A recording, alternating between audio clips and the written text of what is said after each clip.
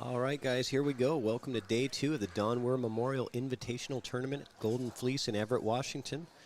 This is Patrick Nix commentating, and we've got good action all day today. This is going to be all of the heavyweights are still in this thing. This is a B-side match, but second place finisher from last year's tournament, Spencer Ladin, is going to be playing against our local Jeff Jimenez. And Jeff has been having a fantastic tournament, just playing lights out.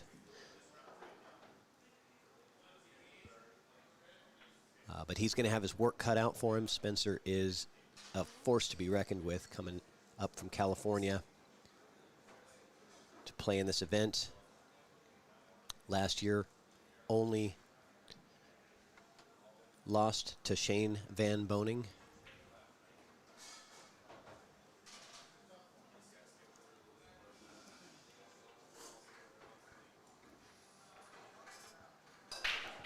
This is going to be good action all day long. We've also got matches going on tables 15, 11, and 1. You can get onto our YouTube Evo Sports streaming YouTube channel. We built a playlist specifically for the Don Weir Memorial Tournament. I'm going to pin the bracket for you guys so you guys can keep an eye on that as we're moving through this. Get that pinned in the chat for you guys pretty soon here.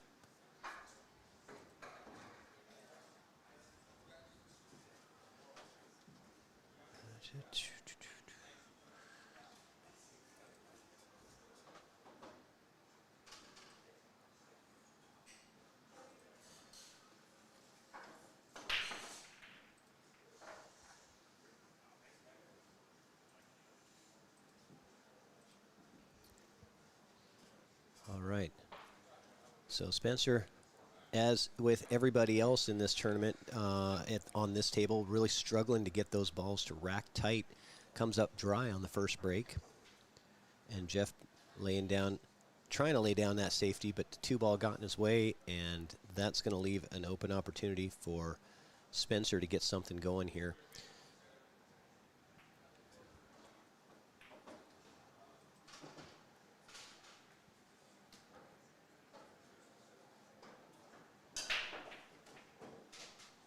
And I believe that 2 ball cuts into the side. That was a great shape to just come right through that alleyway and get the cue ball to stop in time to catch that window for the 2 in the side. Really nicely played. Man, this kid is good. Really strong player out of California.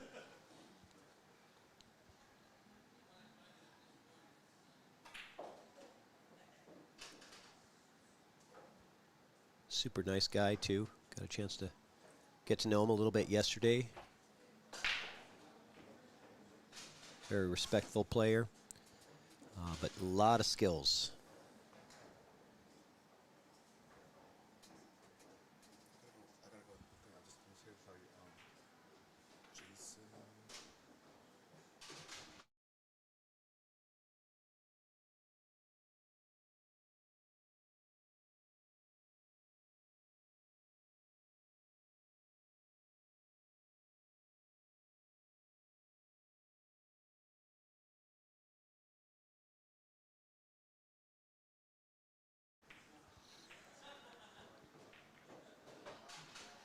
Spencer just making this game look so easy. Started off with that brilliant shot from the 1 to the 2, coming into that small window, playing the 2 in the side, and then from there he's just in full control, and Jeff is going to have his hands full if he wants a chance at this match. He's got to bring a better safety than what he put down on that first shot, but it's tough to be in stroke and in gear at 10 in the morning. Although Jeff was here at 9, hitting balls, practicing on this table 2, getting warmed up. 1-0 Spencer right off the bat.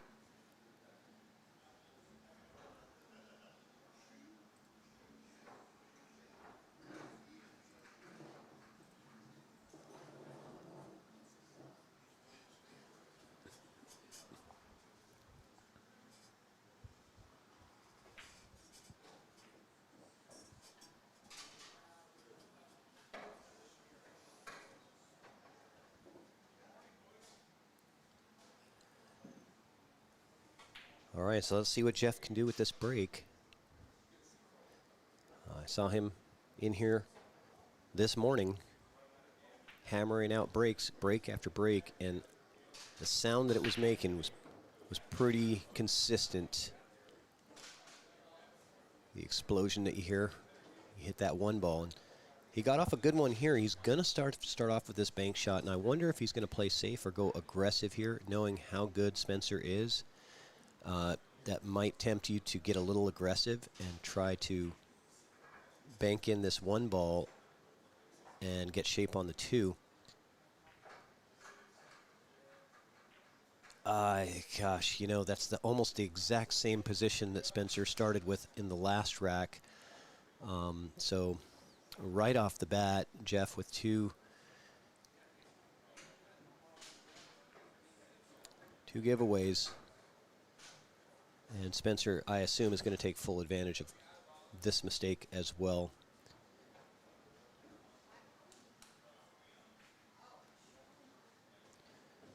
Jeff has got to tighten that up.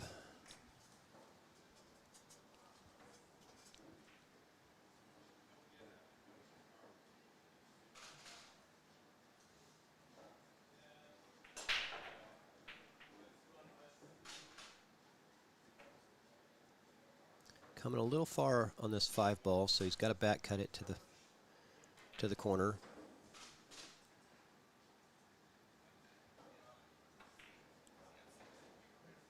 He says, no problem. I got this. We'll top inside. Come up nice and neat on the 8 ball.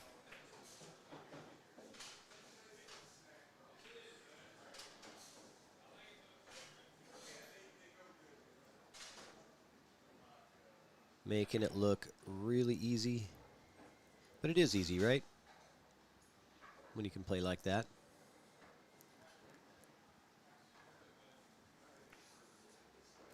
And down it goes. And just like that, 2-0 and Spencer breaking. Jeff has had 2 offensive shots minus the break. Two innings at the table in those 2 racks. And both times gave Spencer a good look at the 1 ball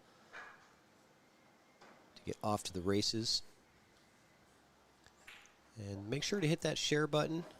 It takes us a little while to get ramped up with viewers, but we're going to be on all day with this stream. So it's going to climb up pretty quick, but always nice when you guys can share it out early.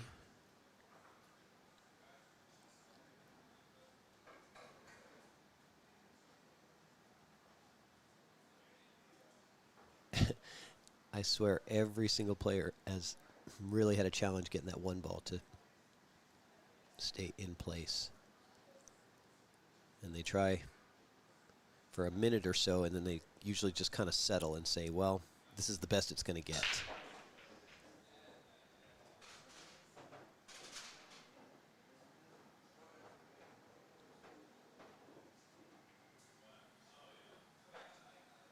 As soon as you move the rack, the 1 ball just goes bloop. Comes out a couple millimeters, and that makes a big difference if you got that big old gap between the 1 and the balls behind it.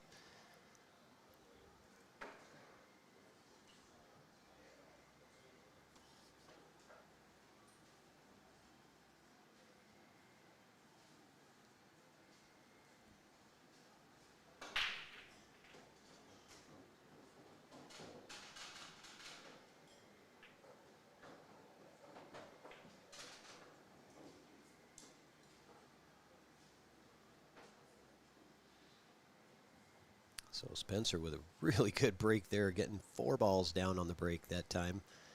After the dry break initially, going to start with the bank on the 1 and run out this rack almost.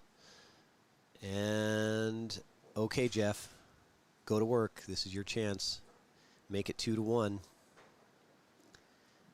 typically get just 1 opportunity at the table, if that. And when Spencer makes 4 balls on the break, you're lucky to have 1 opportunity. So Jeff has got to take advantage of this and get this thing to be 2-1 here. The only miss from Spencer so far.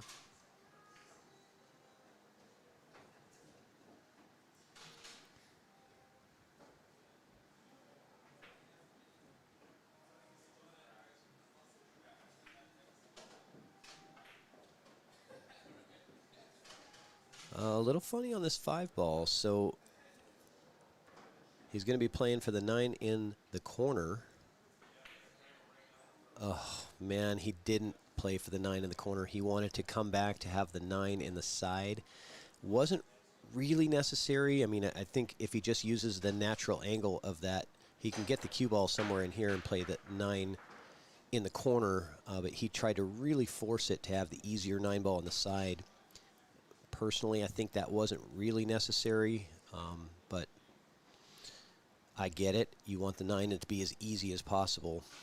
But that was a missed opportunity, a big missed opportunity for Jeff. And it is 3-0. And what's going on in the chat? You guys getting going in there? Trying to find the...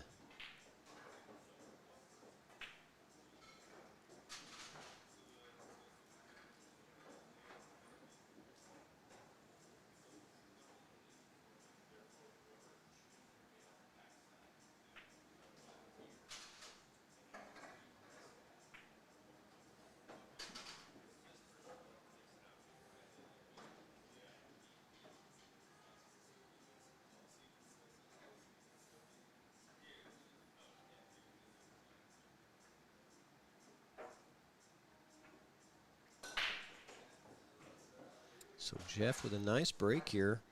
What's he going to get on the 1? I'm not sure. I don't think there's anything to go for here. I don't think he can back cut this 1. So he's going to have to try to find a place to play safe. And it's not real easy to play safe with this because you're just so close to that 1 ball. You might just really thin a piece of it here.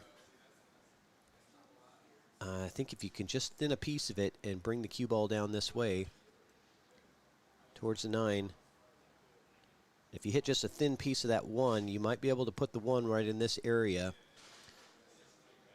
It's a touchy shot. It's hard because you have to hit that perfect thin piece of the 1 ball to just get it to travel a few inches. And that is what he's doing. Well played. Gets the cue ball, nice speed, gets the cue ball right to the rail, luckily, because he needed to get that rail.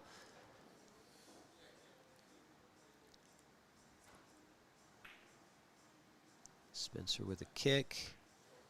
And there's the reward for Jeff's good safety. Now having the opportunity to get going with this rack.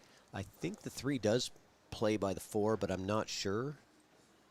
Yeah, it looks like it does. Yep, it does.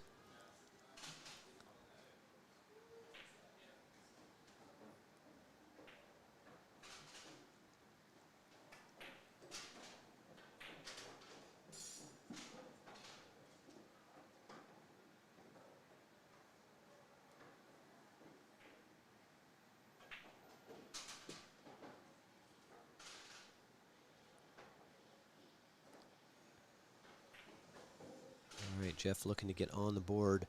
He has 1 error in each of the first 3 racks, and every error resulted in loss of rack immediately following. So you really have to play perfect against Spencer. A little bit of movement there.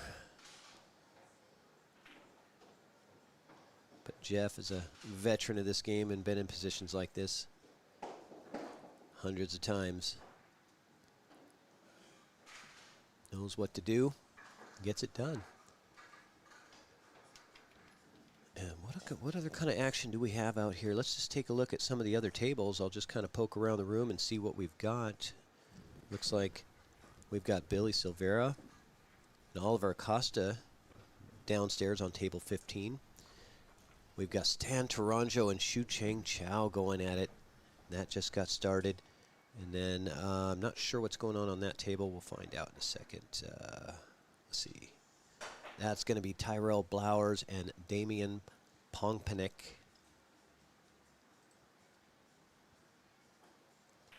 That's what's on the Evo Sports channel right now.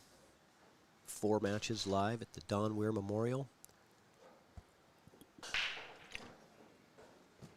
So a very large percentage of the day 2 matches will be streamed.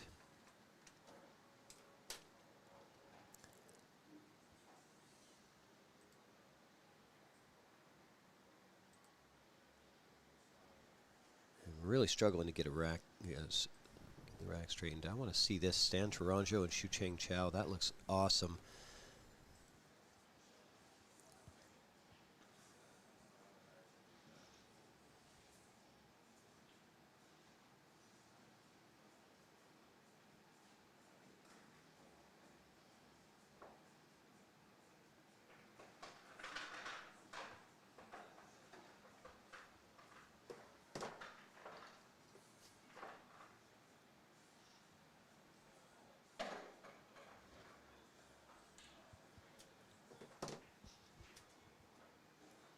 All right, so Spencer finally gets those balls settled in.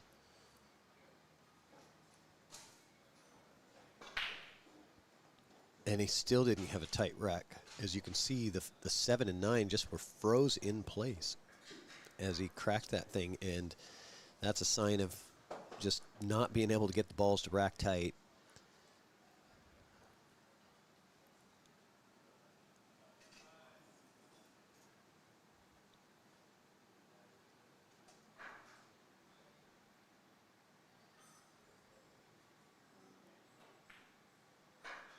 Oh, okay. Very unusual miss from Spencer. And Jeff just jumps out of his chair. Wipes away the shock from his face that he's getting to the table with this. And he kicks. He didn't have a look at this. Okay, so that 4 must have been blocking. So he went rail first into it.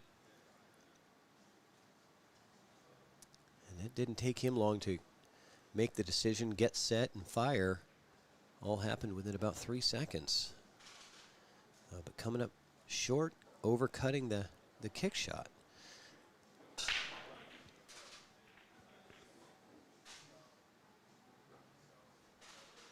And this is a B-side match, so loser of this will be eliminated.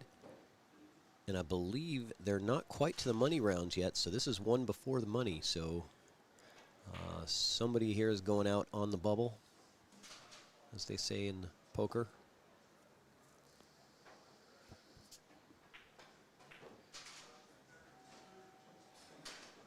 Nice job slow rolling that thing down, getting perfect on the 5. I think he's just going to play a stop shot here and then either, yeah, if he can, jack up on this a little bit and just hold the cue ball right there. Maybe a little stun follow and go forward a ½ inch. Yeah, I like that coming back. Because then the 7 is just a stop shot, and it's stop shot, and out, right?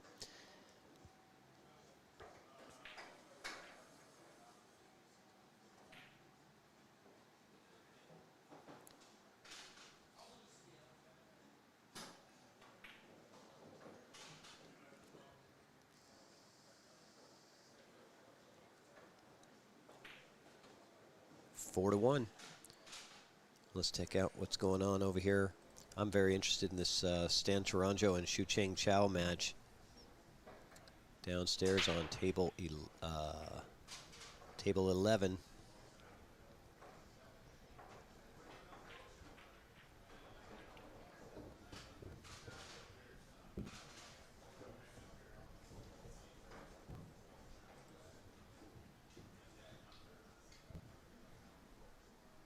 And looks like we got a player break over here on table 15, so not sure what's going on over there.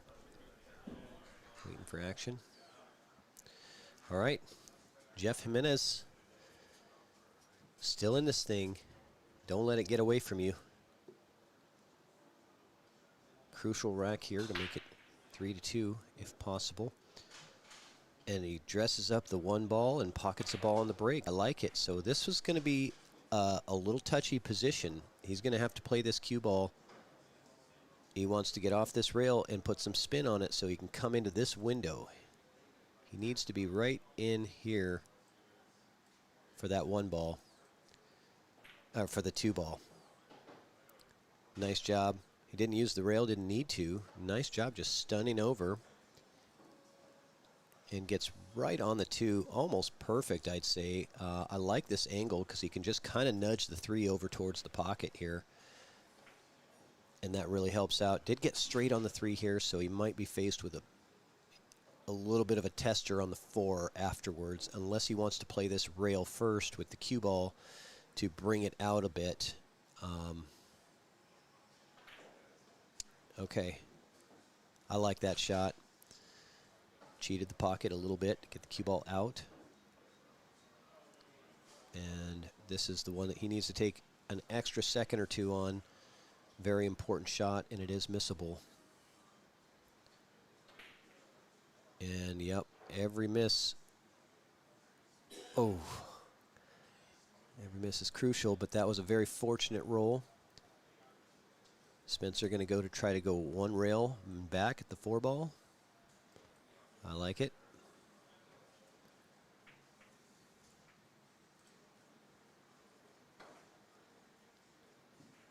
Tough to judge those. Very tough to judge those when you're trying to come inside of a ball that close to the pocket on hitting the rail, that close to the side rail. Those are very tough to judge.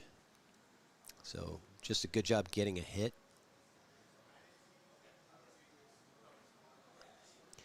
Oh no, Jeff. It was a golden opportunity, got away from him. So a couple good opportunities got away from Jeff early in this match. The score could be quite a bit different. He's gotten a couple of chances.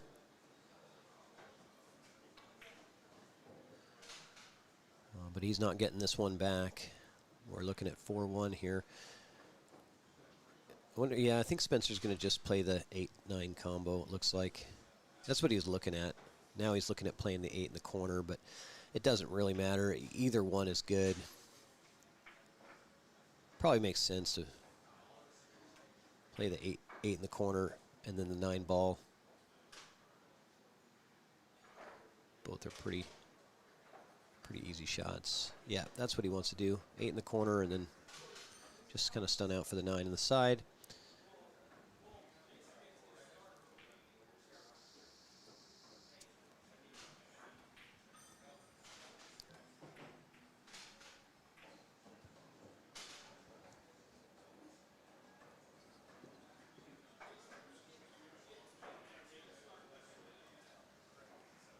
It is 4-1.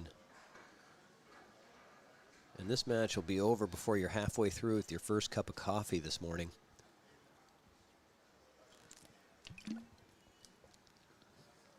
This is a contrast to the last match that we had last night. It took about 2 hours to do a race to 7, and this one's going to be about 20 minutes. Maybe 40 minutes.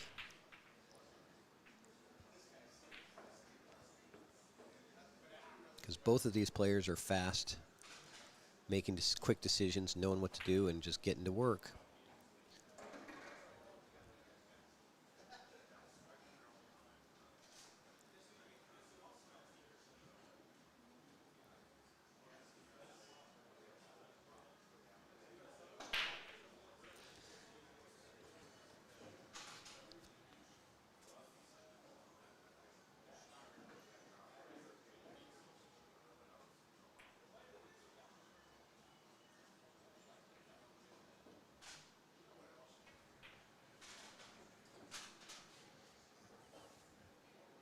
Spencer with the ball down on the break, checking to see if that 1 ball plays past the 8.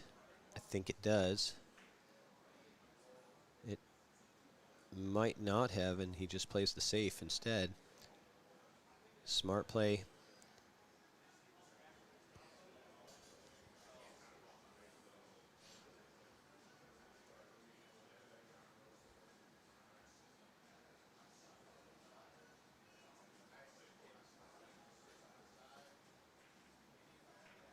Good thin hit.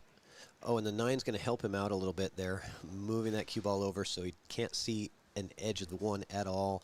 And it also helped him out because it blocked off a lot of kicking lanes. So very difficult. He cannot kick sideways at this 1. He's got to come into the 1 this way And I think what he wants to do is hit that one full and send it down table up there, leaving the cue ball on one end and the one ball on the other. So a difficult cueing position, though. Oh, is he jumping? Are you kidding me? Look at this. Look at that. Making it look easy. Jumping right over that 3 ball with his knee on the table. I was totally thinking about kicking safe there. I wasn't even looking at the jump because to me, something like that just looks kind of impossible because of the position that your body's in. You got to be pretty flexible to pull that off. And now plays a return safety back. Wow. Jeez. What are you going to do? I believe he did leave a window here, so Jeff can see the rail right here. He just has to put the correct amount of spin on it to get to that ball. Yeah, the correct spin and the correct speed to get down to that 2 ball. And even if he was able to make the 2 there, it would have probably not led to a leave on the 3. But that's hard to say.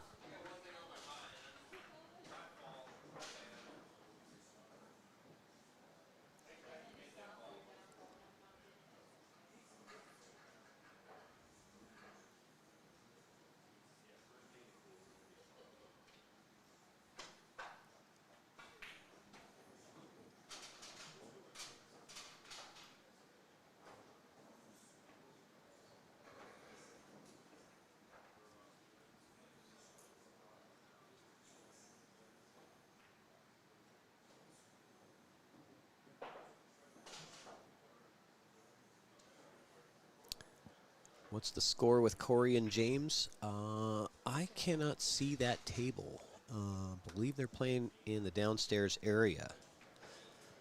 Sorry, Phil. And I don't know if they're using, I don't think they're using the live scoring from Digital Pool. So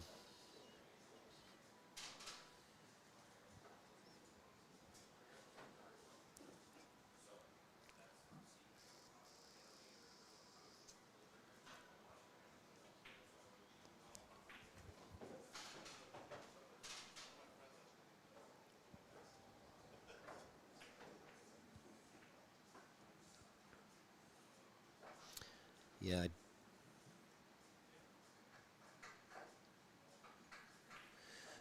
Oh, the Corey and James match. Sorry, that's going to be at 11:30, and yeah, that will be on the stream table. I think that's going to be on my table, actually. That's going to be here on the feature table, so you'll be with me for that. So just hang out here, Phil. I believe that's going to be up next after Jeff and Spencer are finished. So Corey and James should be next on table 2 here.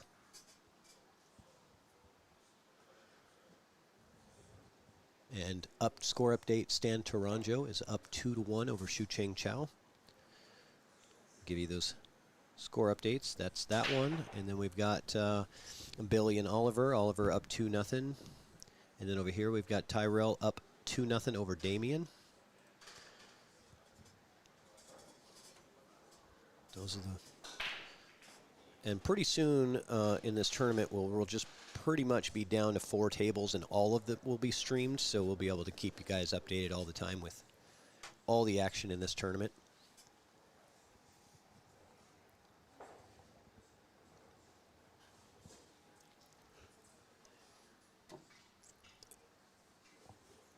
It's amazing how much quieter it is in a pool hall on the morning of day 2 versus the first day. First day, there's like 300 people in here. It's like a rock concert. And now it's more like a library with pool balls.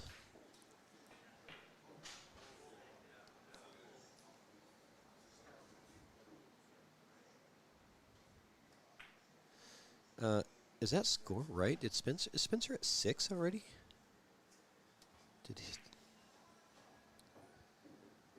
Did I miss something? I mean, I know he plays fast, but holy cow.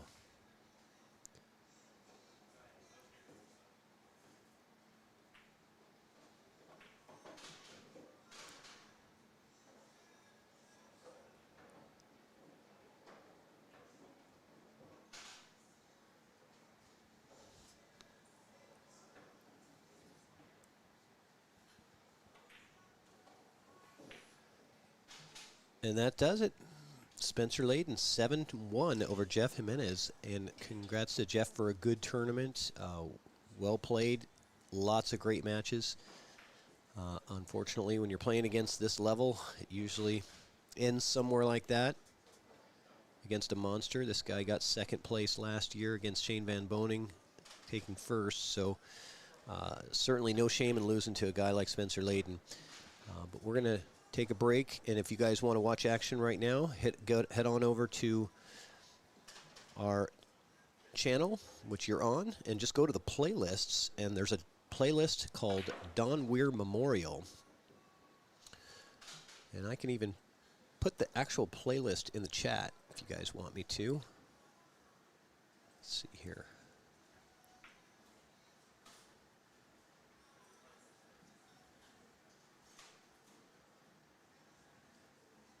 Don Weir Invitational. That's the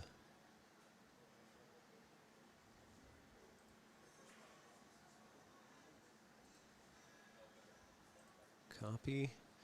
And I'll paste it in the chat for you guys.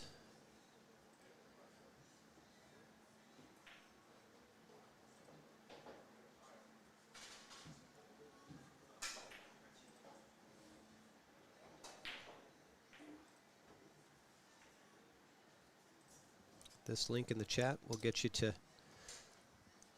our playlist for this tournament.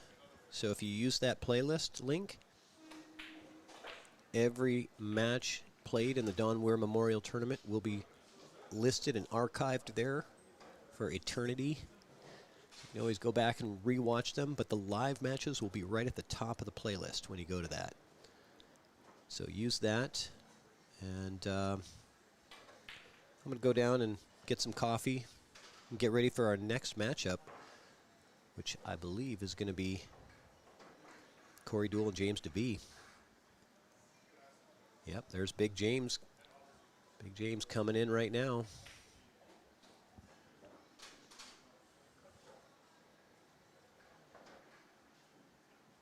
There we go.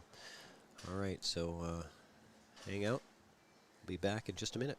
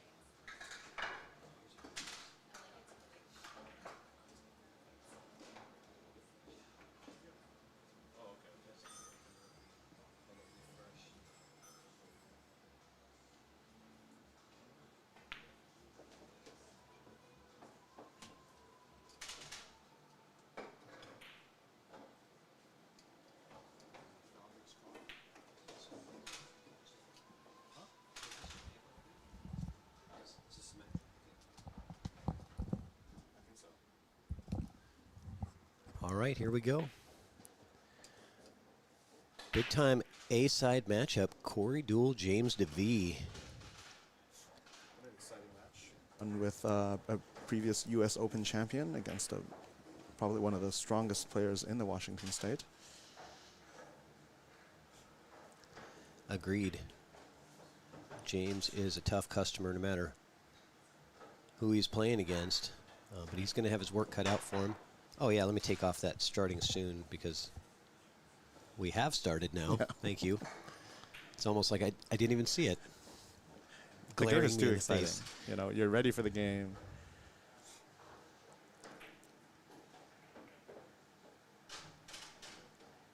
Smooth. I like it. Corey's got that really smooth touch. He just looks like he's just not fazed by anything. That's what experience does for you. I know. We were talking about that last night, commentating one of Corey's matches.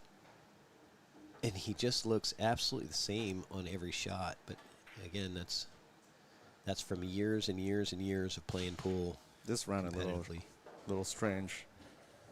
He'll probably draw past the side pocket, but I think for a lot of players at our level at least, this would be a little scary. I think you float forward just to... no problem for Corey. Yeah, you just kind of take your medicine on the 7 there. Floating forward, you're going to have a more difficult 7 ball, but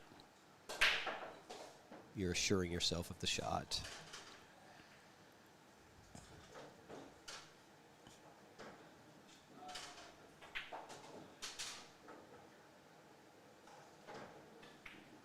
Yeah, I was going to say, is he coming around the table, or is he going to try to hold with some inside? And he got 50-yard line completely on this 9 ball. This could be a problem. Now, he's going to cut this, but we saw him make some excellent banks yesterday against San Toronjo.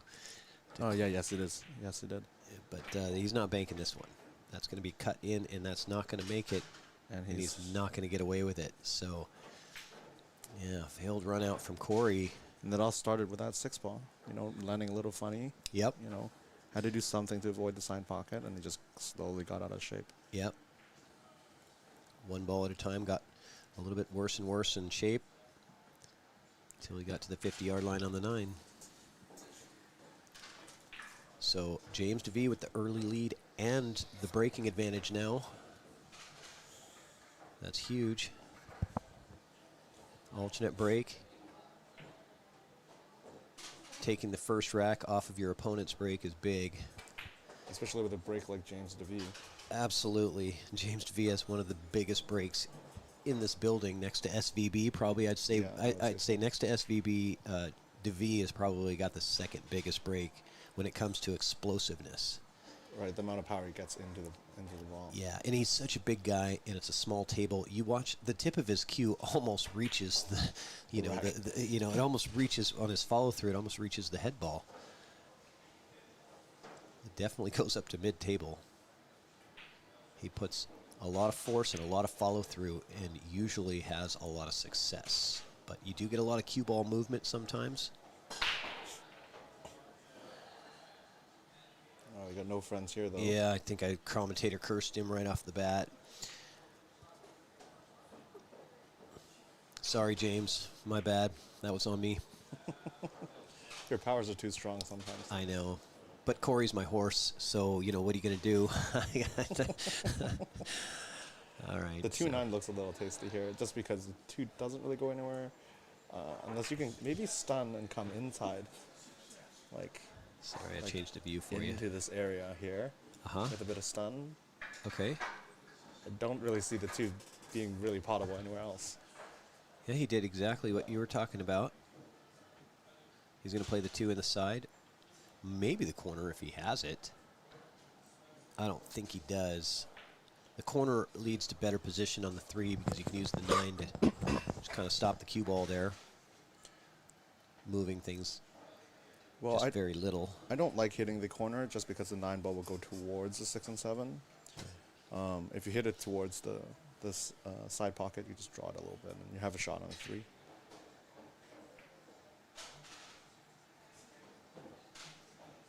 Yeah, with a great angle to get to the 5 now. Yeah, this is actually perfect. It gets to the 4, you mean. You got the 4 ball here and the 5. Yes. The 4 and the 5 are both on the rail down here. And that's not going to get there. And he's banking the 4. Well, maybe that's what he was actually playing for, possibly. I don't know. I don't think so. I think he was scared if you overhit this, you could be behind the 5 maybe, the angle coming in. Or he would have an angle on the 4 that kind of takes him away from the position on the 5. The bank actually gives him good shape on the 5. So it's possible he could have actually played for that bank because the He's bank. a strong, he's a pro. He's fine with taking that bank, and the position off the bank is going to make it really nice for the 5. Oh, don't want to go too far. Yeah, I think he's okay. A little farther than he wanted. He might be running into this 7 ball as he's coming out. He's going to be perfect. You think he's going to run into the 7? Yeah. Stun into the rail with a bit of outside. And he'll spin out with nice shape to the 7. Yeah, I just don't like bumping balls. Don't like it, but here we go. He's fortunate to see this 7 ball. That could have ended really badly for him if it just rolls a hair further. But he does have this, and this is the shot to win the rack. If he makes this shot, the rack is his. If he misses, it's 2-0 James. Oh, and undercuts it. Yeah. So a little struggle from Corey early on. And we saw that yesterday against Stan as well. Right, in the Stan match. Yeah, we did. We saw Corey making some late game errors early in that set. So early game errors, and then... Early match, yeah. But, I mean, like sort of late in the game where he's getting down to the last couple balls and then... Yes. Yeah. But early in the match, right, and then Stan was able to capitalize on those and come out with a 4-0 lead. Only for Corey to win 7 in a row, to come back and win 7-4. Yes. Spoiler alert if you guys if you haven't watched it that. yet. But you see Corey on the A side, you know what happened. Yes. Yeah, right. A fantastic matchup. Okay. So Corey in trouble against James. Last year, Corey was eliminated by Stan.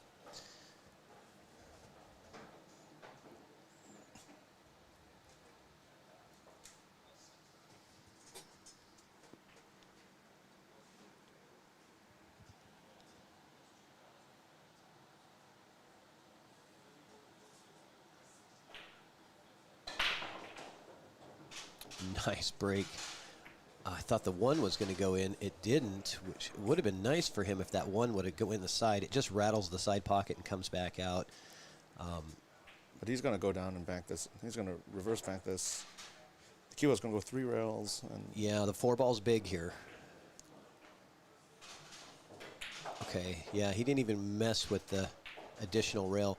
And I can't imagine he's going 2-9 here because there is a window for the 2 ball to play straight through that window, but it's tight, right? You've got to thread the needle and get it right through there. Luckily, the shape is natural, so he doesn't really have to do anything here other than pot. Mm-hmm. But you are threading that, and you cannot touch either one of those balls. reminds me of that game Operation when you're a kid, where you got the tweezers and you can't touch the sides or it goes, you know, it buzzes and the light, his nose lights up. That's what happened on that shot. You know what? You know what makes me a 21st century child? You don't know what I'm talking about. I do, but I've only played the computer version of it. Oh, James with an man. unfortunate error there. So unexpected. Corey gets it right back from with that after that miss and comes to the table with ball in hand. Corey definitely didn't expect to come back to the table after leaving that shot for James. Sorry, what makes you a 21st century kid? What? Oh, I only played Operation on as a computer game. No way. No, they not- actually not they, joking, yeah. They actually have it as a. So It you was never like- actually played the game with the tweezers I and think the. I have, but way after I played it on the computer. Yeah. It was like a cereal toy box, like you know those prizes you get from cereal boxes. Yeah. It was one of those, and there was a little CD, and there was a game of Operation on it. Huh. Yeah. So This is like- that's how you know what I'm talking about, because you played the actual I guess so. electronic version. Of Operation. Okay. Yeah, let me know in the chat if you played it too, so I'm not the only one. Okay. Has anybody in the chat ever played the video game version of the game Operation? And who out there has played the actual board game like me? Oh, man, did he cheat the heck out of that Yeah. pocket? I mean, wanting to get the best possible, shape. And he just came from a. You know, most players will just go ahead and hit that in with pace, go 3 rails for the 9. He really likes to try to hold the cue ball. So Corey capitalizing on the scratch from James. I think it's a great contrast between him just winning the American Hayball tournament, right? Mm-hmm. And those have the tightest pockets, and now he's cheating the pockets to the maximum, and that tells you a lot about. That's true. You know, it doesn't really matter what the pocket is because you should always be aiming for a specific part of the pocket, anyways. Yeah. Yeah. And he did on that shot. Exactly. He aimed for a very specific point on that Exactly. pocket. So you got to go set up table 1. I'll be back. All right. Thank you.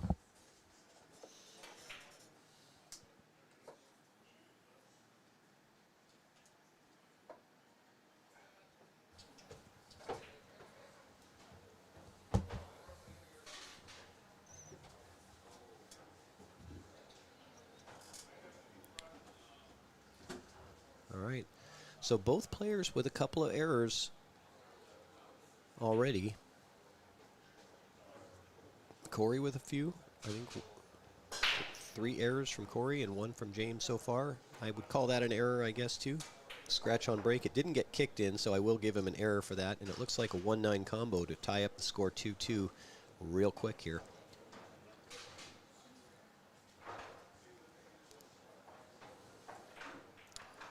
So that is definitely what you cannot do in this game, especially against good players, is scratch on break. That kills you. And he knows it.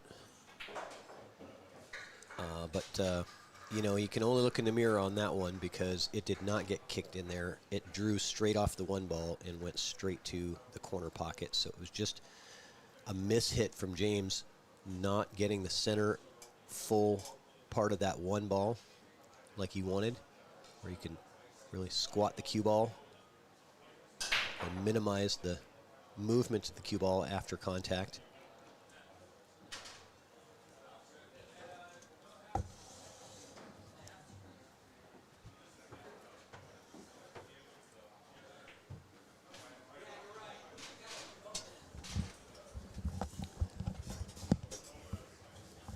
All right. Well, I've got another commentator in here since Justin left. Now I've got Ty Blowers up here. How you doing, Ty? Doing pretty good.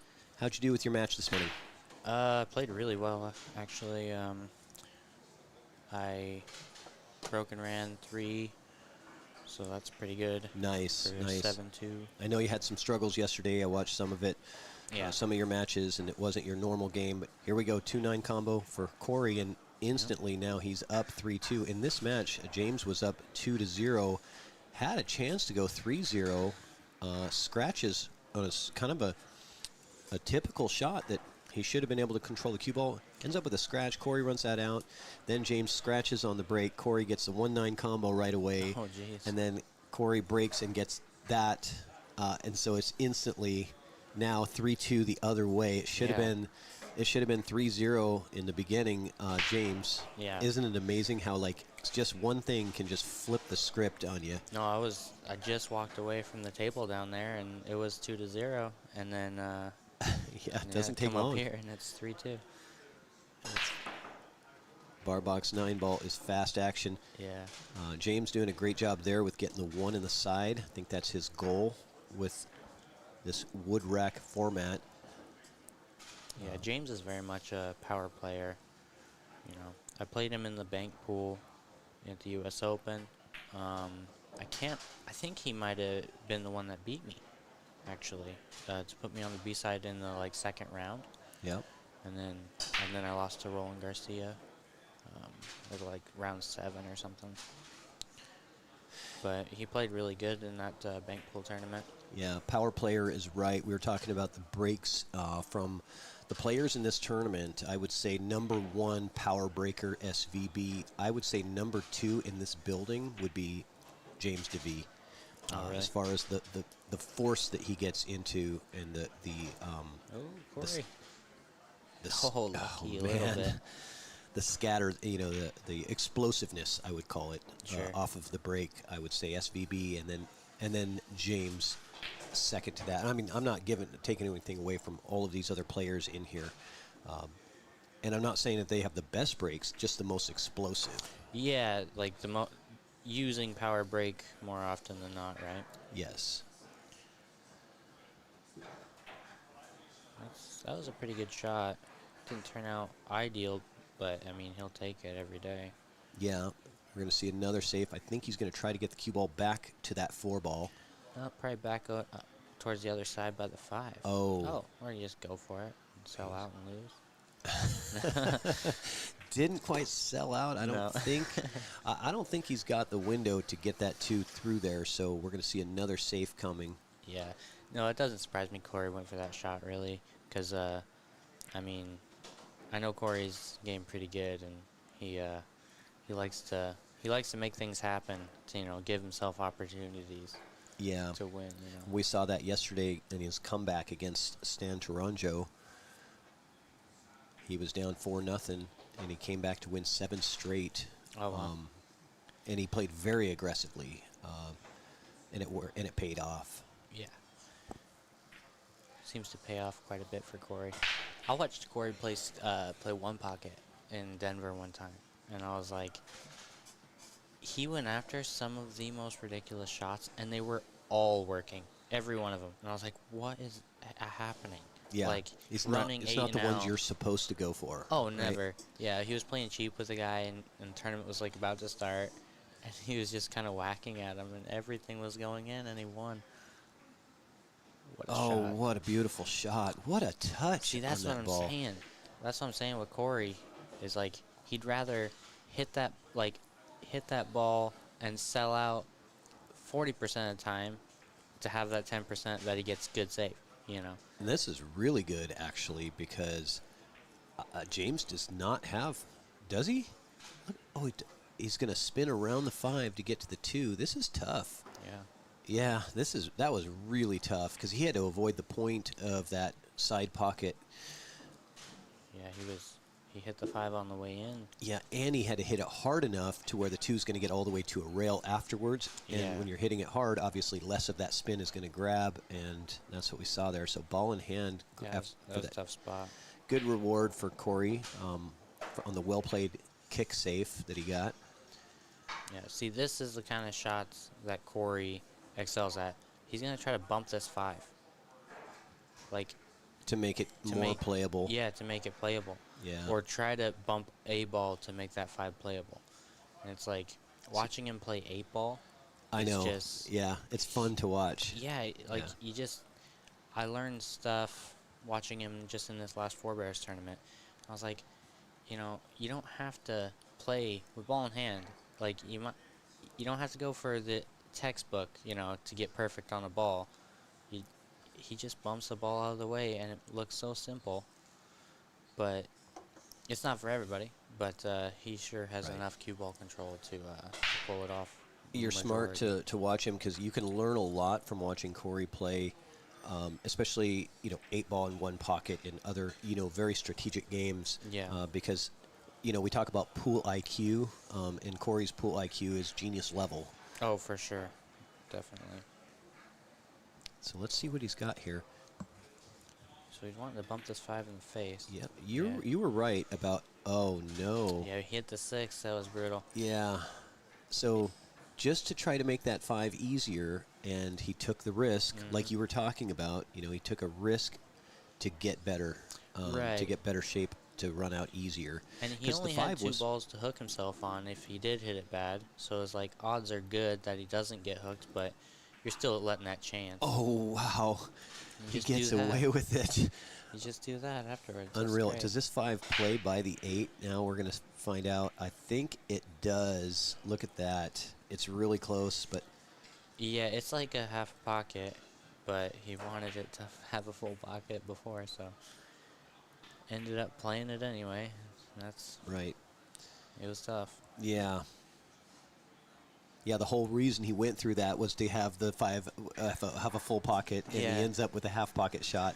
I mean, he was loving that half pocket shot after hooking himself, though. Right. Yeah, he's happy to be back with that.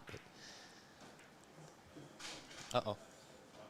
That's just coming in hot. Uh-oh. Oh, brutal. Yeah, that's nobody's fault but him, though, really. Yeah, a little unnecessary to get that much out of it. Well, just a little misexecution is all. Yeah, I'm kind of wondering why he was coming in at that angle. I was thinking he was going to come and end up, somewhere down here, anywhere down here, which it looked like he had the possibility for. Yeah, I can't remember exactly how he laid, but I think that would have been tough to get down to the side. That's a good shot. That's what I'd have done there. And he does give up a piece of it, and I think Corey's going to, get him behind the 7, you think? I imagine he's going to get him behind the 8 if he has enough of the... Oh, I see. Of the right side of that 6 as we're looking. So bringing the cue ball past the 6 and try to... Probably 2 rails, I imagine. Yeah. Oh, we have 2 balls to block. Right, smart, yeah. Well, you got to make a jump here. Yeah, and James is very effective with the jump cue. There's not a ton of reward, but it's just kind of you have to jump to either have a thin cut or another safety back. But you'd be happy with just, making this ball, and even if you can stop it or pull it back a hair, he'll be happy with whatever he gets. All out for make, I think. He's a favorite to make. Oh, he is a favorite to make it. One way or the other. Wow, he got, ideal shape for the 7, too. As good as he could have hoped that outcome. Wow. Well, I mean, sometimes you got to get lucky. Yep, That's luck fine. is a part of the game. Apparently, I played Jeff Beckley next. We have oh, no. Even Fargo.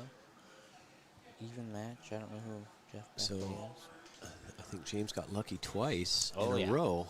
Missing that 7, rattles the pocket, and ends up right behind the 9. Yeah. Corey's got to hit a nice shot here. He doesn't need to have his cue ball go a million miles. Oh, he's not going to thin it. He's going to kick at it. I thought he'd thin it and leave it up by the side pocket on the left. Might be deceiving on the camera. You might not have that. Ooh.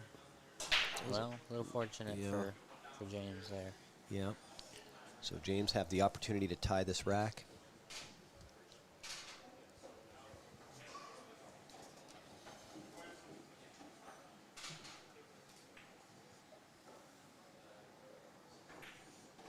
Oh, man. Left himself a little thin on this ball. See, I would have probably got on top of the 8 towards the right of the side of the table to go around 2 rails, or 3 into the angle of the 9, but stuff like that on the big table matters a lot more than on the bar table.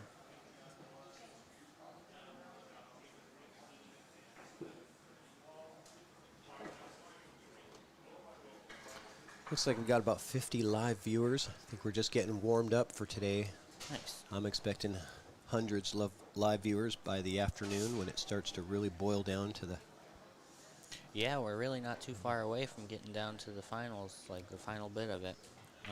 Right now, I think this is about to start the round of like 13th through 16th, I guess it would be. That's the spot I'm in right now. So, not not a ton left to go. I only need to win 7 more matches in a row to win the whole thing. Yeah, It can happen. you can't think about it that way. You know, you just gotta. Yeah. It's just. No, I played really well against Damon though, and last night I played a really nice set. Finally starting to get confident on these tables. Yeah, I think I commentated one of your matches and definitely saw some errors that I thought were uncharacteristic of your norm. Yeah. Up until the match that I played at 12:30 last night, I was not comfortable on the tables at all, and then the last match last night, and then the match this morning, I've gotten a lot more confidence in a few shots, so that's good. Now, how do you get out of that funk or that uncomfortableness? Are you like just putting in more time in the practice tables, or are you doing any kind of mental yoga or meditation, or what do you do when you're not feeling it, and how do you come back later and be in gear? Well, I think the biggest thing is kind of preemptively. It is kind of a preemptive mindset for that, because you can't let the misses and like bad safeties or whatever shot you're struggling with, you can't let it get to you while you do it, or else it's going to be more of a like in your back of your mind when you shoot it next time. And then, I mean, the more time you play in the matches, the more you're going to get comfortable. So Corey left himself tough on the 7, which got him even tougher on the 8. We saw this in a rack earlier where he just gets a little out of line and then a little more out of line, and he can't quite get back in, and he ended up missing a 9-ball earlier because he got 50-yard line on it. And this 8-ball is going in. What a shot from Corey Deuel to really stay in this rack. Yeah, just bank it in. Just really having to bail himself out of trouble there. Yeah. I mean, if you're going to find somebody to bail himself out of trouble, it's either Corey or Chris Melling. Yeah, heck of a shot. They're going to get out so much from nowhere. And he banked that at really one pocket speed, right? Just rolls it right to the hole. He just banked it at the speed he thought he was going to make it. He didn't care about selling out. Like, there was no pro side, come off. Maybe it gets safe. Yeah. Just kind of rolled it in. I always feel more comfortable or accurate banking at a little faster pace because I know it can straighten it up, and I just feel more comfortable that the line is right. Yeah, when especially I'm slow on a bank rolling, like that, yeah, where it doesn't matter if you catch the rail. If you catch any of the rail, it's not going anyway. Yeah, but he did catch the rail, but he put it at the pocket speed, right? Yeah, it wasn't so bad. He hit it very soft, and for me, I'm just not comfortable taking on that bank at that speed. Yeah.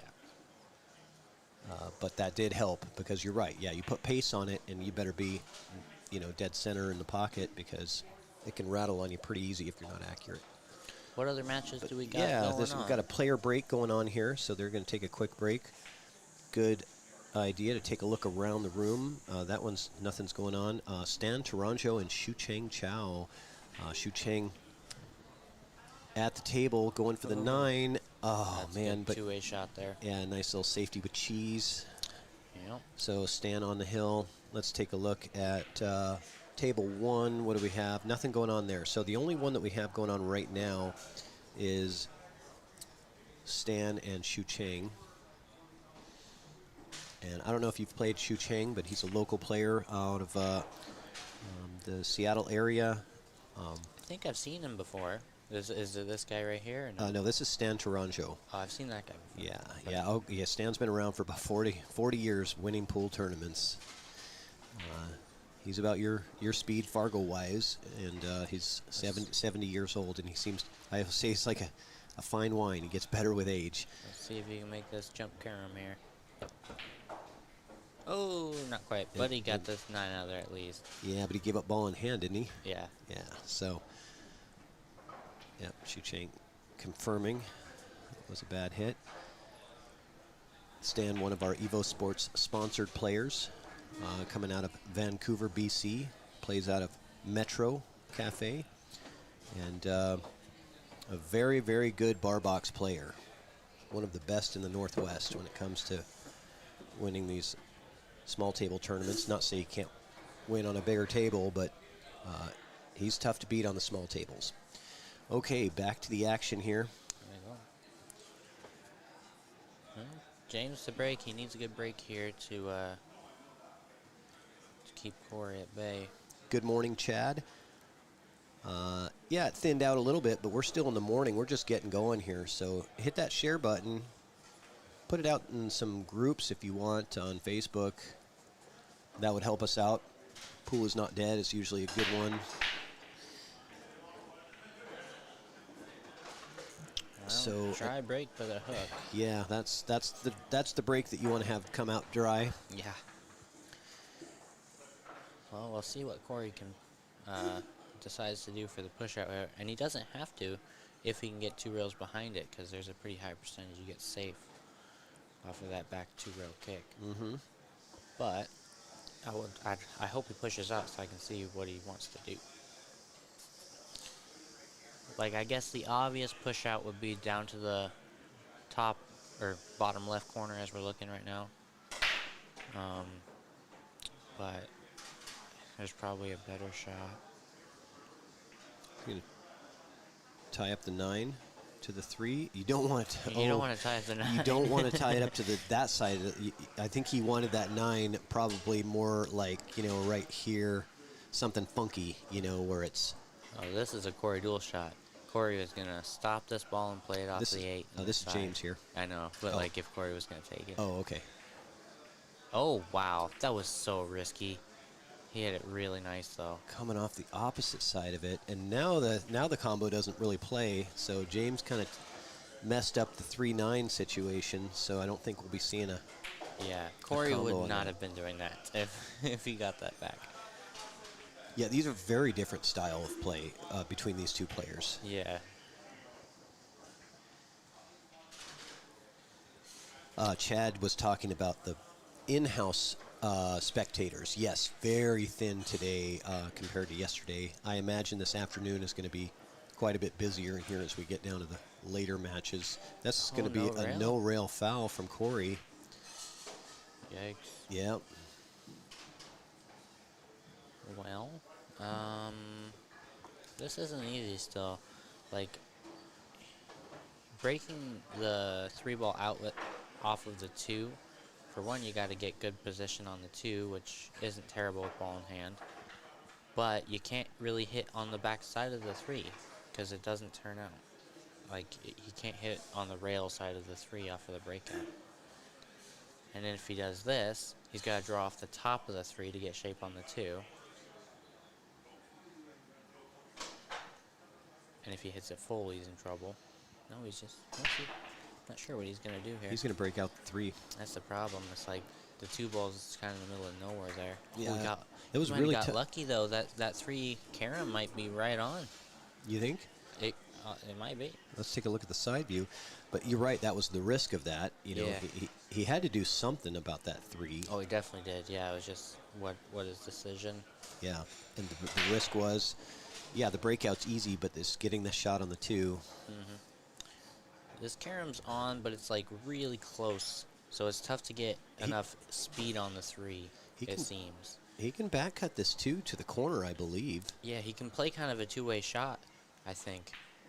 This 2 does play to the corner, but he might be playing your carom. I think he's going to try to shoot the 2-ball and the 3-ball.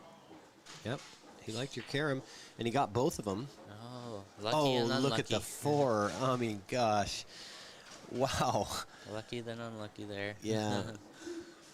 Heck of a shot. He knew that 3 was going. Yeah, you called that. Good call, Ty, on the 3 carom shot.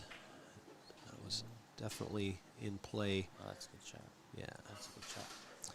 This is going to be a problem potentially for both players. Corey. Corey with the kick combo all the way up the rail. That'd You be pretty think? sick. Oh, I like it. Oh, he's definitely going for it, that's for sure. I like it. Oh, unless he can see an edge, but I feel like he's kicking. Yeah, Yeah, I don't think he can see an edge.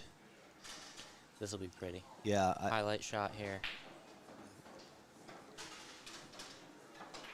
Yup. Nice boom. shot. And the 8-ball too? No, but shape on the 4. Good. Wow. What a sick shot. Yeah, I think he might have scratched if that 8-ball wasn't there, too. Wow. Kick combo. Great safety from James, and Corey says, yeah, no problem. Yeah, I it's got this. unfortunate that that lined up so good for him. Right, yeah. Still had to hit it, which he did, but good shot.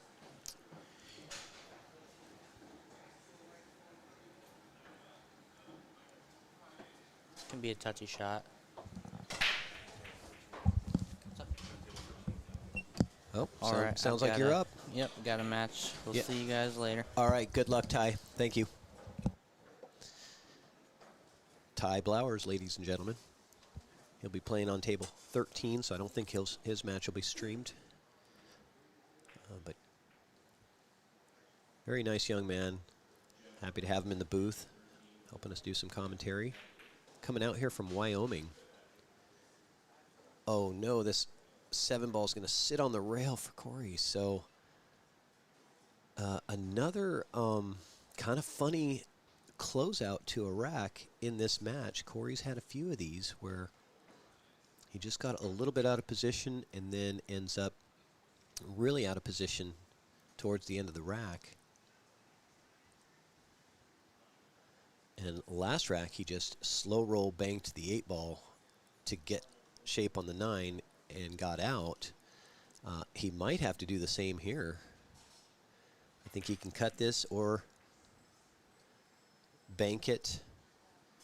He might want to shorten up the bank and power it into the side if that's available to him. I think it is on this angle to get low on the cue ball and hit it hard and bank it to the side.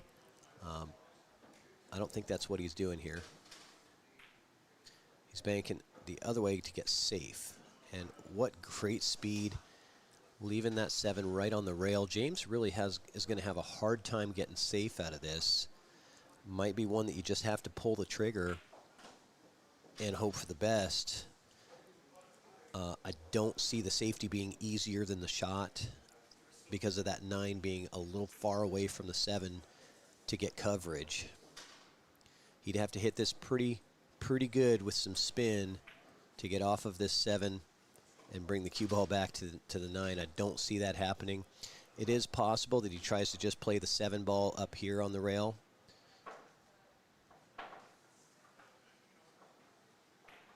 But nope. James says, nope, I'm taking this bank on and closing down this rack and tying this game. So great bank shot from James to get out of trouble there.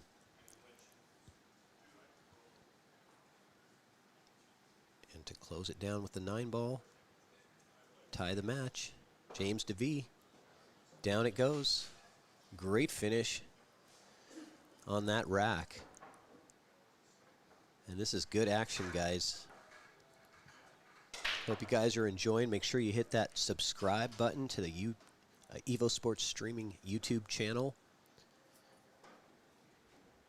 Always appreciate that. And thank you to the Golden Fleece for having us here.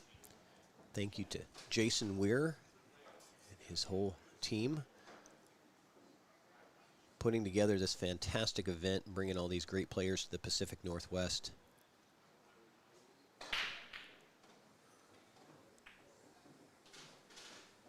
All of us pool fans appreciate you and appreciate the opportunity to play against these guys. So Corey with no look at the 1 after the break. And this is going to be a very tight match. Tied now 4-4. And that cue ball, is it going to leak out? I don't know. No, it doesn't have room. I don't think James can. He's going to have to either jump or swerve. You know, he can certainly swerve around this 8 ball, but I think he's, yeah, that's, I think, the shot. It doesn't take a whole lot.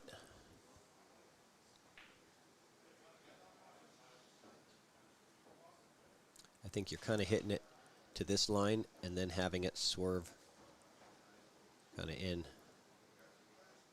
You want that swerve to grab about right there and come in and grab that 1 ball.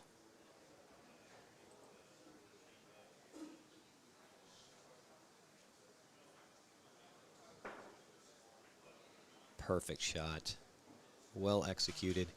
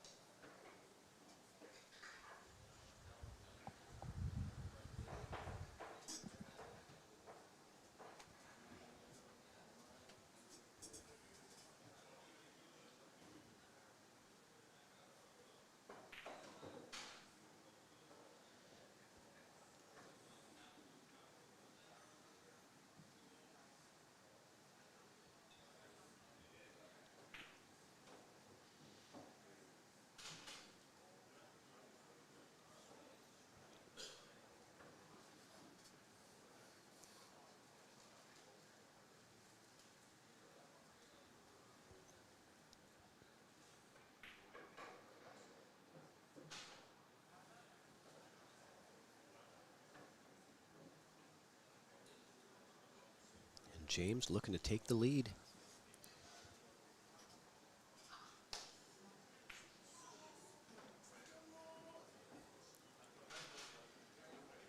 Big Daddy James Deuel takes the lead against Corey Deuel, 5-4. And this is getting real tight. I'm going to make a hill prediction on this match. I really think this thing is going to come down to a 6-6 score. And in that situation, it would be Corey's break.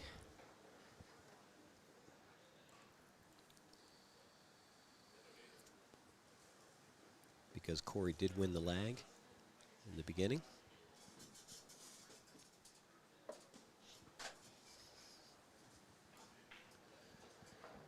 But his job right now is to keep James off the hill.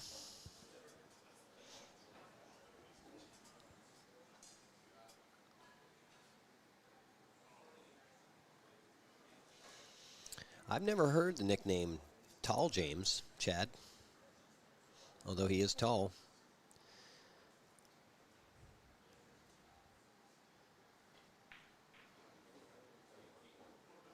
I've heard people say Big Daddy Deuel.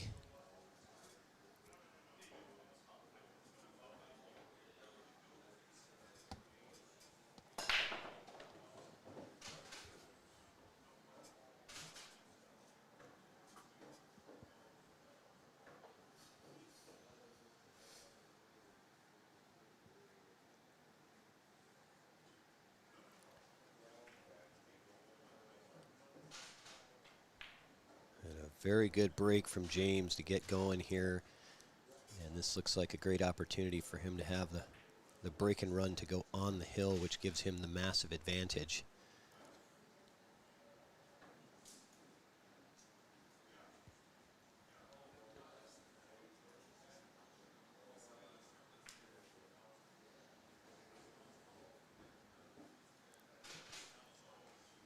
He's going to be coming inside the 8-ball. Nope, on the outside. Okay.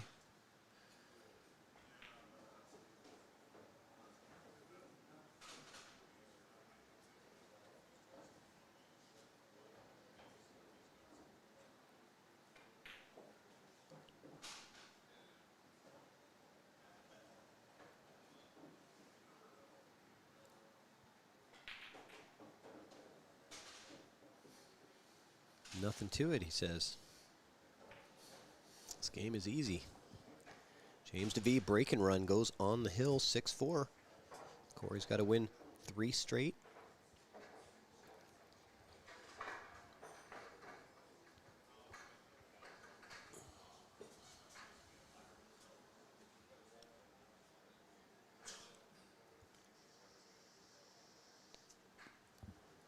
And I'll give you guys a look at, we got SVB getting ready to play. Justin is getting that match set up over there. It's going to be, looks like, I think Rob Saez and SVB. Shu Cheng. Oh, look at this. This is getting close. Stan Taranjo and Shu Cheng Chao. Shu Cheng trying to make a comeback there. Sorry. Back to the break. Corey with a ball in on the break here. If you guys want to watch those other matches, I got the link to the playlist on our channel. We built a playlist specifically for the Don Weir Invitational.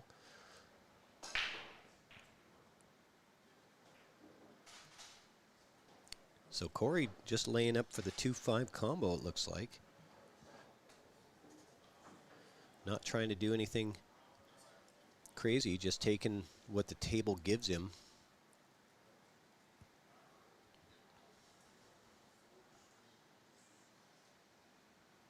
Two's going to track towards that bottom left corner and into the bottom left corner. Not terrible. He would rather have that hold up, I'm sure. Making it a little more tricky from the 4 to the 6. Yeah, watch out. Okay. Long but straight.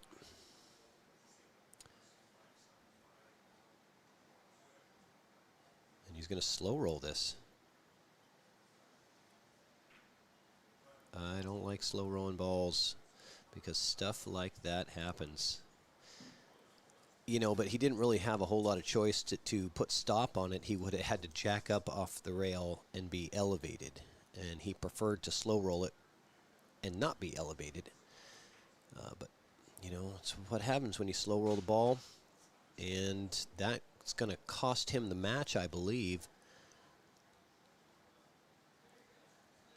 James DeVee looking to advance on the A side of this tournament.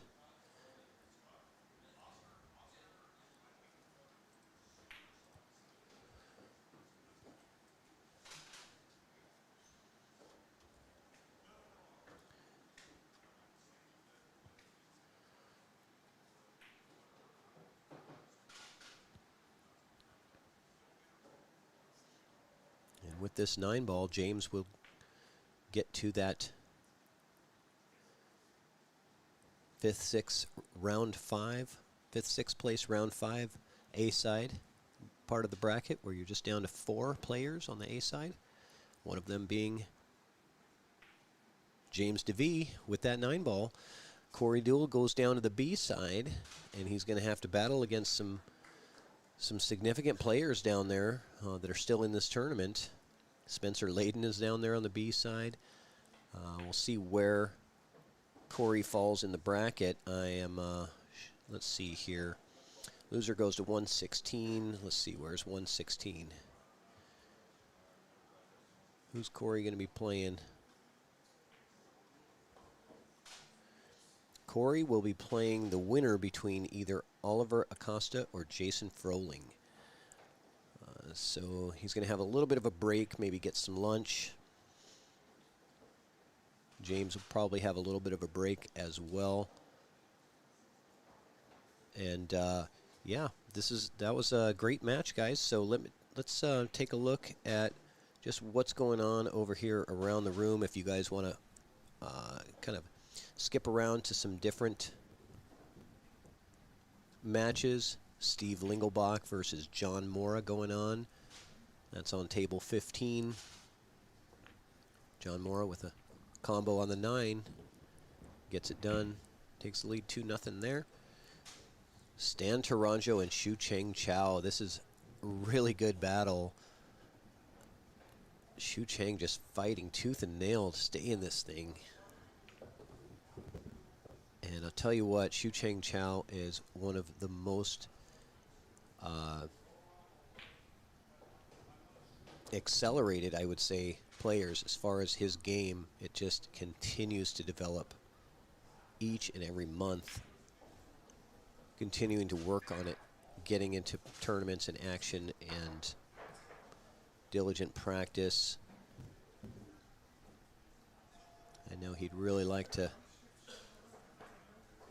have a good win here against a monster player in Stan Tourangeau, but he's going to have to bring it with this shot.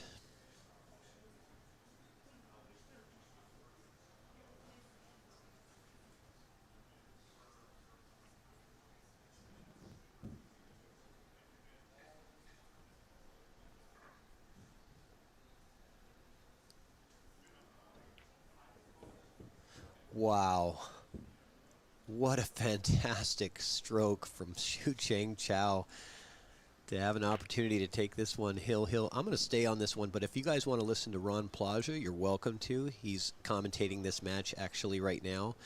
I'm just popping in as a visitor, I guess, but sharing this with you guys. What an exciting moment for this young man.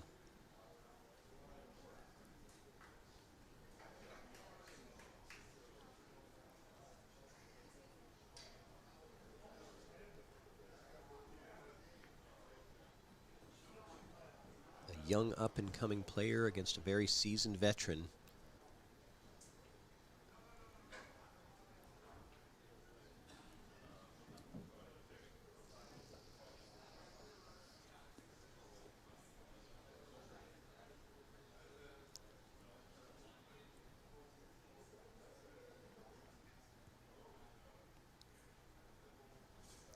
Well, we're going to check and see what our next matchup is over on table 2.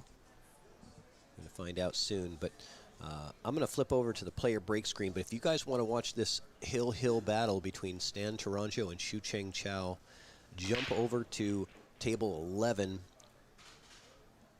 on the Don Weir playlist, and you will find this match with Ron Plaja commentating it. And I'll be back. I'm going to take a quick break.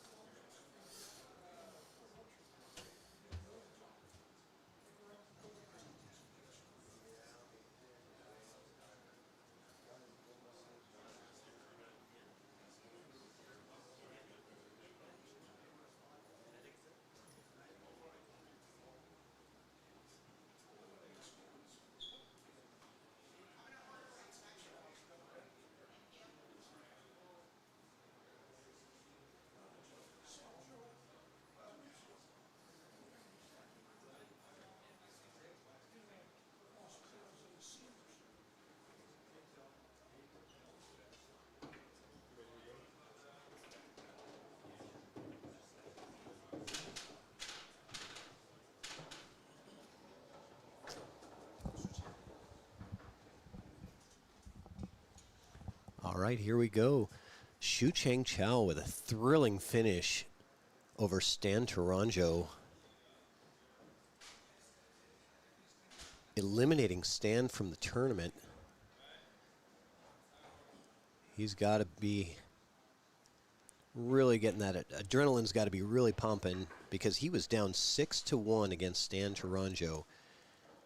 Comes back and wins 6 straight racks. Closes it out with a hill break and run to get it done. Chao rocking his Ox Billiards shirt. Shout out to Ox Billiards. Downtown Seattle. Fantastic venue with beautiful Rossin tables and star snooker tables.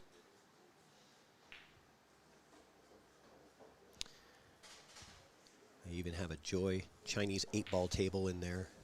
You ever get out to Seattle, you got to check out Ox Billiards.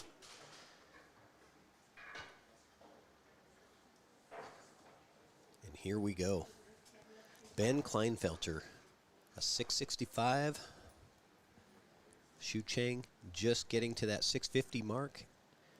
I would say every time I look at Shu Chang's Fargo, it's higher than it was the last time I looked. Just continues to get better and better. Almost gets the 1 ball on the side. That was his goal, I believe. Comes up dry with a dressed up 1 ball for Ben.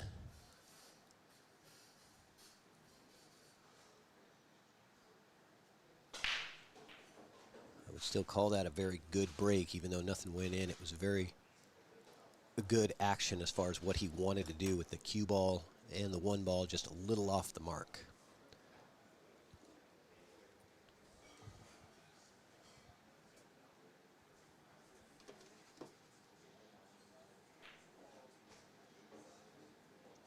And Ben Kleinfelter coming in from Toledo, Ohio.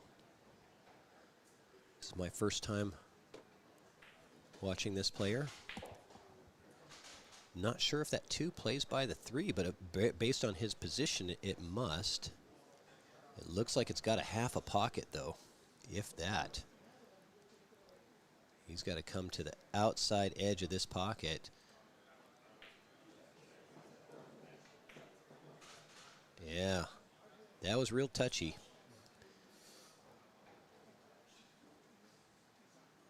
He literally had just enough room to pocket the ball. Shu Chang, after a dry break, coming with an open look.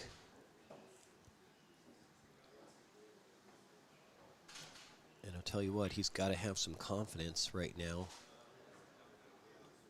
But you don't want to be overly excited about your previous win against Stan. And you just got to get back to that baseline middle ground, not too high, not too low. And just focus on the fundamentals and get it done. Oh, man, this is unfortunate for him. He's tree-topped on the 8, and this is the ball that he really didn't want to be hampered on because he's got to move the cue ball a bit. It's not just an easy shot. He has to come 2 rails and out for that 5. It is pretty natural as far as the line goes. He doesn't really have to do a lot as far as English, maybe just a touch of outside, if anything, to come off 2 rails and out. But it's very easy to miscue this ball or misjudge the shot because you're shooting over the top of a ball and using a bridge. Okay, this is very difficult.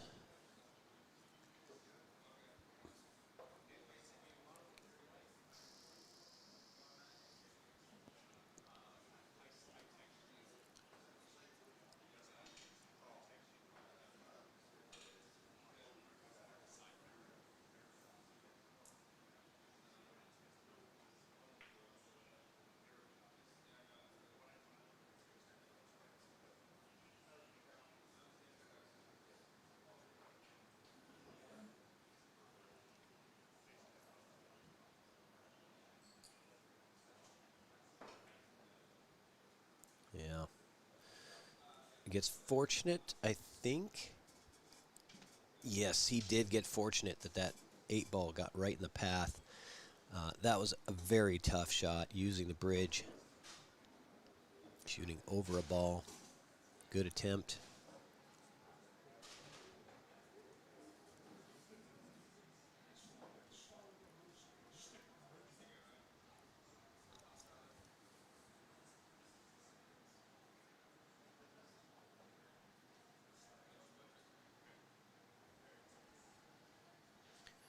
And it looks like the side pocket is really right in the place where he wants to kick the cue ball. And ideally, you know, if you're kicking the cue ball, you're really looking at kicking it. Well, he might be able to get away with, coming past the side pocket. But the reward on kicking this only comes if you can really hit that 4 pretty full and get the 4 out of there and leave the cue ball down there. So this is really tough to get safe on. He's trying to move the 9. I don't blame him for that because the safety really wasn't likely to get safe. So you might as well take a shot at the cheese. He paid the price for it, but it's really all he had to work with.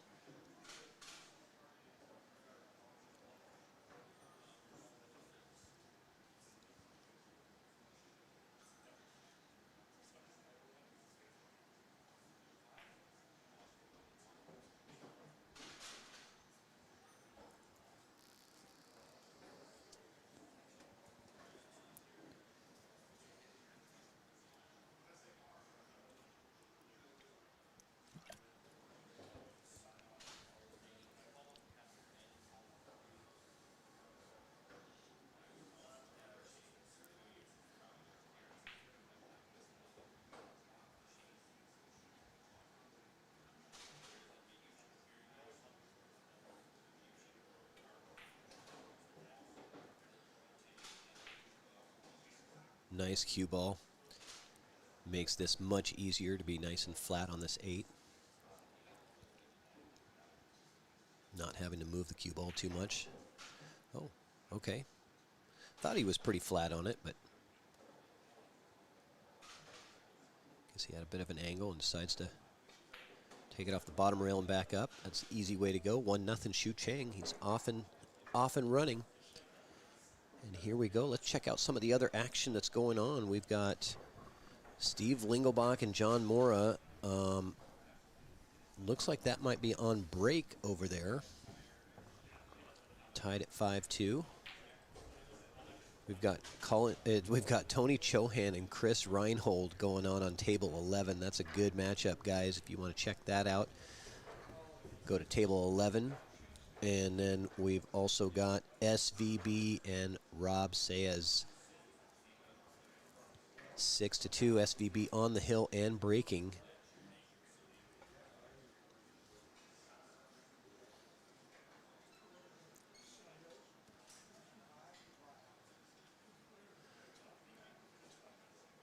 All right, back to the feature match.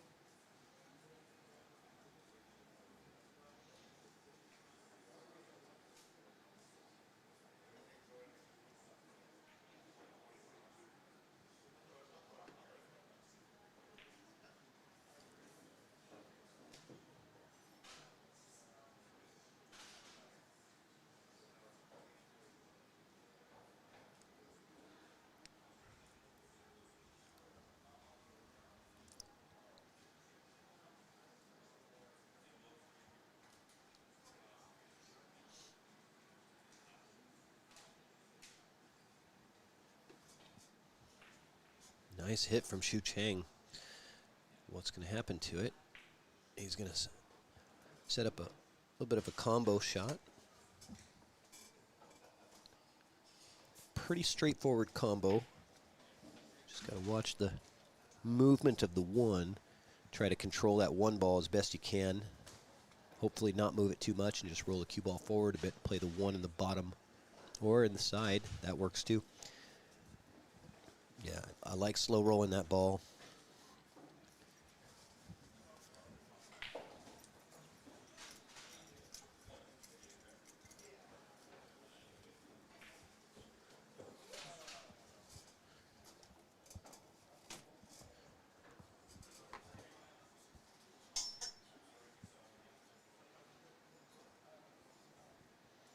So Rob taking the reward for his early safety.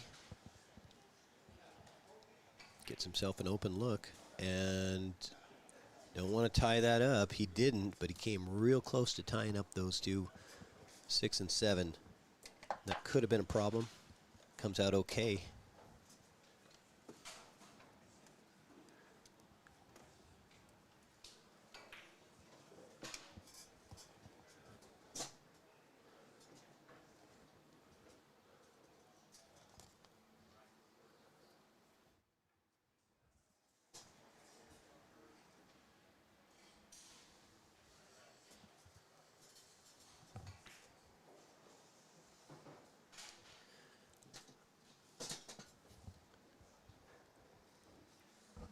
I really like the control that Rob puts into these shots, controlling that cue ball real well. 2 rails and out. Nice speed, good control.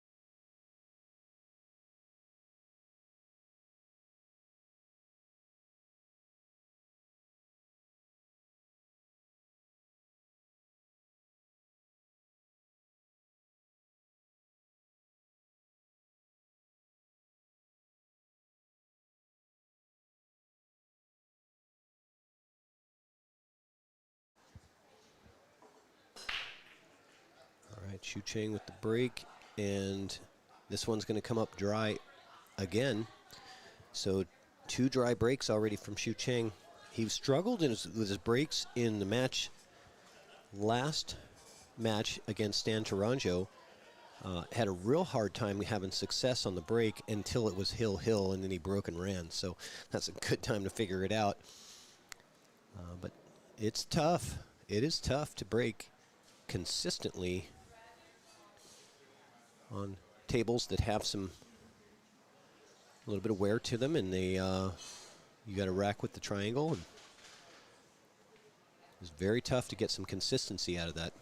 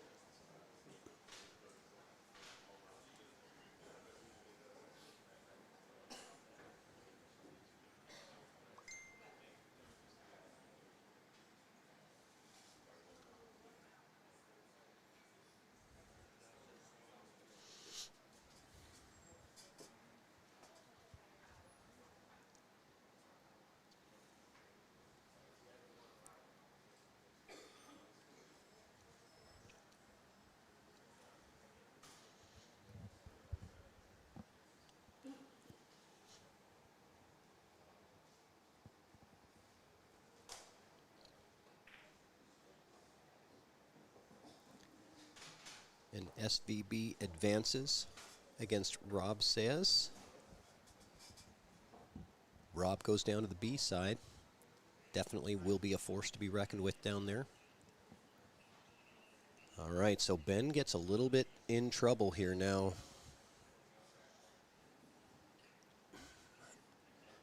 And I'm not sure what he has here. He's looking at, can he see? Yeah, he can see really the full ball here. He might be looking for a safe. He can't see the other side of it, though, to pocket it. So he might be looking to play safe. He is. Oh, and he got the fortunate double kiss on it. I don't think he gets good if that doesn't double kiss it.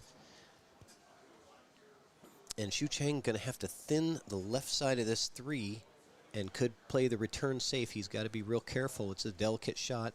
I think he wants the 3 to try to lock up to the back side of the 8, bringing the cue ball around to the other side of the 4.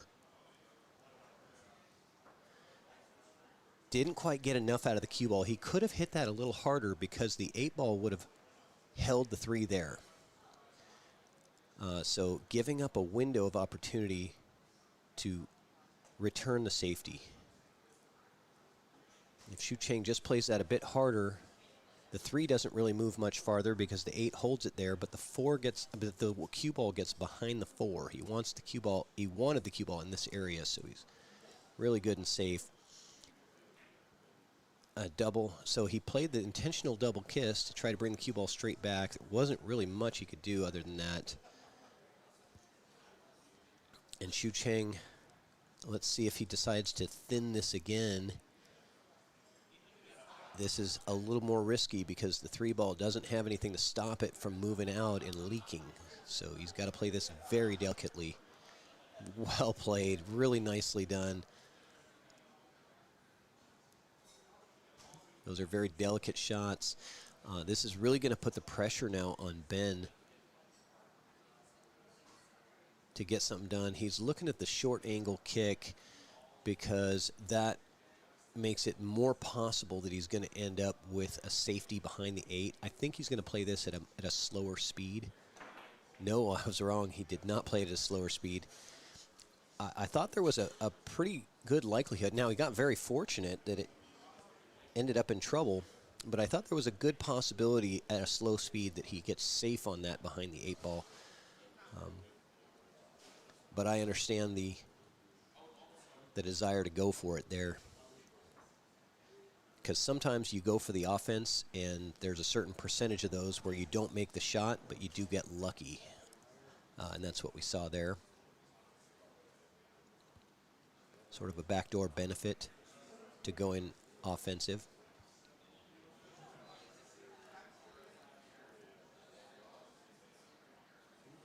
Xu Chang with the kick.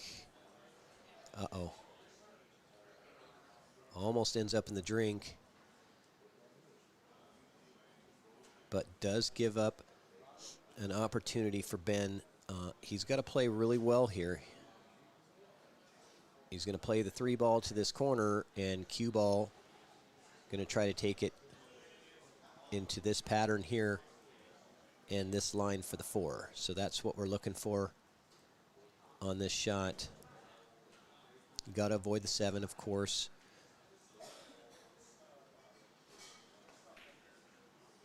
Good try. So he didn't really try to go forward and use the 3-rail position.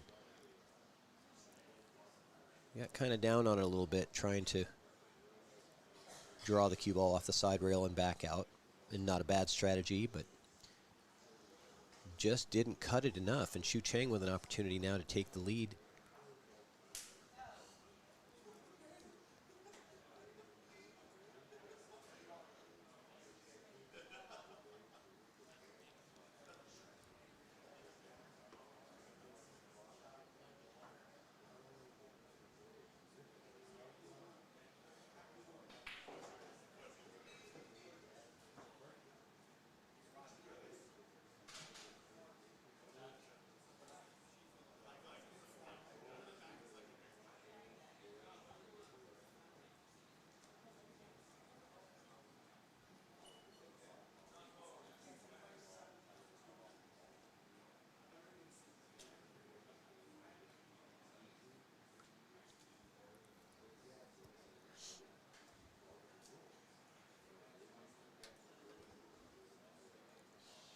right, so Xu Cheng giving himself the 4-9 is really all he's left himself with.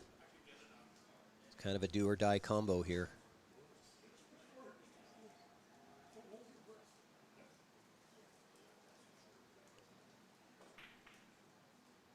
No good. Is he going to get fortunate? He is. He gives the obligatory, sorry, I got lucky, man, wave.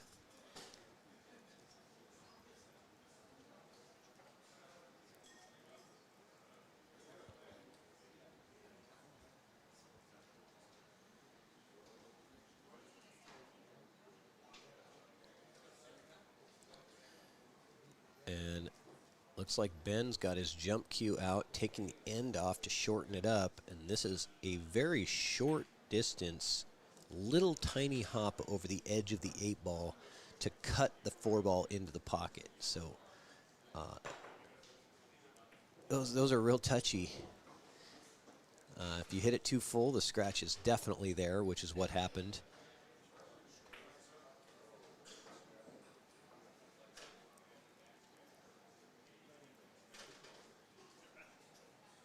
Xu Cheng now with another opportunity in this rack.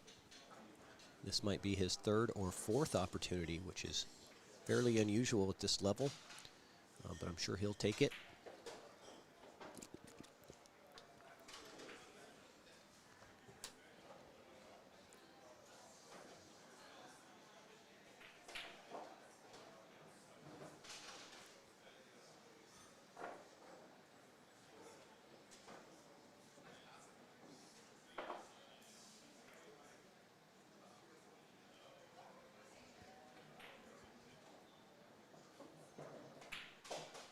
I like how the spin just slowed down that cue ball off of the 2nd rail.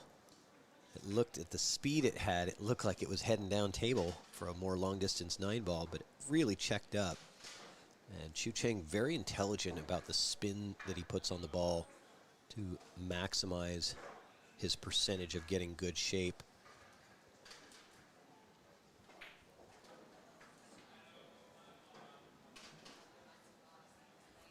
Let's see what we have here. Steve Lingelbach down against John Mora 6-3. Tony Chohan and Chris Reinhold are locked horns 4-4. Looks like that just changed though. Chris is up 5-4. Just as I said that, and we got nothing on table 1 yet. That'll be coming up.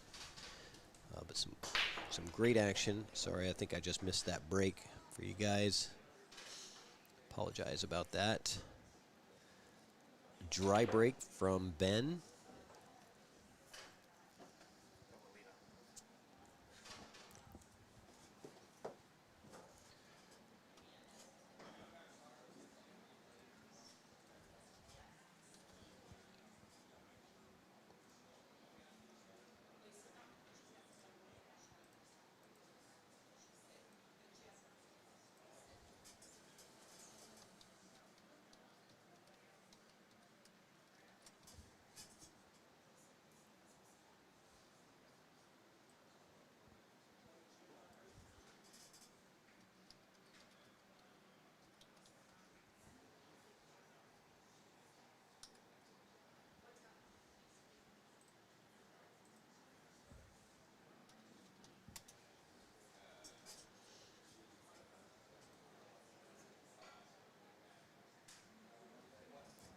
All right, so the safety from Xu Cheng pays dividends, and he gets that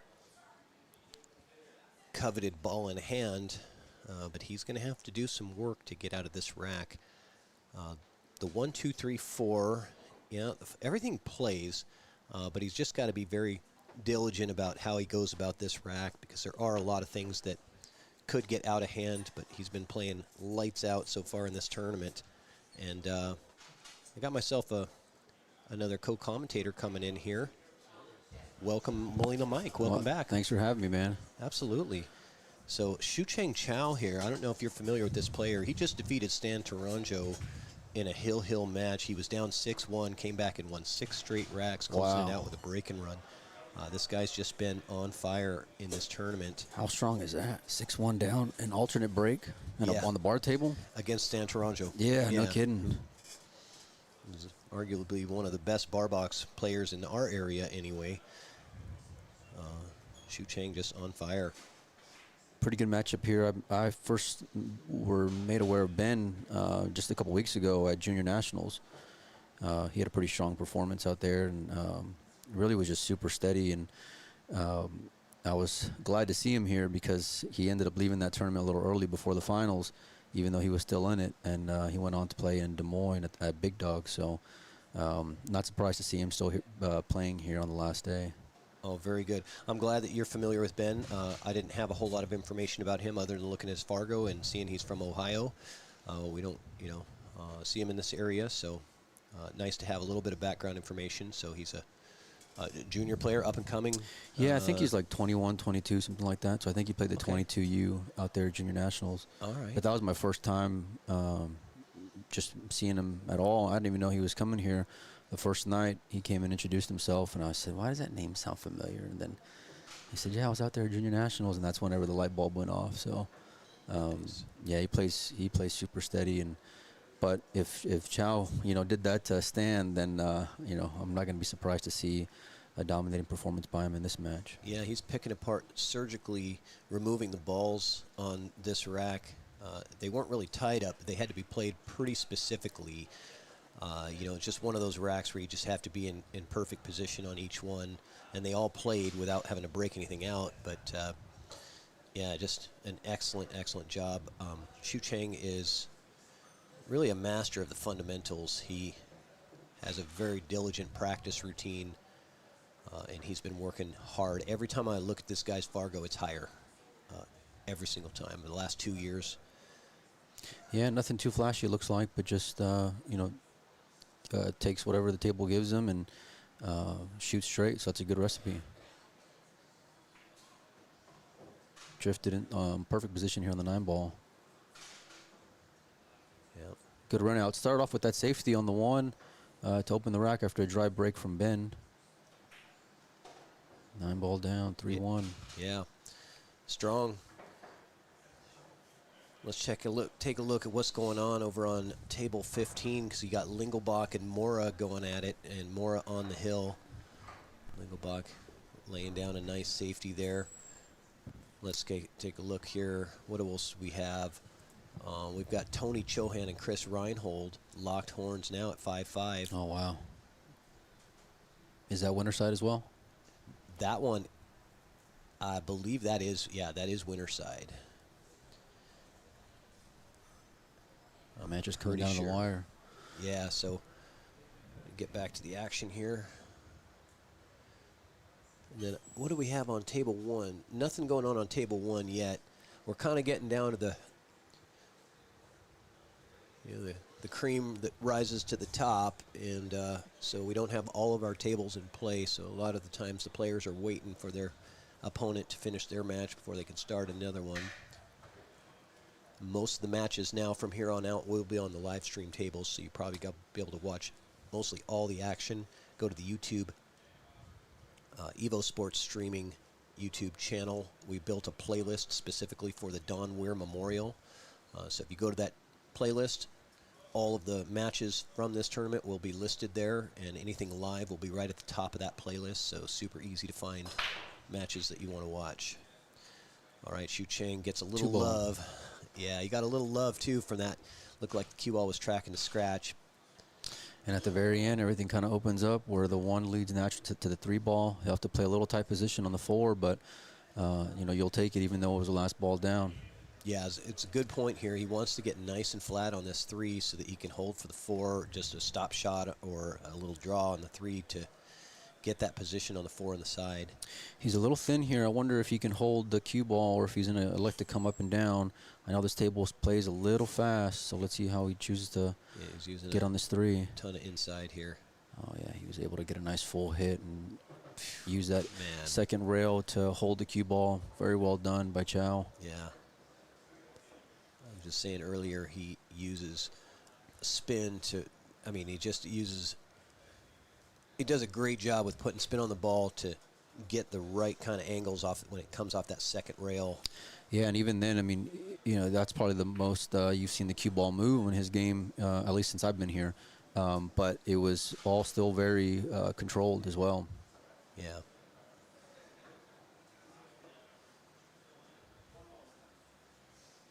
Yeah, this is a good matchup. Two young, up-and-coming players. Xu Chang, about 30 years old. From Shanghai. Been here about, I think, 7 or 8 years.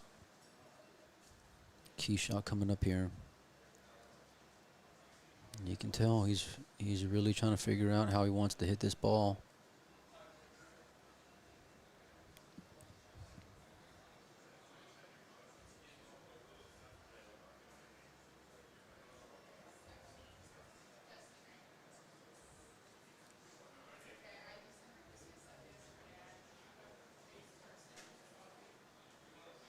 Oh, he's taking a lot of time here.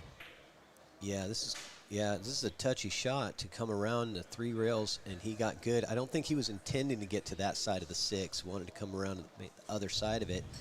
But great shot, man. He had to travel long distance with the cue. Came out smelling like a rose. Yeah, he really did. He's even got the nice little angle to, draw it back and be a little bit more comfortable on the 7. He's going to pinch this back, it looks like, and play the 7 ball on the side is what he was lining up. Yeah, he didn't get didn't get what he wanted out of that.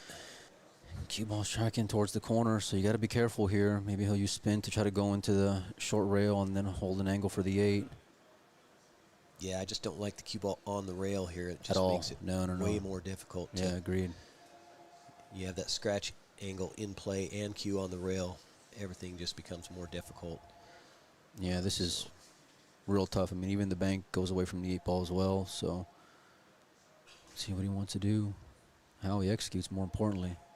Oh, he just plays a conservative route. Great shot there. Yeah, that's good. Yeah. Good pool intelligence from Xu Chang. Recognized the situation. Yeah, I think he knew he can get a good full hit on the 7 to hold the cue ball, which really just maximize the cover up there. And yeah, if Ben can't, come up with something fortunate, he's going to give up another rack here. Yeah, and this is a tough place to be because he's kicking and he's tree-topped, right? So. Oh, look at this shot here. Wow, what a nice touch there from Ben.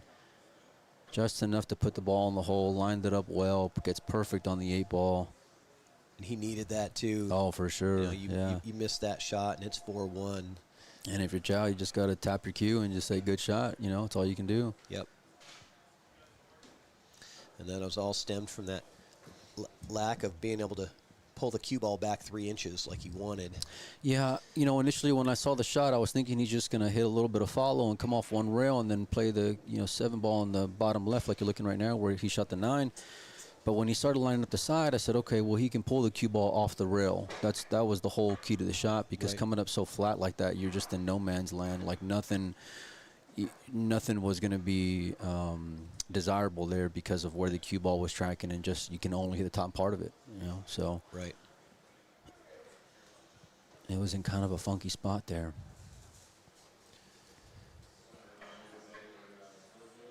Let's take a quick peek here.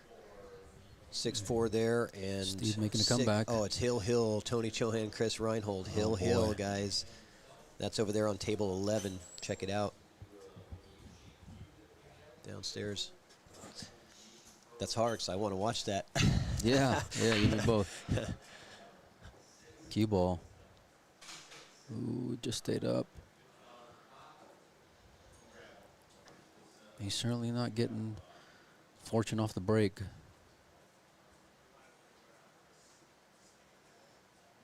What are you playing here, Molina? Man, it just depends on how much of the 1 ball I can hit because I want to be able to follow through and send the 1 ball to the other side and send the cue ball over there by the 3-9 is what I'd like to do. But I just feel like the angle is a little funny to be able to do that. So I'm curious to see how he chooses to attack here or if he chooses to attack. But I think that's like the simplest thing to do, and then just kind of it's hard because you don't want to put too much pace on the cue ball, but you want to have enough pace where the one ball bounces off. See what I mean? Yep. Like you want it to go back and forth, and he played it just absolutely perfect there. Yeah. And that was the key to the shot. And more importantly, it's just keeping the line on the cue ball where it's coming off of the one, so you can, keep all the variables like just in a good nice space. And Ben executed it to perfection there. And I like his pre-shot routine and the amount of preparation that he took on that shot. Took it, very intentionally, and he got the exact result that he wanted. Now, Shu Chang, he's not going to, there's no jump shot there because he's 7 balls. And he missed the one on the kick. But he does kind of make the 6-5 look a little funny. Yeah, that's exactly what Ben's looking at right now. That's the whole key to the rack. I mean, the combination is there, but it's super touchy. You're just going to have the cue ball moving because you got to cut the 5 really thin.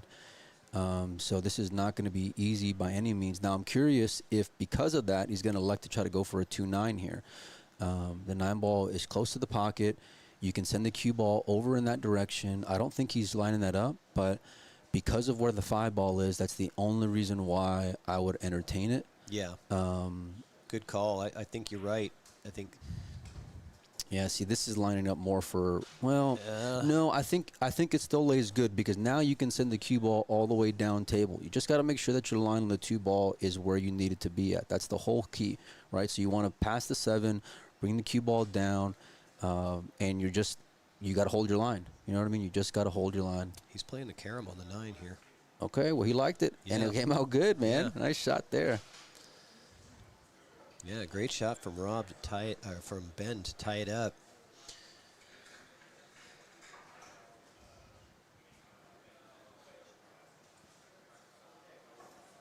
And just when you thought Chao, was going to really take control of the match, this is bar table pool, right? He one good safety, Ben gets a little fortune, and now here we are 3-3, and Ben's gotten back on serve here. Man, we see this shift happen.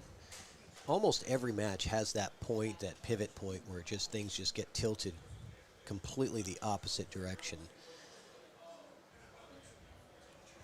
Well, I guess going back to his last match, I guess he'd won, 9-1 from there. So, Right. Did Chao, so he was bound to give up a couple. Yeah. He was due. Yeah.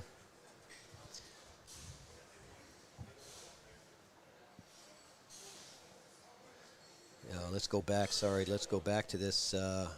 Where were we? Tony Chohan defeats Chris Reinhold 7-6. T-Rex. Hill battle. Yep. Tony's got a real underrated bar table game, real underrated rotation game in general. He's more known to be a one-pocket player, but the thing is, Tony's a businessman first, so if it don't make dollars, it don't make sense to him. And, for him, if you talk to Tony, he'll say, listen, I don't want to go fade champions and spend $4,000 in order to, make a couple of bucks, so...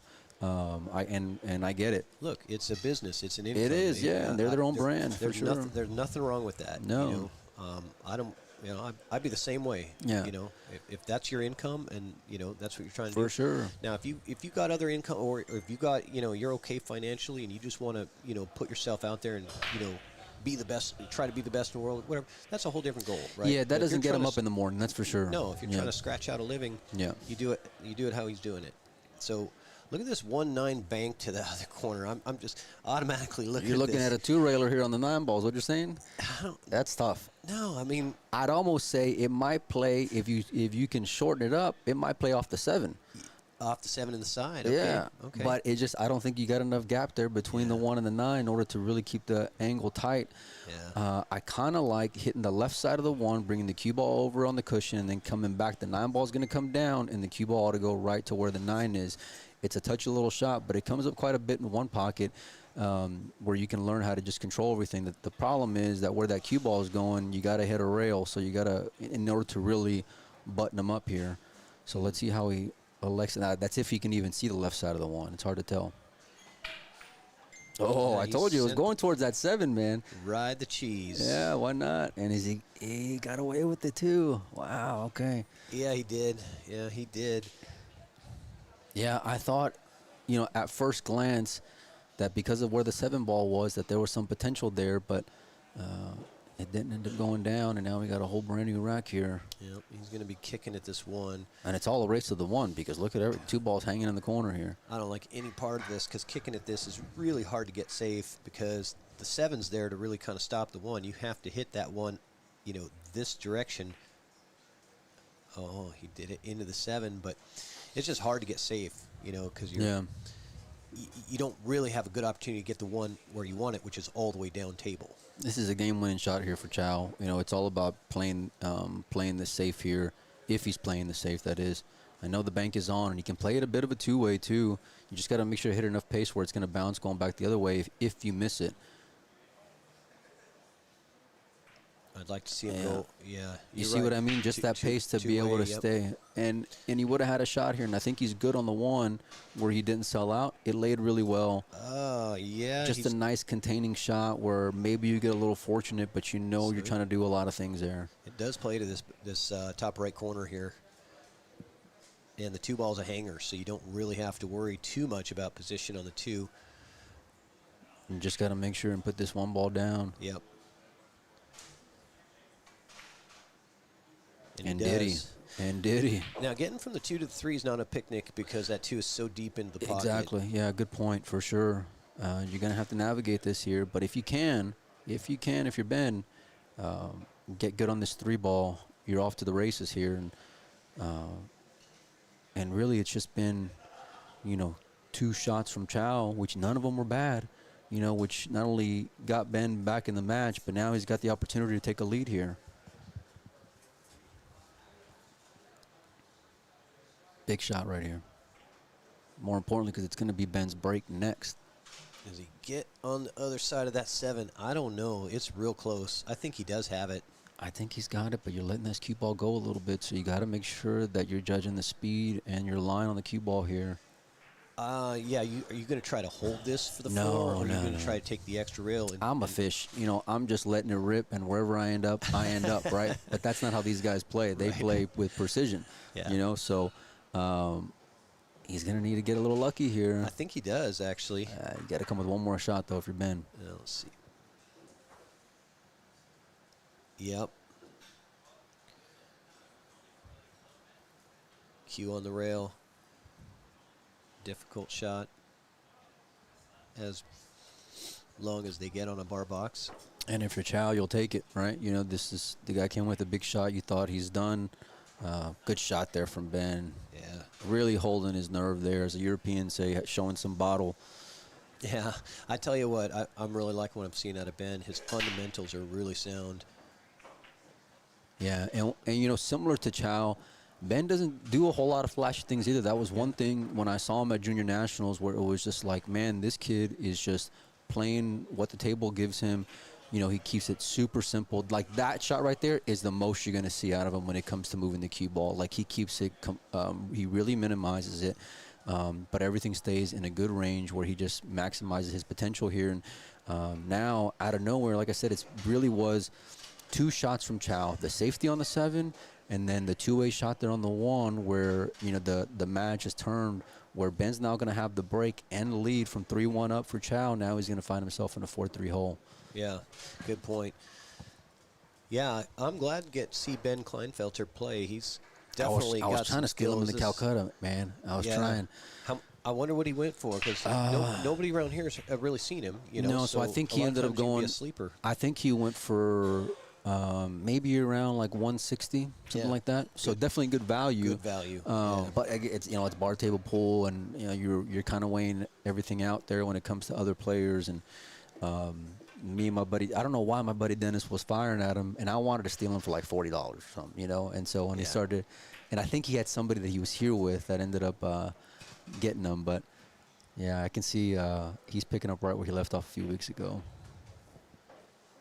That's kind of a good advantage that you have being in the position that you're in with windows open and all the travel that you do. You get to see a lot of the talent out there. So when you come out and you get a Calcutta going, we don't know. We never seen Ben, but you get the inside info. You can steal somebody. I like it for sure. Don't get me wrong, and I've used it to my benefit to gamble a little bit on pool matches, or you'll get a line on a guy where, you know, maybe he needs a couple of games, maybe he doesn't. But by the namesake, right, like a name that someone knows versus the name they don't know, you can get decent value when it comes to these guys, and especially on the bar table because, you know, listen, I know you got Fargos up there and things like that, but guys in that range, you know, the medium player is going to play a lot closer to an upset, quote-unquote upset, you know what I mean, on the bigger names on the bar table versus a 9-foot. So, like, when it comes to gambling, if you can get, you know, a couple games with these guys that are like 650 type ranges, man, you're going to take it because they have so much upside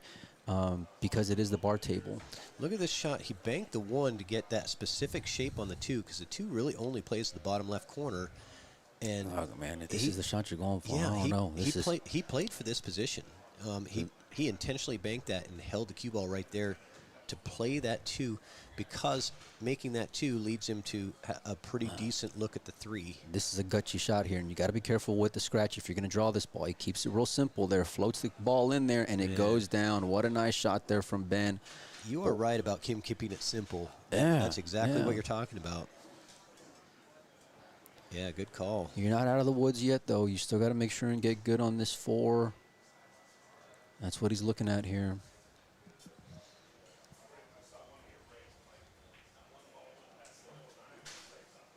Yeah, when I saw him on the digital pool bracket, it said 512 Fargo. I'm like, what? No, that wasn't right. No one yeah, 512 I think they had it wrong at the beginning. Yeah, I saw that too on his first match. Digital pool doesn't really.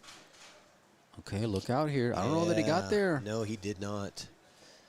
He did not. So he's going to have to kick at this. Look, we've seen him have a really controlled kick that got him back in this match, right? So, like, this is the type of stuff that separates you from, because all these guys can run out, right? You give them an open table, they're going to run out. It's these little subtle shots where you're kicking with purpose here, right? You want to do exactly what you said there, and look at this. Look how he's going to come out here, just like you called it. What a nice shot from Ben, and that's going to be something that's going to serve him well in the long run if he continues to play big events, because those are the types of kicks that can win you matches, right? Absolutely. Watch this from Xu Cheng now. He is really good with the jump cue. And, I mean, I don't want to come to curse him or anything, but this I kid... think you might have already, but it's all right. This is a tough jump because he's got to get a full ball, and he's on outside on the outside right? You got to get it airborne pretty quick. Right. But I favor him to, get a good hit on this and possibly make this ball. But the problem is you got to, make the ball and get shape on 5, right? And now you're doing it where you're kind of scrambling a little bit. You don't have that cushion anymore. The guy's coming for you. He jumped over the top of the 4. Look at that. Just barely missed the 4, landing on the other side of it. So, yeah. Tough, man. But hey, that's credit to Ben with that killer safety. Absolutely, yeah. Kick safe like he played perfect speed. And you'll hear guys say, you can't play safe on the bar table, because everything's super offensive or whatever. But it's these little things where you're just containing, right? The guy makes a shot, he makes a shot. Ain't nothing you can do about it. Yep. But you just try to, play in these regions where, you can hopefully get a better look than what you had before. And Ben came up a little short from that 3 to the 4, but man, did he lay down that good one there on that kick. Yep, that kick shot possibly could have won him the rack, and it's looking like it most likely has. Similar shot to what Chao had that got him into this mess, if you can call it that, where you're playing the ball all the way down. You don't want to end up with the cue ball on the rail. So Ben's going to make sure when he draws his back, he's going to be able to really get this 8 ball down, and he does it beautifully there. Absolutely perfect. Yeah, his fundamentals are really sound. Yeah, just staying the course, staying steady. From now he's snapped off, 4 games in a row here off of Chao. Yep. The worst mistake the guy made was just missing a jump, and all that time. Yep. So you just got to chalk it up to the guys just hitting the ball really well. Yep. And Ben. And from here on out, Xu Cheng has got to nail down that break. I think he's had a little better fortune of the break, in my opinion anyway. I think he's had more success on the break than Ben has. But, this is where it's shifting because you got to come out with a win, and this is B-side, so you lose here, it's a wrap. Yeah, so taking a quick break, I think. Let's see what else we got going here. Steve Lingelbach, Lutganif, about to get started. We got Ron Plaja commentating that match, just getting started. 0-0 score. And then I think we got something on table 1. Who do we have here? Corey Deuel and Jason Froling. Corey down 0-1.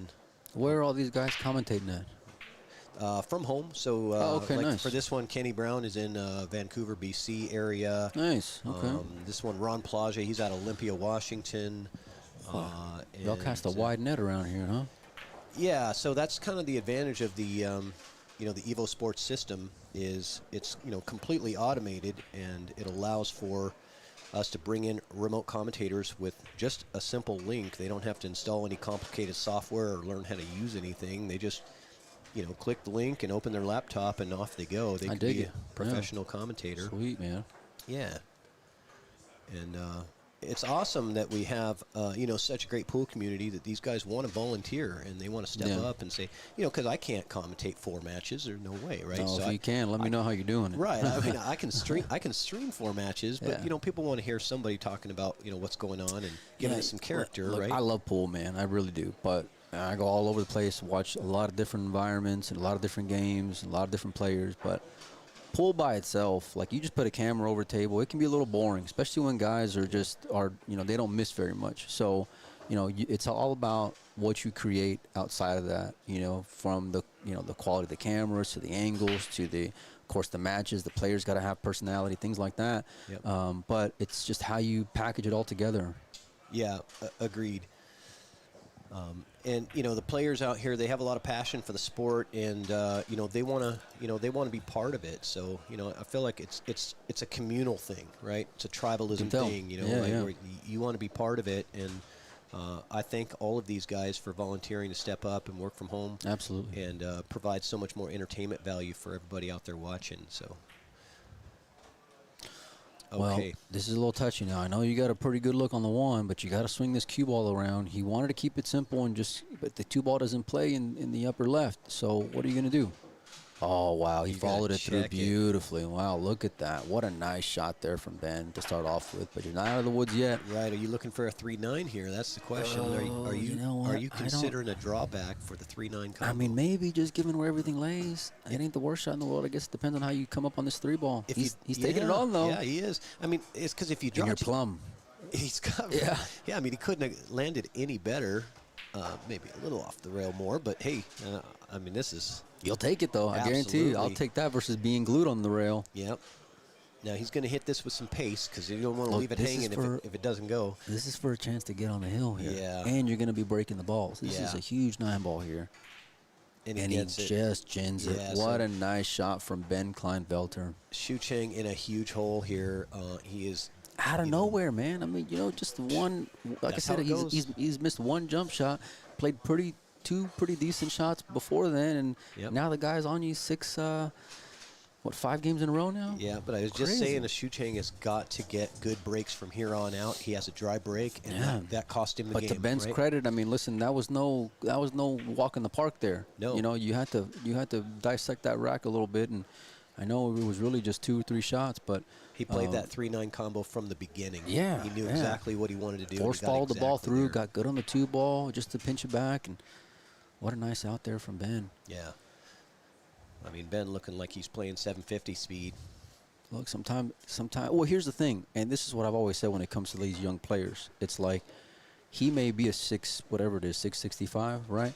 But how many of those games were whenever he was starting off with, where I don't know how many games he got in Fargo, but like we had the same thing with Savannah Easton one time. We brought her over to Hard Times in Sacramento, and I wanted to do a Fargo match with her and Shane. And so I think at the time she was like a hair below 600. Now she's above 600 now, but I think she was like around 590. So I hit up Mike from Fargo, Mike Page, and I said, give me this girl's stats from the last 6 months. Because I know the last 6 months are different than what her Fargo is right now. Because if I'm going to give her a hot race with Shane, SVB, I want to see where she's at. And really she was clipping out at 630. But her Fargo was at, 590. But for the last 6 months, if you just took that, it was a different story. And I'm curious to see, if Ben's speed is higher because the fact that maybe he has so many more games when he was a younger player, things like that. So Yes, exactly. Yeah, a lot of your rating might be from when you're younger, and when you're developing really fast. It takes a little while For for sure. the Fargo rate to Yeah. catch up to that. So dry break from Ben. Now Shu Cheng has the opportunity to get something going here. But to talk back about Savannah Easton, man, what a tournament that she had in Vegas at Griff's, that $1,000 entry tournament. What did she cash? $30K in that, something like that. Something like that. Yeah. Man, She's got a good team there, and Brandon and the crew from Griff's, they're one of her sponsors. And I remember when we were over there doing those U.S. Open events back at the beginning of the year. I was learning more, and obviously the Eastons are from Vegas, but Brandon was like, "Look, any event that we have here, we're buying her in." yeah. So that's a part of the deal that she's got with them and as one of her sponsors. So it's pretty strong to, get into $1,000 buy-in tournament and to go and snap it off. A 650 and under when you're 600. Yeah. Oh, Shu Cheng. Needs. Yeah, he's not gonna. I don't think he's gonna like if he gets back to the table. I don't know that I'm taking this on. Yeah, I don't know either. It's I'm gonna look at the thin. options, but you have the option to roll to get the cue ball to the back of the 6, possibly. Yeah, he's looking all safe here. Yeah, moving the one up table, cue ball glued to the back side of the 6. You like that? Oh, absolutely. I love that. Yeah, and look, we saw how quickly and out of nowhere that things can kind of shift. So you don't want to take anything for granted here. The problem with this is you have to be very specific. If you bump that 6, okay, now Look at that. Playing it that way, yeah, end up selling out anyway. But no, it's still good though. You get the cue ball on the rail. Yeah. I think maybe you got a rail first. I don't know if you can see the whole ball here. I think he can, but Even then, then getting on the 2. If he doesn't go rail first, he's not on the 2. Yeah. Right? There's no way. He's looking at a rail first here. That's what he's lining up. He has to. It's the only way to get on the 2. And then you got to be careful after that because you don't want to scratch off the 1 either in the other corner. So you just got to be careful here. Looking at that line. Yeah, because then that's going to take that cue ball, down this way. Probably into the 4 is what he's hoping to do. Use the 4 to stop the cue ball and then play the somehow 2 off the 8 or something. I don't know. This is going to be kind of sketchy. You got to have good touch here. Nice. You're gonna take it. You're gonna take it, and you're gonna have to win scrappy from here if you're Chao.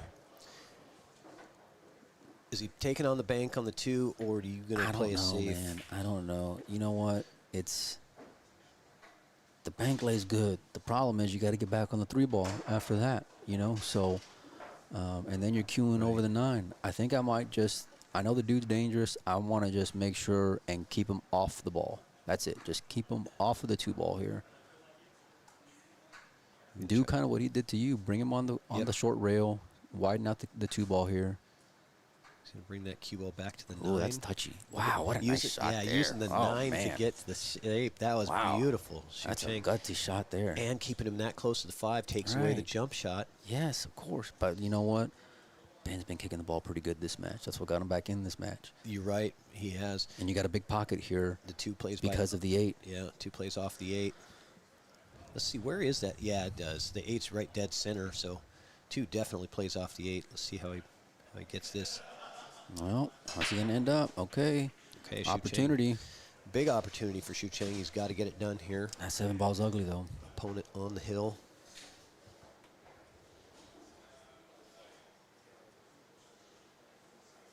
Looks like Corey Deuel and Jason Furling tied up 1-1 over there. We are in the money rounds now, guys. Okay, good start.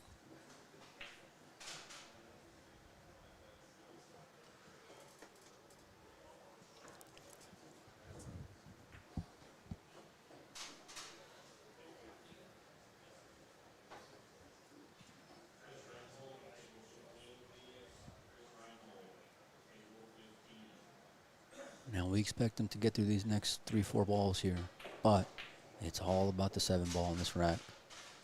You cannot afford any more mistakes. Your guys on the hill. This is your last barrel in the tournament.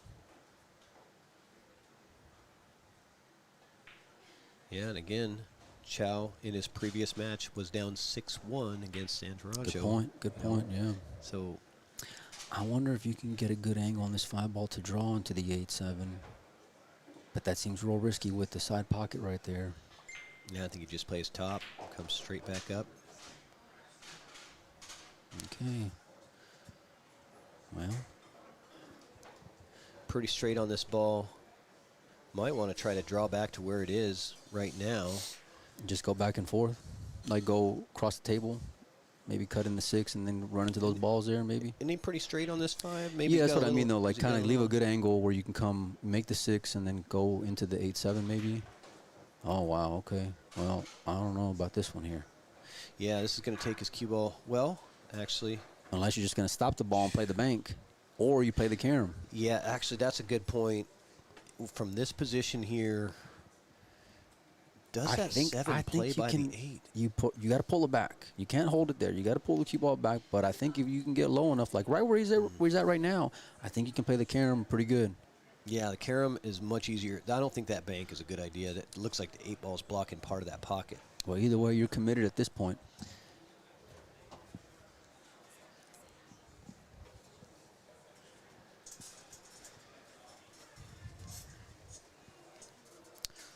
All right, big shot here from Chao. Yeah. He's had big moment after big moment all day yesterday and all day today so far this morning. In a blink of an eye, he was up 3-1, and now he's down 6-3. Been on a 5-0 run.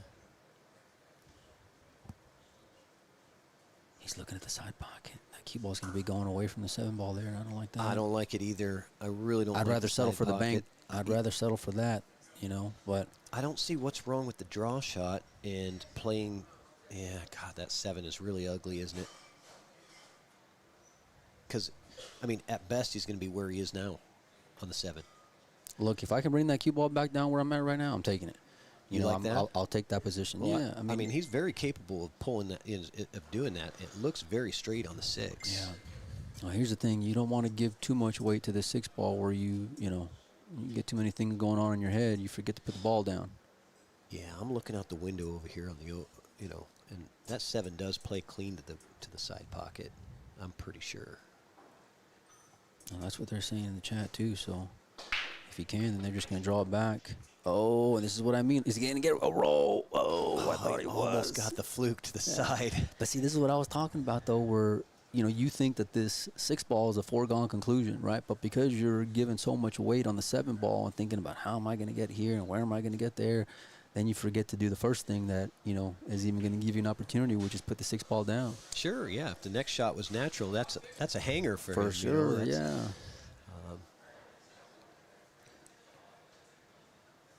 But, he didn't leave anything easy No, either. this is so, ugly. You got yeah. the cue ball on the rail. You got a thin Yeah. cut down the rail. Even if you make it, you got to fade the scratch in the side. Okay, Yeah. he hit it with a little bit of inside to fade the scratch. And he's going to get a fortunate kind of roll here. Chu Cheng going to have to really work for this one. Boy, I'll tell you what. You'll take it, though. This is what I mean. You got to win. You got to win scrappy from here. You got to claw and fight and. And honestly, Chu Cheng, I think, is a favorite to make this shot right here. It's just a matter of getting the cue ball around the table. Well, the cue ball's the whole shot, right? I mean, Right. get in shape. Same problem as he's had.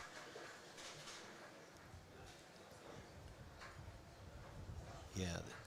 So yeah, he's looking at the cut because I like cue ball, trying to bring it around that way, but you got to go a long ways, man. I like your route.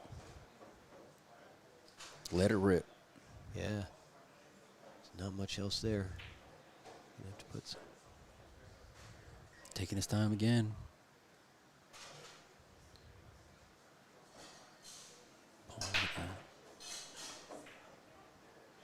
Okay. Oh, how's he 9 gonna ball end gets up? in the way. Oh, and he's going to... oof. All righty. That was the problem, right? That was one of the problems. Whenever you were drawing on the screen there, you knew you were going close to that 9 ball. Yep. I was trying to draw my line around the 9. I was like, oh, yeah, it's probably not going to. I was thinking about it. As I'm drawing it out, I'm like, yeah, that is a problem. Maybe this bank is available, but you know, I think he's looking at kicking, honestly. Yeah, that's what he's lining up, looking to play the 7-ball here. I mean, this is, you're putting your whole tournament here on this one shot. Right, sellout city if he misses.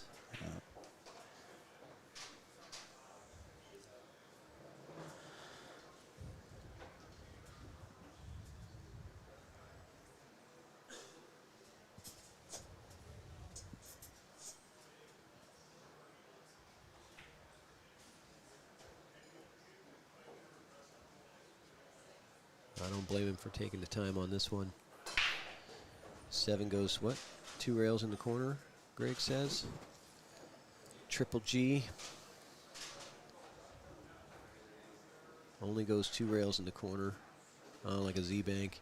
And is that what he's playing, I wonder? I don't know. I think you could hit this off with some spin. I think you could throw that 7 over to that bottom left corner, but Greg says 2 rails to the other Cue corner. ball. Oh man, cue ball disaster. Chao. Whew, man. What's up, Marcello? How you doing, my friend? Well, that's going to be the end of Chao's run here at the Don Weir after these next 3 balls are deposited by Ben Kleinfelter. Be nice to my action. What does that mean? Marcello got me yesterday. Oh, I got him in Sacramento. You know, listen, I don't want to be, I'm not the excuse kind of guy, but I hadn't eaten all day. My game wasn't that great. I was peeling off a little bit to Marcello, but it was fun. He's a good guy. Yeah, me and him match up pretty good in one pocket. Yeah. We're similar speed. And there it goes. So congratulations to Ben Kleinfelter. Moves to the next round and getting deep in this tournament now. Chao, great job, man. You defeated Stan Taranjo and a lot of great players in this tournament, so you should be proud of your performance this weekend. And we're going to just take a look at what's going on some of the other tables, but I'm going to be taking a break here pretty soon. You got Corey Deuel and Jason Froling over on table 1, and then you've got Steve Lingelbach and Luke Gneif on table 11. And we got Chris Reinhold and Ty Blowers. And I'll tell you what, Ty Blowers is a force to be reckoned with. Didn't really have a great day yesterday. He was kind of off, but he's feeling good today, he said, and shooting well. So this kid won the 10-ball CSI 10-ball Open in Vegas this year out of Wyoming, sponsored by Salado and a few other companies. Just really good up-and-comer player. Like watching him. He's got a good attitude, too. You know, I saw him when I heard he was coming over here, I think it was on Friday. I thought, you know, because I know Tyrell. He plays solid. Young kid, but a ton of upside. And already having good success. But I saw him lose his first match. Well, I didn't get to see it, but I talked to him afterwards, right? And he just had the most positive attitude about it. You know what? He was just like, I like it. You know what? I've come back from and won 10 matches in a row. I can do it again.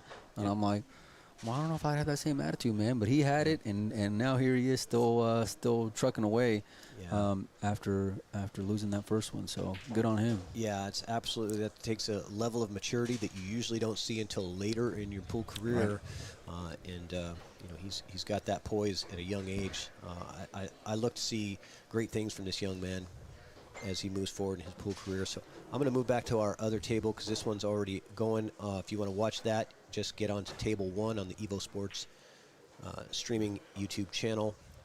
We're going to be back. I'm going to go on player break, and we'll be back in a few minutes with another matchup for you guys. Perfect. Thank you, Molina, for coming in. Pleasure. Appreciate it. Yes, sir. All right.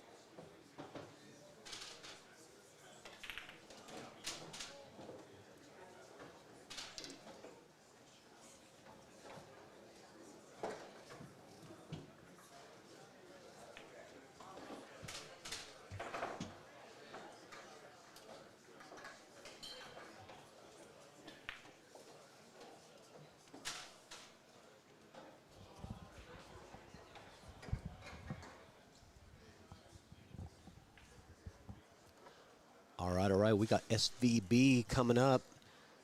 SVB and James DeVee shortly. Molina Mike going to be coming back, joining me in the booth here. I think they're just getting warmed up for this match.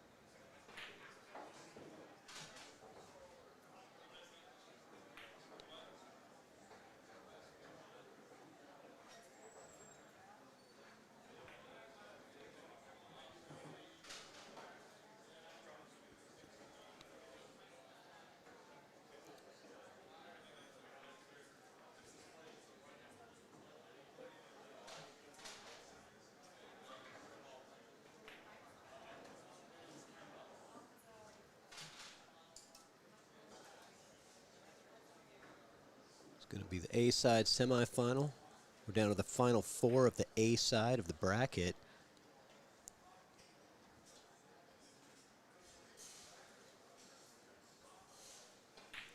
We're going to have another match starting up soon. Tony Chohan and John Mora going to be coming up. Cream rises to the top, guys. Great to see local James DeVee in this situation, being in the A-side semifinal. Players just getting warmed up. Back-to-back A-side finals. A-side semifinals. So on this table, we're going to have the Chohan and Mora after this. Right after that. Sweet. Thank you. All right, guys. Leave it right here because we're going to have James DeVee and SVB, and then right after that, we're going to have the other A-side semifinal match, Tony Chohan and John Mora.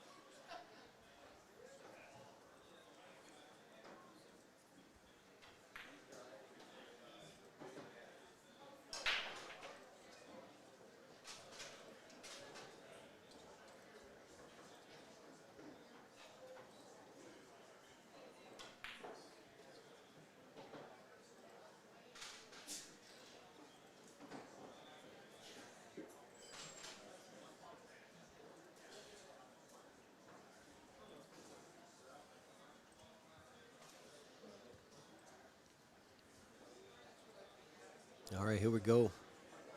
The leg is on. SVB wins the leg, takes that first break.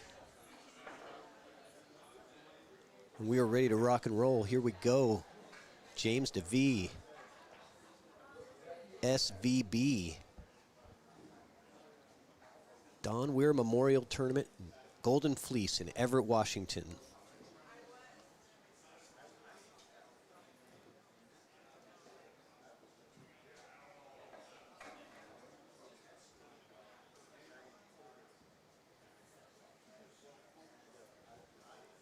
And we're going to have Melina Mike joining me in the booth in just a minute.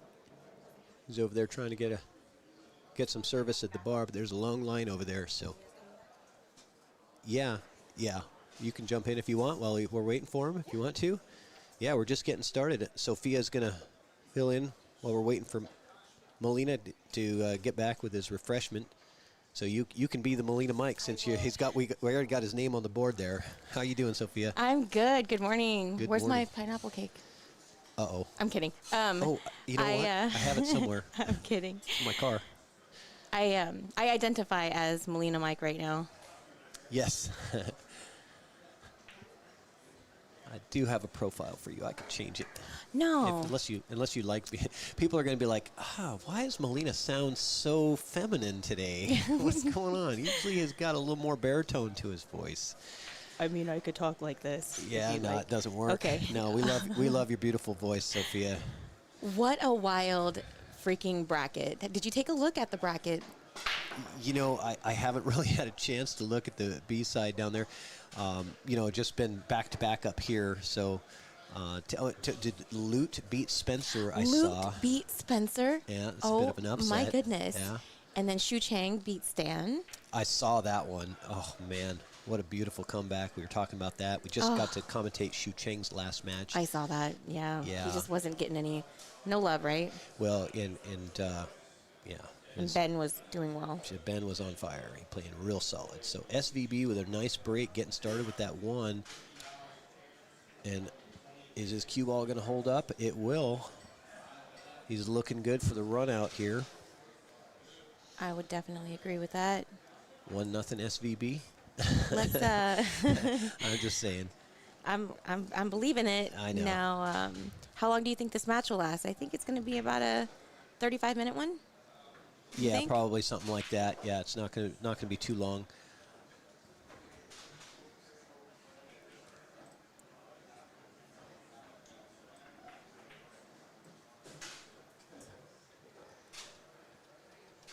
Did he get a little short on that 4? I mean, I know he's SVB and he can basically make a ball from anywhere. I don't know. He said nope.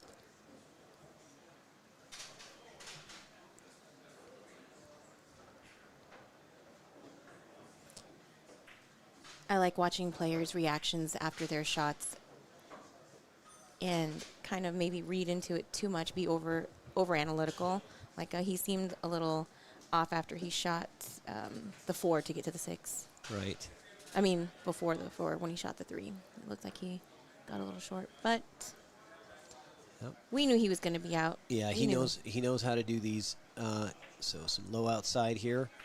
Just to bring that cue ball. Oh, and he rattles the 8. That was a risk of that shot. Certainly could be rattleable. And look at what we got, James DeVee. He does have to kind of get his shovel out a little bit.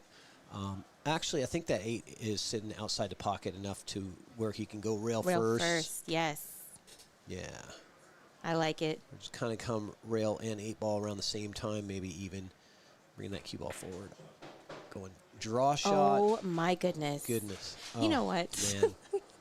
Am I bad luck? Do I just need to walk away? You never know. Yeah, as soon as I changed your commentator profile, Sophia, I should change back to Melina Mike.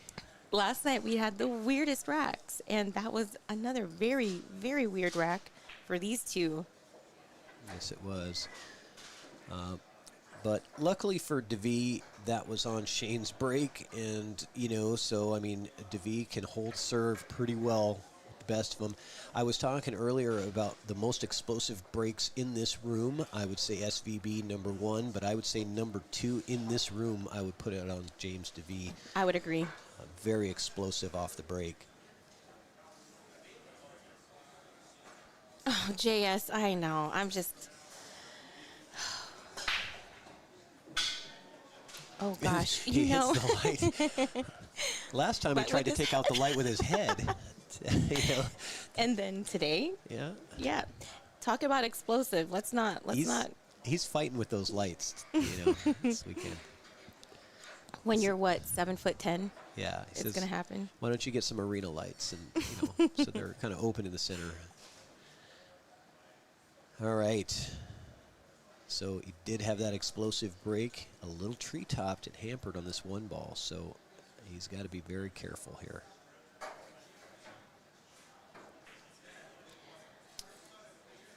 And he set up SBB pretty good here. Yeah, I would call this a sellout. Mm-hmm.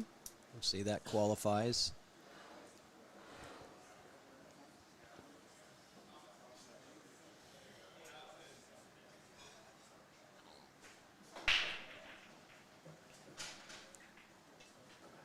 And I don't see any problems, but he does want to get pretty flat on this 5 ball so that he can hold for the 6 in the bottom left corner here. I don't think he wants much angle at all, if any. If any, he wants it on this way, right? So he can bring the cue ball out here for the 6. Probably, maybe even go to the rail and back a little bit. Yeah, probably go to that side rail right to this first diamond here. Now it's a stop shot. Stun follow, great shot. Couldn't really tell what kind of angle he had there. Really didn't have any, so. Making it look easy, as he usually does.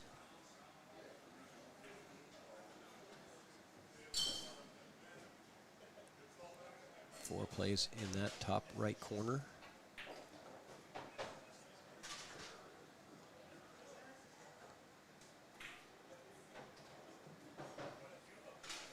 No rattle that time. Let's Yep. go. 2-0 Shane.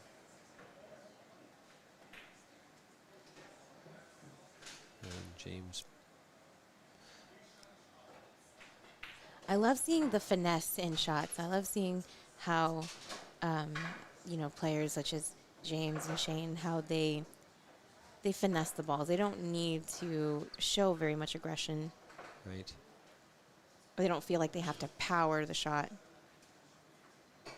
especially on a 7-footer. Should I flag Molina to come back up here? It's up to you.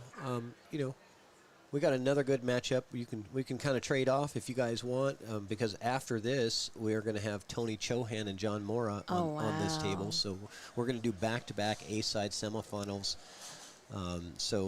Maybe we'll split it up and have you do this one.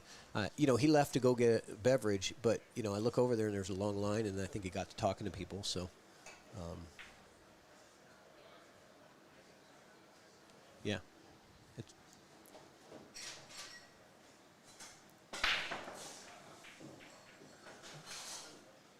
What I really do appreciate about Shane also is that when he has an event, he was here early, and he was here practicing.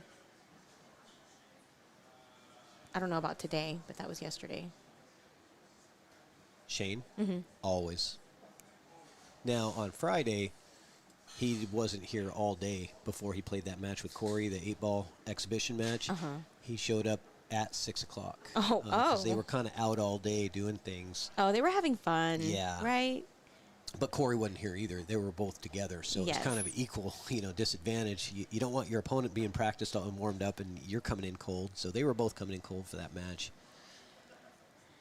Got about 10 minutes of warm-up, and we started him off. So, but yeah, after that though, he's been here nonstop from time the doors open till Till he's done for the day. Yep. Mm-hmm. Nice cue ball control there, really tying up. Don't think he really wanted that one to be tied up to the 8. You'd like the one to be a little more open when you've locked up your cue ball really good.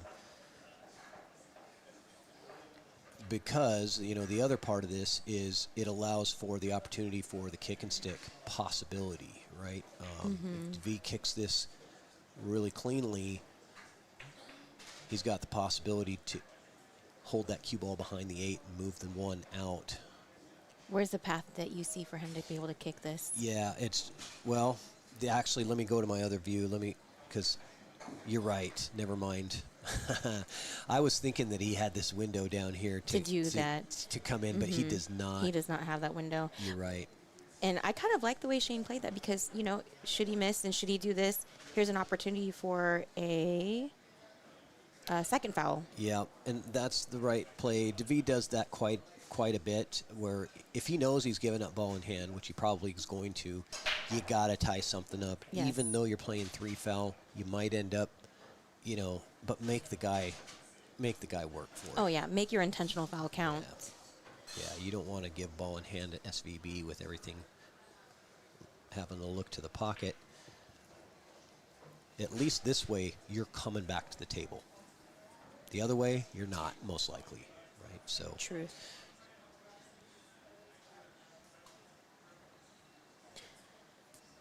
So he's going to feather the one. Yep. And I don't think he wants that one to move very far at all because he'll be probably looking for the 3 foul on the next shot. Where's that cue ball going to land? I think he's going to thin the one, bring the cue ball through this path and back into this area here, right? So if you can get the one, maybe, somewhere in this area, the cue ball in this area, and the one doesn't really move a whole lot because you're hitting it real thin and holding it with the 7. If he can get the one through that window between the 7 and the rail, it's hard to tell from here if that's possible. I don't think it is. I don't think it's possible either. Look, this view's better. I'm looking out the window. Yeah, he's thinning it this way. Oh, okay. So he's going to go behind the 7 by using the 8 to clip. There we go. Right. Oof. And did he get a little love behind? Okay. Right. Yeah, he's blocked off the kick with the 2 ball. DeVee might be able to go 2 rails into this, but no, he's going to go to the bottom rail with a lot of spin and come inside on this 1. Yeah. Did not get there, so Yeah. that would be number 3, right? This is foul number 2. Oh, that's foul number 2, sorry. Yeah, so Shane just told me you're on 2. Don't think it's really going to come into play. He could look for that 3rd foul, but I got to favor SVB to get out from here with ball in hand. I'm not saying anything. Well, I'm just saying that he's the favorite to do that, but he also has that 3 foul possibility in his back pocket. Exactly. In case he gets out of line somewhere and wants to find a way to do that. It's almost like when you're playing a video game and you have like that arsenal of different tools and tricks and weapons that you can use. Yeah. It's a nice little... Yeah, you run out of ammo on this Yeah, one. You yeah. can just pull out your Pull out other. your- Yeah.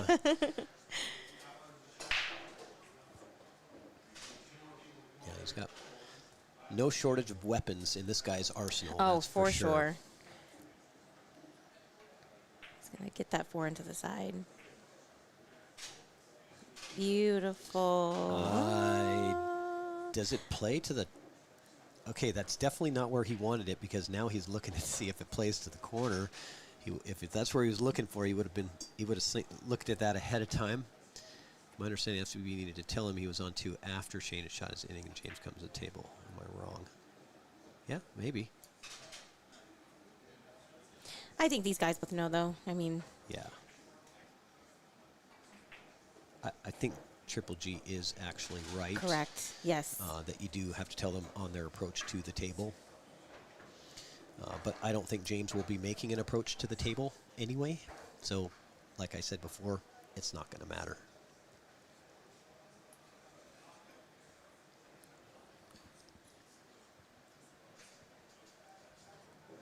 Such great cue ball control. And when you've been playing your entire life and this is your job, he's got a great work ethic. So he's dang good at his job. Yes, he is. This One is of the cake. best. I feel like he comes into this event like it's like taking candy from a baby. But I don't. You know what? I don't think you're right. No? No, I think SVB comes into any event ready to, destroy. Oh, no, right? I know Like, him. Yes, Yeah. his mentality. But for me, standing on the outside, I'm looking at him like, man, this is like taking candy from a baby Yeah. for you. in his mind, oh no, I'm sure he never underestimates any event. Yeah. So we've got a couple of high 700 players in the room, and all of them capable of beating SVB in a bar box 9-ball match, right? So, yeah, he's the favorite, but is he the overwhelming favorite? I would say no, because of the race length and the bar table size. Very right? true. And the alternate break. And the ultra break, yeah. So I wouldn't say heavy favorite, but certainly the favorite. But I'm not giving anybody 3-1 or 4-1 odds or something, because lots of stuff happens. He did get defeated last year before coming back to win it in the end. So Spencer Ladin got him in a set, so he is beatable. He's 70 points higher than John. Who beat him? You're talking about John Mora? No, John Mora's, I believe, 790 something. 796 or something like that. And SVB's an 840, so I think he's about 40 something points different from John. As your stats gal yesterday, I think we looked that up, right? Yeah, that's right. 796. Thank you. I love having a stats gal. Let's see. Did he give up an edge to this? He did. Whenever SBB kind of taps his cue to the table afterwards, he kind of like, that's not what I wanted. So he's got a carom here and can play the 2. And if he plays it at a nice soft pace, he sets up that one for the other corner. yeah, he's got to play this at a soft pace, which is and holding the 1 ball to be playable past the 8 is really difficult. As you saw, the pace that he played that, the 2 barely went. But now I'm positive that we'll be seeing a safety from James. It's just a matter of, getting that 1 ball out of the traffic and on the other side of those balls and keeping the cue ball in control. That's the smart play. Just lock him to the 8. That was really smart because Shane, I believe, has the 2-rail kick. Yeah, even if he can hit right here, he's still got, he can put a lot of spin on it, right, and get to that 3, to get to that 1. Now he's looking at, the 1 is going to go into the 3. He's looking at what's going to happen afterwards, and this is the pro caliber players. That's what they do, right? They're not just looking at getting the hit. He's looking at, okay, how. What's that? I was wondering, can he do here? Oh. Because I think he wants to make the 3. Well, I mean, have that chance. I don't know. Are you talking about kicking this way? Yes. And then, no, and then rail and then into. Oh. Yeah. Oh, is he going to do your shot? This is Sophia Tran's shot, so you're going to get full credit for this. If he kicks 2 rails into the 1. No, I don't think so. I think he wants to kick 1 rail into the 1, sending the 1 up table this way. And the cue ball back this way. Cue ball coming back down this way. Towards the 8. Yeah, that's, I think, what we're looking for here. But this has got to be very precise. And if there's anybody that can do it. Oh, my goodness. Oh, and he almost drills it to the side. I have to imagine that that's the shot that we were drawing up is probably what he was looking for. But he hit that harder than I would expect for a safety. So I think he was going offense there. Yeah, man. And he almost made it. Mm-hmm. Crazy. Yeah, it's really hard to, predict, what an 840 is going to do. Me being a 580. Me being half right? of that. Yeah, so. All right.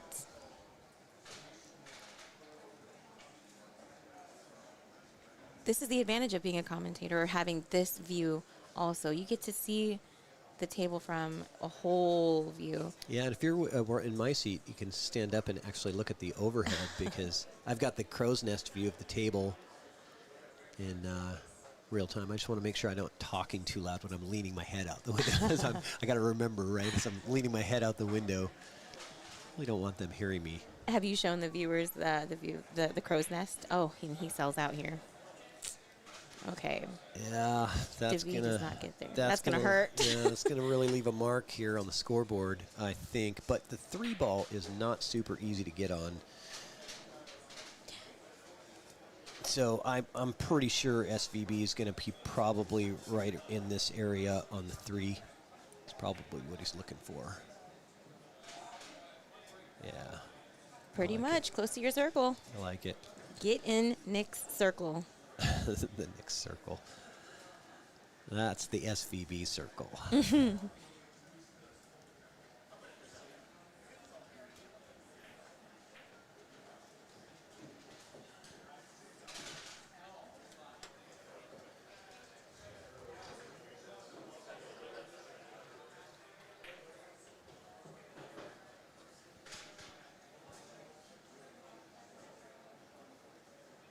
It looks like Shane's out from here. There's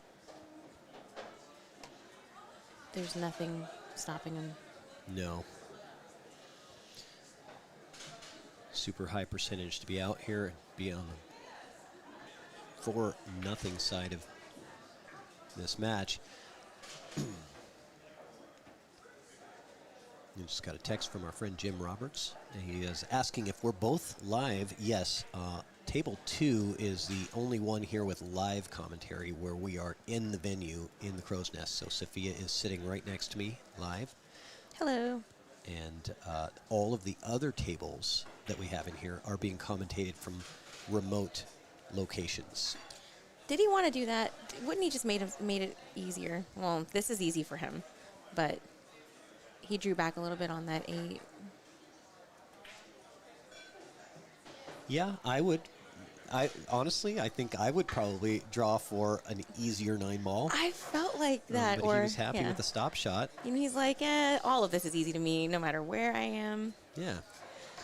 All right. All right, let's take a look at, I just want to see around the venue what's going on. Chris Reinhold ahead of Tyrell Blowers, 3-1. We've got Steve Lingelbach up over Lutganif, 4-3. And then over here, Corey Deuel up 6-2. I'm not sure if that's actually done or not. It you know might what? be done. Yeah, that one might be finished. They just didn't finish the scoreboard. So, yeah, I don't see them over there. So I think Corey Deuel finished that Yes. match. Uh-oh. SVB with a scratch on the break. And he's cursing. Now, is the score 4-0 or 5-0? It's 4-0. It's 4-0, okay. Yeah, it is 4-0. And it's funny if SVB being up 4-0, and I could just see him, kind of cursing at that cue ball, like, a scratch on the break. It's like, come on, man. You're up 4-0. You're like this super heavy favorite to win the scratch. But, it's like every mistake, it's like. You never, ever want to, have that happen, though, because Right. it could change the momentum of this match going forward. Yeah.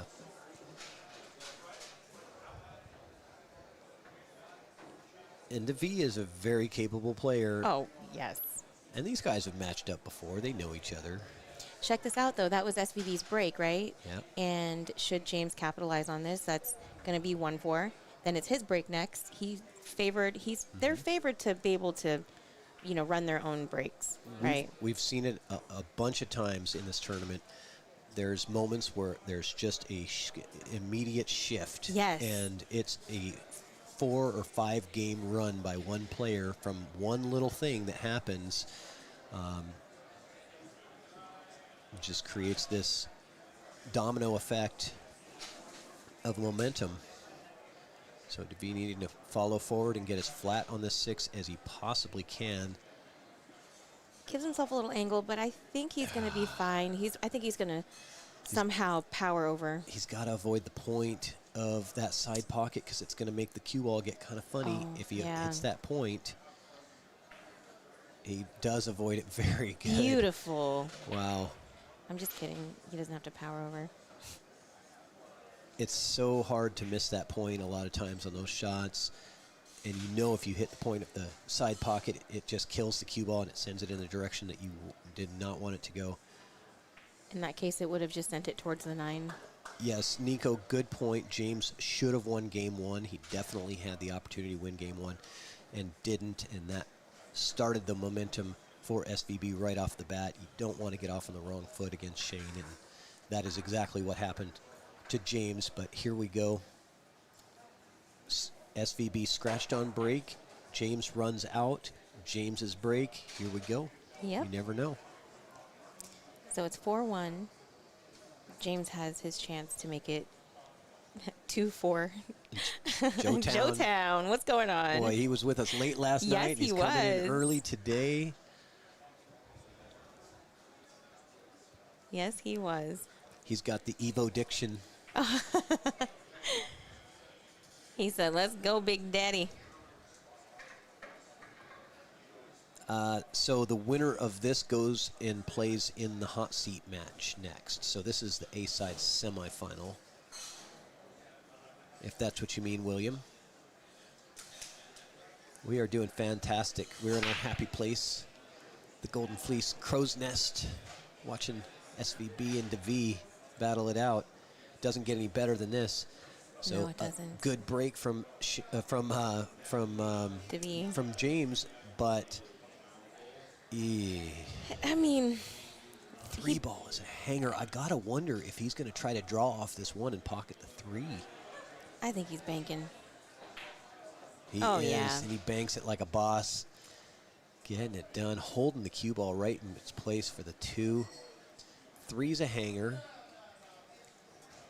4 to the 5. Everything looks pretty manageable here. So, David Liu, we would update the score, but it's on the players down there. They have...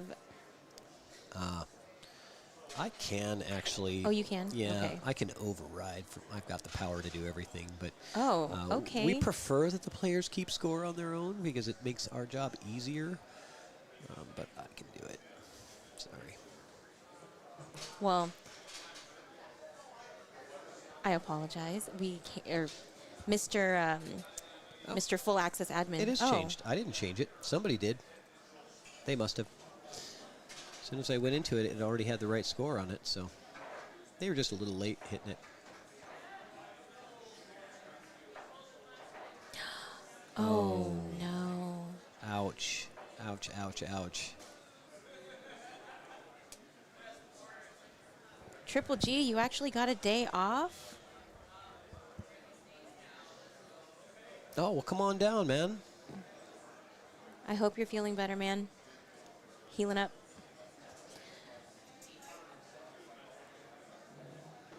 Just beautiful. Yeah. Just beautiful. Nice touch with that rail first. Getting on that 5 with the perfect angle.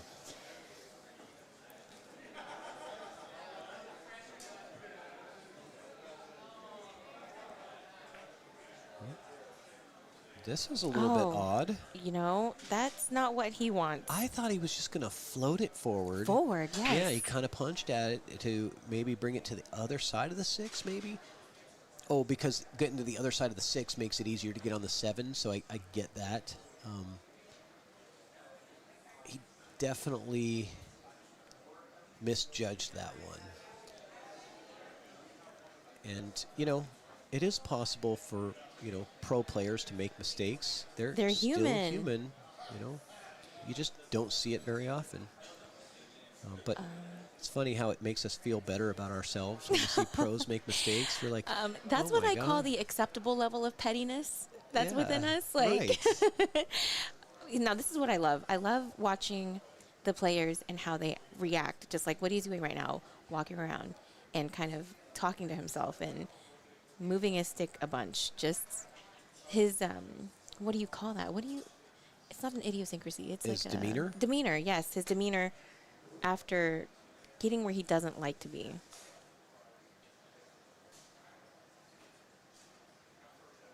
Did I miss something about gargling toothpaste? I don't know. Okay. I got lost. All right. Oh, What a my cut. goodness. But he gets himself pretty tough on this 7. Yeah, he does. He's going to bank it out, I'm sure. I don't think maybe there's a not. safety, you know? Yeah, there is. I think he can get it behind the 9, and I think that's a pretty high Okay, percentage safety, but he also is probably a favorite to make the bank as well. So let's see what he decides to do. He's banking. He's banking it, and he misses, though. No, he didn't. Yeah, he Oh, did. he did. Yep. You called it. I thought that was going to grab and throw it in. If he hit the other rail, if he hit on the other rail, it was going to go in, but he hit the short rail. Diamond tables are tricky. They're not as forgiving.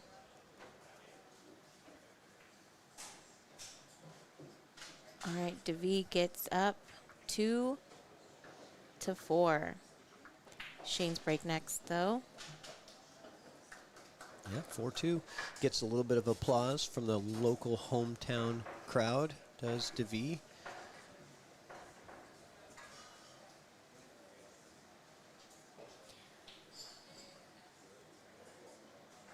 This is a fantastic event held at the Golden Fleece. Big shout out to Dave and Kim and their staff. Happy birthday to Kim Jones today. Oh, happy birthday, Kim.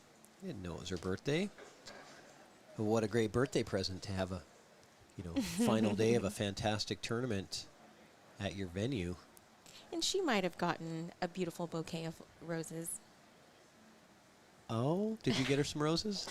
Nice. You're so thoughtful. It was a group effort. Oh. Well, that was very nice of you. All right, so here's what I see here. You ready? Hear me out. I'm going off this one ball, coming to the rail, spinning back out, and then the next shot, I'm playing The 2-9 carom. But that's me. That's me. Okay. Okay, 800. That's me. I don't know if SBB is gonna take my advice or anything. I was giving him lessons earlier and kind of showing him some shots like that, but I don't know if he's gonna listen to me. When we were doing some sessions earlier.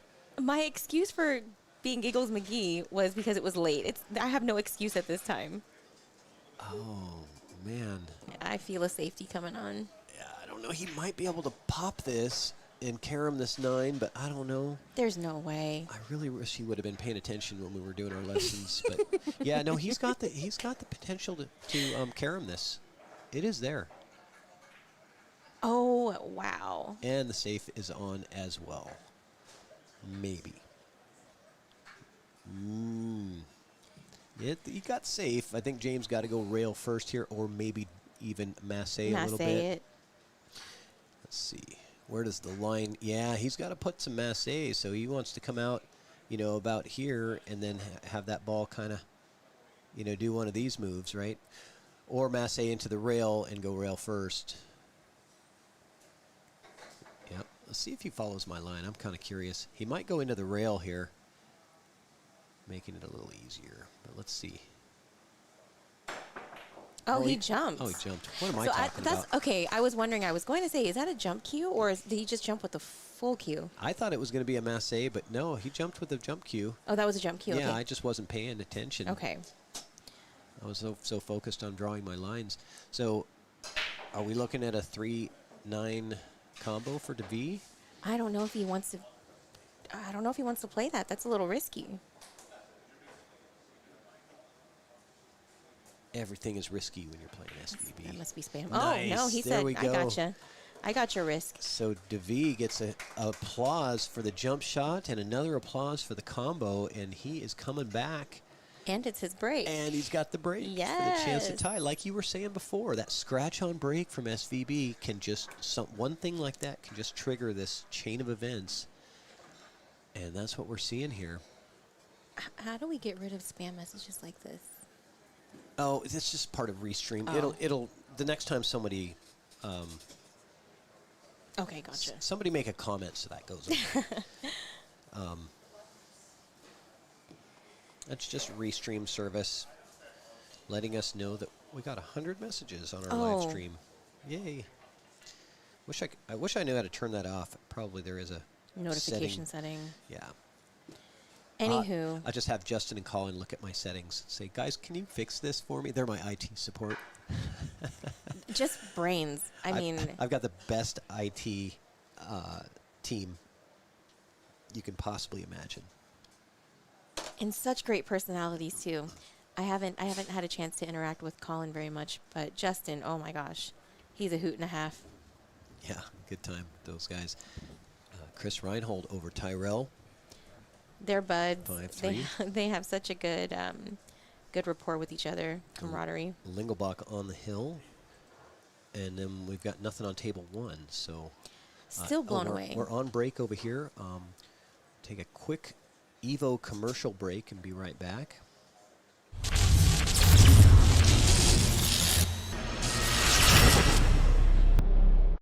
Introducing Evo Sports, the future of live streaming.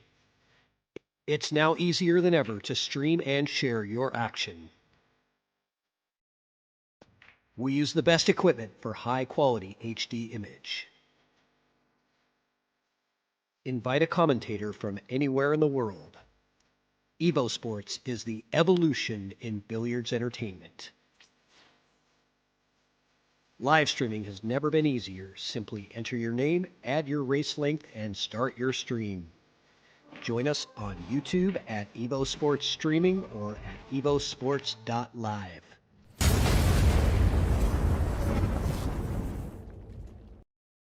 All right, let's take a look at this Chris Reinhold and Tyrell Blowers while we're on break on the SVB and DeVee match. And Tyrell fighting tooth and nail against a very strong player. Yeah, Tyrell, CSI 10-ball champ. Yes, right? he is. 2024 champion. Yes, congrats. Yep. And then Reinhold, he is now native to Louisiana. Is that right? Okay. He moved from California then? Yes. Okay. He was in Texas for a little bit. Now he's in Louisiana. So if y'all are in Louisiana, hit him up for lessons. We are going to switch back to the SVB and DeVee match as soon as they're off break. I'm keeping an eye on that table, but just giving you guys something to watch in the meantime. If you want to watch this match instead of Shane Van Boening, you can tune in through the Evo Sports Streaming. YouTube channel, Evo Sports Streaming YouTube channel, and we have a playlist for the Don Weir Memorial. All of the matches are listed on that playlist. And the live ones are right at the top, so making it very easy for you guys to find whatever you want to watch out of this tournament or any of the other locations as well that have Evo Sports. You'll catch all those live streams as well. So, Shout out to Colin and Trevor Sickendick over there commenting this match. yeah, doing a great job, part of our volunteer commentator crews. And we're going to get back to the action here. Here we go. Shane off of his restroom break. Good morning, Chad. Well, kind of. Good afternoon, Chad. Joined us last night late as well.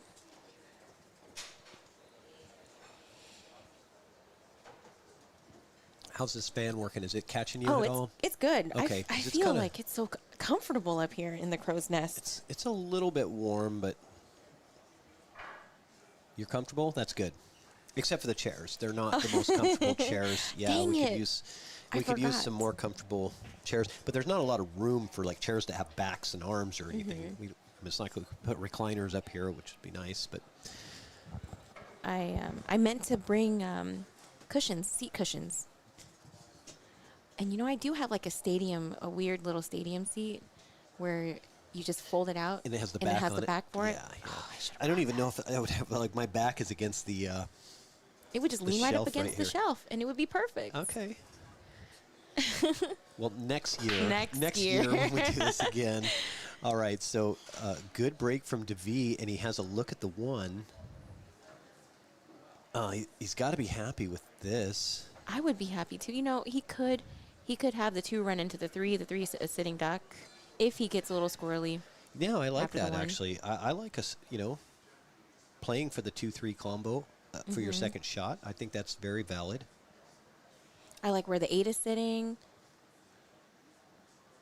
Yeah, the 8 plays to the side, doesn't it? Let's take a look. I believe it does. It doesn't. It looks like Sorry, it's guys. on the knuckle, but it's not.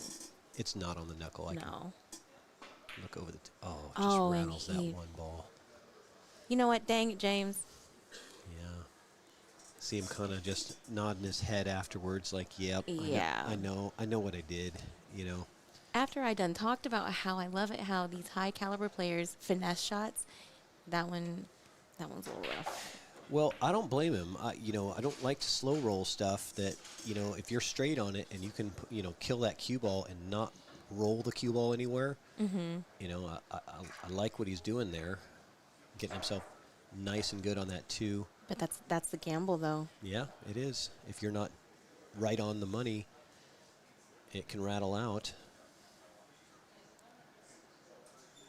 And that's a shift right there. That is a shift, and I think he did give Shane this rack. I know, and that was such a beautiful break, too.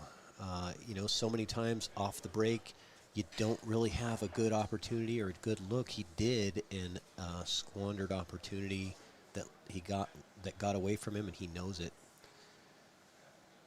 And there's nobody that he wants to beat more in this tournament Oh, than SVB. for sure.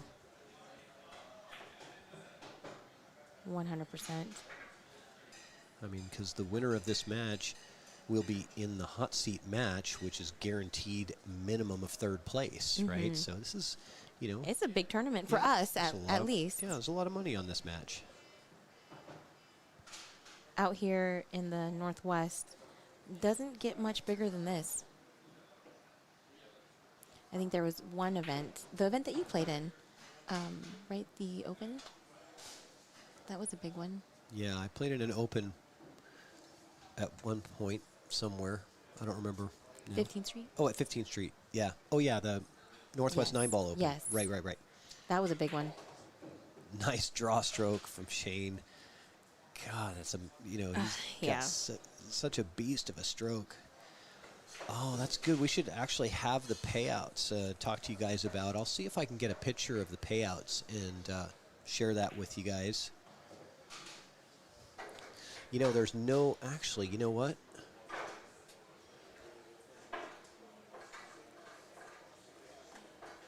Let me see if I can use surveillance. I love your style. I can just phone, I can ask Mr. Weir to send it to me. How about this? Oh, you're amazing. There's your payouts, All right. guys. First is 11,000. Second is 7,000. Third is 3,500. Oh, that's a huge dip. Yep. And then, as you can see, the side pot down below. Wow. Yep. There's your payouts. Okay, we're going to go back to SVB with the break. Yeah, some good money in this tournament. He does not like that break. No, because the one went down and the two is on the rail, making it tough to even play safe. Everything is kind of spread out, so there's not a lot of places to hide the cue ball here. Yeah. You are welcome, William. Glad I could help. It's easier to show you than it is to tell you.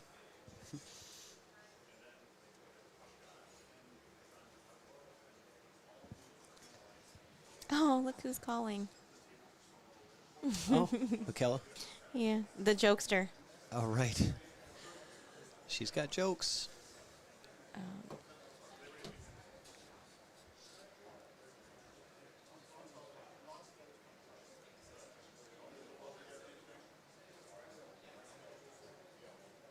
So SVB played as good as he could have with that position that he had. Just thinning the two over to the pocket. I mean, you never want to leave the ball in the pocket when you're playing safe. But that's No. really all he had. He didn't really have much opportunity to do anything else or hide anywhere. So really smart play from SVB to put the pressure here on DeVee to try to get this kick, and I think he wants to go two rails with it. Oh, so close. Coming two rails. All he needed to do was just clip that two a little bit, and he only missed it by a couple of millimeters. So SVB gets rewarded for that save. Kathy, if you missed the payouts, shoot, I believe you can just rewind it a little bit. Or Yeah, you could rewind the YouTube video and it'll be on there. I'd say maybe a minute. I can go back to it later if you guys want. First was 11,000. Second was 7,000. Third is 3,500. Yeah. That's what I remember. I'll put it back up for you guys after this rack is over. I just don't want to miss any of the action here. SVB looking to run this rack out Yes. and go on the hill against Deuel. And man, Deuel having a really good opportunity to really make a good comeback. comeback into this match. Oh, he shot that perfectly. That's exactly what I was hoping he would do. Just draw back on that 5 that he was straight on. Smidge to get on the 6 at an angle, come out for the 7, same pocket. Yeah, beautiful. Kathy, I don't know if the payouts are on Digital Pool. I haven't, I don't know if they update that in there, but it is written on the beautifully done big bracket here Yeah. on site. He's got amazing penmanship. Yes. All right, SVB on the hill. And I'll get over to those payouts for you guys. There it is. There it is. Yeah. Kathy. The main is on the left, where you see there, left side of your screen. First place being 11,000, paying all the way down to 13th or 16th at 400. Side pot action is starting at, oh man, you know what? It's starting at look, 7, was it? You know, people have no idea that we're trying to zoom in on the payouts How here. dare they? Yeah, so Move out of the way. I'm kidding. it's not their fault. It's not their fault. Like perfect timing. Is that Damien? It is. Yeah, it's Damien. Come on, Damien. Look at look at the big screen. They're about to move here. Okay, there you go. All right.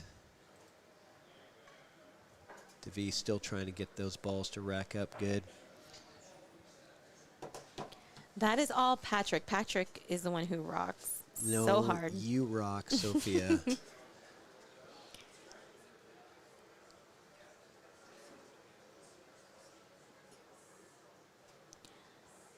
Nico, I believe he was pick of the litter at 2,400.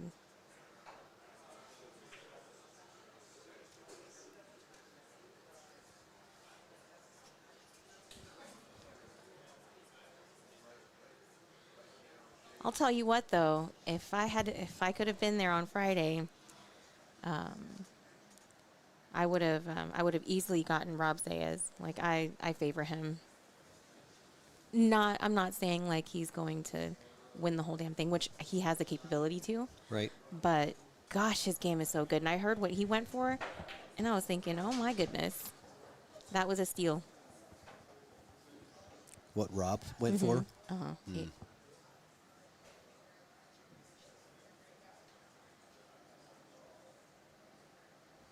And if y'all want to check out the bracket is on Digital Pool.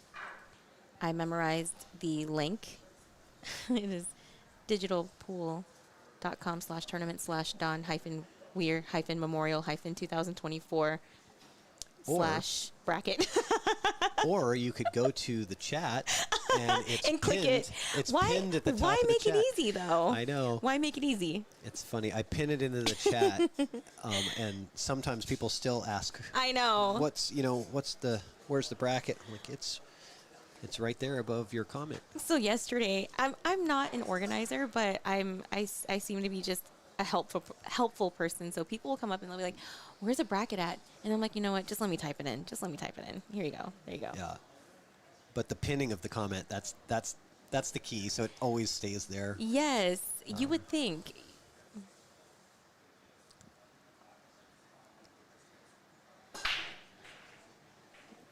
James has a lot of pressure right now on him. Yep, maximum pressure. He had really given away after that great break, being down 4-3 with an opportunity to break and run and go tied 4-4. That just kind of crushed his spirit a little bit. It crushed my spirit too a little. Yeah. I mean, because he is a local favorite, right? Of course, yeah. I'm rooting for a great match, Yeah. nonetheless. I don't hear any cheering for SVB on all of his great shots, but every time James DeVee makes a great shot, you get a round of Yes. applause from all of the spectators that are out here. Ain't that something, though? It's because Yeah. I think it's because people have an expectation for SVB, but also because James is a local.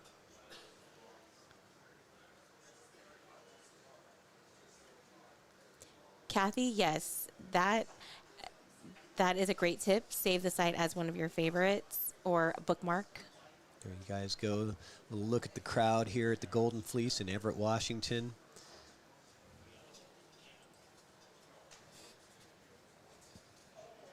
I just saw Chris Reinhold walk away, so it looks like he may have taken that match from Tyrell. And James might get a little love here. Yeah, I think so. But SVB does jump pretty darn good.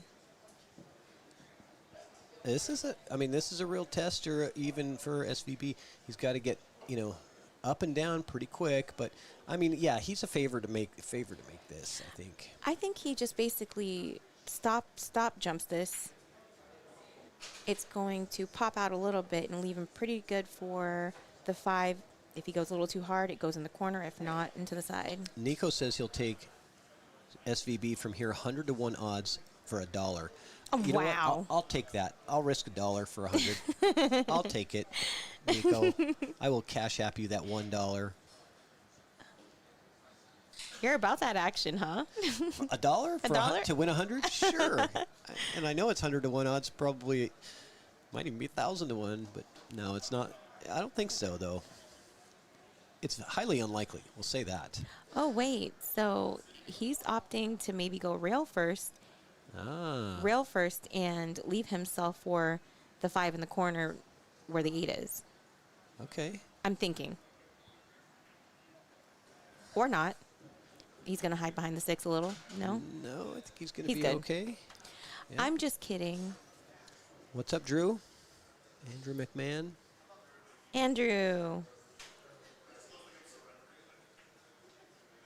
I for sure thought I would see Andrew here in the crowd.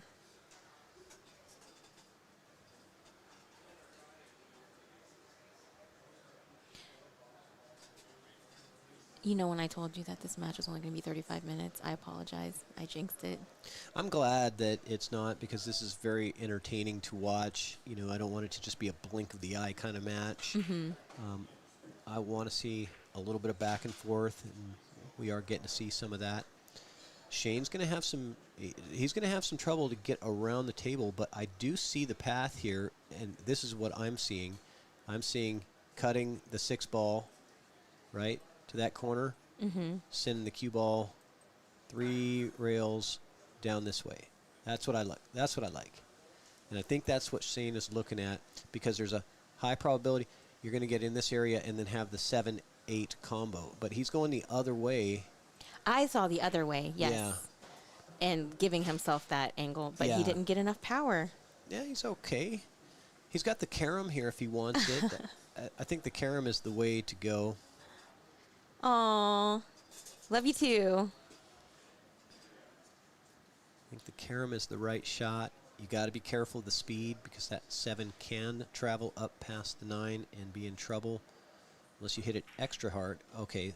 Oh, then just. you don't have to worry if you do the combo instead of the carom. You don't have to worry about it. And leave the 7 just perfect. I think he's going to go a little rail first, yes. Yeah. Oh, hi. Excellent out. And James concedes the match. And Yes. there we go. A round of applause for SVB. SVB will be moving on to the hot seat match next. But before that happens, we got another epic marquee matchup coming up with Tony Chohan and John Mora. And I think Molina Mike, He should be coming back. yeah, I think he's over there next to Chohan. I'll go snag him. Would you mind? Not at all. I appreciate it, Sophia. Thank you so much. Yes, thank you for having me. Absolutely. Great job.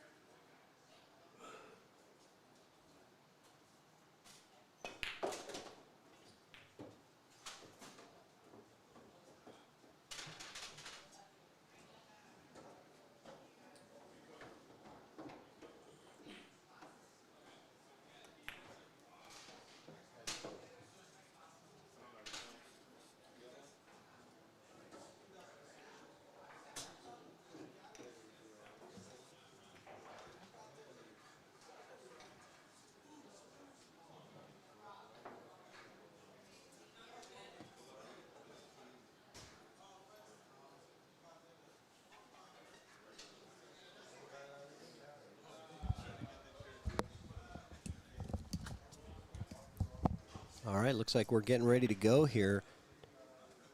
John Mora versus Tony Chohan in this A-side semifinal match.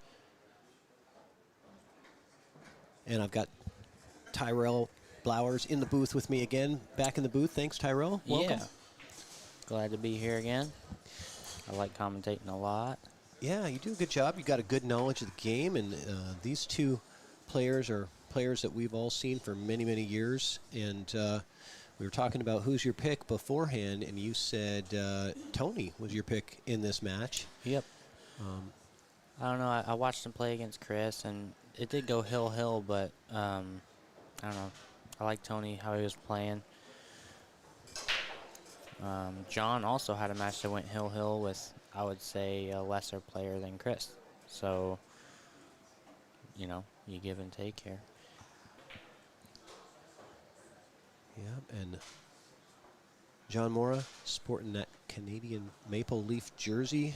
Oh, yeah. Let's see, now that Stan is eliminated, I think he might be the only Canadian left in this tournament. Oh, okay. And we're so used to Canadians coming down here and taking our American dollars back across the border because they tend to do that. BC has a very strong, strong reputation and a lot of strong players out of there. So. Yep, for sure. Do you ever get like Stephen Holland out here? Yeah, Stephen Holland, Stephen Folan as well. Simon Pickering comes up. Eric Vargas. We get some good, Get Sean Monkman over here, any? That guy plays really good. Yeah, I haven't seen him, but it's possible. Good break from Mora, but the one doesn't really dress up anywhere. Let's see here. Yeah, I'm going to say Mora is my favorite on this matchup. Okay. And maybe that's just because I'm biased and I think Tony is just a one-pocket player, but that's me being ignorant. Tony can play pool on any game. He's not here for the game. He's here for the money. Right. On paper, John is the favorite for sure. But I'm going to say Tony, just from what I've seen. Morgan Joe, this is an invitational tournament. So it's just players that get the invitation. Now, some of them, not all of them are pros. A lot of them have participated in this tournament before. They typically get asked to come back. And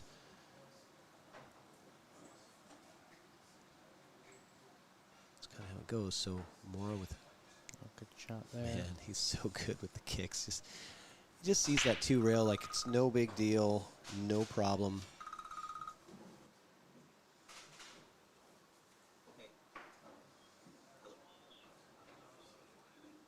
No, I'm good. Thank you. No, I'm all good. Okay, bye. Oh, hey. No, I got Tyrell in the booth instead. Okay, thanks. Bye. Yeah, that was a very tough shot there with that one ball landing on the rail.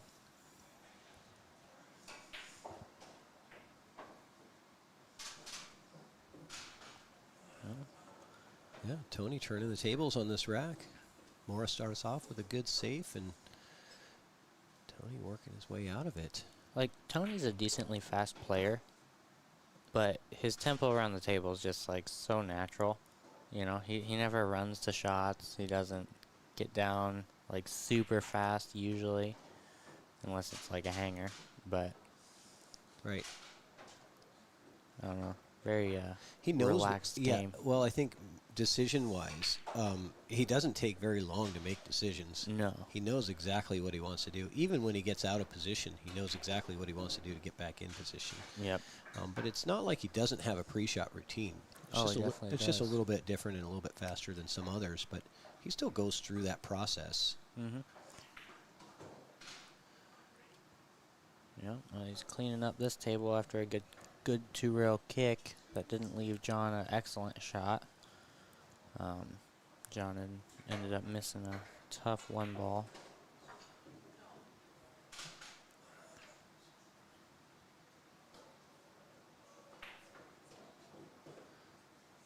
All right, T-Rex off out of the gate with the win and the break. Yep, broke serve already. Yep. So as long as they hold serve now, Tony should win, right? Yeah. Yep. William, after this match, all of the matches are race to 7. So B-side, A-side, even finals. It is a double elimination, a true double elimination. So there could possibly be 2 race to 7s in the final set, but there is no longer race.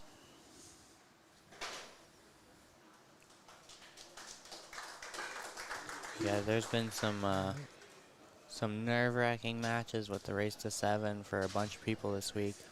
Quite a few hills, I think, and Yeah. Steve Lingelbach getting a round of applause over there. I think he made a good shot. He's playing against Chris Reinhold over on Yep. table 1. If you guys are interested in watching that, switch over to table 1. yep, Chris Reinhold put me out of the tournament.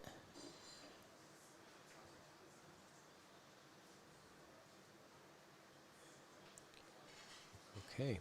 Well, Tony with a dry break. yeah, didn't one ball didn't go, and he had a little loose cue ball. Triple G says they'll chop at midnight. I think, I'm honestly, I think we're going to be done around 9 or 10 p.m. I think this is when we're going to see the finals finishing up. That's my guess. Yeah, it's running pretty good today, I think. They're pretty on schedule, having matches go the whole time. I don't think this is a tournament that they're going to see a chop in because, they have to give that plaque to somebody and, Yeah. it's more of a ceremonial type of invitational type tournament, so it's not just about the money. It's not like there's ranking points available, Yeah, so I don't think we'd be seeing a chop. Well, this is not easy. Like, where do you even push here? You can't push anywhere down, like, to even on the top side of the table as we're looking, like the left side. Because then the carom off of the 2 goes, and Tony's going to take that. Right. Yeah, this is... Can you come off the 1, come into the 2, and real soft, and have the 2 come off the rail and come back out to block? It's possible, I mean, but you have to hit it absolutely perfect, right? yeah. I mean, it might be, like, easier than I think if he hits... What you're saying is hit the 2... Yeah, coming into this 1 ball, Right. kind of here. Because the 2 ball is going to bank Nice into and the easy. path of it. Yeah, exactly, but you got to hit it really perfect. Yeah, that's a... I don't know if these going. Tony might have seen that shot, but I don't know if John would see that shot. Oh, So wow. he goes for the He fired at it, too. Yeah. Straight fire there, trying to get that 8 ball to combo in. No, you're good.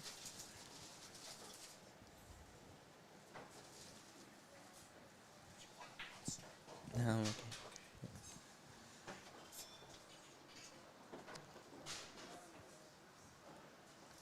All right. Well, see if Tony plays a safe or could play a carom off of the rail. It's almost like a ticky in one pocket, or he'll play the combo. It's tough to get back on this one with the combo, I think. Oh, wow. Ooh. That's cold right there. Yeah, that is. He's looking at it like, how in the world? Didn't even have a full pocket for it. Yeah. It's amazing how often we see side pocket scratches on 7-foot diamonds because those sides are big pockets, and the 7-foot table just means you got more pocket space, right? You got Yeah. less rail. Yep, bigger comparative to the rails, And when you're trying to come around the table 3 rails, you just get a little bit too much English or whatever, and it shortens up into the side. Yeah, and with that shot, I mean, you can't really think about it. You just kind of have to play it to get through there, because it wasn't, he didn't have a big path to get through there. Well, Not sure what John is looking at. I mean, Yeah, and I like how he sets the cue ball down and then walks around the table, Yeah. right? I think that's a good strategy rather than walking around the table and then setting the cue ball down and getting down on it. It just gives you that better visualization of the shot, almost like somebody else had left you that shot. Right. Not that you had actually set it down there. so he's going for the 3-9 carom. I wonder why. I'm surprised he didn't get straight on this ball or straighter and just draw back a little because the 4's up table, 3 leads to it, you know. And he got bad on it. Yeah, I think this is really tough, actually. Yeah. Don't you think? Yeah, I think he might have to play a safety here. It's not an easy safety to get like super. Oh, well, he he's could looking go at the for that. combo. Okay. I think that is like easily double kissed, right. you know, Right. because he has to hit it so thin. I see what you're saying. Yeah. You come back. That cue is going to have a lot more speed on it than 3 is. And Yeah. come back and double kiss it before it has a chance to connect with the 9. He might be able to just miss it, but it's close. It seems like it from this camera angle at least.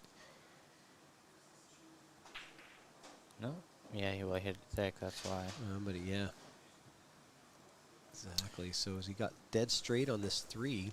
Pretty surprised on his decision for that out, really, because I feel like the cut on the 3 wasn't that hard, and it just drifts up table for the 4. But maybe he saw it differently, I guess. Force follow, maybe? Oh, yeah. That's a good shot. Beautiful. It's like that cue ball is remote control or something. Yeah. Sit over there I with the mean, controller, just just move it over there. goes to straight in. Jeez. Yeah, probably didn't want to be super straight. I think Yeah, it's got enough never- angle to use some top. Not usually too straight in for 7-foot tables, but yeah.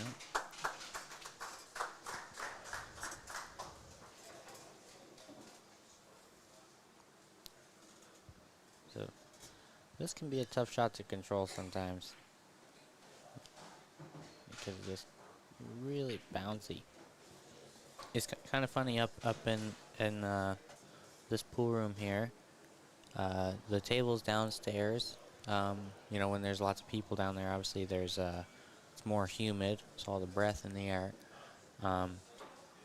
But the tables downstairs play a little more normal, and then these ones up here, since there's not as much of that humidity, play a lot bouncier. So it's kind of two different situations you got to adjust to, you know, per match. It's kind of interesting. Yeah, that's true. With the 2 floors, you do have a difference in the climate a little bit. Yeah, you're going to be a little bit more humid downstairs, right? Yep. So let's take a look over here and see what we have going on table 1. Looks like we've got Steve Lingelbach up 3-1 over Chris Reinhold. Really? Yeah, and then let's see what's going on if there's anything downstairs. And breaking. I don't think anything's happening downstairs. No, we're getting down to the. Yeah, I mean, there's only, 8 more players, right? 8 players left? I think Because so. I got 9 through 12, so. And congratulations, by the way. It's a tough Yeah, thank field, you. and I know you always want to come here for be in that finals or in that final 4. But being that you were kind of off your game a little bit yesterday, you had a great comeback. Yeah. Bounced back. You survived a couple of close matches, and Yeah, after losing my first match and getting two rounds into the payouts, I'm not. I mean, it's disappointing, but it's not. You know, it's better than not getting any money, right? sure. After losing the first match. All right. Well, we'll see if this 6-ball goes in for John.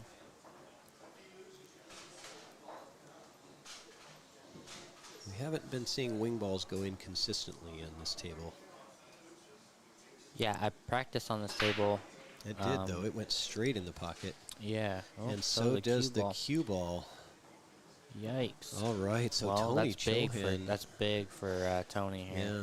Well, I'm glad I didn't bet you when he said Tony was your favorite, because I was thinking John Mora was the kind of the clear favorite because it's rotation and Yeah. small table. The clear favorite goes away when you get kicked in on the break. It sure does. Sorry, guys. I should. Unless John doesn't get, or unless Tony doesn't get out here, but I expect him to. yeah, this is really the shot. That's hit it really nice. Still kept angle. He's just kind of going.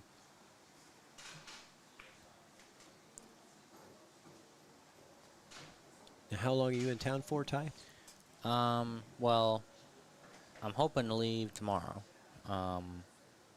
But I think tournament director Matt Cady, who has done a great job running this tournament, by the way. Oh, right. Yeah. I think he's actually he was thinking about riding with me all the way down to Wyoming. Oh, you drove out here. Yeah. Oh, okay. Yeah. Because he has to go to Casper right from here as well, so. So Wyoming, what's that, about 20-hour drive? From here? 18, It's 20 like, hours? yeah, it's like 17, 18 hours-ish, Okay. depending on how you go. I know it just feels like you're going through Montana forever. You know. Yeah. From east to west through Montana is just like, oh my God, how big is the state? Right. Is it ever going to end? Yeah, I'm used to driving. So Tony taking full advantage of the scratch on break from John Mora, which was what we expected, and he's going Yeah. to come up with an early 3-0 lead. And braking, which is crazy. Right. Like, this is a really big game. It sounds like Triple G bet on Chohan. That's his boy.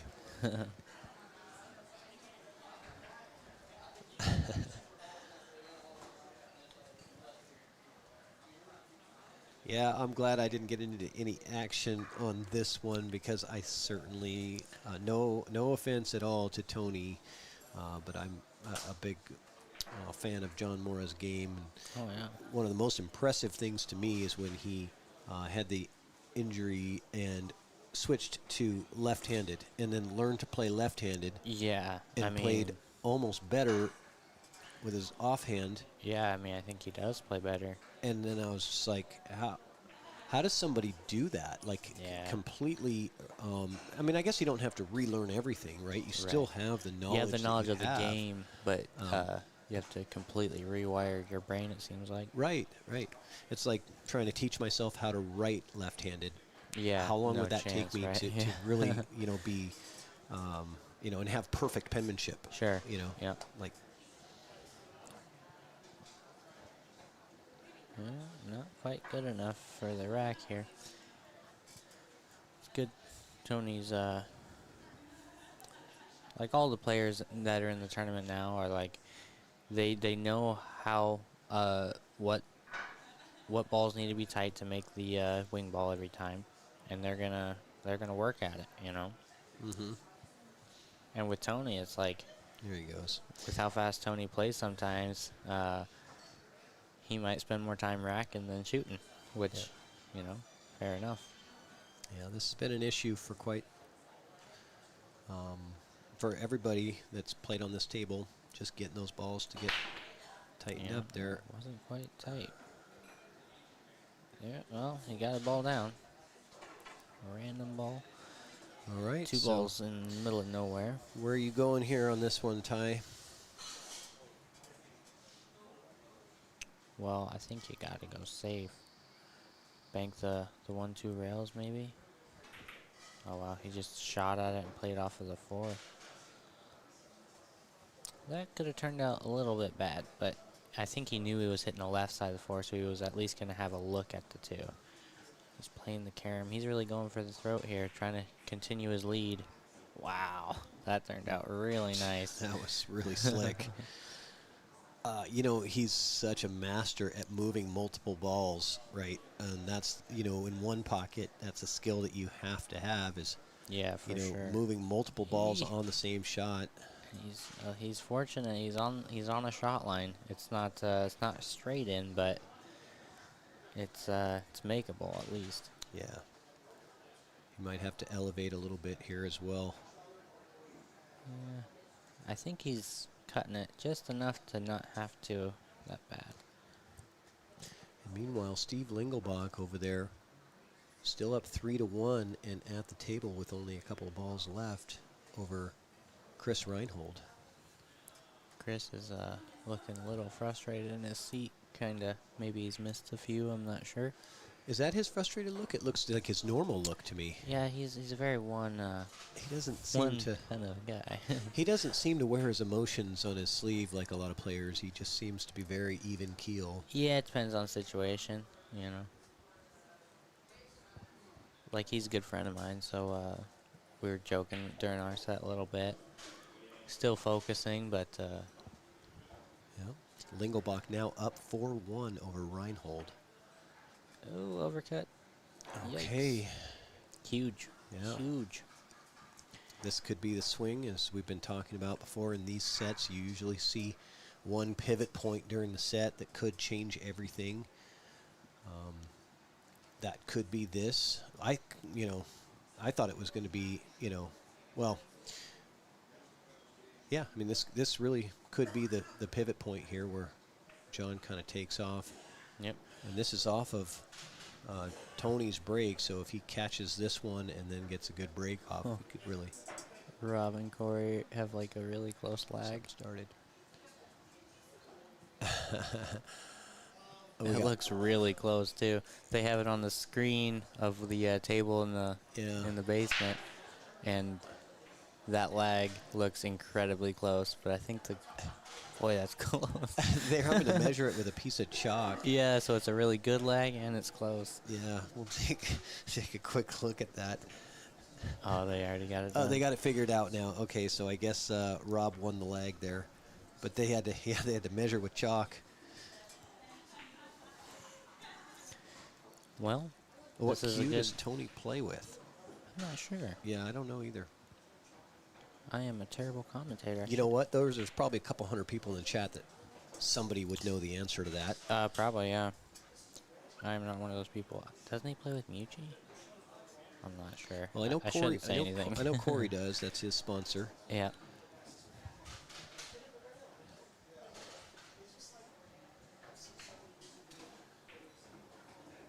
All right.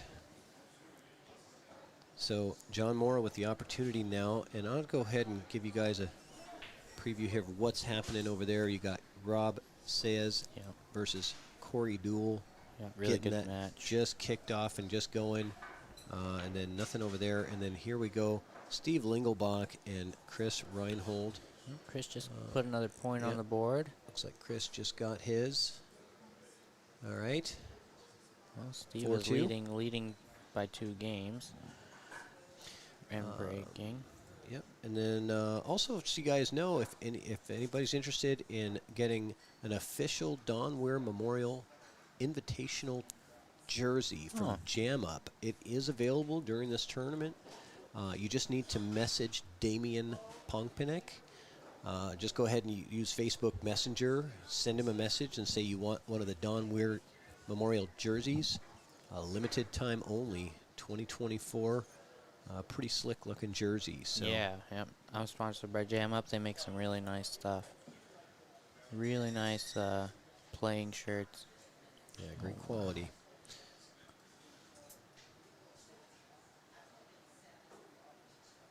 All right, Mora. Somebody get him a magnifying glass because he needs to really get in there and make sure. Yep. He's checking there- all the angles to see if there's any gaps. Sometimes I would but take a magnifying glass. Or just a Delta rack. yeah, that would be nice. Delta racks work pretty well. That pool hall that the Slotto guys are opening, they're going to have all Delta. Oh, nice. Yeah. So that's it's going to be a noisy pool room with all the Delta racks. Well, you can get the silencers in there that have Oh, really? the little rubber inserts. On Okay. them. So Maybe they'll do that. yeah, because otherwise they get real loud Yeah. for sure. I love the Delta rack. Shout out to Colby and Reed from Salado and Mint Billiards in Wyoming. Yeah. The Casper, Wyoming. Casper, Wyoming, the only pool hall now basically in the state of Wyoming that's actually an official pool hall. You guys have pool bars, right? Definitely the premier pool hall for sure. Yeah. Like, it's not even a question. And All Brunswicks. It's going to be great. Yeah, and lots of good, talented players out of that area, and a good pool culture in that area. So it's really good to see, them bringing something like Mint Billiards to the state of Wyoming and to that Midwest area, because it's probably kind of been a long time since there's been something really good. So Definitely. good for you, good for them. Really hope that is very successful. Okay, so John Mora now with a pretty good look here. You like going 3 rails with the cue ball and trying to avoid the 7, or do you try to actually run into the 7, maybe just to kind of use that to hold for the 2? I wouldn't run into it. He's going to play it with inside Okay. and just come a little bit below the 8 towards the 7, but not quite get there, I'd imagine. Yeah. Man, that is a beautiful shot. I hit that really nice. All right. They make those shots look so easy, but Yeah. they are not, especially when you're cutting it to the side like that. You have to account for the deflection and then the swerve, right? Because you're hitting it so soft with so much spin. Yeah, there's like a lot of calculations that go on during those shots, and I mean, once you know your stroke and your shaft enough, you can kind of get the feel for it. Yeah, good slow roll there to hold for the 3.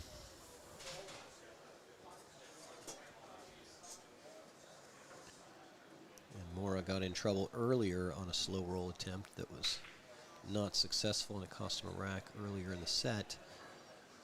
It is,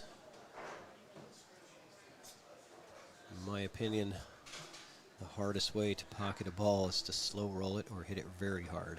Yeah. It's like you want this, keep that medium speed if you can. You're going outside, 2 rails.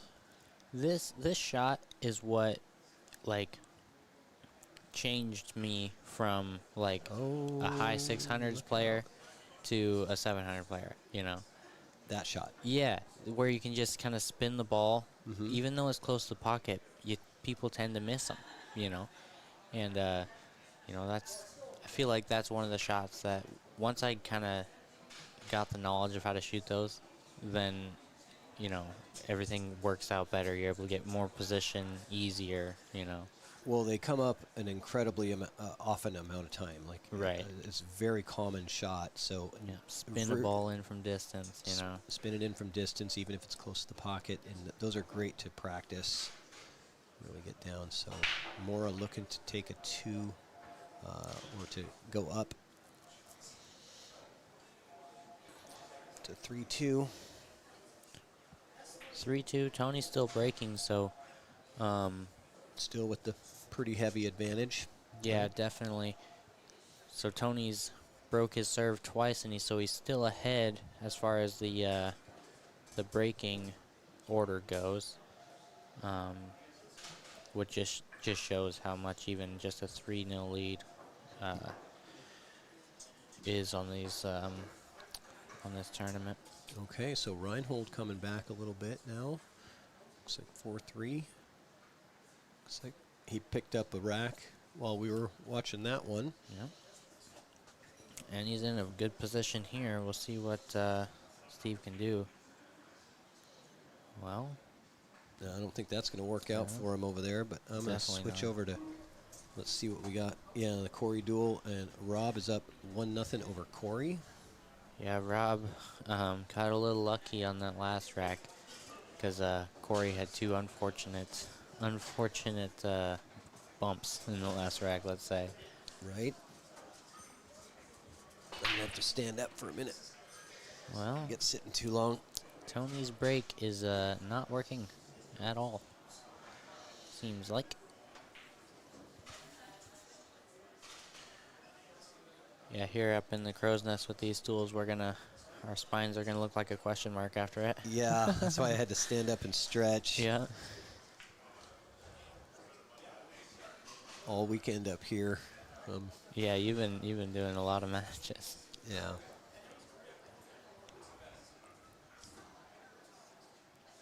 Well, it's kind of tough to see exactly what the layout is here for this ball. I assume he's going down towards the 5 to play a safe in some way. Oh, he tried to carom it. Yeah. Mora's being really aggressive. Really aggressive this set. Because that was a very tough shot. Like, and it, he had a shot on the 2, but it didn't come with like perfect position, so he had to do stuff with the cue ball as well. Right. So, yeah, that was a tough one. We got a couple hundred live viewers. Nice. Yeah, share the stream, guys. Yep.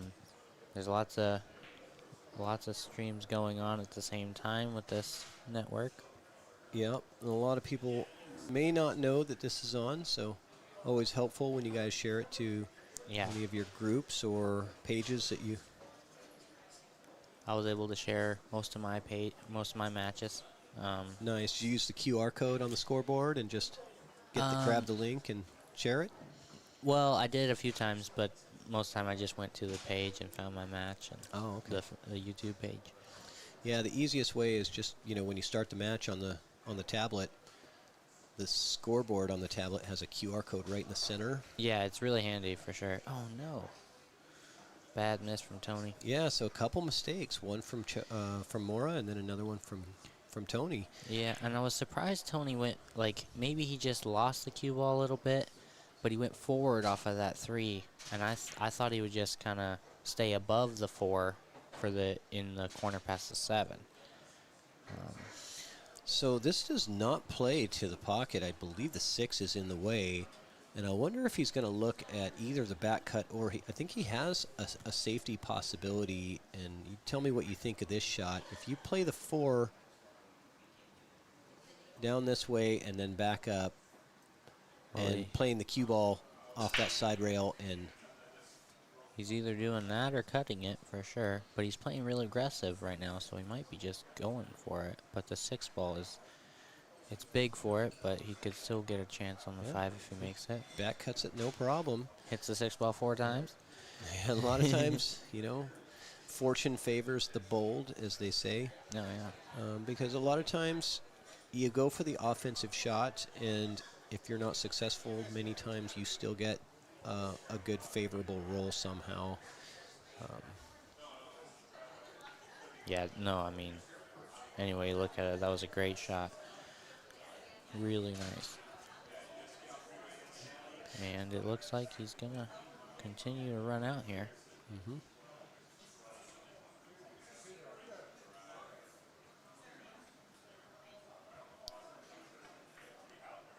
Good shot. That shot can be missed right there. Yep. Trying to hold it. Yeah. It's even more missable if he goes across, back and forth, because that's even tougher. Right. You were talking earlier about the deceleration in your stroke. That's kind of one of those shots that you see that happen a lot of times in. Definitely. I've done it a few times this tournament where it's just like, I feel like it's going to keep bottom English enough, and it doesn't, and then and then it gets in my head, and then I decelerate it on it. I decelerated on 2 other ones like that. I still made them, but just position wasn't very great. Somebody in the chat was asking about shirt sizes. Message Damian Pongpanic. Pongpanic is his last name. Not sure about the sizes, if they go up to 3 or 4X. I'm not sure. I think so. Yeah. They have a lot of different sizes in Jam Up apparel. Yeah, they're built for pool players, so they do get, I think you have some big guys in pool. Yeah, there are. Gotta have that Steve Miserak size. Right. We're playing this game in venues that serve cheeseburgers. Yes. Right? So that can add to the cheeseburgers and pizza. To the size chart. All right, so let's switch around again. Let's see what's happening over here. 4-4. Steve 4-4. Lingelbach, Chris He was up Reinhold. 4-1, wasn't he? He was. At some point. He was. That's a tough thing to come back from. Yep. But- And then let's take a look at Corey and Rob, tied up 1-1, with Rob breaking. And it looks like Mora's about ready to inspect his rack, make sure that it looks clean. He says good enough. Who do I call for Don Memorial shirt? Damian Pongpanic. Jam Up Apparel. You can reach out to him on Facebook Messenger. I asked him how should I tell people to reach out. He didn't have, I guess, the time to create sort of a link or a code for it or anything, but just reach out to Damien on Facebook Messenger is probably the easiest way, and ask for that Don Memorial shirt. He'll get you hooked up. We'll see the 6th ball goes straight in, makes another one, 2 ball down. and another one. And another, yeah, so he's got 3 balls down and a very good look at the 1. Yeah. No problems really here except for the 5 being on the rail. That's the only one, if you want to call it that. It's one you have to really pay attention to, I guess, getting from the 3 to the 5. Definitely. And he's got to decide what he wants to do right now. Because he can play it in the side and come below the angle just like he's looking now for the 3 in the side. For the 3 in the same side pocket. And you have a lot bigger area that is good position, I feel like, if you do it that way. Rather than stunning forward, stun run through down to the corner. Plus, it's just a tougher shot with the stun run through. Well, he landed just wrong on it, I think. Yeah, he really did, because, yeah, you have to be... Yeah, that was crucial to get the right shape on the 3 to be able to get to the 5s, you know, without a lot of work. He's not that worried about it, so maybe he has an angle. Yeah, he has an angle going up table, which he's just gonna. Bring the cue It's ball gonna be forward. not easy, but he can get good shape on the 5 from here. Oh, A okay. He had stun. Look at that. a little more angle than I Beautiful. thought he did. Beautiful stroke. Yeah.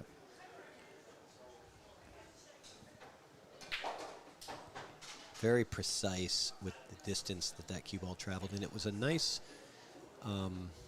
that he had the opportunity to stun it, because you're moving that cue ball much less distance, Yep. which always minimizes your margin of error. Well, he needs to be right-handed for this shot. No, he's good.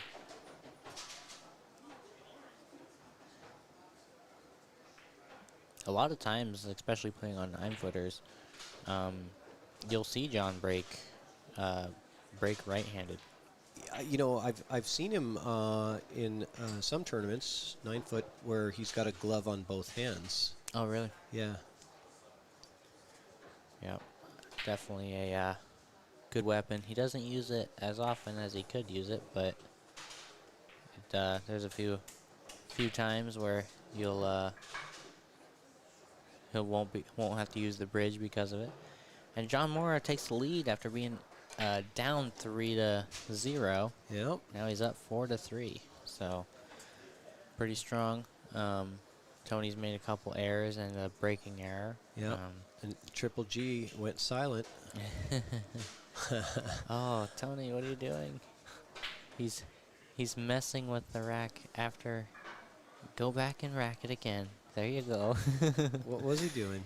Well, he didn't. He saw that the 1 ball wasn't on, and he was just like, "Come on." But you gotta. I mean, this is the most disciplined, and oh no. No, he's really not paying attention to having the correct balls tight. So it's kind of like a hit and hope at that point. You see the 5 didn't even come close. Yeah. Nobody's fault but him for that one, I think. Yeah. So But got fortunate there's no shot on the one again. are you pushing out here? And if so, Yeah. where are you pushing to? You can go ahead and show me if you want to use it. Oh. I'm curious to hear your thoughts on what you like here. Well, he doesn't have to push out. Because if you push out to a jump. This is probably the best position to be in for a jump, right? Right, yeah. If I push out, I'm pushing out to a tough shot, and I'm trying to roll this 6 ball onto the 5. He's going with the push out. Shooting at the 5. Maybe put the 5 onto the bottom rail. Huh. Or You see, what? Yeah, Tony's not taking this. no, he's not. He didn't even get out of his chair. And why would you push to that if you know Tony's not going to take it? You're just pushing yours to a longer, tougher jump. And plus, jumping Yeah. from over the 3, you had a better chance of getting safe. Yeah, I agree. If you know you're getting it back, but yes. I mean, he has his own methods. Right. And who am I to say he's like a 800 Fargo? You just jump it in. right. He wanted to It's a round of applause from the crowd over here. make it tougher for himself, show off for the crowd a little bit. And he did. Yeah, It's good. crowd likes highlight reels. Yep, that's always And good. Corey and Rob downstairs battling it out, still tied up 1-1, but it looks like, Yeah, Rob kind of. yeah, Rob's in a funny spot, isn't he? Yep. All right. And then I think Lingelbach is up over Reinhold, 5-4. You know,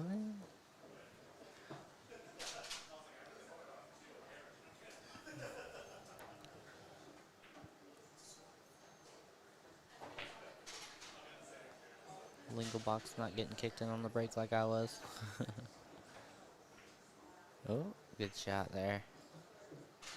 Yeah, well played. Comes right through, and I think got right where he wanted to be able to hold the cue ball there and stop. But maybe a little bit further forward, right, would have been a lot easier because now he is tracking kind of towards that 4. Yeah, And- he's perfectly fine here, I think.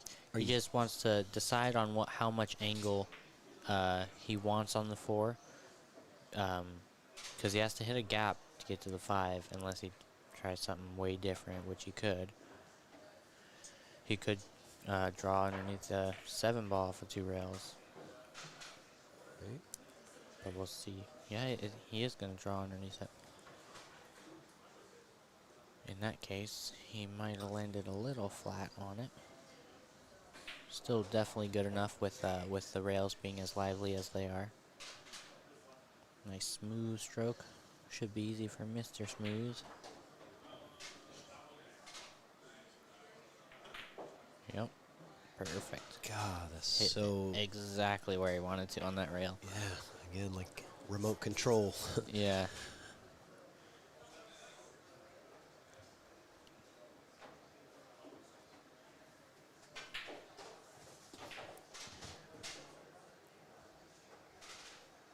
It's coming out a little bit of outside, coming to the other side of the 6 here. Good shot. Yep. He's got a nice, just perfect angle to draw back and have a little more room to get shape on the 7 Yep. Off the rail or here. off the rail, yeah. Yeah.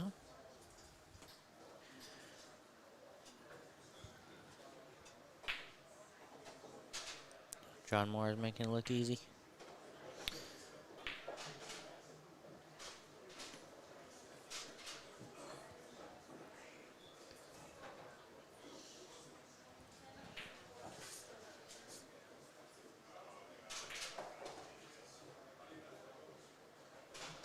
Yep.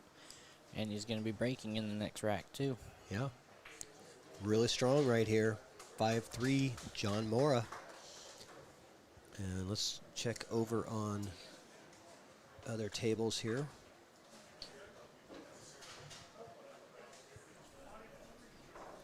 Rob up 2-1 over Corey. Corey breaking. Break looks pretty good, Yeah, but got a shot. not sure about that one ball. Let's take a look at table 11. Doesn't have anything going. Then we've got Reinhold and Lingelbach. Steve up 5-4. That was Steve And he shooting, almost up 6-4. Steve looking to go on the hill and eliminate Reinhold from this tournament.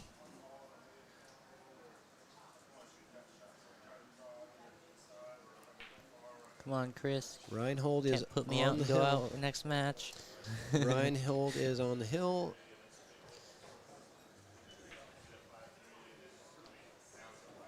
While Mora's still trying to get that situated.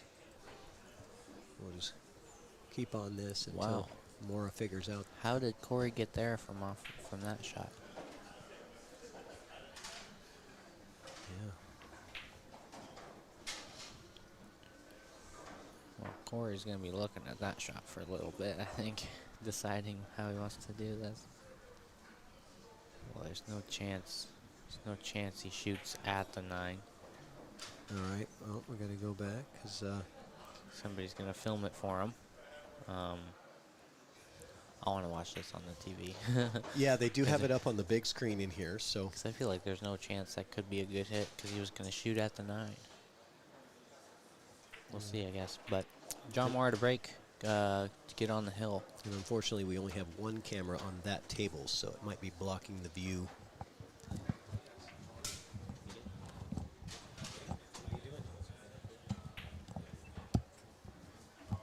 All right, so Mora with a 2-game lead and the break. So what a big turnaround. He's won 5 straight racks, Yep. being down 3-0 in the beginning to Tony, and Another 3 balls on the break. wow. Almost had a perfect shot on the one with everything over a pocket, but he's got to do a little work here. And meanwhile, Lingelbach over on the other table scratched on his break, just barely drops into the side pocket. Oh, Heard a big shot. an audible groan from the crowd over there. Definitely a Northwest favorite in the area. Well, I think he's going to shoot this with outside and go into the 7. Well, no, he's going to shoot it with inside and go back and forth.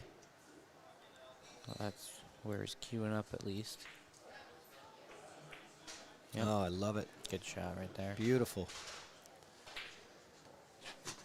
He's got an amazing stroke. Just hits the ball so clean. And you're going to check with some inside and come in. You want a little angle like that, I guess, right? You don't want to be Well, perfectly straight on it. I'd have rather been perfectly straight on it. Really? For that shot. I mean, cue ball on the rail and the object ball on the rail is never. oh, if the if best 5's on the scenario. rail, then no. Yeah. But I'd have liked to have been straighter. So we'll see what he does here. Good shoot, good shot right there. Yeah.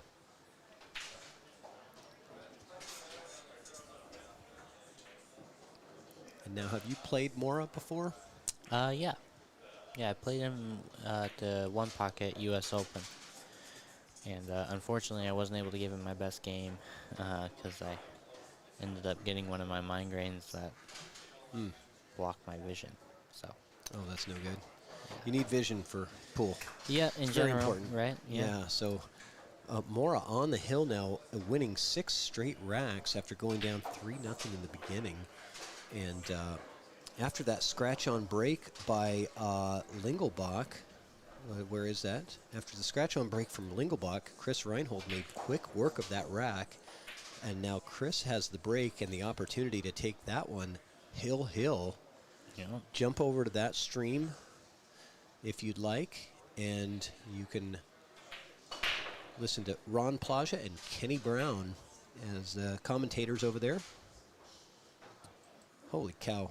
Oh, Tony already broke. and He made already a broke. ball. They've been taking forever to rack the balls, so I thought I had some time to look at the Yeah. other table, but Tony's just throwing him up there and hoping. yeah, he just kind of threw him in the rack and went. But he did make one this time. It was 5 ball's not in a great spot. right. What are you doing with the? What's Depends your? on this shot right here. You're breaking it out here? Now I'm breaking it out, yeah. And he'll just draw down into the 5. Not too hard, I wouldn't imagine. What happened there?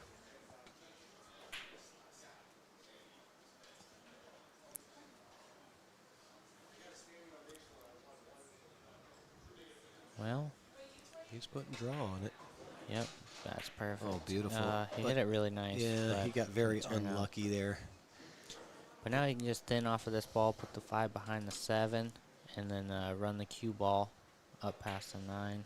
Yeah, I like that. Oh, he's jacking up for some reason. Try to get behind the 9. Don't like that Oh. shot at all. Yeah, I felt he could have gotten flat on the level with his cueing and just thinned it and Yeah, well, gotten maybe a better result. he was pointing like he wanted the 5 to roll behind the 7 with that same angle, which in that case, you're going across the line of the 7 instead of into the 7 and your cue ball going into the line of the 7. Like, I don't know if I explained that very well, but it was much harder to do. Crossing Or- the tee versus going into the line. Yeah. Well, he should stop shot this ball here, but he could go 2 rails under the 9. And that's what he chooses to do. He overran it, though. That's so why the stop shot's probably a little bit easier. yeah, extra opportunity. Yeah, because you don't have to judge the roll with a stop shot. Right. And he did have 3 balls to get behind there, and it's not unfortunate. It's a little Oh, overhit, look at this. but So a couple of positional errors, one from Mora and back-to-back, and then one from Tony. yeah, Tony got up and shot that one quick. But this is a winner's side match, so both these guys still got a barrel in the tournament. That's right. Tony's going to jack up and draw back about a foot here, leave himself a thin cut on the 7. Well, he drew it all the way back for the side. I don't think he wanted to, but he did. Or at least he wasn't pointing like he wanted to. Not easy shot here. Not easy over the 6. Or the 9, rather. Okay, good enough.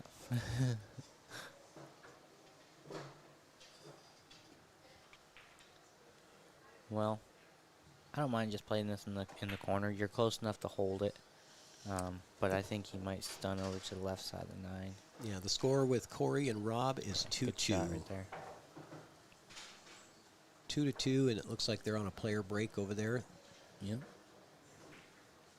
All right. So Tony gets one back, and that's 6-4 there. Let's see. Yeah, 2-2, and Rob's break. This is live. That's delay. Yeah. And then over here, All right. 5, Reinhold. 6, and a shot. Reinhold with an opportunity. He might not be able to make this ball past the 6, but at least he has a safety opportunity, if nothing else. Yeah. Shoot the 2 into the 6 and drift behind the 5. One of our tables, we have Yep, kind of just like that. Just like the drawing. commentator drew up, as Yep. if you were drawing it yourself. Huh? All right. They know what they're talking about over here. Yeah, Yeah. and that's exactly how he played it. Not sure. I don't think he got there. He Yeah. didn't cut it enough. He had plenty of room to cut it, and that's why he's smiling. He's like, I had so much room. He could have hit the rail and went off 2 inches and still hit it good. Yeah. And I tell you, Mora is still racking the balls. He's taken a lot more time to rack than Tony certainly did. Yep. Well, this is no easy shot here for Steve. Oh, just makes it, but is the scratch on? Oh, Okay, I'm going to have to switch quite. back now. Looking like- Long straight in shot for Steve after that one.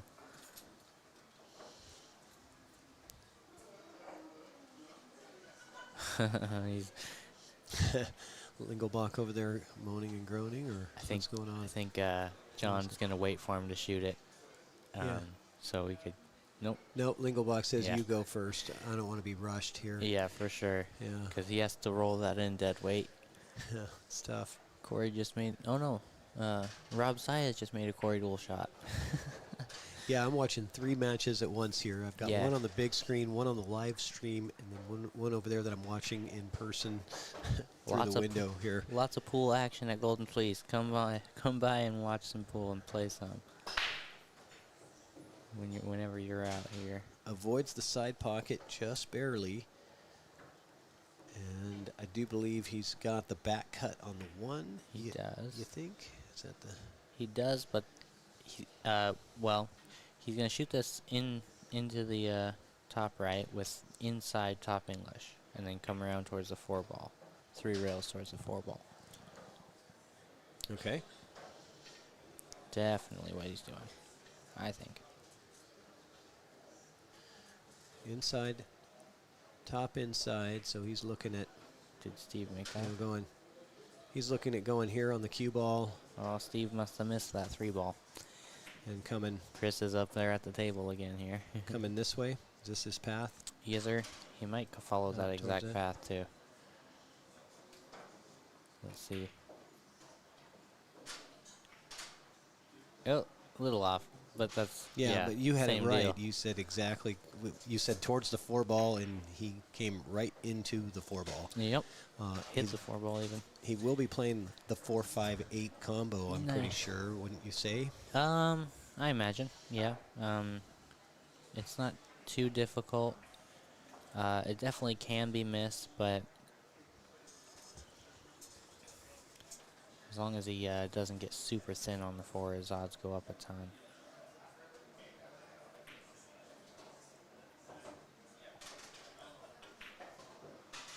Oh, perfect. Dead perfect. Yeah, that one you do want to be dead straight on because He all got of these so balls good on that. are lined up perfectly straight. Yep. Now, do you hit this slow or just medium with stop? Medium, just enough to stop the cue ball, because the 5-ball is going to get out of the way since the 8-ball's on the Right. inner side of the pocket. So you just want that 4-ball to stay there. Okay. It's okay. That could have turned out bad for him. He did what you said. He hit it just hard enough, Yep. to stop the cue ball. That 4-ball got so much energy going through the 5, like it almost followed into the pocket. It had that much speed, which is not very likely, it seems. It's kind of weird. It's not what you would have expected. Right, I thought it would go like a half a diamond forward. And meanwhile, Reinhold and Lingelbach in a big safety battle, but Reinhold just delivered the death blow, I think, over there, locking Steve up to the backside of the 9. It's going to be interesting to see how that works out. Are we going to watch Hill on that? If we Well, it depends on if Mora wins this. I think we'll probably jump over to that. Why not? Well, mean- I was wrong, everybody. John Mora swept up after being down 3-0.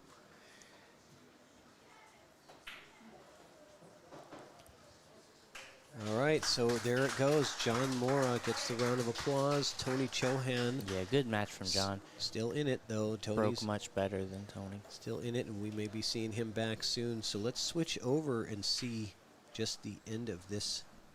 Not that one. Hold on, sorry. Oh, wow. This is the safety that he laid down, and I don't know. I said death blow, but I don't know if it is. I think he might have the potential to kick his way out of this one. Yeah, boy. If he is touching the 9, then it takes away many options. And that's kind of what he's looking like, that he's touching 9, because Yeah. if he wasn't, he would just kick above the 7 and try to kick it in. Looks like it is, or it's really close. Yep. But also the side pocket, kicking at it from the short rail, long rail to the 5. The side pocket's really in the way for it. You tend to hit it when you. Oh, what is? Not sure what What they're drawing up. What they're drawing Yeah, there, but I see what he's drawing. He's drawing a 3-rail kick to the 5, but oh, good I don't- shot. Yeah. Very good shot. And just so you guys watching at home know what's going on, we're not actually streaming this one. I'm just hijacking and peeking into the other camera view. Yes. If you want to watch this stream, it's on a different stream Yep, on our Kenny YouTube and channel. Ron. Yeah, so Kenny and Ron are commentating this, so they're doing the drawing and commentating and that for this match. We just Hitching a ride. Yeah, we just barged in the back door. They can't hear us though, right? No, they Okay, can't hear good. us. No, we just barged in the back door. They don't even know we're here. Right. I feel like Well. it's like voyeurism, kind of. A real thin shot for his tournament life here. Oh, good Beautiful. shot.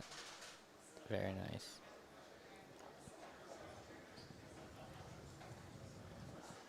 On these tables, for whatever reason, keeping the draw, like the subtle, like 1.5 feet, 2-foot draws, they're very tough on this table.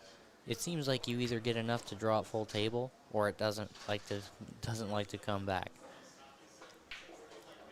See that? Yeah, Like he wanted to draw like a foot there, or 2 feet. he may be going around the world here, or is he going to check with inside? I guess he's checking. Inside, that's the way to go. I couldn't tell the angle that he had. Yeah, it looked a little funny from here. Yeah, so he's good, and this thing is going to go hill. We got hill action. Yes, we do. Round of applause from the crowd. They love it. They love it. I can't really pan the crowd because I'm using the PTZ here, so I don't want to get off the action. But we got quite a few people. I guess I can for just a second here. We'll give you just a quick look around the room. Plenty of people in here all now. of the action here. while Yeah, they're racking room the filled up balls. since I got in here. Yeah, look at this. There's the tournament board over there. A bouquet of flowers. I think that's for Kim. Kim Jones. Happy birthday, by the way.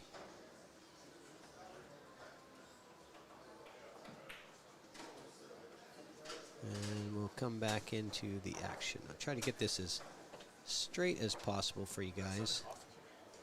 Oh.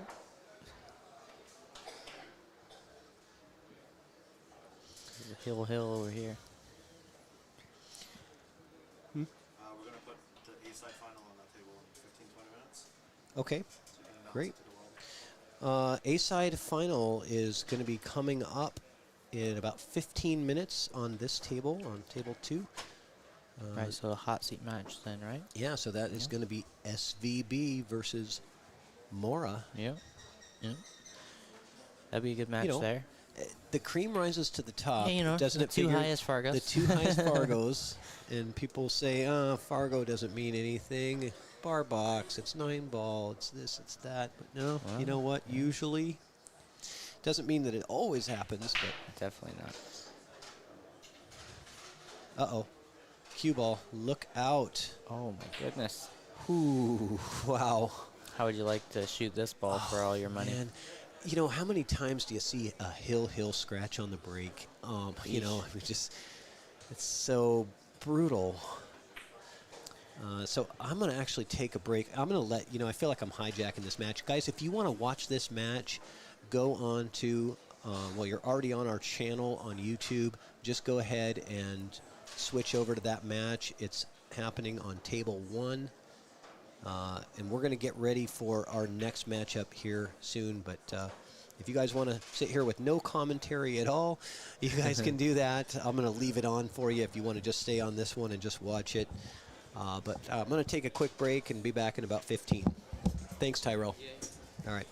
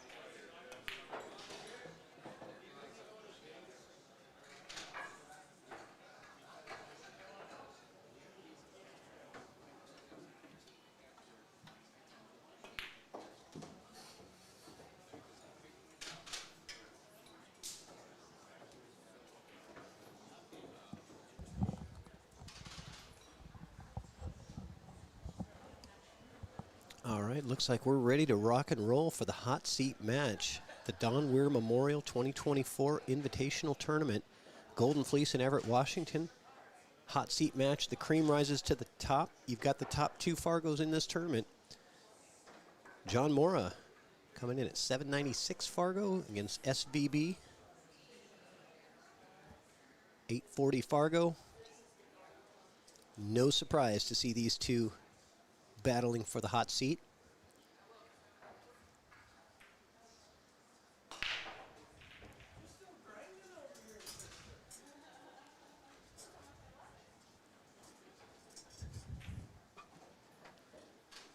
And got a special guest that's going to join me in the booth here in just a second. Oh, let me refresh this just a second.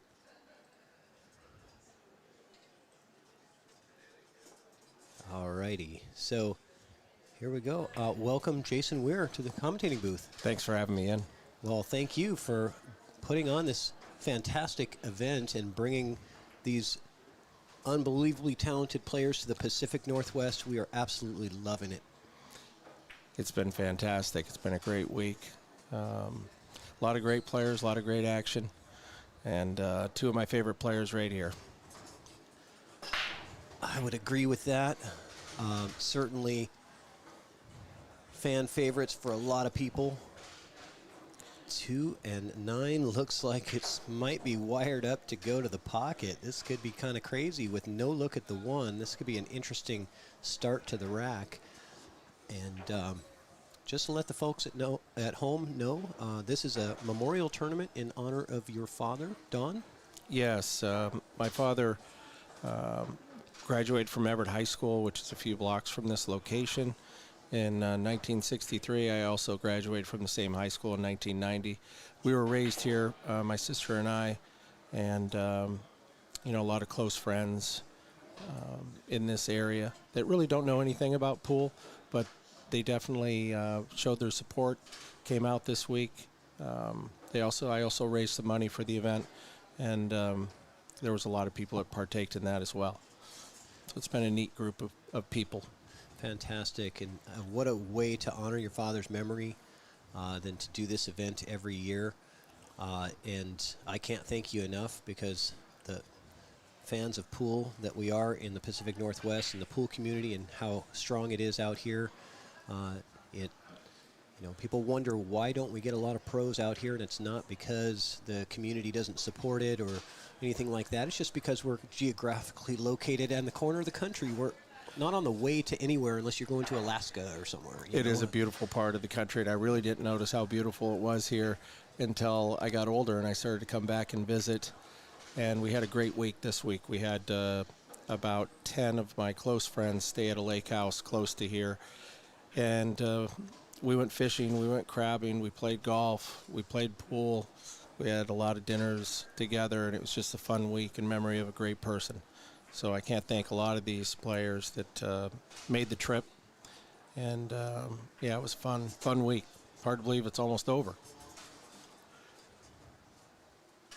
And SVB looking to put the bank on the 1 ball, and I don't know if that 2-9 plays, and I don't think it does, because he was coming around to see if he had room to pocket the 2 in the bottom.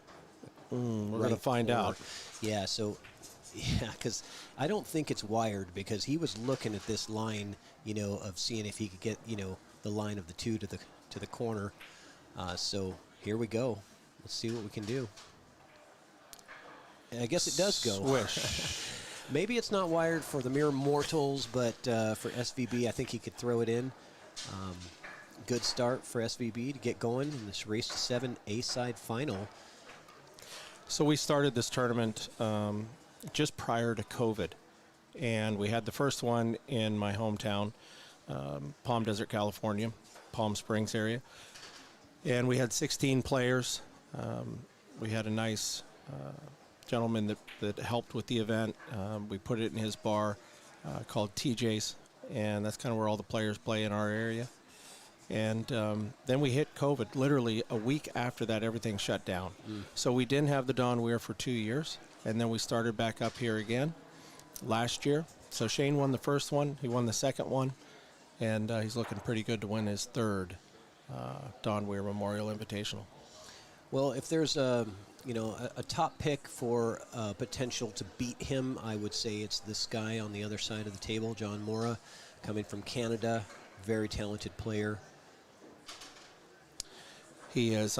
John was one of those that stayed with us this week, and I know John pretty well. I've worked with him a little bit on things outside of pool, business-wise a little bit, and he's just a class act all the way around. He's just a fantastic human.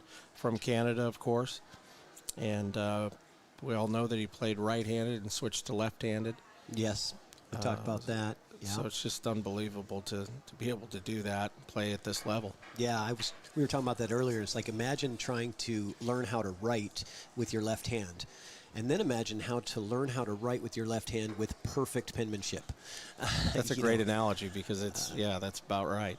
Right. So SVB having a little struggle to get those balls racking tight.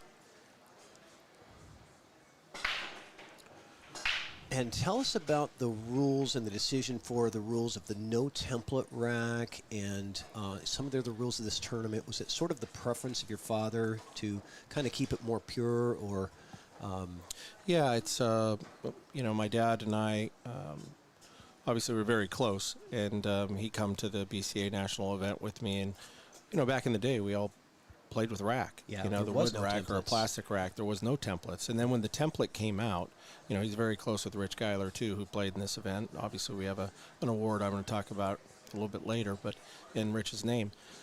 But they didn't care for the template rack. And so, being a little bit old school in this event, we decided just to go with the wood rack. It has made it difficult for the players to get the balls, together like they're so used to now because of the template. So they're struggling with it a little bit. The spots are getting a little bit tired on these tables as we move on. So as skilled as these players are, we need something for them to struggle with, right? And it adds some unpredictability. So as a spectator, if I'm giving Shane a template rack, nine ball, one on the spot on a bar box, I'm expecting to not hit really any turns to play, right? Yeah, there's no doubt. John with a tough kick here.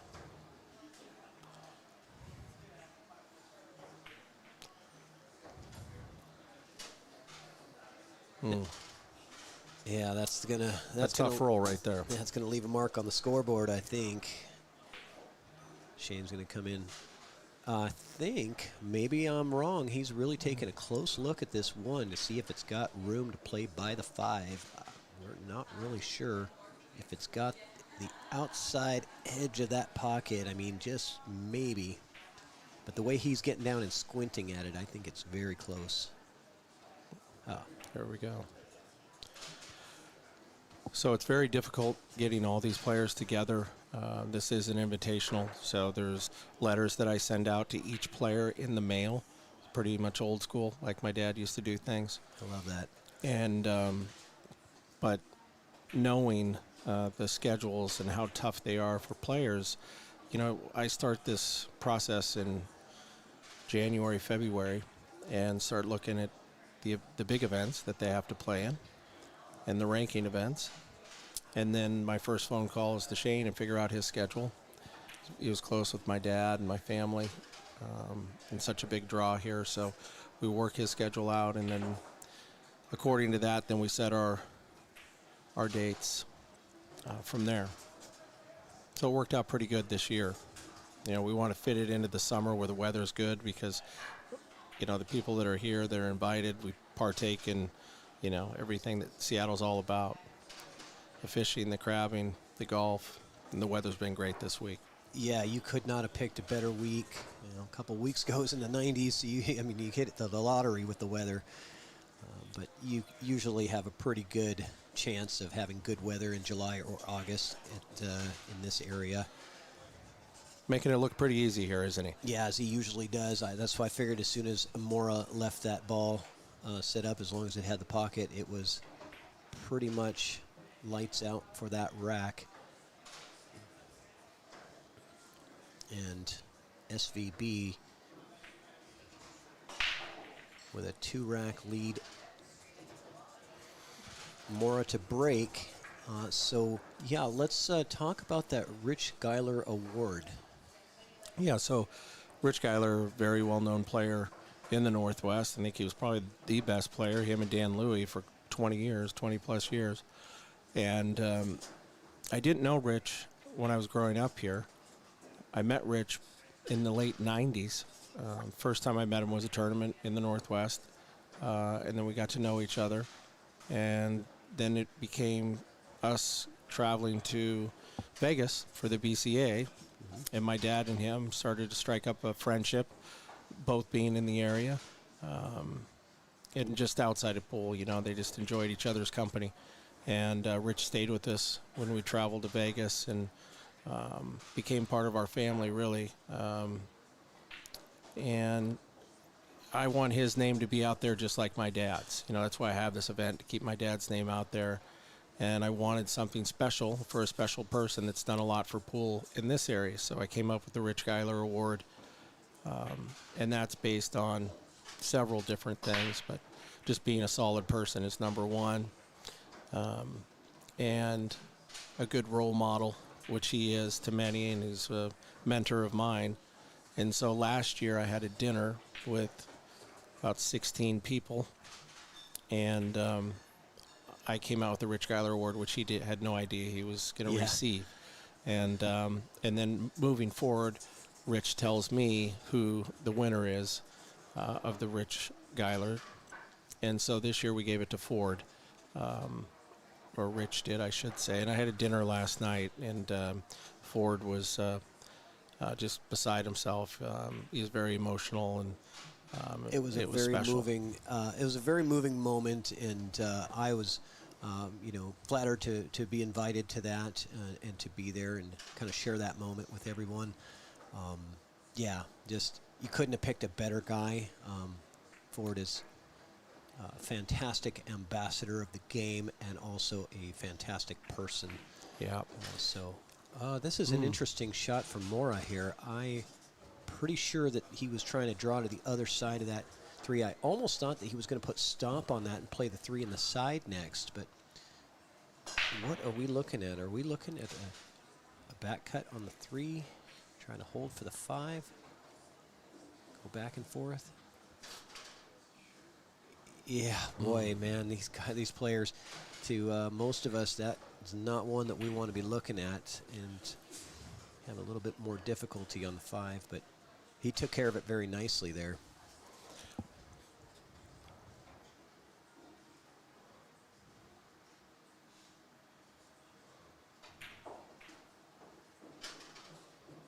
Good recovery.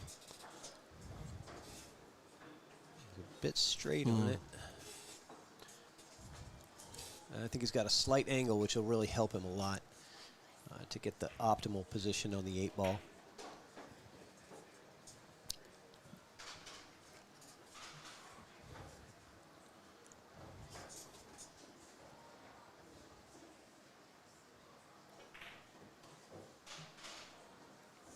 Yeah, that works pretty good. Got a nice little angle to come 2 rails around for a nice simple 9 ball.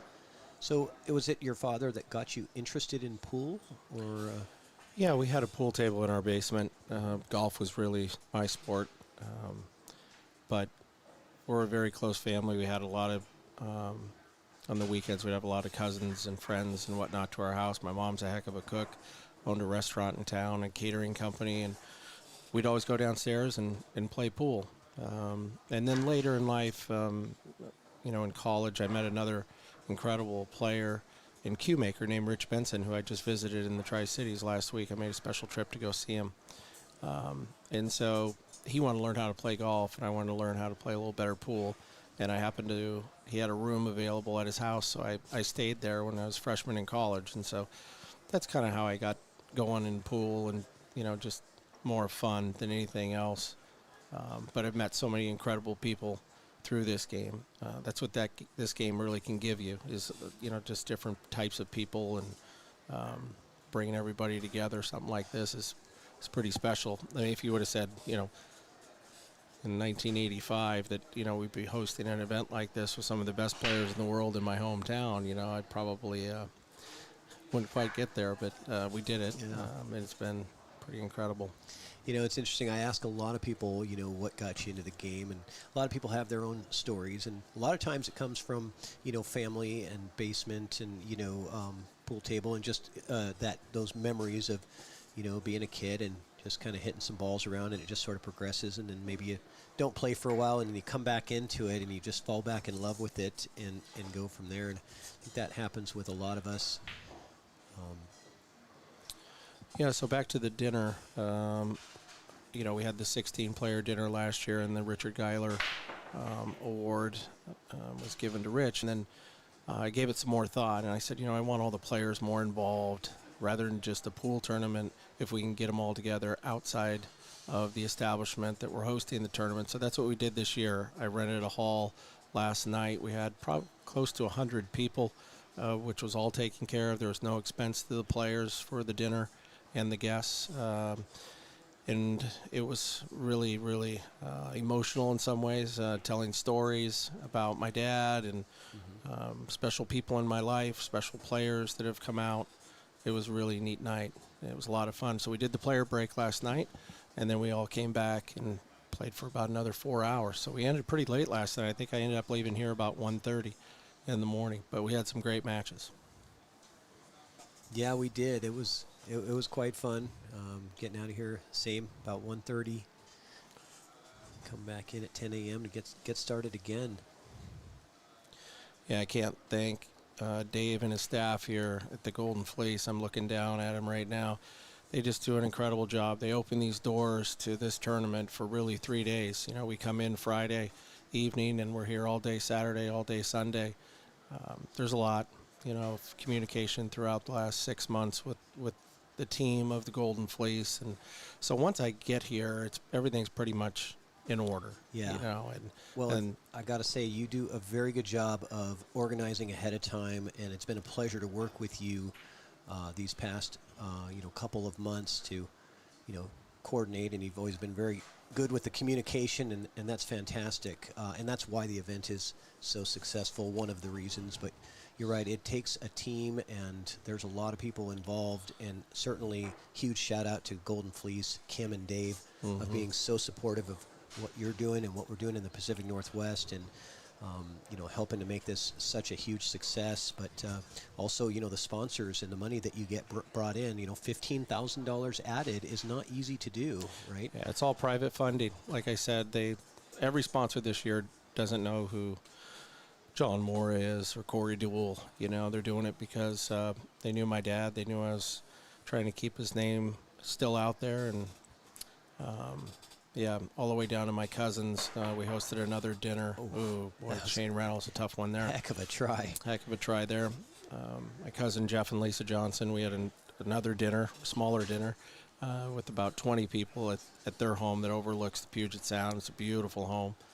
And yeah, it was, this whole week has been jam-packed. I mean, the players really came in on Tuesday, most of them. And we had different things going on each day. Yeah, I would imagine this event has got to be one of the, you know, the funnest parts of your year, right, to have this week of coming out here. It's great to get away from the desert where it's 115 degrees this time of year. Good time of year to get out of the desert. Yeah, yes. It couldn't be better. Absolutely.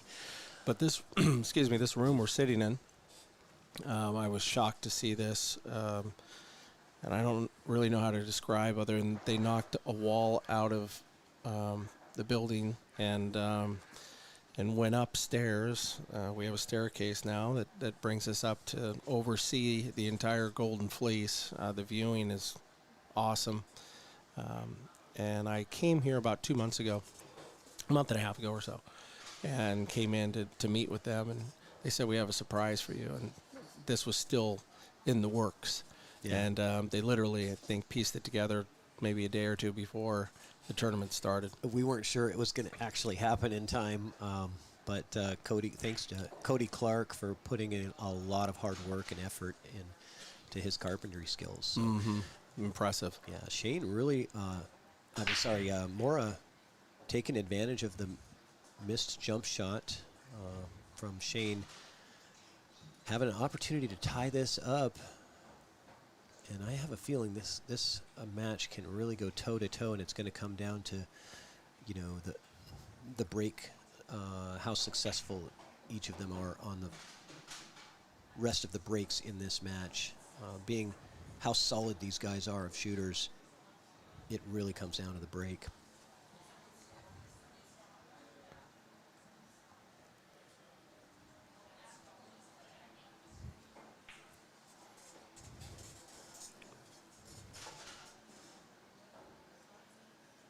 Let's see here. It looks like he wants to draw off this bottom rail and back out and get fairly straight on the 7. I like Wow. it. Yeah, Put nice some little inside angle. in there. That was a Boy. nice shot. You know, you Mr. could, Smooth, that's what we call him. And that's yeah. that's what he is. And That you was see a great it, shot. now that spin just grabbed and pulled it right at the right time. He had to hit that at the right speed for it to do what it did, making it look easy. Yeah, Patrick, I want to thank you and Justin. I met Justin in Las Vegas, actually through Shane, months ago, and we really you've done an incredible job with the stream, the professionalism, what you guys brought to the table. I really hope we can do this moving forward. We would love to. This is a very fun event for us, and we're honored to be here, and just happy to have the opportunity. And you know, our goal is to, you know, blow it out of the water. That's our goal. Yeah. So hopefully we're achieving that. I want to thank Brett Garson of QTech and the entire QTech team for donating some cues to the event that we raffled off in the last day or so. QTech team has just been fantastic and supported this event, along with my company, Lux Electric Car, Mucci Cues. And a score update for you guys. Corey Deuel and Rob Saez are locked up in a hill battle, 6-6. That is happening downstairs, I believe, on table 15. Yes, that's with gonna Rob breaking. be table 15 downstairs. You guys can, if you're interested in that match, you can certainly switch over to that if you feel like it. Got a couple of great commentators out of BC, Canada. They're taking over that. So those of you that haven't been at the Golden Fleece, we're playing on 4 tables when we started the tournament upstairs and 6 downstairs. So that match of Rob and Corey is taking place downstairs. And I guess we're on the 3rd floor. Yeah, you're right. This would be considered the 3rd floor. All right, so Mora to break. Looking to have some good success and control that cue ball, which he's been pretty good at. Yeah, getting that sort of that pop and stop with the cue ball. Did get kicked around a little bit.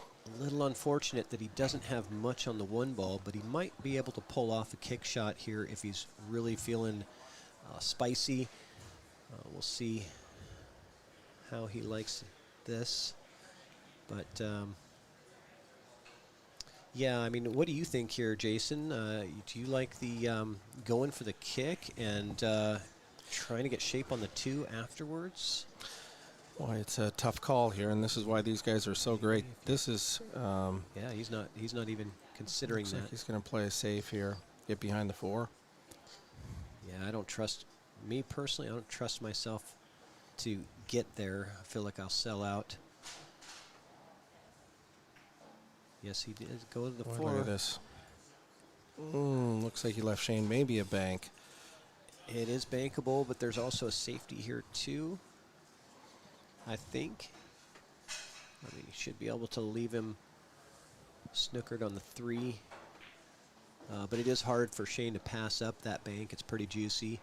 High percentage for his caliber of player.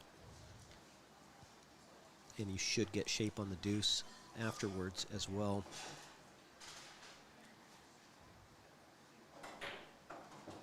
I like it. Punches it to get it to go straight. And Wow, look at that what a cue shot ball that is. coming around the 4.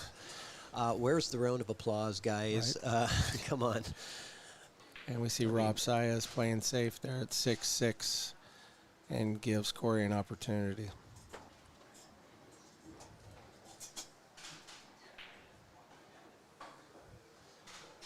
Yeah, and we've also got another match going on over there. Chris Reinhold and James DeVee.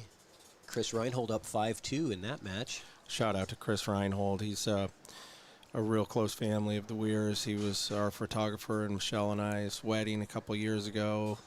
Last year, he was the photographer in her son's wedding in Mississippi. And I can't say enough about Chris and just a quality human being. I got to spend a lot of time with him this week. He's another player that came in on Tuesday and stayed with us.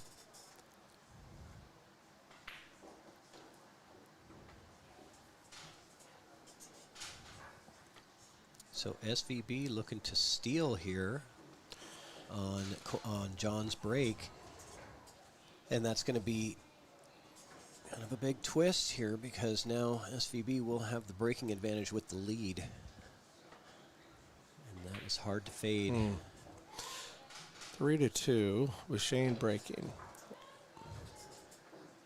And we'll take you guys over if you're interested just to kind of take you downstairs here. We can see Corey Deuel and Rob Saenz locked up in a 6-6 battle. The drawing that you're seeing on the screen is from the commentators that are working remote right now. This is on a separate stream. I'm just giving you the camera feed for that.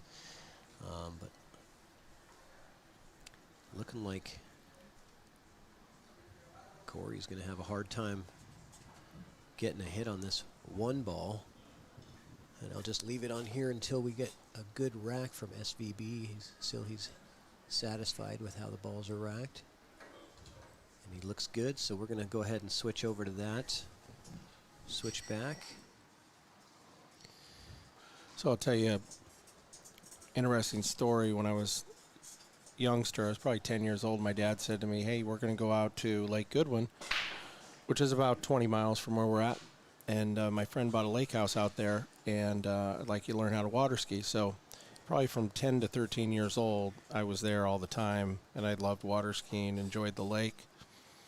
Fast forward 25 years later, a good friend of mine called me and said, hey, I'd like you to come out to Lake Goodwin. I just bought a house out there. And so I went out, and I thought it looked very familiar, and I sent a couple pictures to my dad, and he said, well, son, that's Larry Zabel's house. That's where that house where you grew up, when you were younger and learned how to water ski. And I said, no, and sure enough, my buddy said, yeah, I bought it from Larry Zabel. So I was back in the same house 25 years later.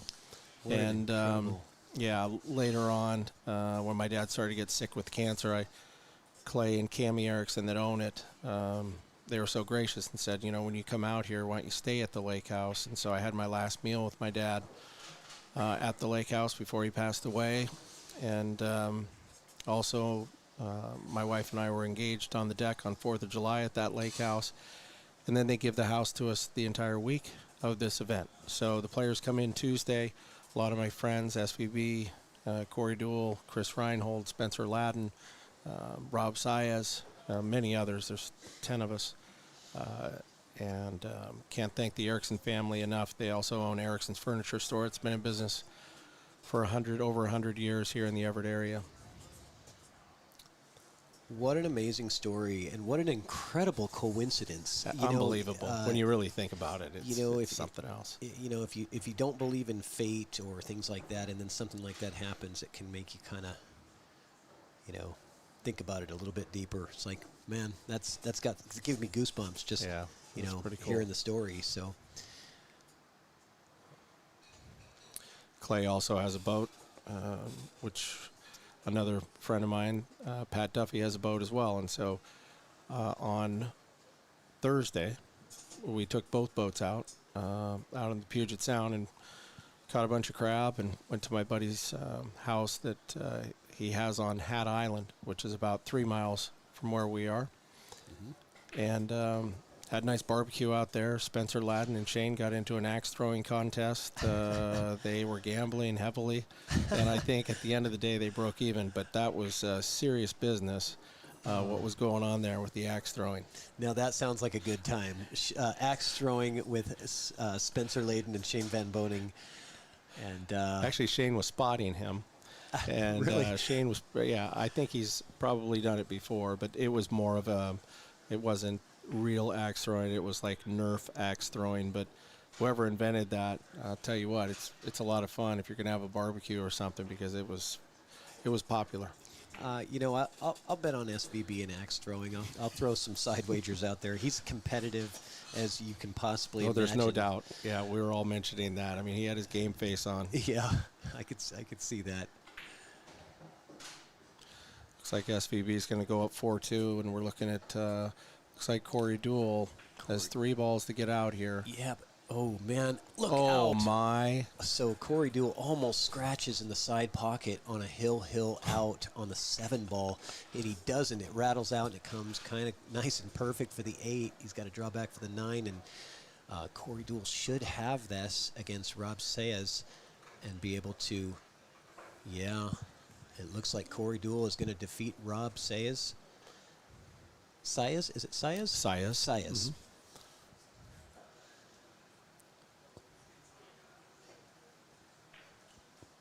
Ooh. Oh, he rattles it home, so it wasn't a super clean 9 ball, but takes care of business. Corey Deuel What a match. wins over Rob Saez. Wow. Video on Windows Open of the axe throwing was good. Did you have a video posted on Windows Open? I didn't see that. Yes, you go to Windows Open, you can watch the competition. It was great. I love it. I want to see that. I could see Molina Mike on there videoing that. Negotiating, videoing. Yeah, he's going to get 30,000 views on that easy. Another good friend of mine, Mike Molina, is great to have him here all week. He knows how to run events. I pick his brain. He helps out. And, the Weir family wants to thank him once again. Matt Cady, who's running the brackets this year, has done a great job. Yeah, Matt Cady's been great. He's been just crushing it all weekend with all of the ins and outs and the table assignments and just keeping things moving. It's like a well-oiled machine. I can't say enough about how great of a job he's been doing. I'm going to have to step off here. I'm going to head down there and take some pictures. Absolutely. Want to thank Evo Sports, Patrick, Justin. You guys have been fantastic bringing this stream to everybody. And hope we can do it again next year. Well, thank you again for bringing this tournament to Puget Sound and Pacific Northwest every year. We can't wait to do it again. So thank you. Thank you for having me on. All right. Have a good one. Thank you. All right. So you guys are going to have me for a little bit longer. We're going to keep this thing rolling. And see what we've got here. Man, we've got quite a big crowd out there. Trying to keep you guys entertained and updated as well. Again, in case you missed it, Corey Deuel defeats Rob Saez 7-6 in a Hill thriller. And John Mora in a bit of a spot here.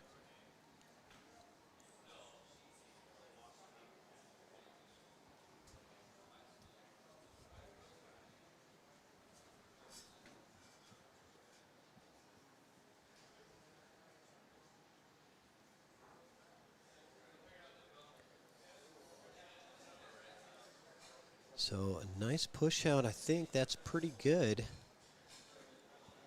I don't think Shane is going to give this back. Pretty certain he's taking on this 1 ball. Feel like he likes his odds, but I think John played this push out because after pocketing the 1, it's not so simple to get good shape on the 2.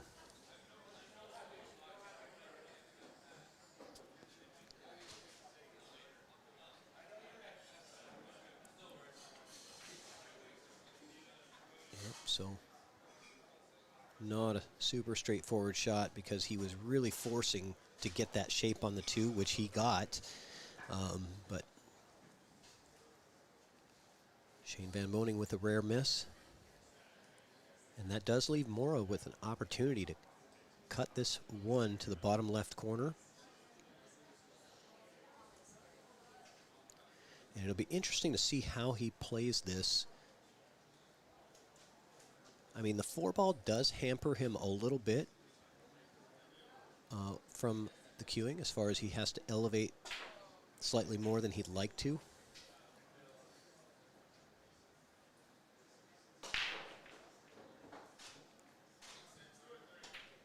So it looks like he's playing a high ball here.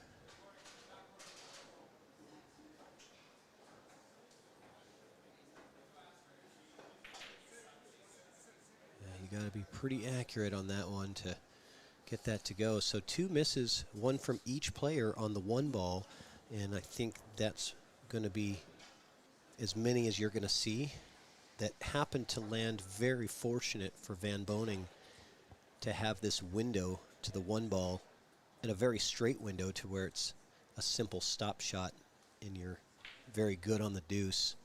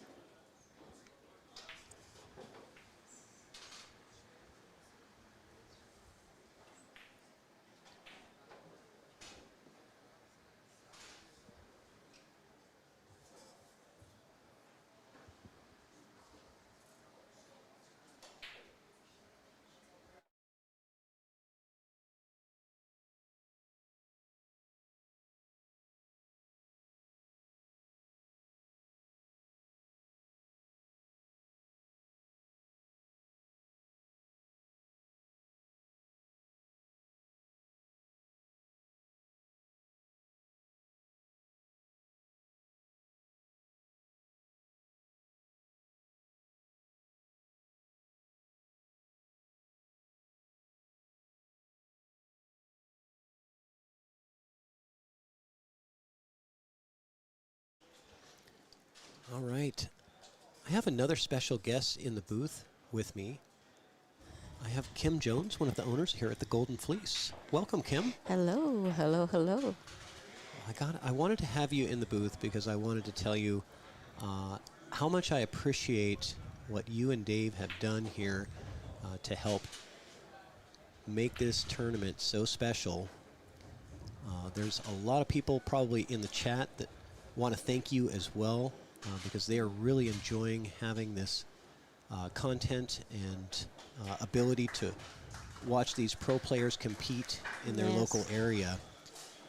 Well, we're excited to have this event. Hopefully we'll have more. This is the 3rd annual. Looking forward to the 4th. But it's just exciting. It's exciting to see our local players get excited about pool and getting to see the top players play. So yeah, couldn't ask for more. We have such a vibrant pool community, and people are Yes. so passionate about the sport here. And, a lot of people wonder why there's no, big pro tournaments or events. And it's really the geography is because we're just kind of out here in the corner of the country. It's not that we don't have, a very robust pool community. And so this is a great way to kind of showcase that when we pan through and we see the crowd and they're, oohing and awing in there over every shot. Yes. And they're, cheering for their hometown favorites. And, It's exciting. It really is. You've created such an exciting environment to be a spectator or a player in. And this tournament is so fun because you've got a mix of amateur level of all, levels competing alongside the pros. And what an experience that is. It really is. And what I enjoy the most is people who came to the tournament last year, how they've done better this year. So a lot of the nerves they had that first year, in the second year they were able to relax a little more, give the pros a little more of a run for their money. So I've appreciated a lot of the local players getting in matches with Shane and Yes. Tony and holding their own. Of course, statistics say, or the Fargo rating says they don't have a chance to win on paper, but they're proving otherwise. You never know. You do see some Exactly. upsets here. We have Yes. seen some upsets in this event. But yeah, we I think Mike D calls that seasoning as a player, Yes, right? absolutely. You kind of have to go through that and have those experiences. And, Exactly.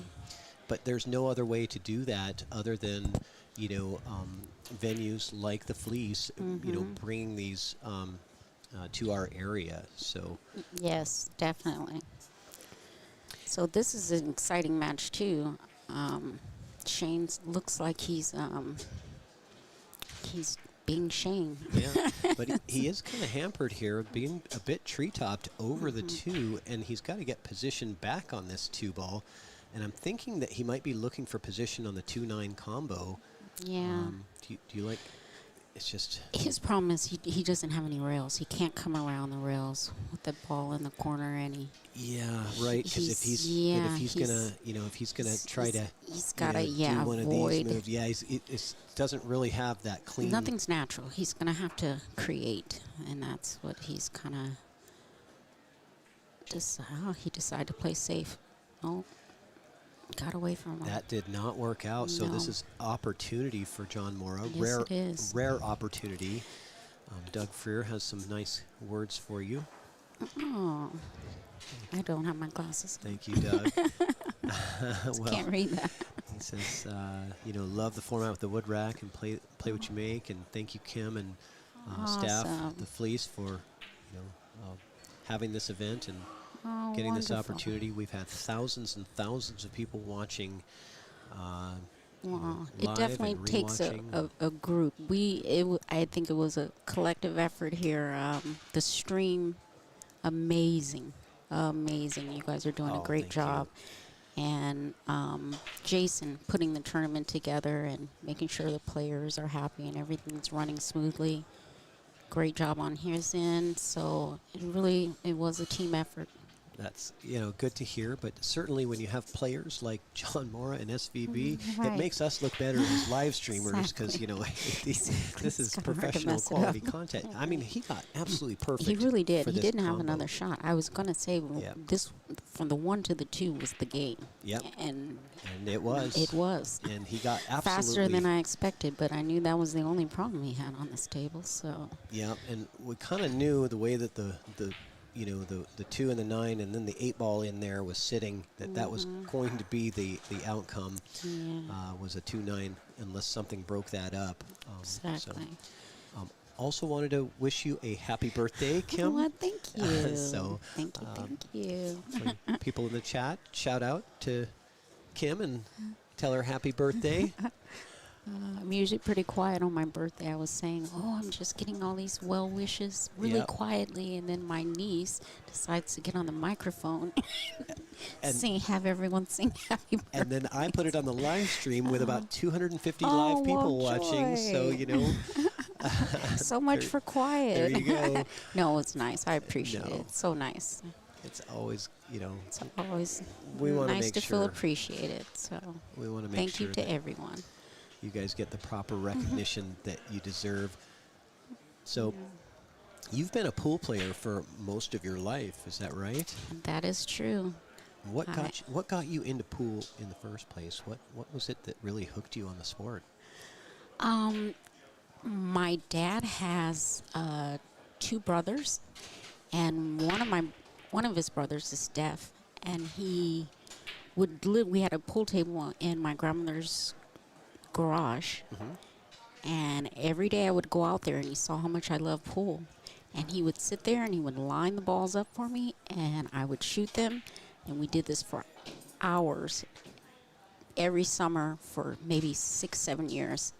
Then I went away to college, and I'd go that yellow thing over in that thing in the corner. I didn't know it was the 1 ball, the corner pocket. I didn't know the game, but Right. I could fire everything in the hole. And Right, that was, because you had that the was skills. my uncle. Yeah. So I kind of learned backwards. Went through APA, BCA, semi-pro. Was on the pro tour for a little bit, but I say I'm retired now. You were? I knew that I about don't compete you. anymore. I always like to hear people's stories because so many of them start out the same way, where it was, family at Yeah, home and yeah. garage or basement, Yeah, that and was just it. picking it up and then maybe going off to college and and then realizing that you're like 10 times better than everybody else around you That's because what- they have no idea how to play and you're just That's- roasting everybody. That's what it was. And my uncle, he was right-handed, and he would beat me with his left hand for about 3-4 years of the time that I was playing with him. And then I was able to beat his left hand, and then he switched to his right hand and beat me for another 3-4 years. And then I went away to college, came back, and I could beat both hands. Nice. So he loved watching me play. I love that story. So Mora here with an opportunity to get a break and run. He had a very nice break. He does have to figure out the 6, 7, 8 situation. I don't think Yes. it's too much of a problem, but I think we're going to find out on the 5 ball how he's going to play the 6. Right. Looks like he could, Oh, depending on the angle, he can just, yeah. It's hard to tell. It's hard to tell, but if he gets straight enough, he may be able to stop the cue and just play the 7, or he's going to have to open it. He looks like he's drawing this, but he's Okay, got to so be he's careful he coming. doesn't draw into the pocket. He's going to miss the side pocket just by a hair and then come out for the that's 6. dangerous. Yeah, I don't think he's got there No, here. he did not get there. Okay, so we have drama. We definitely have drama, but I see what he was trying to do. That was the better side, but it was the harder shot. Yeah, I think he had to cheat the pocket because the straight draw took him to the side pocket for the scratch. Does he have this? Oh, he did. nice. Go, John. Can't Yeah. see that angle from here. He cheated it to the maximum really did. part of the pocket that was possible. Well, I'm going to go out on a limb here and say he's out. Yeah, He figured this rack out beautifully. yeah, it was looking a little bit dire for him on that shape, but he fooled us a little bit. Yeah. And what other matches do we have? We've got Corey Deuel and Tony Chohan downstairs Yes. on table 15. If you didn't see the match with Corey and Rob, very good match. Went hill. We saw the very end of it. Yeah. The viewers on this stream didn't, but I think there was a ton of viewers on the On other that, stream. yeah, So because it was a good match. I think Corey Yeah. made a good jump shot for the win. yeah, I think the viewers have been channel surfing, all day today and yesterday, just kind of bouncing back. I told them you can pick between table 15 or table Yeah. 11 or come up here. So we're just going to take a look here and see what Corey Deuel's That's got awesome. going on. I don't Try- think we've ever had 4 tables streamed at once. That's been a treat. Yeah. And Ooh. Overrolled that a little bit. I'm not sure with that ball being so close if he has enough. sorry, I missed SVB's break. He racked him pretty Oh, quick. you so were I'm looking gonna- at the wrong. Oh, we were looking at the wrong. Yeah, I match. was over on Corey Deuel, and I just The wanted to end of that. switch while they were Yeah, racking, just to gotcha. kind of keep everybody entertained. Sometimes people like to get updates, but Yeah. I'll tell you what happened. Oh, by the way, so what did happen there on Corey Deuel? Yeah, I don't know, but I know he. Oh, this is he didn't we were wanna be on watching that it one. live. This Yeah, is that's this is the Corey. the replay sort of. But Shane with a monstrous break, pocketing 3 balls. We'll keep you guys. and that's going to be the difference in this match, or whoever wins this tournament, it's going to be the break. And Shane right now is really breaking well, as we expect. as we expect. But it's there is a bit of randomness to the wood rack here. I mean, it's this is not template racking where you can be very clinical. Oh, Shane. We don't expect that, but it happens. It does. I don't think he could plan for that. He Yeah. didn't see it running in perfectly. Right. So, huge opportunity for Mora to tie to this tie up. this up. This was a and- big rack. This is a very big rack in a race to 7. Yeah, because doesn't Corey... Who's breaking next? I think Corey Oh. breaks next. I think. Wasn't that Shane's break that we Yeah. just saw? Or John breaks next. I mean, yeah. Yeah. Sorry. I'm looking at too many different Right, streams. we yeah. do have a few streams going on. Yeah, I was going to give the update. Corey Deuel has tied up the match with Tony Chohan. It's 1-1 over there on table 15.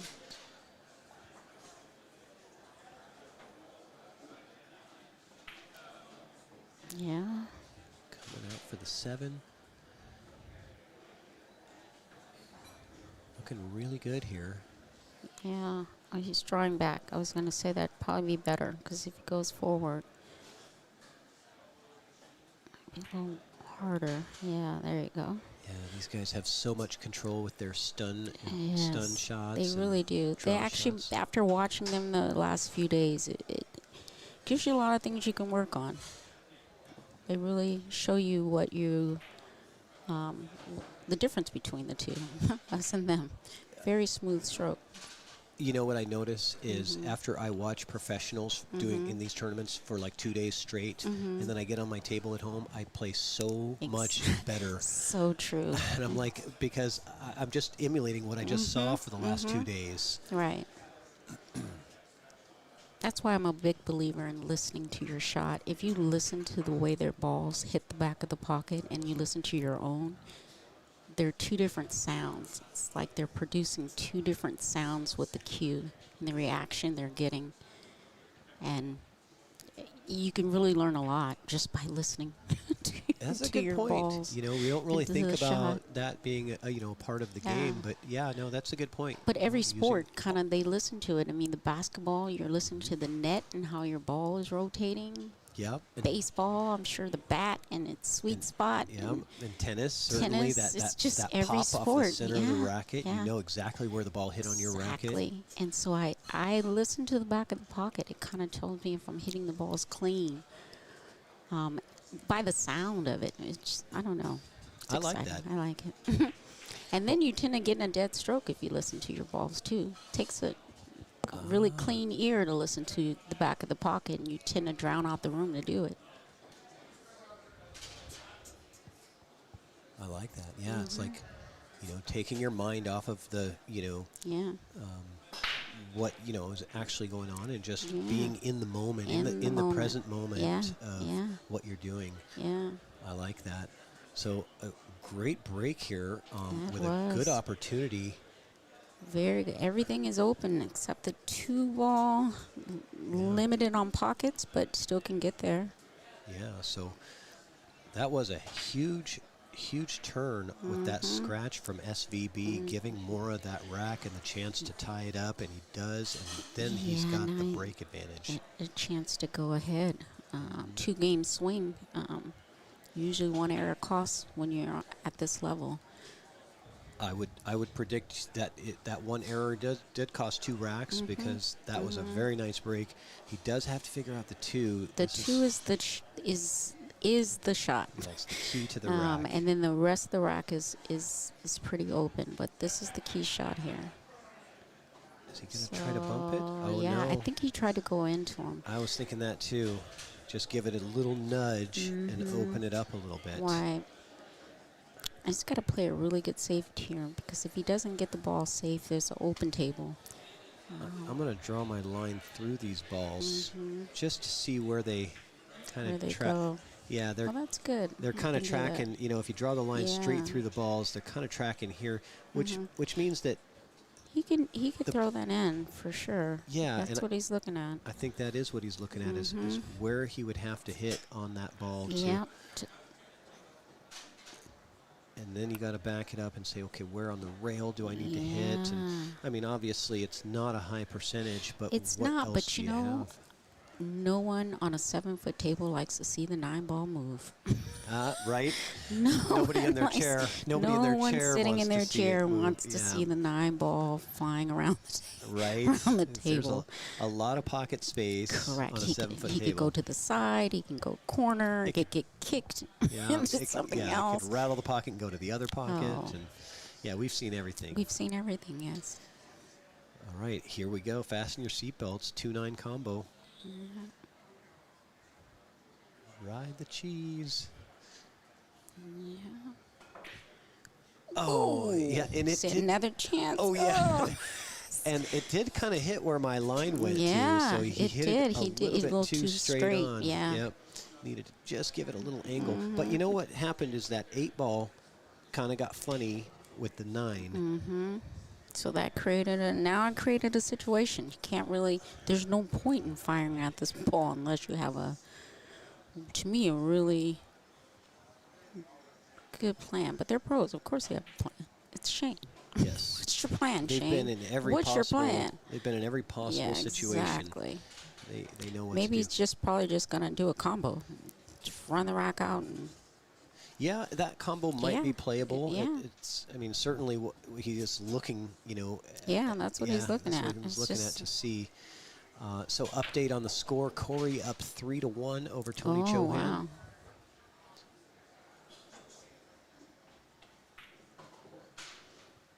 Yeah, I think Shane's just gonna play this combo. He's not even worried about it. He's just.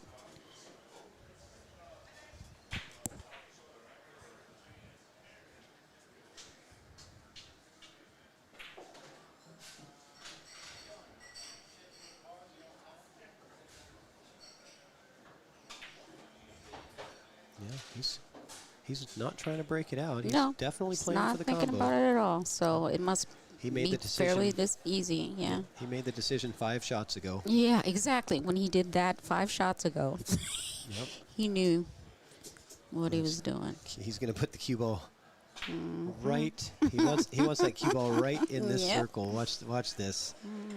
And I love commentating for Shane because I can be so accurate with my, because he told us, he told us Yes. ahead of time where he's going to put the cue ball, and he's so good. He's so good getting it there. Yeah. Jay Mice, this is Patrick Nix, and with me I have Kim Jones, one of the owners of Golden Fleece Billiards here in Everett, Washington. I wanted to have her on to give her some recognition for helping open up the doors for the weekend to this event. And this is, invitational only, and so it's you guys are Oh, nice shot. from Shane. Very nice shot. Good shot. And Shane on the hill. But yeah, I know that's a little bit of a sacrifice for you guys as a business because, there's a lot of weekend business. This is a, establishment where people like to come and have, a lot of drinks and, spend a lot of money. And It's definitely worth it. Once a year to have this, if we could have it more, it would definitely be worth it. I'm just happy to be a part of it, be involved. Of course, this was started by Dave. Golden Fleece has been around for many years, so Yes. this was all Dave. I'm happy to be a part of it and this new fleece that we have here and all the exciting things that we're doing. And so it's been great. Now, did you used to go into the fleece when it was in Kenmore I and did. in Lake City? I did, yeah. I used to travel all over. I lived in D.C., Atlanta, moved back here, so Fleece was always a place I would go to. I didn't get involved until we bought this building, but like I said, I don't think there would be a Golden Fleece without Dave. I mean, he's the man. He's kind of kept this place going and making it something that's a staple for Washington and being able to keep things going. It's hard. It Pool is. rooms, Yeah, it's hard. It's very hard business. Yeah, very hard business. And so I appreciate him. So that's good. Great. Able to do this. And certainly, if you take care of, you take care of the customers and you do the right things, and hopefully you're repaid with their loyalty and Absolutely. business. So, Absolutely. okay, so Shane on the hill and breaking now. That was quite a that twist was. there. John Mora looking really good. Yeah. After look at his that break. break. Okay. My goodness. Okay, I'm gonna go This on a limb and say, Wow. yeah. I'm with you on this limb. And it's not even a limb. We're on the big part of the tree The here. trunk. It's the trunk. It's the trunk. I'm helping you out, Kim. It's called the trunk. Oh my big part of the goodness. tree. What the is big that part called of the again? tree. What's it called? Okay. So true. My Yeah. goodness, that was the break. I mean, I think you can bottle that break and sell it quite a bit. So Russell in the chat wants to know who was Don Weir. Don Weir is a player in the Pacific Northwest, and great reputation, and has a lot of friends and family. And to honor him every year, his son organizes this event, the Don Weir Memorial Invitational. Yes. And they were from this area, from the Everett area. So it's special to have it here, and it was a great pairing having meeting up with Jason and coming up with this event, annual event. So every year we'll be able to bring this to the Northwest. Very exciting. You're welcome, Russell. Yeah.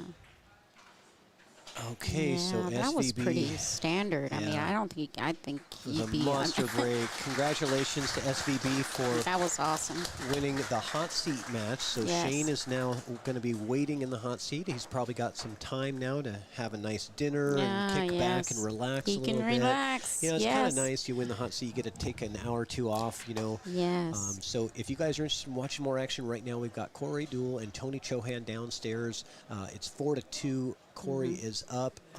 Just go to the on the Evo Sports streaming YouTube channel that you're on right now. There is a playlist for the Don Weir Memorial Tournament, and all of the matches from this tournament are on that playlist. The live ones are going to be on the top. So just go ahead and pick what you want. We're going to take a commentator break here and Yes. come back and with please another match. subscribe to Evo Sports. Yeah, I think Great streaming, great for the future of pool, and I think this is going to be what everyone is going to be doing in their rooms. I think it's going to work out for us, and it will work out great for others that decide to do player-run streaming. Well, thank you so much, and we really appreciate the opportunity again. And yeah, so we'll be back very shortly, probably in just I Perfect. think 15, 20 minutes. We're going to have another matchup on this table, but feel free to watch others on our channel. All right. Take See you soon. care. Thanks, Kim. All right.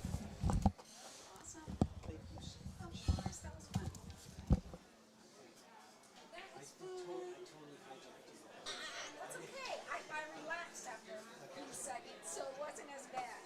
I had a hot flash at first. I was like, and I relaxed.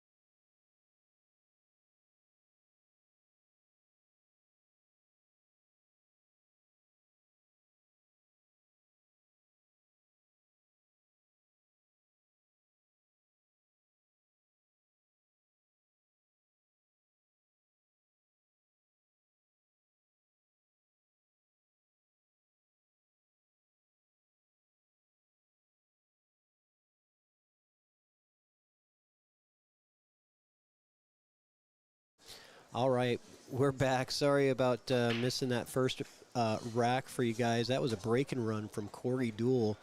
And we are coming in, and I've got a special guest, Andy Camping. Welcome. Thank you. Well, thanks for joining us. Yay. Are you enjoying yourself? It's a pretty fantastic event, isn't it? I say for sure. Yeah. Lots of fun. And you've been pretty instrumental with really helping with a lot of the promotional stuff and creating Facebook posts and just generating the buzz. So I just wanted to, have you on and just say thanks for everything that you're doing and continue to do for Pool in the Northwest and for this event. And I appreciate that. Yeah, absolutely. But you guys did awesome. You guys are doing great. Well, thank you. It's the players that make us look good because these players can make any live stream look good. And break and run from Corey, and we might see a payback after that from Chris Reinhold. So a little bit funny on the one. I don't think he's going to be cutting this to the corner, to the side, but he might have the corner. Honestly, I think that we're probably going to be looking at a safety if he can come across the edge of this one ball and bring the cue ball just off of here and down into this traffic. I think that might be what he's looking to do here.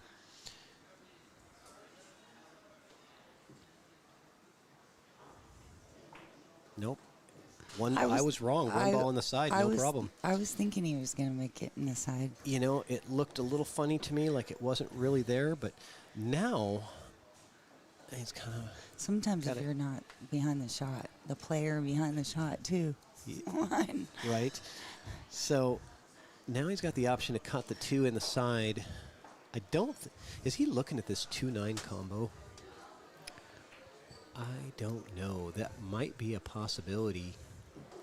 It sure does look like he's eyeing up this 2-9 combo to take the second rack. No, he's going side pocket and going to try to float down.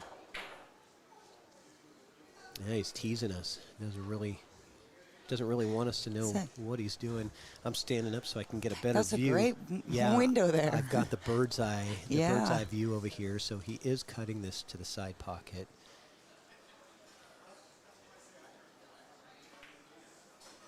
Coming down and around the 3 ball, in between the 3 and the 4. That was a great shot. However, now he's kind of got a steep angle on this 3 that's going to take him back up table. So not an easy rack to navigate. We've seen a lot of struggles because bar boxes are like that. You've got very little room to move around, right? Right. Now, do you prefer bar box or do you prefer full table?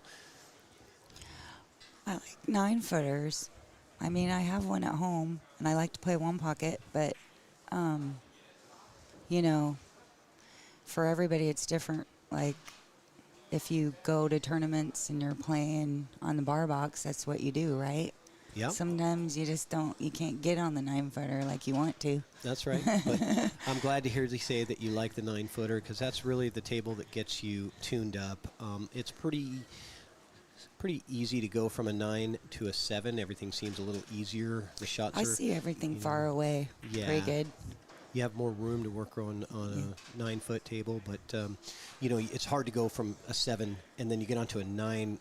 If you're not used to it, it looks like an ocean of blue cloth ahead of you. So Reinhold getting in a bit of trouble here. He's got to kick at this and almost makes it. Oh, that was a really unfortunate bounce. So he helps it into the pocket.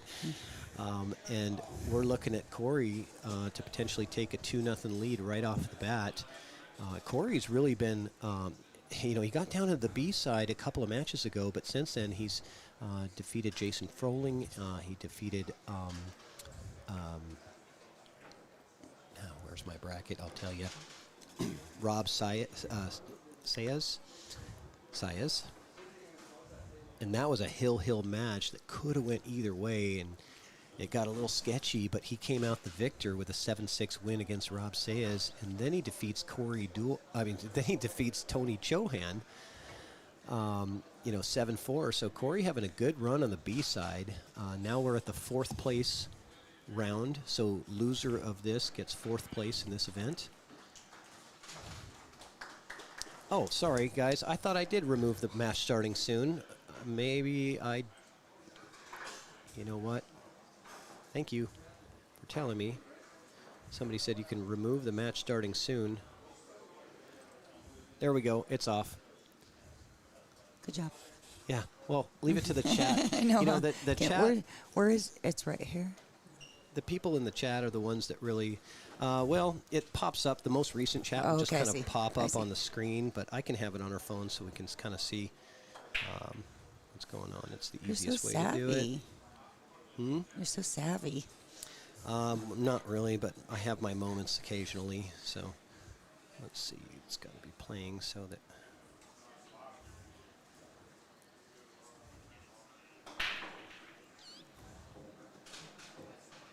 It's a good break. There we go. We'll just leave that there for you. It was a good break.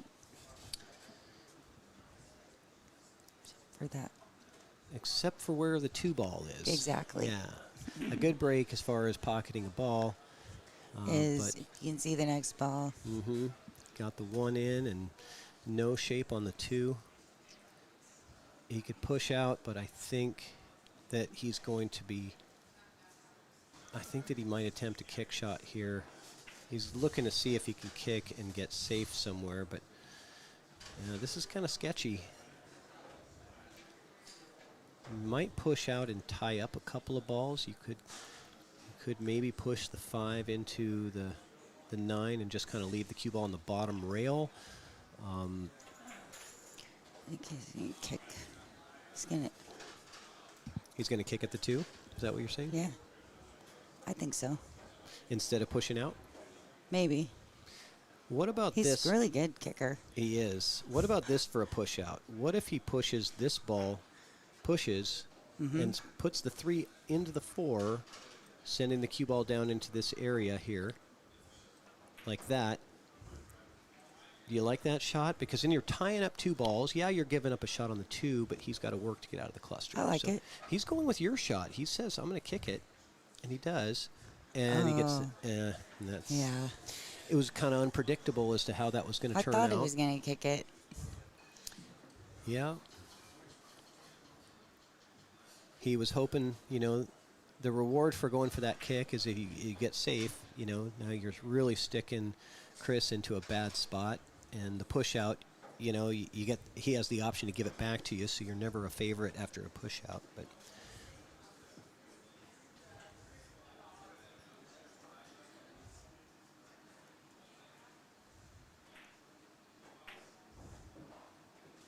I really like his game. yeah, it's he's very diligent and Just just specific. cash and makes the balls. Love his demeanor, We were talking. You're absolutely right. Demeanor's the right word. We were talking about that, Chris Reinhold, as he was sitting down when he was playing Steve Lingelbach, and he was really struggling in that match. But you couldn't tell. He just sat there with a poker face on, and you couldn't tell if he was winning or losing or struggling or playing well from the look on his face. He was just casual, like you said, just yeah, cash. he is, and he just rolls his balls in. Yeah. Like, no big deal. And I hear he moved to Louisiana, Yeah. so formerly California. I think of Chris Reinhold as kind of that. He's got that typical California casual style, He's just, just chill. Yep. It's the best way to play pool. When you're chill. It is. You play better when you're chill, no doubt about it. So chill out. And here we go. Good job. Chris getting on the board. Gets a round of applause. And we've got a pretty good crowd here at the Golden Fleece in Everett, Washington for the Don Weir Memorial Tournament. Give you guys kind of a look around the room if you want to see. We've got, let me get that action started soon off of there. Give you guys just kind of a pan. There's Ed Hobbs over there walking around with his Corona. got a nice... Of course he is. Got Stan Taranjo down there. We got a bunch of people. Just wanted to Is this all right? I put my hand on give it. you guys an idea. And there's Jason Weir, the host of this event, the man who made it all happen. Thank you very much, Jason. And there's the Mosses over there. All right, so we're going to Good job. back to the action. What's this right here? That's a little printer. It's a Oh, Bluetooth printer, like a label printer. nice. Yeah, we got all Fancy. we got all the toys over here.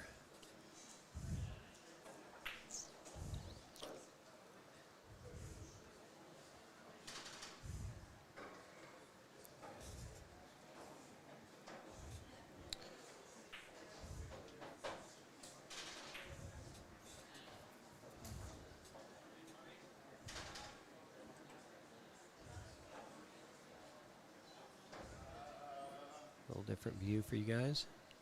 Try to work in some more of our cameras since this is the only table in action now. 2 ball down, and the wing ball went down as well. So 2 balls on the break. Got a good look at the one, I believe. What's the problem here?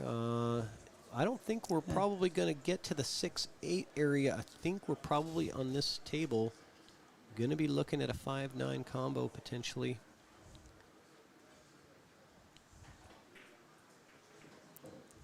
Never mind.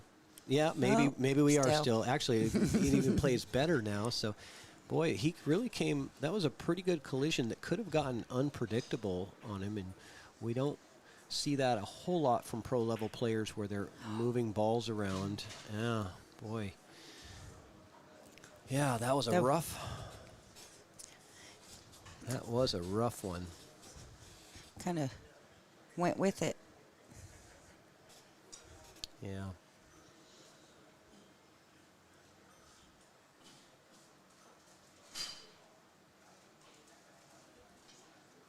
So what's Corey got going here? Oh, he does the little rail first and gets the 9 ball in. Wow, what an amazing shot. So he takes the shot, gets it, and gets the bonus of pocketing the 9 ball. That was and a good shot. Another round of applause goes out to Corey Deuel for that one. Up 3-1 and breaking. That was huge. A tough shot.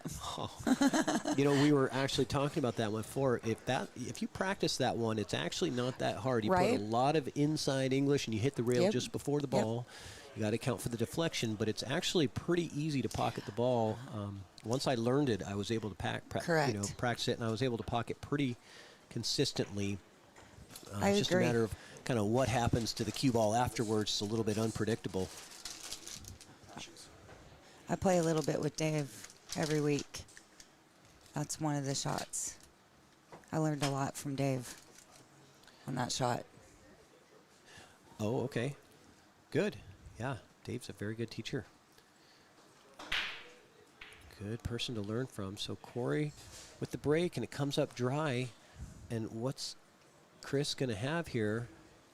I don't think he's got a whole lot on this 1 ball. Maybe a rail first shot. Boy, you know, Chris just kind of getting right down and right to work there. And he comes out absolutely perfect.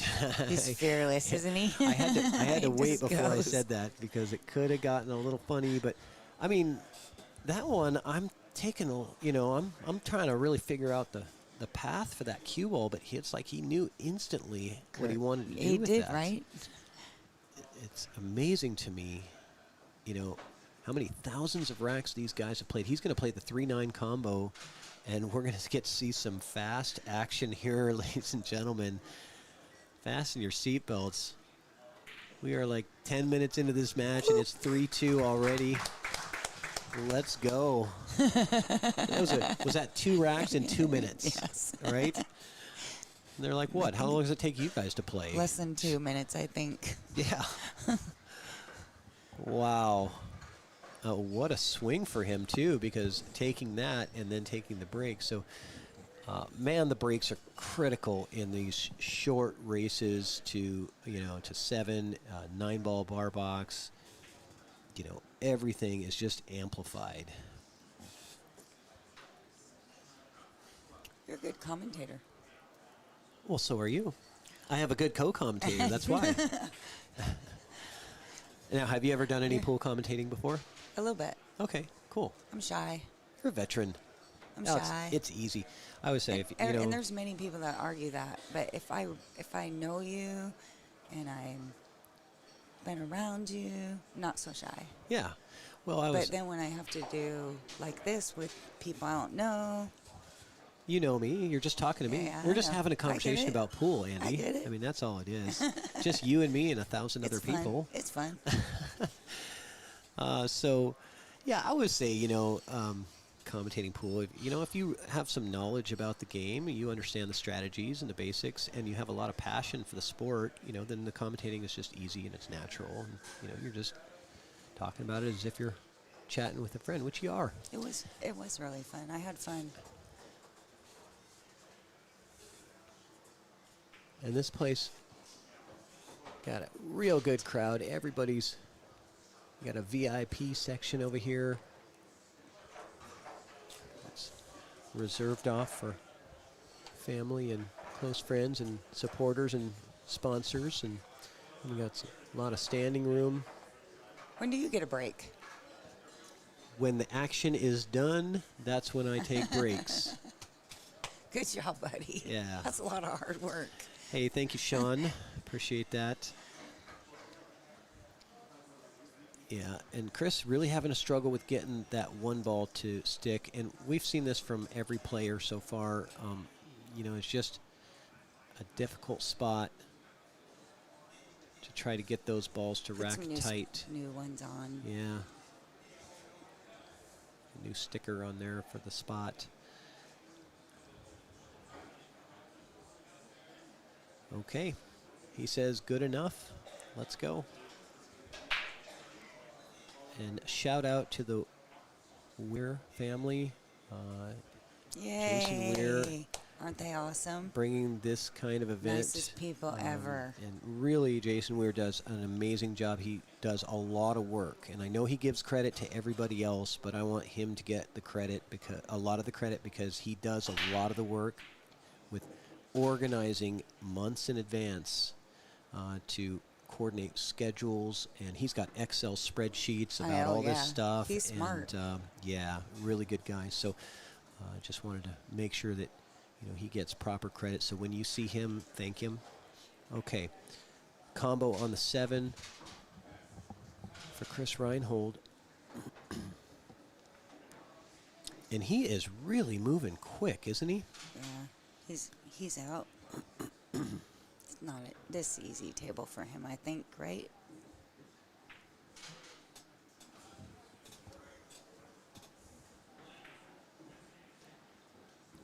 Just rolls them in. One is Yeah, it's like it's nothing to it. Yeah, I'm kind of reading the chat here, too. Living Free in AZ says, didn't the Golden Fleece used to be in Bothell? Yes, it did. So it was in Kenmore, real close to Bothell, many years ago. Then it moved to a building in Lake City Way.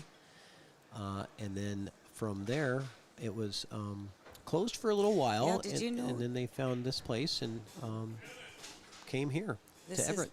He's the longest running pool hall in the Pacific Northwest. Pretty Is that sure. right? That's still open. 8 Yeah. years in Kenmore, 5 years in Lake City, and 8 years here. I think they're on 8 years. 7. So the longest actively running. Yes. Yes. Okay. Yes. Great. Yes.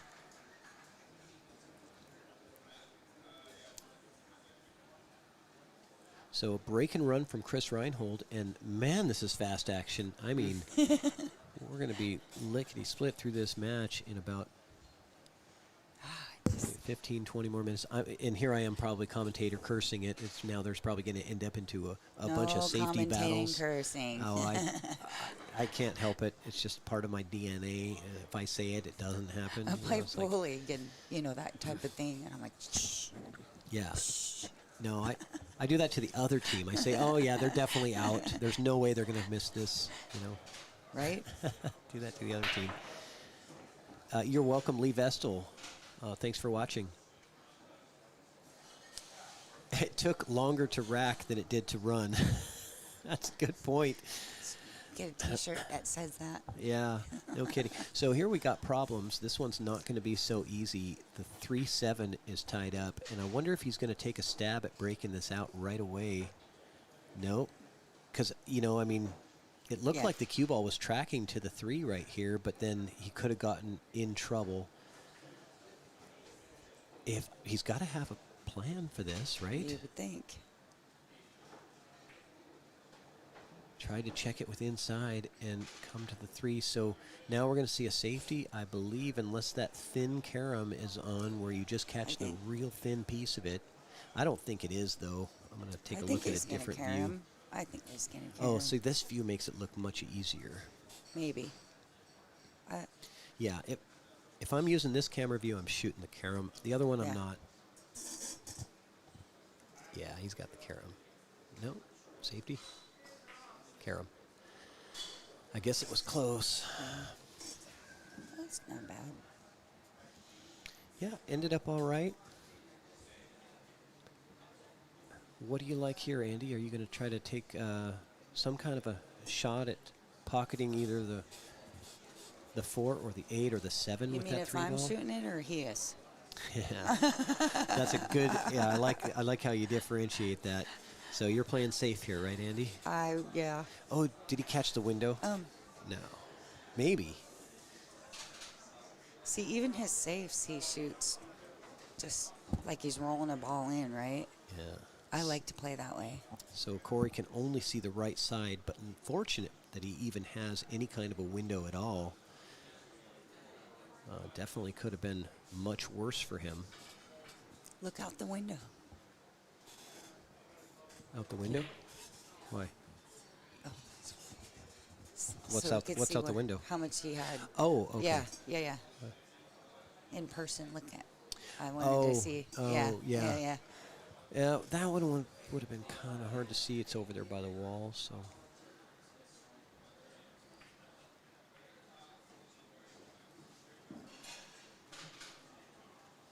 A little bit hampered here, but no big deal. The 6 does need to be figured out. You're probably, he might consider, kind of loosening up the 6-9.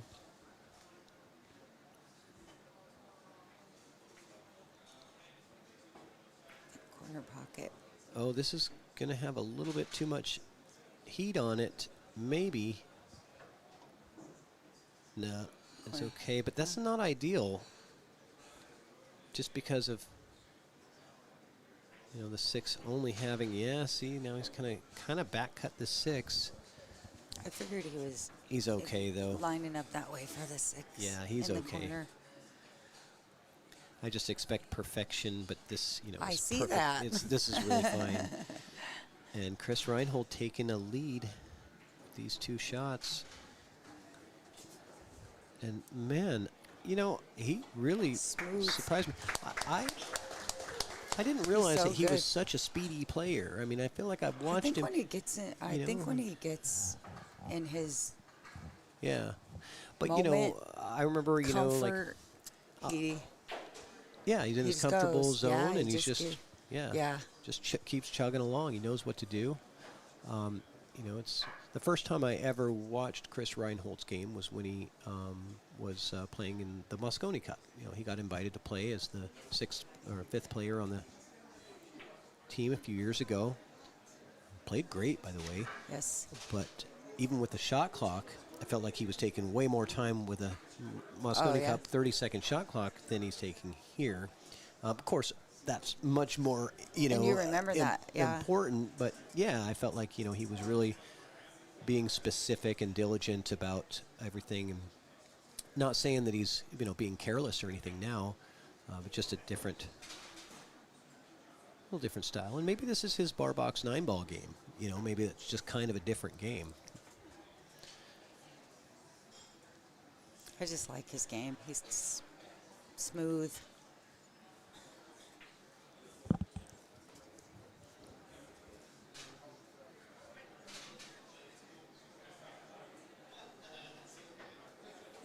You like his demeanor, right? Demeanor. That's what we were talking about earlier. What a I just, break. and how he just rolls the balls in.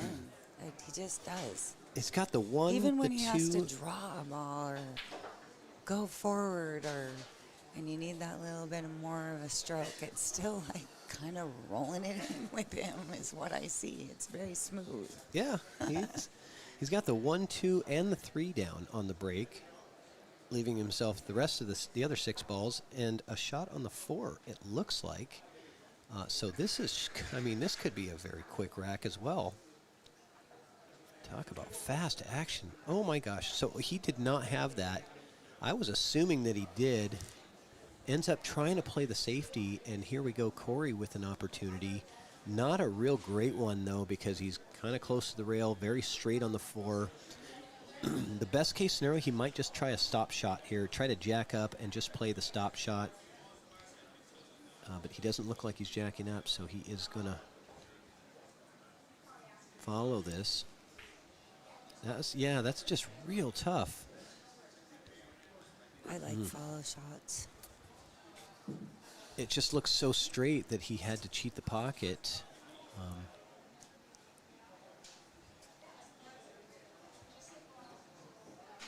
But I don't like jacking up when you're on the rail to try to get a stop shot on a ball that's, 5 feet away. That's not easy either. Or jack right? up over a ball is no fun either. Yeah. So usually when you see pro players miss shots, it's because they're trying to do something, extra with it because of the next shot that they have to get. And it's usually when you see mistakes happen. So is he looking at the 7-9 combo just because the natural position off the 6 leads him to that area? Initially, he was looking, coming. They can't see me point to that. No, they can't see where you're pointing, Andy.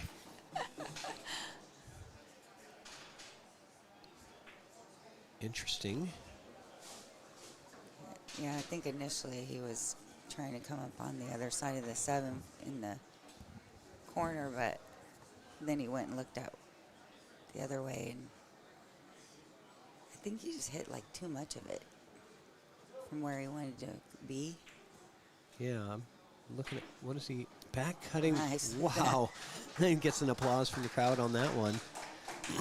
Very savvy crowd here in the audience recognizing the difficulty of that shot. And he's got pretty much a very similar angle now on the 8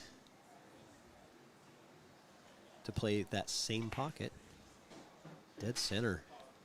And look out, cue ball. He's okay. Okay. Perfection. Yeah, it was tracking. Okay, Chris Reinhold up now 5-3.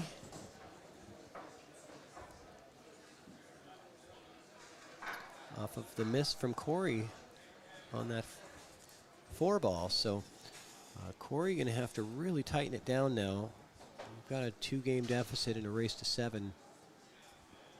Everything becomes magnified. Every error is magnified. And even if you play absolutely perfect, you still potentially may not win the set. You got to play perfect and get a little bit of luck and hope for some dry breaks or something from your opponent, right? Not a lot of dry breaks with these guys. Some, but yeah, good point. with the wood rack.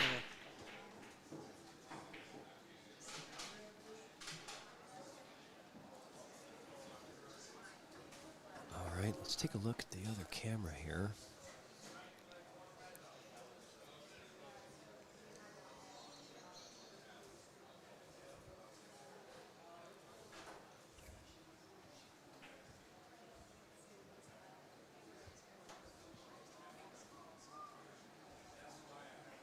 Back cutting the 1 right into the hole. Man, he just hits those so smooth. It's a very different style between these two players. Corey a little bit more of a slow, smooth stroker, and Chris more of the using those power strokes and stun shots. I mean, not saying that either player doesn't have those shots in their arsenal, just sort of what they tend to like to do.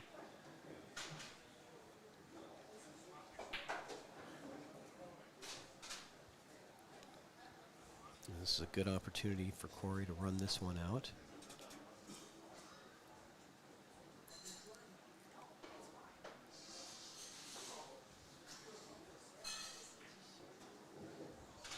I like that decision. I like that decision to go to the other side of the 6. And he did keep that nice slight little angle so that he can just stun over for a very good, easy position on the 7.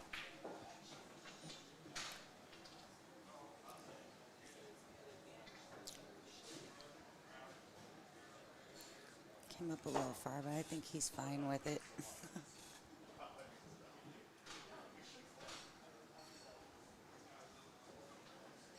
Corey being, definitely had some close calls in this tournament. He had a match against Stan Taranjo in which he was down 4-0, and he comes back and wins 7 straight racks, including some incredible highlight reel bank shots. Yep. And then that's what they do. Yeah, they just never give up, and keep fighting. So reduce the deficit to 1, and now he's played perfect, and now he has to get the other thing, which is some luck, right? So he's got to sit there and hope that Chris gives him an opportunity after the break. Yeah. And you wonder, if they...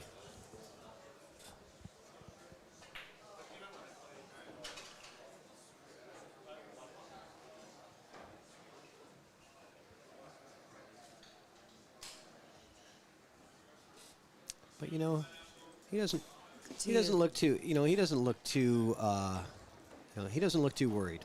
He looks focused, like he's just ready to go.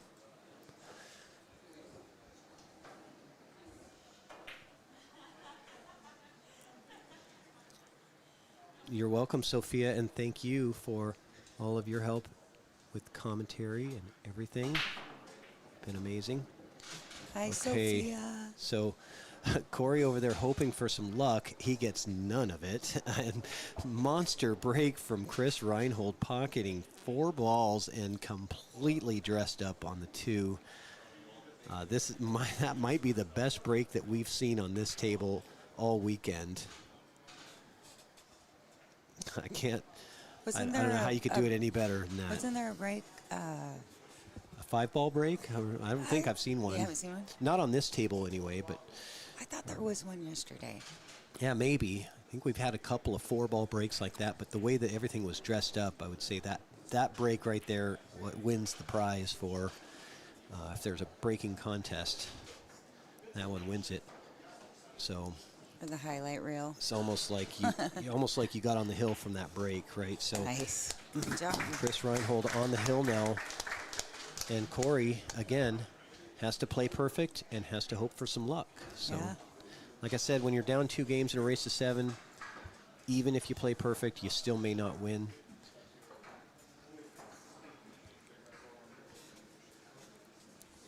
What's up, Larry from Texas? Welcome, welcome. And we got 362 live viewers. It just jumped to 371 when I said that. So, guys, keep sharing. Nice. This is a lot of fun. Nice. We've got not only this match, but we've got 2 more matches coming up. We're going to get to see, obviously, Shane, who won the hot seat, is in the final. Will be in the finals. That'll be in a couple of matches from now. But the next match will be the 3rd place match, which is, it'll be John Mora versus the winner of this match. It'll be all right here, right on this channel. You don't need to go anywhere. Just sit back, pop some popcorn, get comfortable. I think he's okay.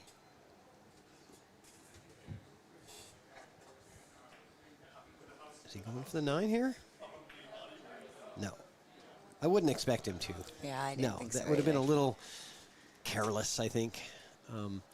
It's just the only thing that made me think about it was the way that The the six. six, you right? Yeah, you don't like that six being right there, do you? No, Yeah, I don't. Do you? nobody does. Right. But it helps to have the four right there so that you can get nice and tight and close to the six. Yeah, so especially if you come out and get nice and straight on this four.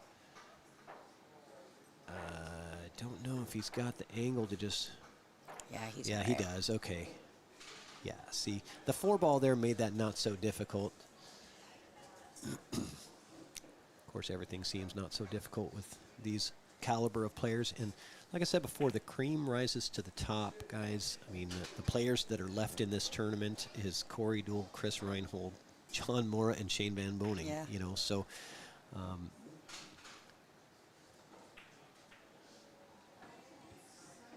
Tony had a good tournament. Tony had a great Yeah, tournament. yeah, He just, yeah. he finished at He's- 6. And, yeah, he had a great tournament. I love his 1, 2, 3, 4, 5 rail safeties. Just knows Right. where that Right. cable's going. Yeah, Like way farther than we do. the safeties, I mean, yeah, that from he the pulls one off from a pocket hole. he Yeah, plays. knowing Like, exactly I'm the just gonna path. hit this 5 rails and hook 'em. All right, so Corey gets a round of applause. Good And job. again, he's playing perfect. So he's had 2 breaking runs since I said he had to play perfect to have a chance. But he still break. needs, he still needs something. Yeah. And it's Chris's break, so Yeah.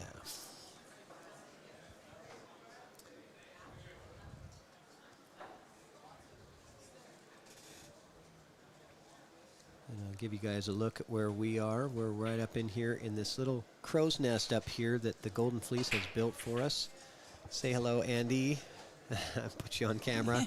We're up here hanging out, it's pretty overlooking cool the up whole here, venue. Huh? Yeah, it's not bad. It's not bad. Not a ton of room, but you know, it's enough. But you're doing it. It's enough. Yeah, you got it all like down. Yeah, well, I've been here for a while now. Yeah. I feel like I've moved You're in. just really Yeah. good at it. I've moved in. No, I've got my, my couch is over there. And my bed is right down there. Got my closet. There's your pillow. Oh yeah, my pillow. Yeah, this is Your corn nuts. I told Kim, I said, corn if you nuts? consider, Grab if some you just tell me what the rent is, I might consider, like a second home over here. I mean, you got all these pool tables downstairs. Who wouldn't want to live here? Right? I think there are a few out there that have, slept under a pool table. I'm sure there too. are. Yeah, there's probably a few people. That's like a tiny home in there, Sophia. It is like a tiny house. It is. Or a fort. Oh, I said that like a Canadian. I said tiny house. Yes. House. I got to save my Canadian accent for when Mora's playing. No, I'm just kidding.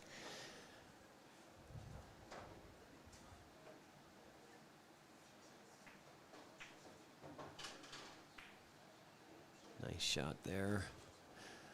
So, Corey, all he can do is play perfect and sit and wait for Chris to potentially make an error.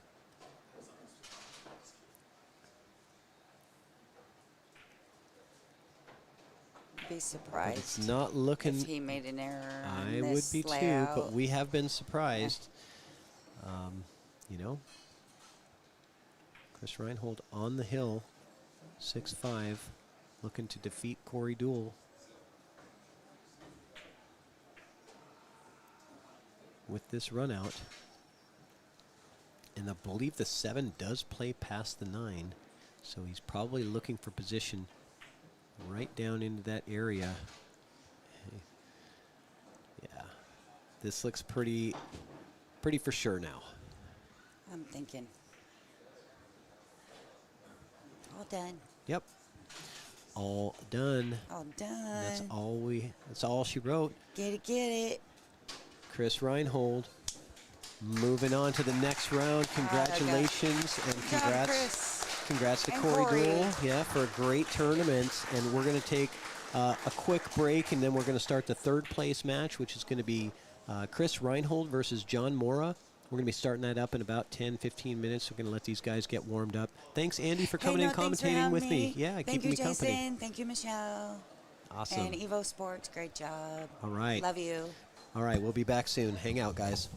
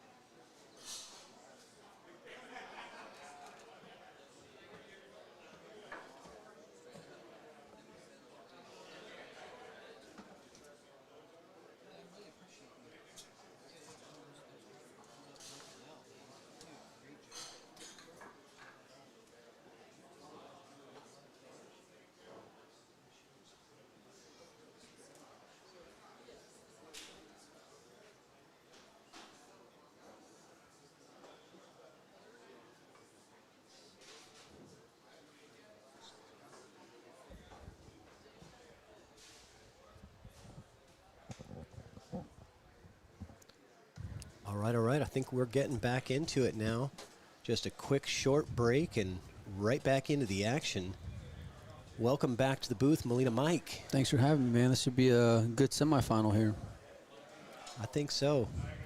I was saying earlier, cream rises to the top, and you look at the skill set of the final four, the final 6 players in this tournament, and they're all the top dogs in the house. So yeah, Shane's the man to beat. He has been since the beginning. He was a pick of the litter in the Calcutta, and then John Mora I think has got the second highest Fargo, and Chris for me is kind of the surprise, for my money coming out here. Not to say that he's not capable, but just didn't expect him to see in the semifinals. So good on him. yeah, and just one match to go to get to the finals.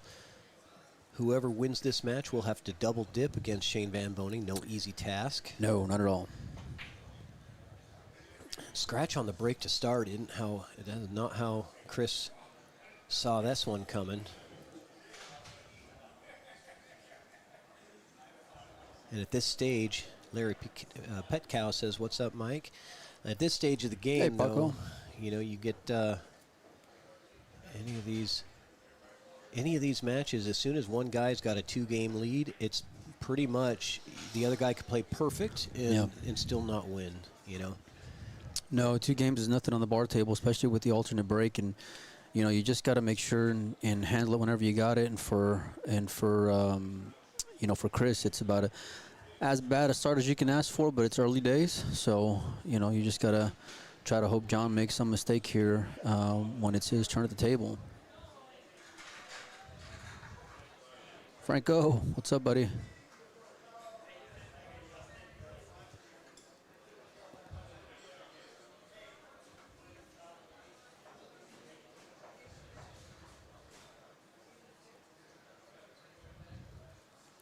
All right, he's got to come out probably 2 rails to get here on the 7.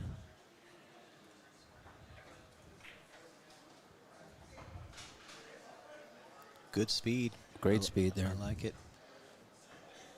He was definitely crossing the position line. You had to be real accurate with your speed on that, and he is. I like him going around the 8 ball with some outside.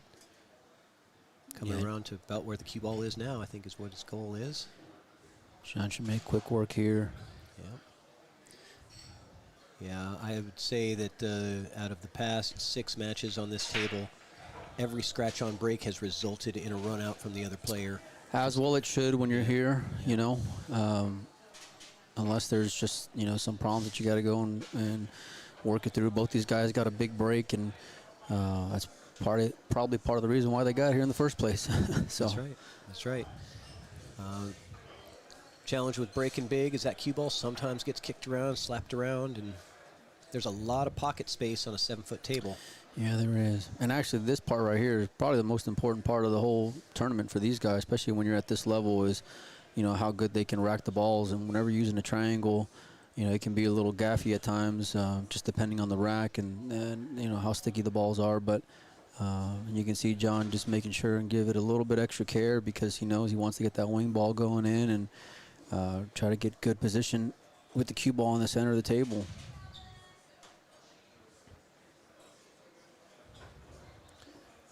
You can see the Evo Sports tablet up there on the counter. This is how the players are keeping score and basically running the stream. So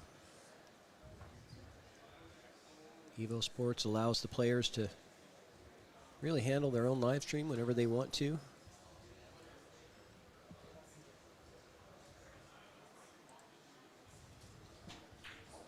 And he says, good enough, let's go.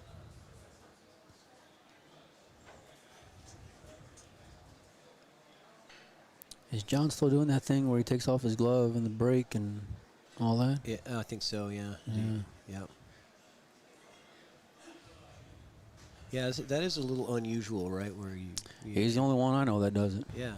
It's like, what is it about the break that he wants maybe he just wants to feel that extra grip, because he's pinching the cue on the rail to bridge, right? Maybe it's just something about the feel. Wing ball. How's the one going to dress up for him? say pretty good. Not bad. Well, I don't know. Well, it certainly goes to the into the 8, I think. I don't know that 8 goes inside. I think it's hugging right up on that point. It's tough to tell from here. Yeah, let me see if I've got it on my other. Let me take a look. Yeah, you are right, actually. It's pinched right onto the rail. Kind of similar to the 9 ball. Both of them Yeah. kind of seem to be in no man's land here. He's taking a real close look at it. It might be one of those where you can compress the rail, but you're not playing that as a combo, though. No, definitely not. Because you have to hit it real hard to compress the rail and get it to push through to the pocket. So, yeah, this is real tricky. Nothing easy here. It kind of looked, right away, looked like a pretty simple combo shot. He doesn't want to rip his glove while breaking. Okay. Somebody else in the chat asked if John beat Shane. Nobody's beat Shane in this tournament. He's undefeated, sitting in the hot seat.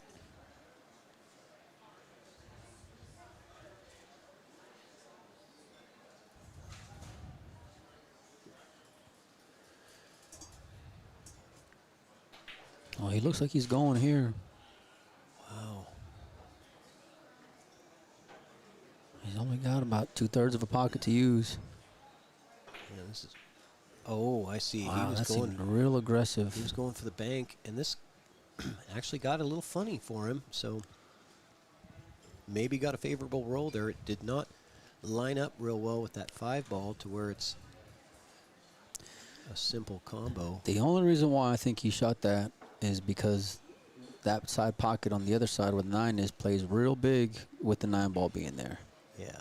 Either way, I think it was, not the highest percentage shot, but just because of that 9 ball really opens it up. Meanwhile, I think Chris left the whole ball here. Yeah, I think he did as well. But I mean, I knew he was going to play that safe because the 1 ball is going to stay exactly where it is when it's locked to the 5, and you can move the cue ball. He wanted to be on the other side of the deuce. Oh, nice touch there from John Mora. Oh. Deserves Yes. that for Yes. sure. Well done. Yes. Such a strong tool to have in the belt there.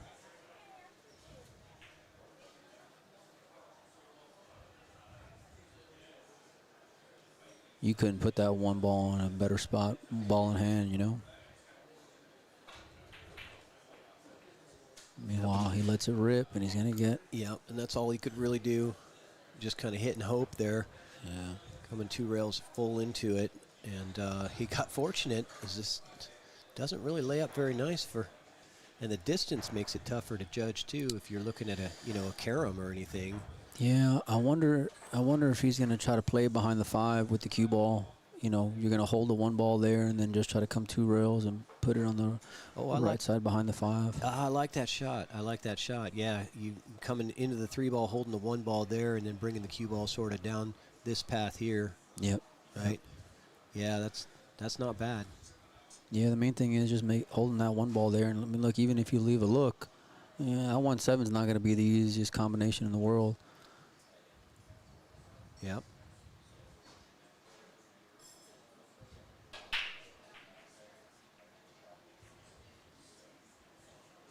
Yeah, he doesn't like something. He's really taking that extra look at it. Yeah, it's tough to tell whether or not, because the whole thing is you want to hit the 3 ball, right? Like you want to make the 1 hit the 3. I think with that shot, you're going more into the rail, which means that 1 ball is going to bounce out. At least that's how it looks like from here. Let's see what he does, though.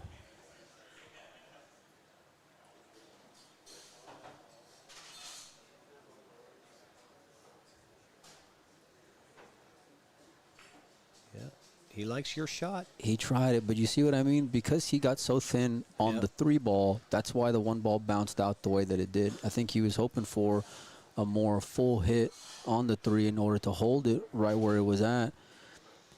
Yep. Now, can he split the pocket here? Does he got a window to make that 1 ball past the 7? It does. Yeah, he's definitely got the window there.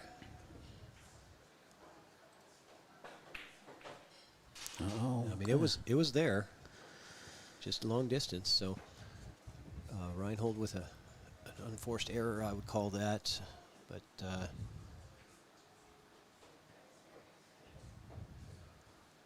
feeling Mora's got a slight angle on this one ball, not perfectly straight. So I think he can draw back if he needs to, but either way, I mean, it's still about the 8 ball, really. yeah. Yeah, you're absolutely right. And the 4 doesn't play off the 8 into the side. It doesn't have room because that 8 is too far inside the pocket. It needs to be out further. So that's kind of out of the question.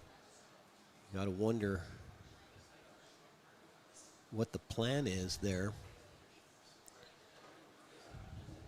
Unless the 8, unless he's got that compression shot, right, Okay, where he's thinking, just get down to the 8 and then compress the rail and push it through.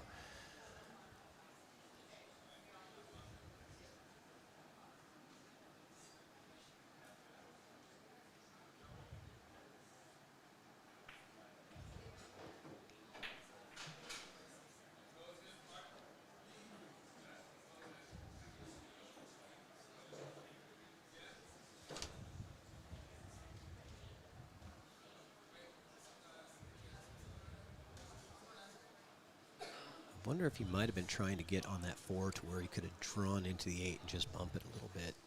Yeah, it seems pretty ambitious. Yeah, I don't know he'd got there, but I wonder if that's what he was kind of thinking about having the opportunity to do. And here he's looking at the 8 again. So he's looked at that 8 ball several times. Maybe he's hoping that that the table got bumped a little bit. It's got a little. Well, maybe he sees something that we don't see because he don't seem too concerned about it, and even while he's been navigating it, he really hasn't given it a whole lot of thought. So maybe, it's a lot easier than what it looks like up here. Yeah, I mean, I don't think it's something that you're going to, see him slow roll. I think you're going to see him power through it to compress that rail and push through to the pocket. I think it's just right at that spot where that shot is on. Well, the wait is over. Yep, we're going to find out right here. Yeah, he looks I think he's just playing this in the side, what it looks like. Yeah, okay. Well, that explains why he wasn't even really giving it much thought, because it went right on, and you can see the gap right there between the 9 ball and the rail. Yep, that one plays. Great out from John Mora. Up 2-0. So Melina, I wanted to ask you, your podcast window's open. You guys have been doing that for a while and highly successful. I'm a big fan. I watch a lot, and I get a lot of my pool news watching your stuff. How'd you get started with that? It's kind of dumb luck, to be honest with you, because, Joey and Mark White were doing their thing, and, one day I had hopped on with them to do something, and then they wanted to talk afterwards and were asking me, like, just their general, like, my general thoughts on it. I'm always going to be honest with you, whether it's what you want to hear or not, and somehow or another, during that conversation, they took it as I said that I wanted to be part of the show. And so I get a call from them like 2 days later, and when they're like, yeah, we'd love to have you on, and I'm like, well, what are you talking about? That's not what I said at all. Oh, not another cue ball kiss. Yeah, but he's got a bank, though. Yeah, favorable on it. And it leads good to the 3. But yeah, so, it's kind of dumb luck, I guess, because that wasn't what I was trying to get at all during that conversation. And, I was pretty nervous about it. And then slowly after that, Mark ended up leaving. And then, Joey's been kind of back and forth. And, it's been a lot of fun, especially the last, 2 years really been more fun. But spirited nice in there. job. Yeah, he really hammered that thing to really With straighten authority. out that bank. I wonder if he wanted to break out the 3 though, because I don't think so. I think he's good. Does the 3 play? Either that or he's just going to stick it right there, right where that cue ball is. Oh, never mind. Excuse me. Paying by the 9. Okay. Yeah. Yeah, so I appreciate what you do, and I appreciate your style of keeping it real. When you get on, especially when you got those interviews with the president of the WPA, and just holding their feet to the fire, just Yeah. making them, holding them accountable. I you got know. a chance to talk to Ishan out at Junior Nationals this year, and it was my second time talking to him more like in depth off the record, and I think fundamentally they mean well. The problem is there's just a lot of things that they're balancing with that position, and so, but I got a lot of respect for him. Nice shot there from John. Yeah, well done. And I may be doing I want to give them a fair shake, and to be honest with you, I want to cover as many things within pool as possible. And WPA and pool, that drama with Matchroom and the players, that's only one fraction of what they actually do. Right. So, Yep. and I told Aisha on this, hey, I'm open to doing more things with y'all and give y'all, just with the same platform, we can talk about the drama. I'll be just as fair and give you a platform to talk about the good things you guys are doing, or good relationships like they have with Joy and things like that. So That's fair. And I think we may be able to do something coming up pretty soon. So we'll see. I meant to do something out of Junior Nationals with him, and he was open to it with him and the main guy from Joy. But that week was just stupid intense. So good shot from John. Yeah. But Really good yeah, news. he. Even though we got a lot of respect for each other, he'll still give me a hard time and say, you're still a Matchroom guy, and you're not fair to us, and blah blah blah. And I'm like I try to call it like I feel, And if I come out looking like I got pie on my face, I'm more than willing to do that too, So. And I think a lot of people appreciated that about you, and I think what you're doing is really good for the sport. And we need more of that. And I got started watching Joey Ryan's podcast, during COVID. Yeah, Joey was the man. And it was my pool. That was my pool entertainment during COVID. Yeah, we couldn't get a lot of people for sure couldn't get our fix, and then kind of just migrated over. Yeah, that was one thing about the show that I really loved, is because Joey just did his own thing. It was his perspective, and it was unique, and he wasn't, he was setting a trend versus following one. And I just like you guys, I had a lot of fun, watching it as well. And what we try to do is, this past month has been really hectic with being in Sacramento and then coming out here and then Junior National. So I haven't been able to do shows like I wanted to, but I'm gonna get back home this week and hop back on it. And it's been a fun ride, especially when I come out to places like this and meet people like you and, other people here in the room and when I go out to places like Derby or whatever, because usually I'm just in a bubble, man. I stay there and I'm in the office at the house, and even you see numbers and metrics and things like that, but like to put, faces and shake hands. And I had a guy telling me just a little bit ago, he's like, man, I listen to you guys while I'm playing on my 9-foot diamond every day. And I'm like, that's cool, man. That's awesome to be a part of people's day like that. And so, we're going to try to do more content. I'll be home for like another maybe 2 weeks, and then head out to the U.S. Open. So that should be a real good time. Matchroom does a good job of helping me out, giving me access to everywhere. So much appreciation there. But, people forget, especially with that whole WPA and Matchroom thing, I gave Emily and Matchroom just as much shit over the years as I have anyone else, And so, but with that, I feel like with people in that position, they tend to respect you more if you level with them. You know what I mean? You're not blowing smoke up them. So, but it's been fun. I'll tell you, my buddy Mike Pinozzo, who does a show with me quite a bit, I'll never forget during that when it really got heated there with Ishan a couple times, and afterwards me and Mike talk, and I got a lot of respect for Mike, and I lean on him a lot, kind of like a mentor, and Mike had to check me a couple times, and give me his fatherly advice, so, but that's part of it, right? You go have public opinions, you got to be open to people's opinions, whether it's popular in your own mind or not. Right. So. You got to separate, your personal opinions versus the facts, right? Yeah. Because you are a media outlet. Right? Yeah. You're a media outlet. See, that's where it's been difficult, because I'm used to just being me, right? Yeah. I'm not used to having the responsibility part with it, and that's something that I've been balancing over the last few years. Yeah. But if you've got the facts, then you can base then you can go ahead and have your opinion, because I'd rather, and this is why I've always said, hey, listen, I want to go right to the guy. I don't want to talk hearsay or whatever rumors. I want to go right to the person, and let's just have a conversation about it. Yep, absolutely. All right. Look at that cue ball there. Oh, it got kicked, and he's going to get hooked behind the 9. Look at the shape he would have had on the 1 ball if it would have just stayed. A perfect break from John. A bit unlucky, though. And, man, look at that. It would have been a roadmap from there. Yeah, Chris needed that, though, being down 3-0. He needed some kind of luck, and he got it right there. But, hey, I appreciate you sharing your story because I think a lot of us don't really get to see, hear a lot. Because you talk about others a lot, and we don't really get to hear about, the Mike Molina stuff. So I appreciate that. Thank you. Thank you, man. Yeah, it's a lot of fun. It's a lot of fun. Afforded me opportunities to come out to places like this. So I'm living the dream for sure. You are, man. All right, now what's Johnny going to do here? I wonder if he's maybe just bumped this 4-ball and leave a jump. Play chicken with Chris, and because other than that, you can't let him see the ball. You can't let him. You go up table, you're gonna leave him a bank, right? So where are you gonna go? No, I like that. You bump it. You almost always get your jump shot back, right? Yeah. You push to a jump, you almost always get it back.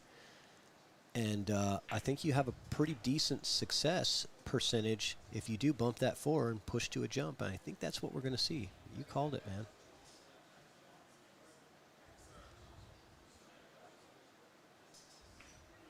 Yeah, you called it. Push to the jump, and I'd say 90% plus you get those back.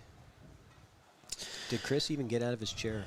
He didn't. Well, I think the other thing is where the 4-ball ended up, because before then, the 3-ball had options, right? And so now, that combo combo was kind of there, but you gotta, you gotta draw that line. It ain't a gimme. Yeah, it's hard to tell, but yeah, Chris didn't even get out of his chair. Just go ahead.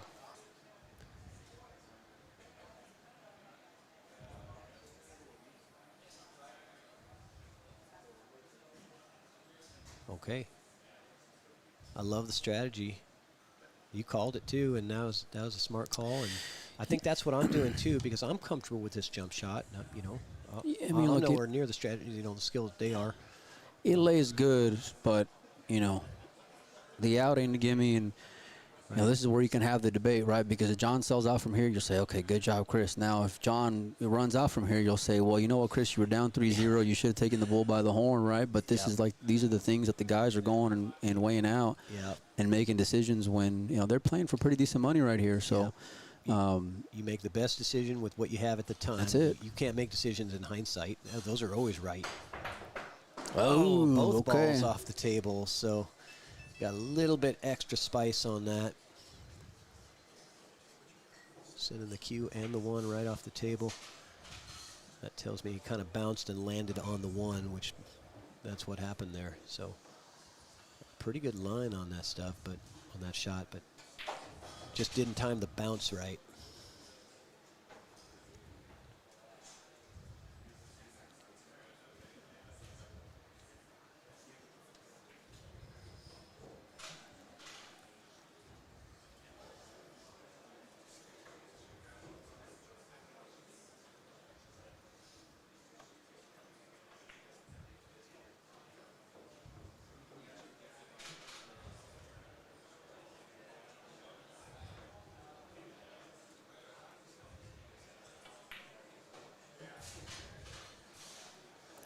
Well, and this is Chris. Hey, listen, that go ahead is going to pay off for you, because now you're going to get on the board.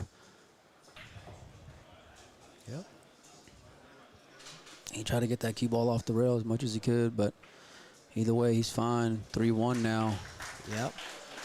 And really was a great break from John. It really was. Just to get that kick to be behind the 9 is a little chilly.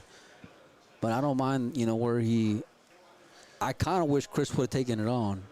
Because I thought it really just laid pretty good for him on the jump, but in the end, he came out making the right decision. Yeah, but you know what? I think that's what the fans like about the wood rack 9-ball is they like that unpredictability. Oh yeah. Nobody wants to watch pros, dress up the 1 and No, pocket man, the it's the wing worst. ball every single break. I love pool, man. But it's brutal when I see guys with a template, and that's like where, because you had the Pro Billiard Series going on for a few years, and people were like, I don't like the rack and the this and that, and it's the give and take, because while I understand from the player standpoint, right, you're traveling all this way, you got all these expenses, the last thing you want to do is get slugged when you're already $4,000 in the hole, right, Yeah. before you hit a ball, Right. right?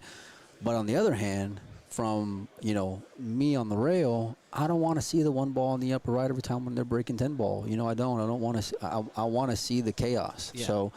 The randomness. Yeah, and that's where the fan and the being the pool player are very different.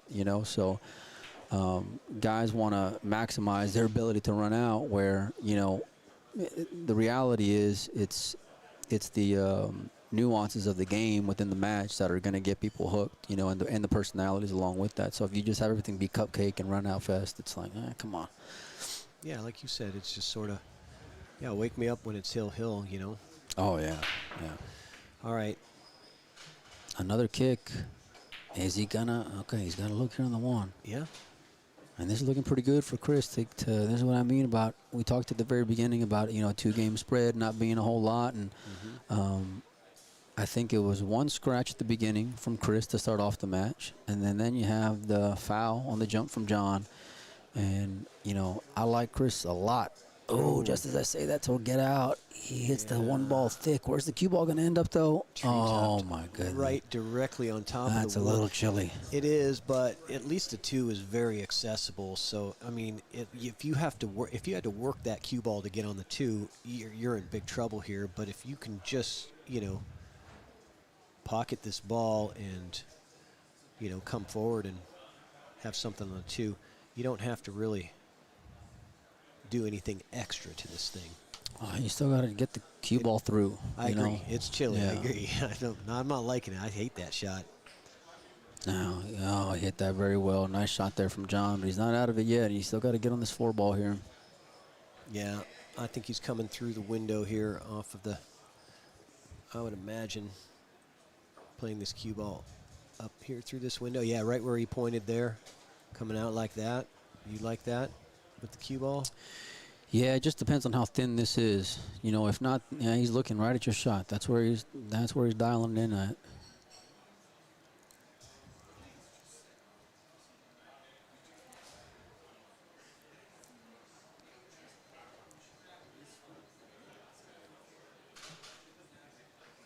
On the rail now. Ran a little long on him. Pretty straight in.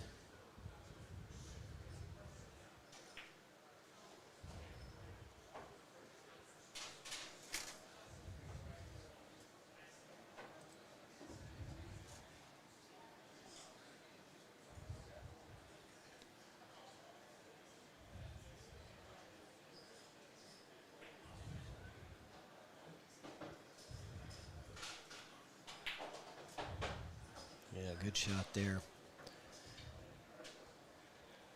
He's really bearing down.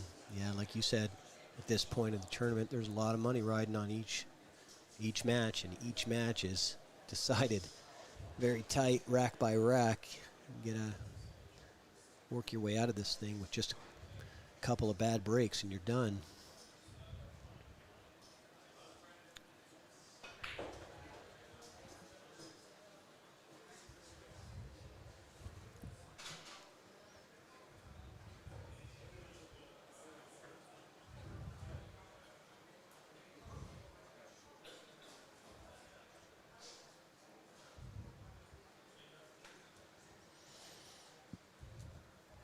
All right, you got to come back and forth here. Such good fundamentals from John Mora.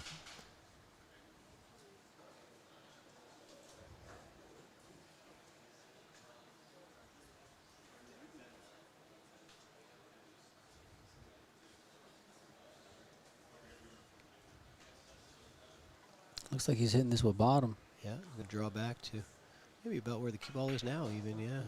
Oh, yeah, got a nice clean hit on that one. Bring it straight back.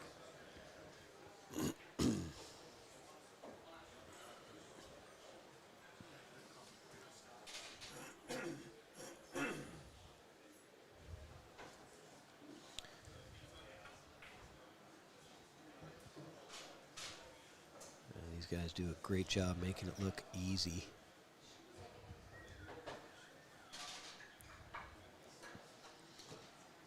Well, big game here, and John's going to get past the halfway mark here. It's a race to 7. This is B-side, so you lose, you're out. The winner, though, you're lucky, because then you got to face Shane. Congratulations in the final. Right. And you got to double dip him. Right. Let's try to take a look at the payout board there. We've got a head right in the way, but first place prize is $11,000. The guy doesn't know his head's in the way, so we'll come back to that later. But paying out all the way to 13 through 16th. I was on it, and then he moved over and got right in my view.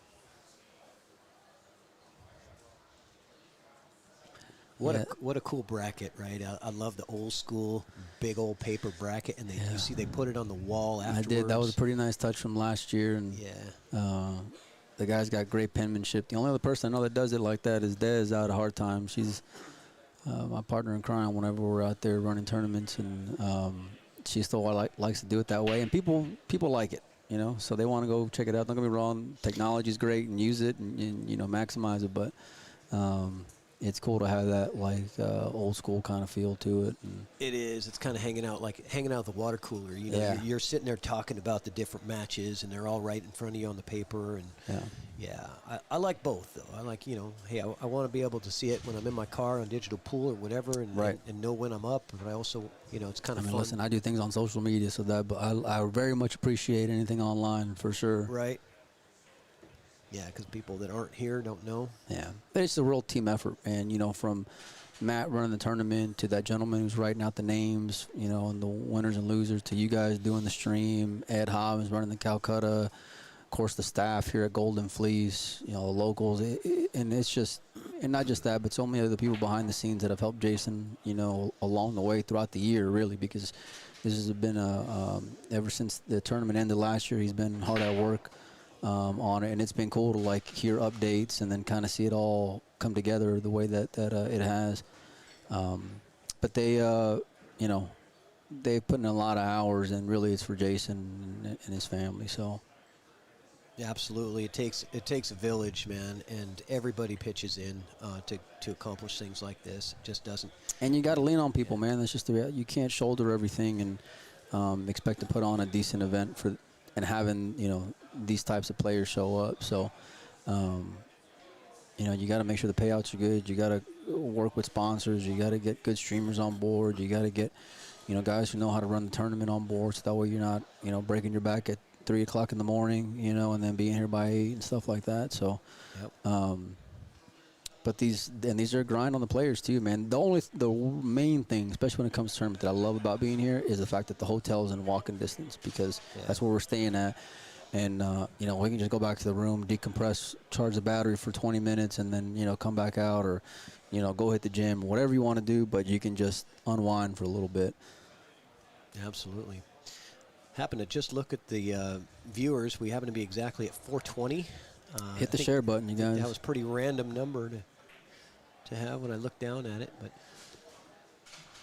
all right, now what's John going to do here? Because that 5 ball's been the only problem since he broke the balls. Yeah, and that's what's been taking him so long to figure this out. You know, it's not like he's just going to work. He's got to figure this thing out. And I wonder if he actually has the angle to come up and draw into this. I don't think he does. I think he's got a little too much angle to do that. Maybe if he was a little straighter on it. Yeah. What do you think? You think you can draw off this side rail and bump the 8? And no, I don't think you can get enough of a, you know, full hit on the 3 ball to keep it on that line. He's looking at the simpler approach. See, man, this is tough. See, this is why I'm a fish, because I'm looking at cross banking that 3 ball, hitting it with inside and going right into that 5-8. You know, but that's why I'm sitting up here and they're playing down there.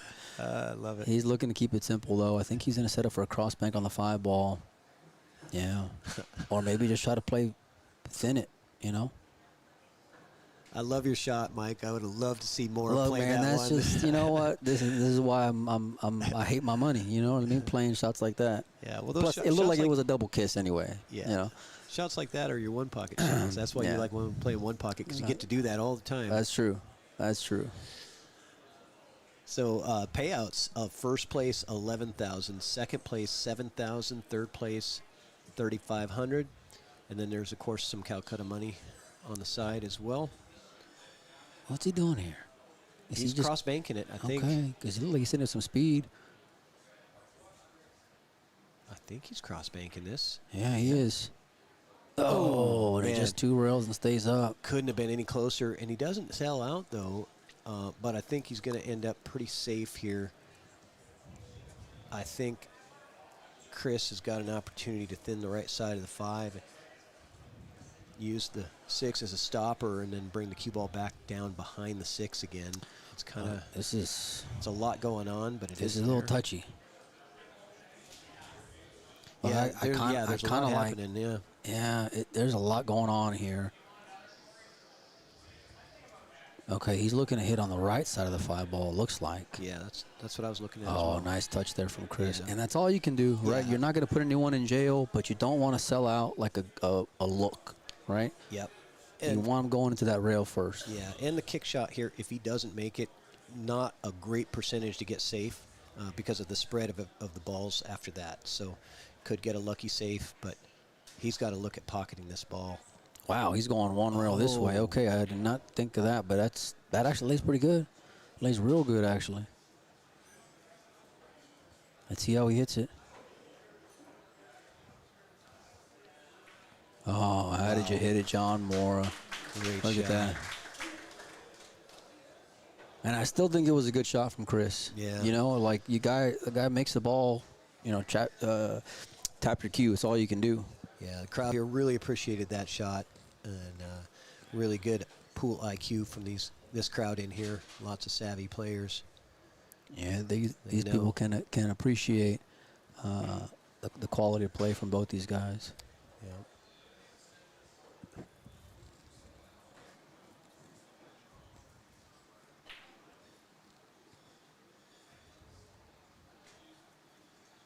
Yes, dark is his bar table, 7-foot diamonds. SVB's playing the winner. He's sitting in the corner there. He's got his case in his lap. He looks pretty relaxed, doesn't he? He ain't worried about nothing. He ain't worried about anyone double dipping him. Yeah. You better beat him, or he's gonna beat you. I guarantee you. I tell you, a lot of times you'll see him just pressing that break over and over on a practice table while he's waiting. Well, I mean, look, Shane's put in a lot of work over the years. Any other tournament, you're right, 100% right. You know, U.S. Open, you go there in a couple of weeks, that's what you're going to see him. He'll be one of the first ones on the practice table as soon as he finds out what time he can go. But over here, look, he's doing it for Jason, number one, and he does a real good job of saying hello to everyone and shaking hands and taking photos and all that good stuff. By the way, I'm pretty sure that shirt that he's wearing right now, we're gonna auction it off online afterwards. So he'll sign it and personalize it, and I think that's the plan. So make sure and keep your eyes tuned for that one. The Hall of Famer. Yes, sir. This year, shoe-in, no doubt about it. Oh, wow, this is about the way that it's gone for Chris since the beginning. When he started off with that scratch in the corner after the unfortunate kick, and he didn't break the balls bad. He just doesn't have a look here at anything offensive. Now, do you like coming this way and trying to get that cue ball behind the 2? I don't think so. I do, but it's ambitious, and I like this route a lot better. Yeah. He let up on that one. He's got to make sure and hide that cue ball. He did. Distance is better, right? Because playing my shot, the ones pretty much stays in that area. Well, if it's you like don't get the hook, you're really screwed. You're all the way on it. Yeah, it's you're like all on if it, you don't bury it, you're done. Yep. So because it's so touchy, you're not going to get distance from the one ball. You're playing all cue ball there, but yeah, that's a tall order there.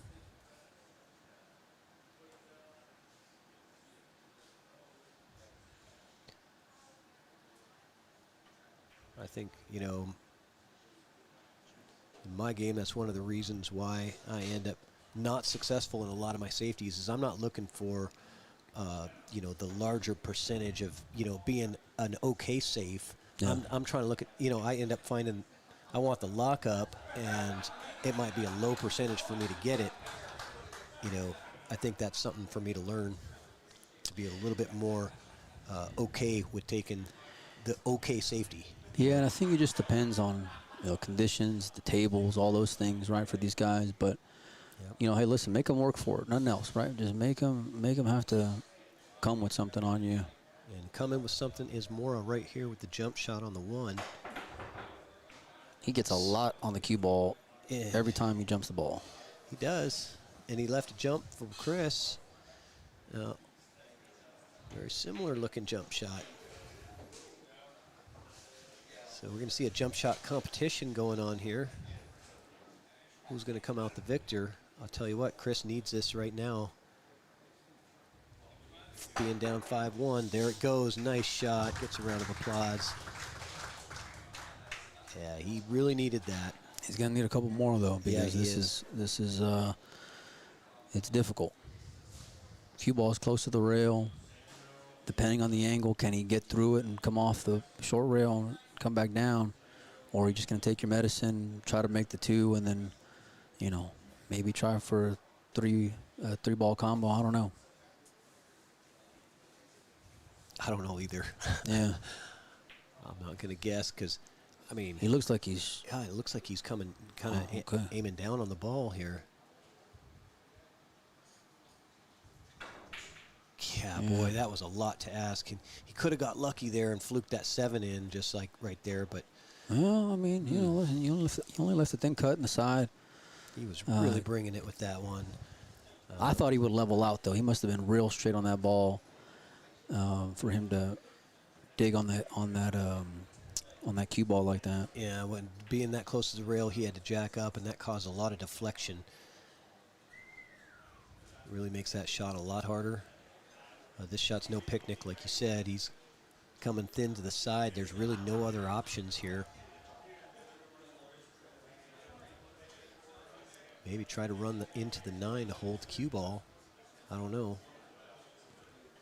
He's digging on this ball, too. Wow. Okay, how is he going to end up? Mr. Smooth, what a shot there. Yeah, wow. Okay, round of applause, people. That was really impressive. To hit that side pocket at that speed, moving the cue ball all the way around the table, and he did have to dig at it a little bit to avoid the collision with the 9, come clean around the table and land perfect on the 4. That's high quality pool right there. That's 800 level Fargo pool right there. That's the kind of shot that's going to get you on the hill. Yep. On the hill with 5-game lead.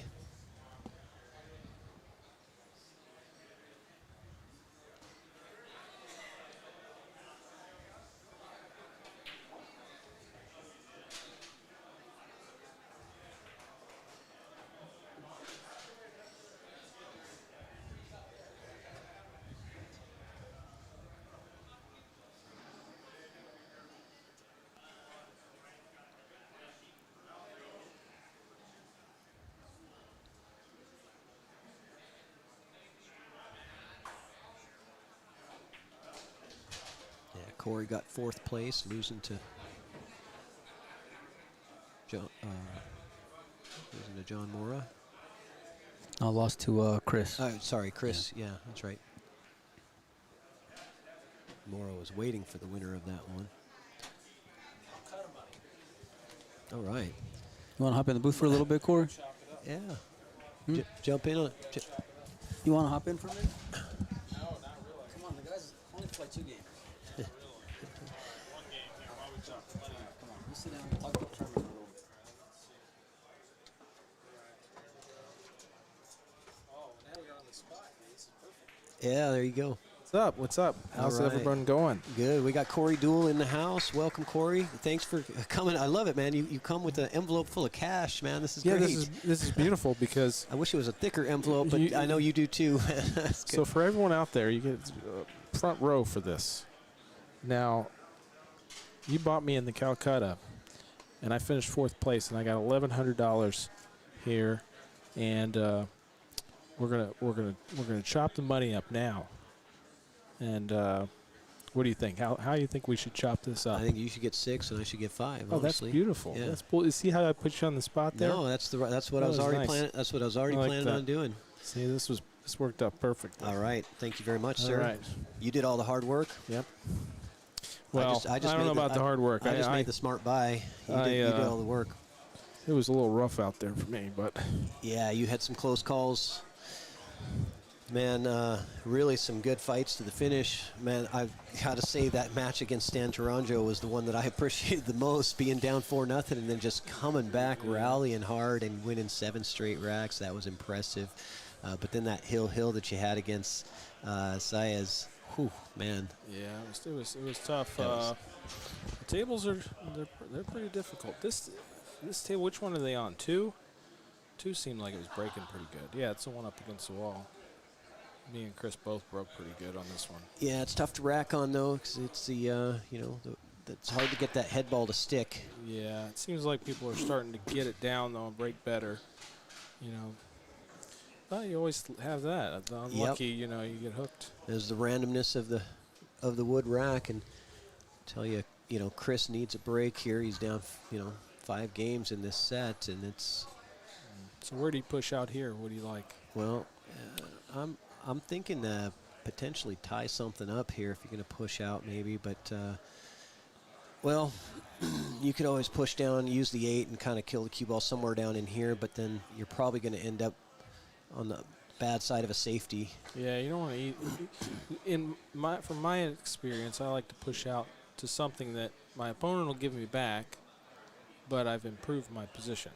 You Right. know, where if maybe I can see the edge of the ball, or I have a little easier kick. Like if he pushed out over there behind the 5. Up here? Yeah, and he leaves himself a kick, easy kick at the 1. He might end up, getting something back out of that. So he's pushing down See here. this? Yeah. So he's kind of coming down to the area I was thinking, just because it's not super easy to get safe. Yeah, no, it's not. You're right. It's not too bad. And I kind of like just thinning the 1, almost like you're going to cut it in and go back up table. If you happen to cut it in, the 2's there, pretty open. Yeah, I hear what you're saying. You want to push to where they're going to give it back to you, and you've improved your position. Yeah. But, it's got to be bad enough to where they give it back to you. I don't think Chris is going to give this back, though, being that he can see the full piece of the ball. He's got a lot of options, right? Yeah. But, this is it's not super easy. You can mess this up. Yeah, you maybe bring that 1 ball up to the 4. There's windows. Oh. Andy whiffed the whole ball. All right. Wasn't expecting that one. I guess. So he must have been trying to catch a real thin piece. He was spinning it, trying to get a little twist on the cue ball to help the cut shot. Okay. And the cloth is it's got a lot of friction in it. It's got a lot of chalk in it. Yeah. And that caused the ball to masse instead of deflect. And that's what got him. It's got me on a lot of shots this week. It's difficult to play on. Yeah, I've seen a couple like that as well. Yeah. You got to time the speed just right, because that swerve just. The older the cloth gets, Yeah. everybody's chalk gets in it. And it might as well be another pool tip. It's like the cloth spins the ball more than the tip does almost. Ooh. Oh, that's a very unusual error from Unexpected there, yeah. Mora. So an unexpected miss from Chris, giving up ball in hand, and then even more unexpected missed shot. But hey, we all do it. Well, Yeah, I was thinking this match was over right there. yeah.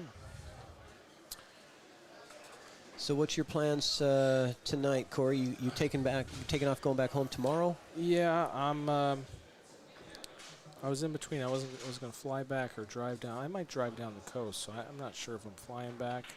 But it's a nice drive down the coast, so Okay. it's possible.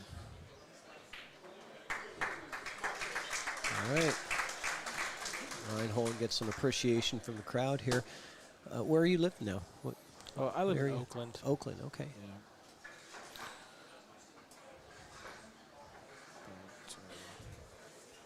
Did you say you I'm drove? going to send Mike back up here because my friend's taking me to dinner I'm All going to have to run. But All right, well, sounds good. thanks a million. And Well, thanks for winning me a couple of bucks in Calcutta. yeah, and, I hope appreciate- everybody enjoys the rest of the tournament. Yeah. And see what happens. Thanks, All right. guys. Bye. Yeah, thanks, Corey. Appreciate it, man. Thank you. Yep.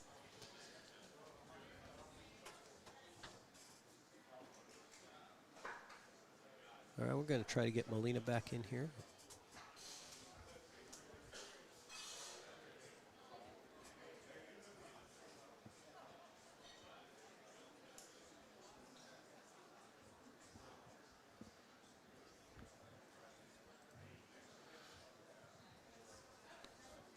Yeah, Molina doesn't look too anxious to get back in here. Having a nice conversation with Sandro Manzel, one of the best pool photographers in the business. That man right there. I call him the pool photography sniper because he is across the room with his super high-end zoom lenses, and he catches that action. You don't even know he's there, and that's his goal. Great photographer. Shout out to Sandro Manzel Photography.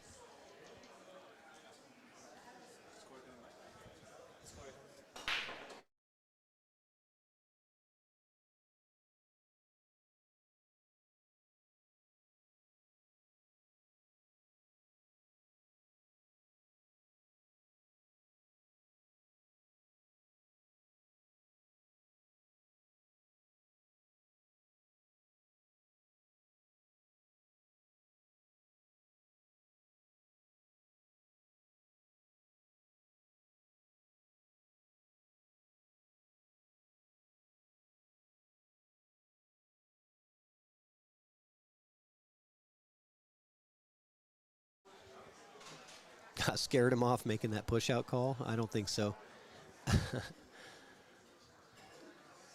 All right. So Reinhold making the most of these opportunities, trying to climb and claw and get back into this thing. I really thought after his ball in hand error that he had in the last rack that the match was over, but here we are. 6-3. Getting it done. He's got hopes for some luck. Like a dry break or something similar. Give you guys kind of a look at what's going on out there. Got all kinds of action. There's the paper bracket down there. SVB hanging out. Waiting to see who he plays next.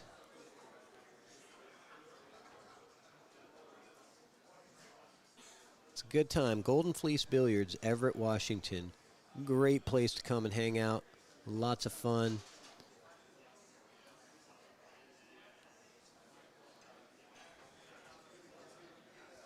We got 10 7-foot diamonds, 5 9-foot diamonds in here.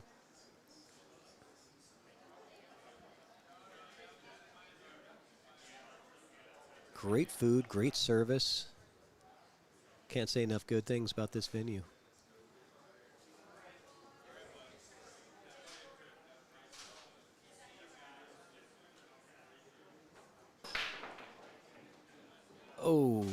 Oh my God.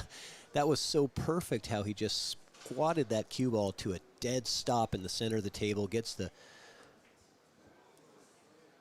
deadly kiss, sending it to the side pocket, and I can't believe it didn't scratch. I thought it was dead to the side pocket after it got kissed over there. Very fortunate to still have a look at this one.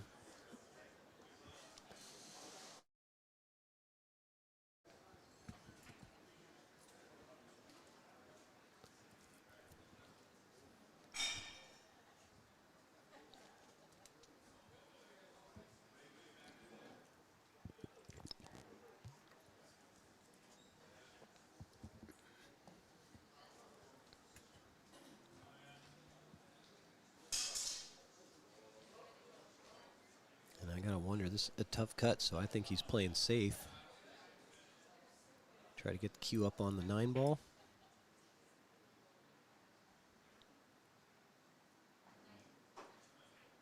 Nope, he is going for it. That was risky. And I tell you, he's given Chris Reinhold some extra opportunities to climb back into this thing one rack at a time. And this could be a 6-4 match now. I think the fans are liking that, though. They like to see a comeback.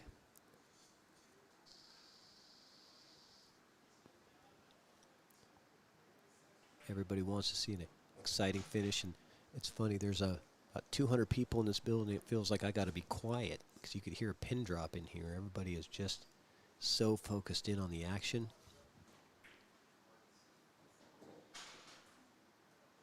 It got quiet in here, I'll tell you.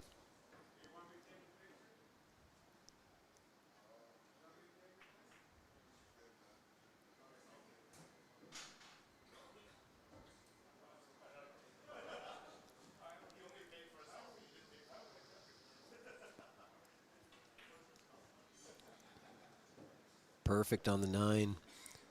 Well played out. Chris Reinhold getting it done.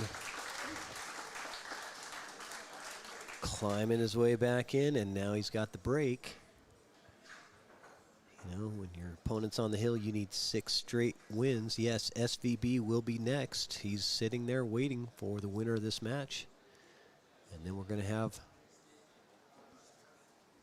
the much anticipated finals. Will it be Chris Reinhold or will it be John Mora that faces SVB?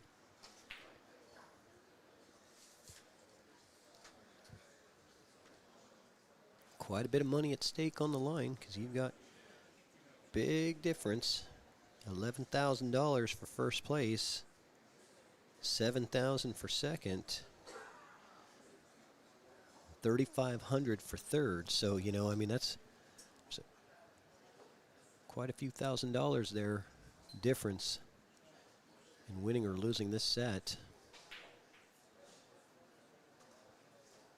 I mean, this set alone is worth $3,500, but plus the chance to win more in case you do double dip SVB and capture that main prize of $11,000 plus the Calcutta money as just an added bonus.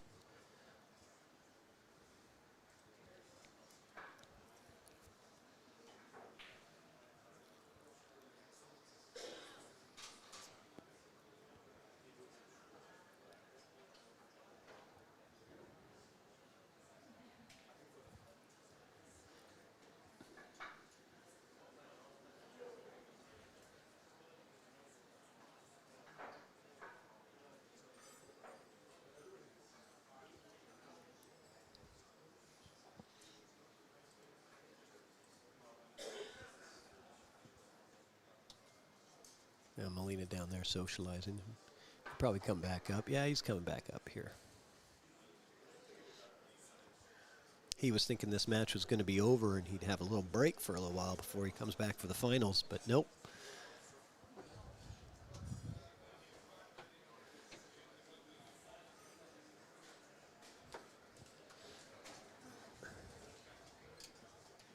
Welcome back, Molina.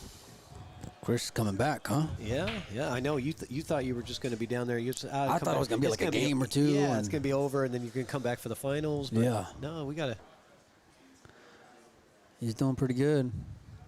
He's showing some heart, and now it's anyone's game because it's his break. Yeah.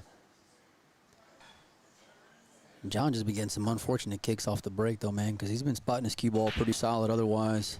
I tell you, Mora took a big chance at that 1 ball on the last rack, trying to make a difficult cut on the 1. Yeah. Missing it and laying it up like that. You just giving him more air, right? Yeah. The guy's, sucking for oxygen, and you're giving him.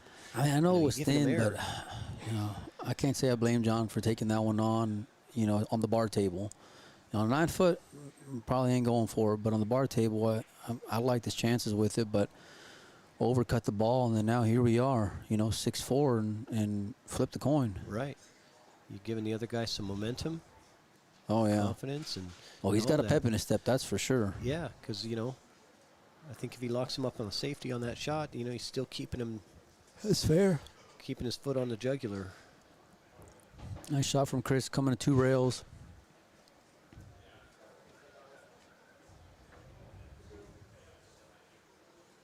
And now what I like is it puts the heat on John. You know, winning this rack right here, the guy's at 5. Now you know you ain't gonna be 2-stroking anymore. I mean, not that he was, but you know, you know the guy's in your rearview mirror now. And you can see just in the way he's cueing the ball, the way he's walking around the table. Yeah. He's got some confidence in his game right now. Yes, he does. He does not want that ball on the rail, though. Okay, let's see if he's got angle.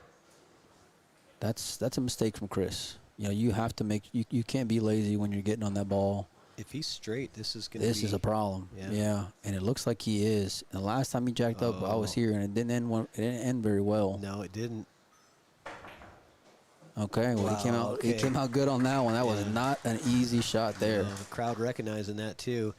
And I think he's going to go forward 3 rails. Oh, yeah. Yeah. Inside, top, 3 rails around. He might have overcooked it. Yeah, he Or he got juiced it. perfect. Never mind. Look at that. He juiced it. 4 rails. Semifinals, ladies and gentlemen. Yeah. 6-5. Yeah, here we go. And they're loving it out here. Absolutely loving it. This crowd Look at appreciates some great pull, and they're getting it here. Look at this crowd. I mean, they're just totally into it here.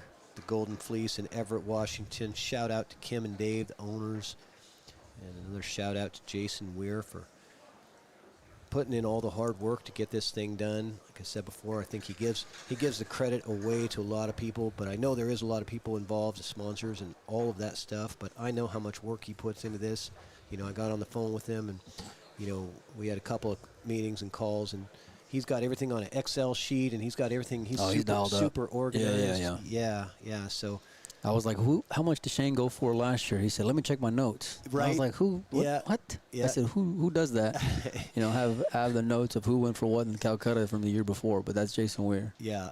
I like that, though. I like working with people like that. He's because top shelf. It makes my job easier. Oh, yeah. Because it's like when I need something, you know, I'm asking for something, you know, because we want to, you know, we got a lot of moving parts going on here. There's a lot going on. And I want to make sure we can do the best job that we can.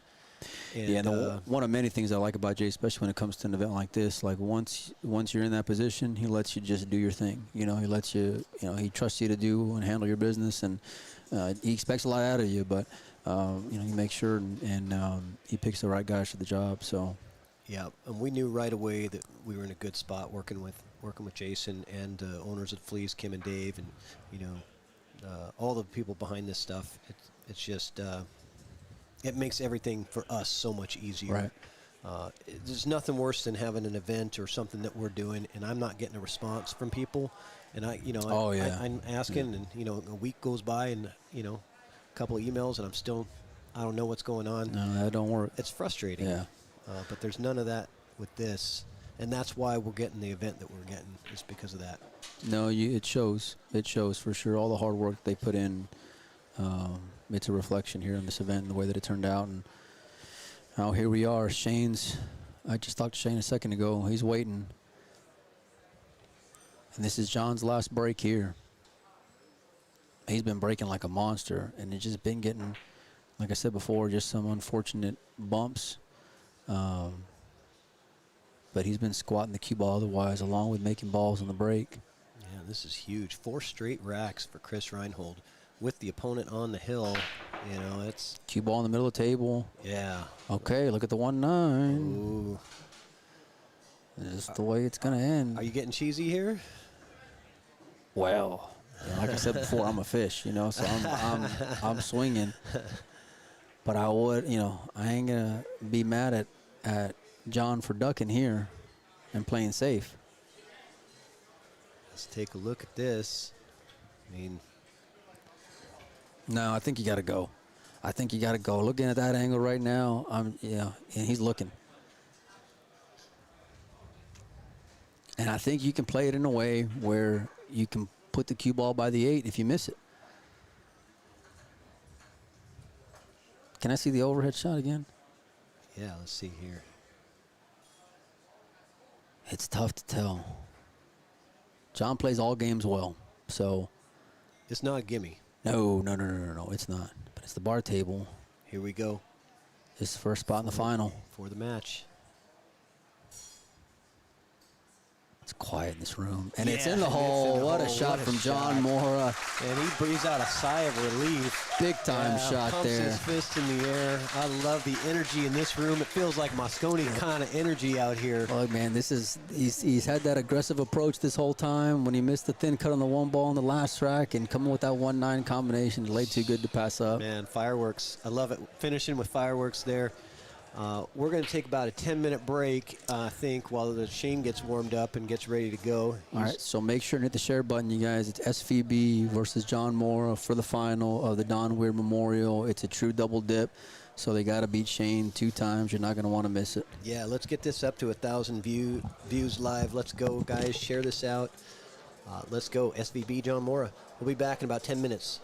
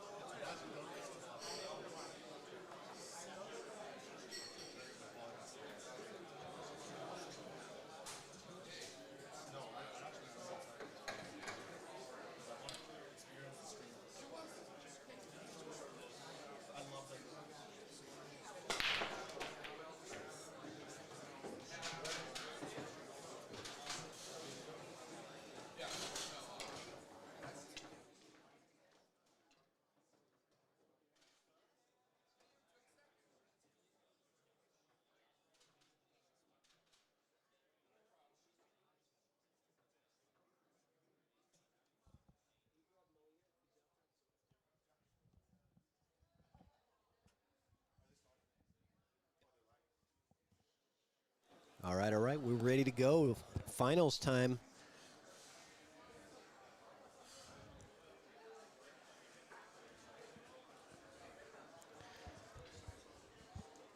Mora wins the lag. Any predictions out there? What do you guys think? SVB, obviously the favorite.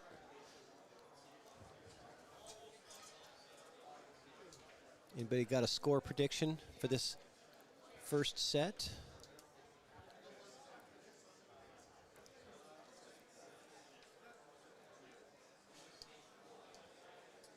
What do you think, Molina? What's your prediction here? If you were to put a line on this, what's the money line on this one? The money line is probably,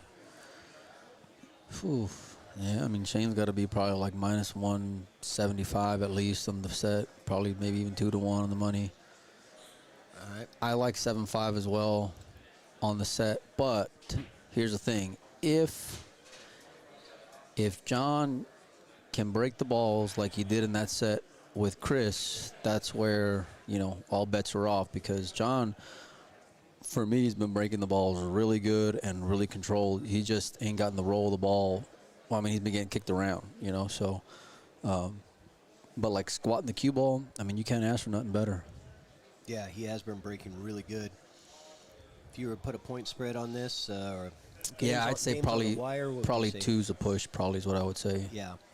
7-5's a push. That's kind of what I'm thinking too. Yeah. But it's hard because then you got to keep the dude on 4. You know what I mean? You keeping John Mora on 4. That's pretty juicy on the bar table, especially given the fact he's got the first break. So. Yep. Well, I just had a buddy outside that said SVB. He said he was gonna beat him 7-4, and I said, all right, well, if you give me 2 on the wire, I'll take Mora. So I got a little. Got a little sweater on there. Yeah, I got a little sweat. Okay, look at the cue ball. He drew it back a little bit, but he's gonna have a shot. And look at this. This is about as good of a start as you can ask for from John Mora. Yeah, not bad. You can drag this cue ball over to the left side, I believe.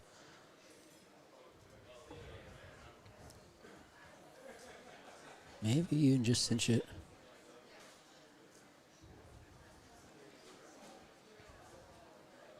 $7-2 for SVB. Yeah, that's just. Yeah, everybody's saying SVB 7-5, 7-3, 7-5, 7-4. Yeah, I mean, look, John's just been breaking the balls, like I said, phenomenally. So that's where I think that can give Shane a lot of trouble. Not that Shane can't break the balls good, but, their last match in the hot seat was 7-5, so it wasn't like Shane was stealing, Well, with the wood rack, it's the guy who's really got that down, right? As far as getting that rack the way that they want it and hitting it the way that they want it. And I tell you what, Mora's, he's warm, right? Oh, yeah, that's the long debate, right? Would you rather be the guy sitting in the hot seat or the guy who's just been, pummeling through the loser side and been playing pool nonstop? I'd rather be the guy that doesn't have to beat Shane Van Boening twice. I agree with that. That's the guy I want to be. Yeah, the alternate break is huge, especially when it comes to, trying to handicap anything. Shane's obviously going to be the favorite, but the problem is you just got to find a number where the other party's going to be comfortable in taking, John. It's going to be alternate break, so that's the way the tournament's been ran. That's the way it'll finish out. So, and if you're John Mora, great start, break and run. Didn't have to do a whole lot of work here except put the balls in the hole. Because you know what you're going to get from Shane, right? He's been steady the whole tournament, hasn't dropped the set, but you got to put a little bit of heat on him. Yep. But the best way to beat Shane Van Boening is to not let Shane Van Boening play, and that's what John Mora is doing in this first rack. Yeah, or break his arm, one of the two. Yeah. That's it. That's pretty much your only two options. Yeah. Don't let him to the table or... Yeah. Good start from Mora, well needed. Gets off to that early 1-0 with the break and run.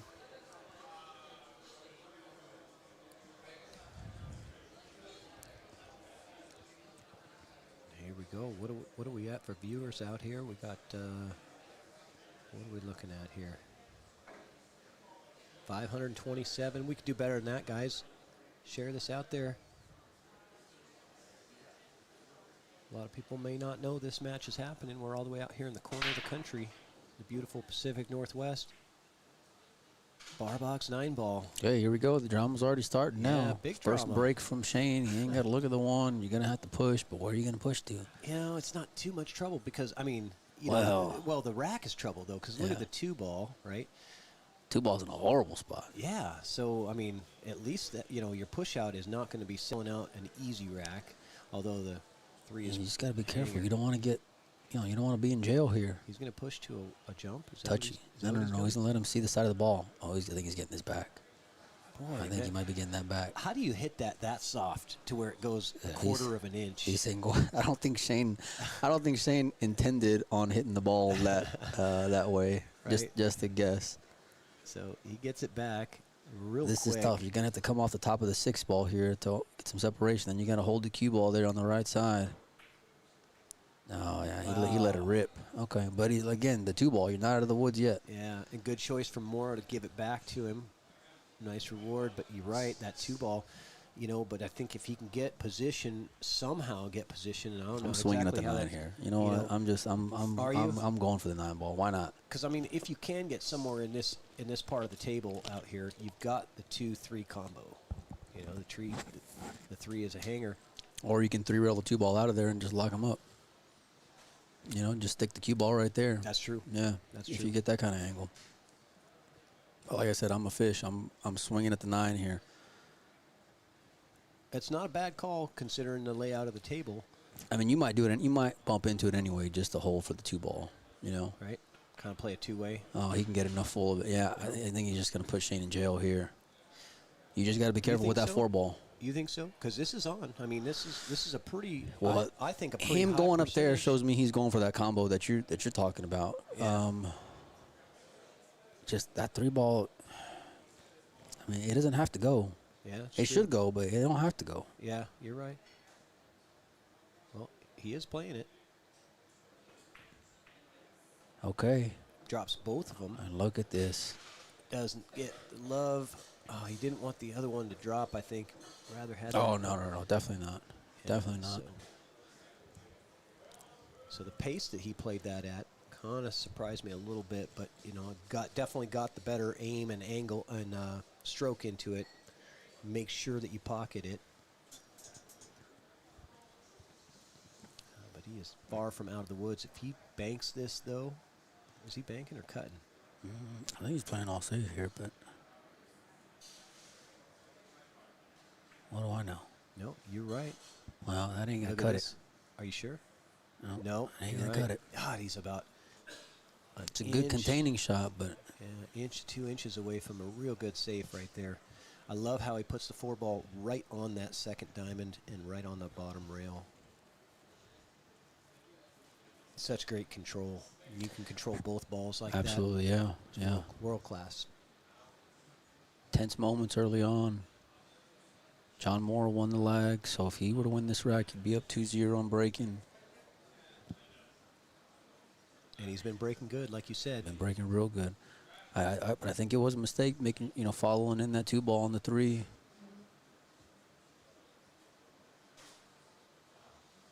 Thanks for the shares, guys. We're up to 600 now. Let's go.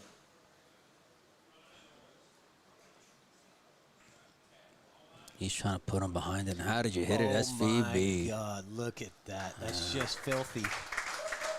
All the way around the table. I mean, To clip the ball at that speed, control the 4, play the line on the cue ball. oh, man, that's just unreal kind of control from both players, Yeah, really. yeah. But that's the level that they're at. John Mora played a great save, putting that 4 in a bad spot and almost getting, hooked. But just, you got to hook him. You have to. It's not going to be good enough for a guy like Shane. That's why he's sitting in the hot seat. Okay, how's he going to end up here? I think he's going to be okay. You think? I'm not so sure this ball has a pocket if it can pass the 6-ball. You're And right. even still, well, you make the ball, now you got to get on the 5 here. Yeah, Shane might have to play a safe. Another one. Yeah, it don't go. That's why he's weighing everything out here. The 8-ball's in kind of a funny spot here for the safe as well. No, I mean, He's got something in mind, though. There's a crazy wild back cut on the 4, but Yeah. I don't like it because you're really. He may be swinging out of here. Yeah, I mean, you're moving that cue ball. Yeah. And the 5 is no picnic. It's in that bad spot next to the side pocket and on the rail. Like if you can hit the 4-ball full on the right side of the 8, and then you're just dragging the cue ball on over and put him on the rail as well. But I tell you what, I don't like it. It's so big having that 8-ball there, though, because the safe that you want to do is not there because of that 8-ball being right there to bank the 4-ball. What's he doing here?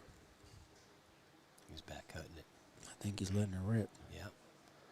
Okay. And he's going to have a bank on the 5. Okay, hit the replay button because he's about to go, 3-rail position here to get on the 6-ball with the bank in the side. God, did he get exactly where he wanted with that cue ball as It's well? tough to tell. I think he's pretty good, though. Yeah. Oh, yeah. 1 rail, 2 rail. I thought he'd go 3, but he's good on this on this 6-ball. Yeah, it's perfect. It just crept on in there to that 5-ball. And one mistake from John of not getting the hook on the That's it. on the 4-ball. Yep. And then not being successful with the jump. Yeah. It's just those little tiny differences. SVB lays down a great safe. John Mora plays a good safe. Good is not good enough. You got to be great. Yeah, It only took, 100%. but I mean, Mora's safety, that was a tough one to get to, and he was only about an inch and a half away from locking that up. Yeah, on I the mean, he knew he 6. should have done better. I mean, don't get me wrong, the return was everything, from SVB. But John being so close to the ball, you got to really make sure that you're do one of them, right? I mean, you got the ball on the rail, which is great, but you didn't get the cue ball. So, and that's just the difference here. Anyone else in the tournament, that may work out in your favor whenever you're all said and done. But a guy of Shane's class, he can one-up you a little bit. Yeah, and I'll tell you what, Shane in a finals match, if you're going to beat Shane, you're going to have a much better chance of doing it early in the bracket before he's hot.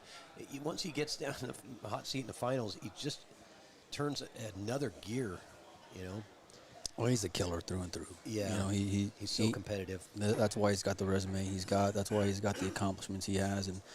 And when he smells blood or he's in that position or he can see the finish line, he's the guy where he gets there, and he's gotten there. And he was here last year. He won the event. So him being really the guest of honor here, for Jason, I think the whole tournament's kind of planned around Shane's schedule. So, it's good seeing him here in the final. 100%. And Shane looking for the 3 God, feet. look at that break, man. I'm saying that cue ball is just that's what can win him at least the set. Maybe not win him the whole. Right. I'm not saying he's gonna win the whole tournament, but that break right there can win him at least the set. The squat of the cue ball. Yes. I mean, that cue ball had almost just a perfect little stun off the head ball and stop. And that's what he's been doing. Yep. 2 balls down.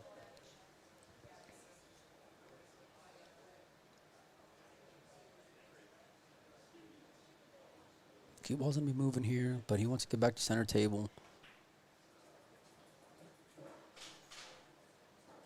Same thing. I mean, this is like a drill for these guys here. This is like their bread and butter.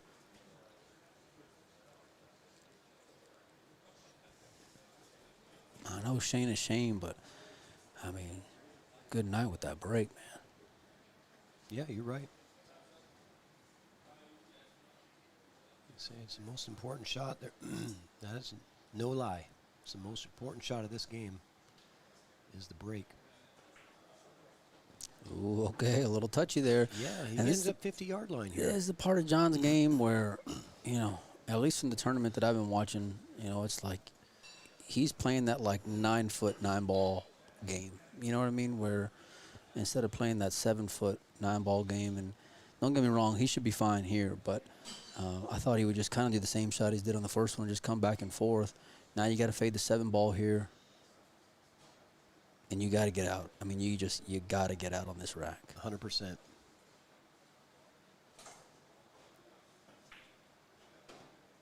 Okay. Oh, beautiful. Just dodging bullets left and Man, right he is John really did. Mora. Yeah. I mean, he zipped by that 7 by about a millimeter. He almost clipped the 4 ball with the cue ball earlier in the previous shot. Almost clipped the 7 ball with the cue ball as well. But he's coming out smelling pretty good here. Yeah, he's doing like the Matrix. Yes, Dodging bullets. that's what he's doing, man. Yeah. They're flying by, slow motion, ducking and moving.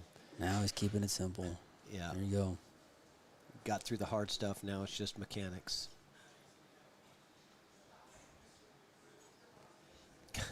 My man Collins is in the chat. Collins, yeah. I don't even know what that means, man. Hard Texas accent. I don't hear the Texas I haven't accent. been. I ain't been home, and I've been on the road more this year than I've been home. I'll put it like that. I don't even know what Texas looks like anymore. I don't hear the Texas. And I lived there for 10 years. He just likes giving me a hard time. Like. That's my guy right there. Yeah. Yeah, you guys do a good job teaming up together. I always enjoy listening. I've gotten a few compliments about Collins and our activities. He's my brother from another mother. I like giving him a hard time, but he's my guy for sure. So John Mora taking care of both of his breaks. Yeah. I like the vibe in here. I mean, it feels like Moscone style vibe. Maybe Oh man, you know what? I've been to level, but I mean, tournaments all over the place. We're in the finals. It's just everyone's gone home and made the drive back to the house, and yeah, there's people just standing up all over this place and just sitting behind the bar and just sweating it. Just sweating a great final. Yeah, that's the community out here. That's the culture out here in the Pacific Northwest. That's the people showing their appreciation. Amen, yeah. All right, second time where that cue ball's gone over to the right side for Shane. How's he going to end up, though? And see, this is like, it's clutter, right? I mean, don't get me wrong. Shane got the better of it last time. Yeah. I have a feeling Moore is going to be on the backside of this 3 when he comes to the table. He better be. Yeah. Let's look at the side view. The problem with it is, you got to make sure you're hitting the. Oh, he's going to go aggressive here. Yeah, it just seems like it's hard to hold, with trying to make sure you hit the rail and you're so close to the ball and you're trying to be a little touchy. It's a lot going on. Yeah, we're trying to put him on the 3 like that, I feel like. There's an unpredictable aspect of this, this combo, though. No, I like clipping the left side of the 1 here and sending it back over there on the left side, right where that on the where the 2-4 is at, kind of, and just playing all cue ball here. He buried him pretty good on his last safe.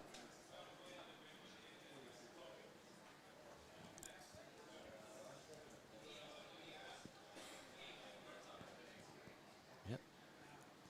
He's decided now. He's going aggressive. 1-6 combo. No, I ain't back on that. No, Isn't that what he's so. looking for? Yeah, that's what he's looking at. Yeah. He's back. Okay. And I know this is going to let the cue ball go. And, I mean, it's kind of unpredictable. That's why it's unusual for. Look, Shane's playing bar table pool. Yeah, but it's not a flyer. I mean, he's not taking a flyer. I think that might be the definition of a flyer. I don't know. You think so? I think so. It ain't a gimme. I mean, I think he's going to control. Look how he hit that ball. Yeah, I mean, you couldn't hit that ball any better. But it didn't have to end up that good, is what I'm saying. Right. It was risky. Yeah, now he's looking at, okay, now he hit it great, though, man. I mean, you hit it great. I mean, now he's got to be right in this area here. He wants to be right on that, too. So, these guys are so good that they can get that cue ball within a, saucer size. No. All right. He decides to go ahead and just come through See what the I mean? window. Shane's playing bar table 9 ball here, Yeah.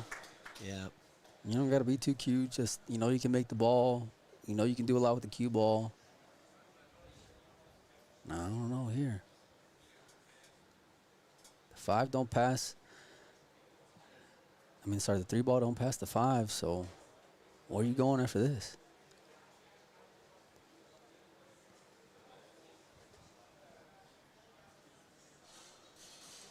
Look at that. There's people standing up, staring at the big screens in the room. I'm on the edge of my seat over here. What a shot right there. Look at this. Is he overcooked it, around though? perfect. Oh, he's painting the side. Okay, good shot there. Oh, man. That's just absolute. This is a filthy run out right here.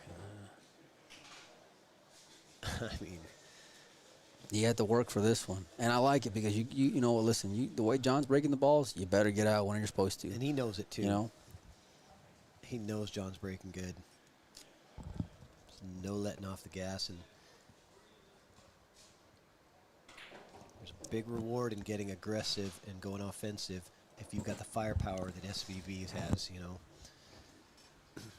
creativity at its finest from SVB. I agree with that, Vic. how's your speed, Shane? Unreal. All right, You 2-2. This is really something, guys. What a great run out from Shane Van Boening, tied 2-2. Crowd knows it too. Yeah, and I'll tell you what, John Mora's got to hold serve, continue to hold serve, and he's doing nothing wrong. I mean, Mora has done nothing wrong other than being an inch short on a safety that was He full would have, table. he would have been up 3-1. That's his one mistake. Yeah. If you want to call it a mistake, I mean, that's talk about no breathing room. Yeah. No, this is like two heavyweight fighters just, trading blows here. Yep. Somebody's going to throw the knockout, though. Indeed, yeah, it's coming. And it may just be who blinks first. Not like next, who blinks next, I mean. Yep. Because both these guys have been playing solid. Now, again, I'll still say I like John's break better than Shane because Shane, John's been just ABCing it afterwards, where Shane's had to work a couple times to get out. Yep. And when you're talking about the blink, I think we're talking about the break because that's where it's going to happen. Scratch on break or something crazy, that's where it's going to swing. Oh, now you just jinxed him now. I'm just saying, if you're going to see a swing, that's where it's going to happen. If he scratches right here. it's on me, all right. Yeah. Big break. Cue ball. Look at that cue ball. Look at that cue ball, man. He ain't even going to get, look at that. If the cue ball wasn't gotten kicked, perfect on the one. Everything is out in the open. This is trouble for John, though.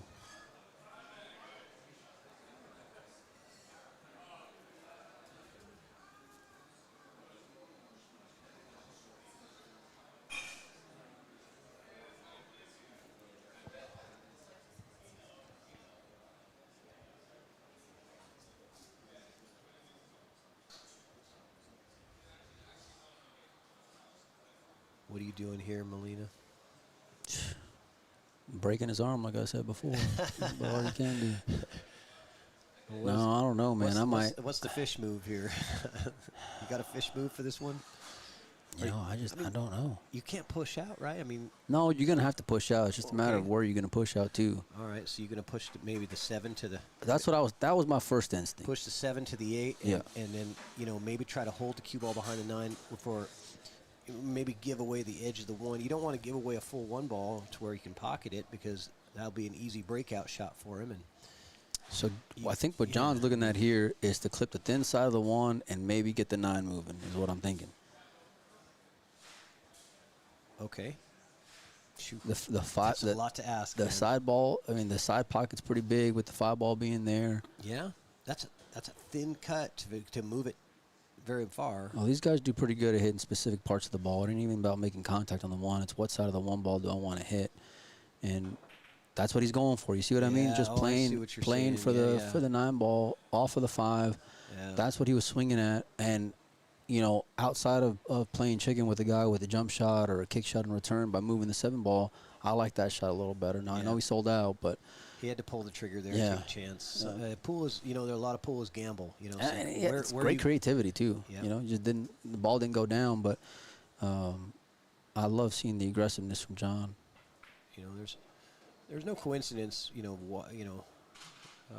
Why there's there's gambling in this sport because the game in itself you have to take gambles, you have to take risks, right? And you have to just know which bets are going to be good. Yeah, and that was just a world-class attempt, to be able to hit that side of the ball, know you're coming off of it at a specific angle to get the 9 ball, going in that general direction. Like I said, with the 5 ball being right there, it plays real big, does that pocket. So, meanwhile, Shane's, looking like he's going to take a 3-2 lead. But when you're going back and forth when it comes to blows, we talked about who blinked first or who blinked next. Well, John blinked. John blinked, yeah. Now, does this 5 ball pass? I think it does. Looks a little funny, though. Never mind. I should have went to my other camera. Would have probably been easier to see for you.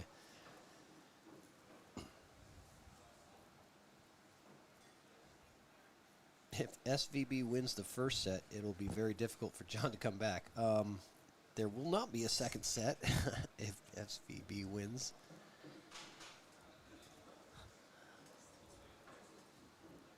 And this is coming from Bet the Farm. All right. I'm kind of surprised he got that angle on the 9. Thought he would be able to roll down a little further. Yeah, he should be all right here. Yeah, he doesn't seem phased at all.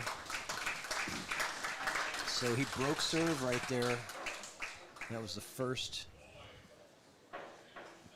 broke serve rack of the match. Up until that point, each player took care of their own breaks. But there was nothing, there was nothing John could have done there. I mean, I agree with the shot. He took a chance. He gambled. He lost. Could have won though. But that's all he really had. Yeah, no, like I said, I'm not gonna knock the guy on the attempt. I thought it laid pretty good. Because you don't want to just push a ball and then end up giving Shane Van Boening and then he gets out because he's so freaking good. You push out, you tie up a ball, he breaks it out and gets out. I mean, you gotta, at least you go down swinging, right? Yeah, and meanwhile, Shane's just gonna look at this. I mean, dude made 3 balls on the break, but the cue ball though. Yeah, cue ball and 1 ball. This is the tester. I think. Yeah, I mean, if he. And congratulations, you make the 1. Where's the cue ball going to be for the 2? Right. So The cue ball is going towards the 6. It looks like.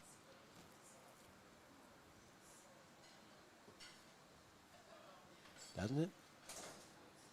Angle looks like it takes the cue ball to the 6, or maybe to the other side of it, which is even worse, really, because then it comes down and gets messed up with the 9. I wonder if he'll just roll it.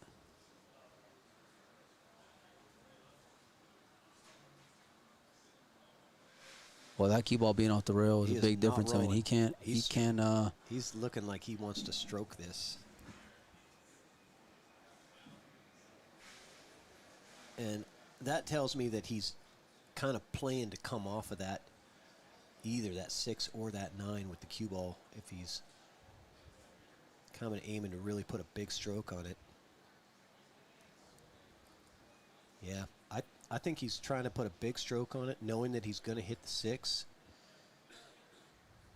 And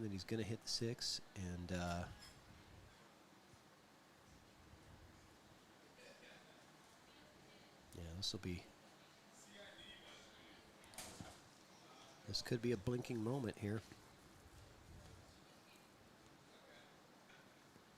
Tension. Yeah. He knows it's a big shot, man. Yeah, it really is. You just broke the dude's serve. You gotta. And you just put down a monster break, and this is. Yeah. Previous 2, he's gotten that cue ball over on the right side. This one's just on the rail. Yeah, look at the 9 ball. Oh. He's playing that too, okay. Man. That's what that's kind of what I meant when it came to rolling the ball. Obviously, I didn't expect that 6-9 to be like the way that it was, but man.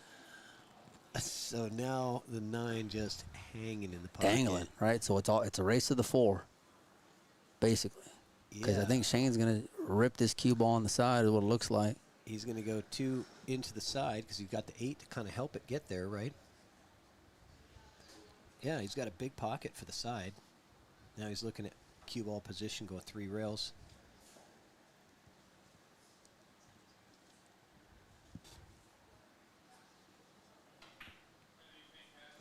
How did you hit it, SVB, and where are you going to end up? Perfect shape on the 4 ball. Unreal. You wonder why the guy got there in the hot seat in the first place. 6'9", coming up. How did this guy get into the Hall of Fame anyway? Well, I don't know. Handful of U.S. Opens. Jeez. Couple world titles. Nice shot from Shane. What an out. Wait a minute. Keeping the pressure on John, man. Man, big time shot on that 1 ball. Almost makes the 9 huge, on the same shot. Huge. You got to know. I mean, he's playing to play into that 6. Unreal. Absolutely insane.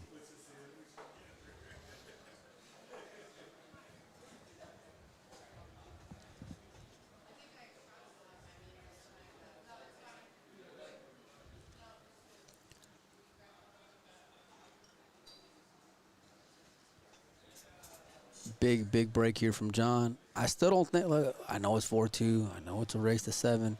But Shane's been having to work here. So, you know, if you're John, this is the biggest break right here. You got to make sure and get out on this one. And because I think you're going to get another opportunity on Shane's break coming up.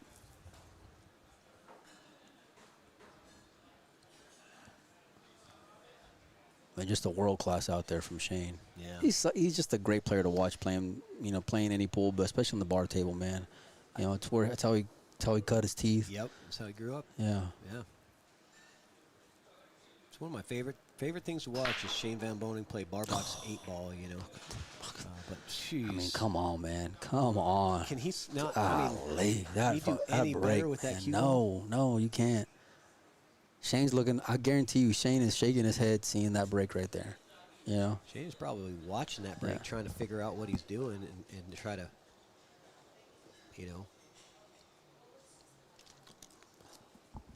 maybe replicate it. Yeah. You got the first part of the puzzle down, though.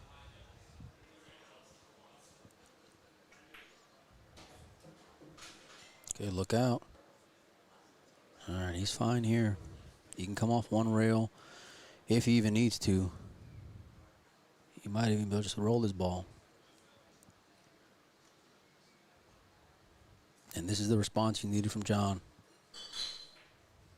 Yeah, there's the one rail. Big rack here.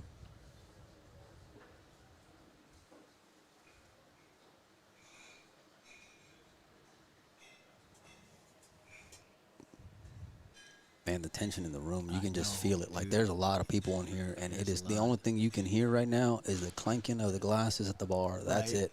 No, You know? no conversations going No, on. everyone knows just how important this rack is, how important the ball is. Yeah, I love it. And they know it's just a big moving section in this match is right now. And John coming with a great return here after Shane's just been hitting them with the 1s and 2s in the last few racks, you know.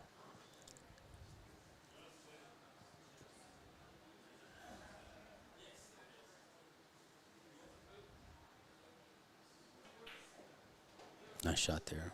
Great control from John. Keeping it simple.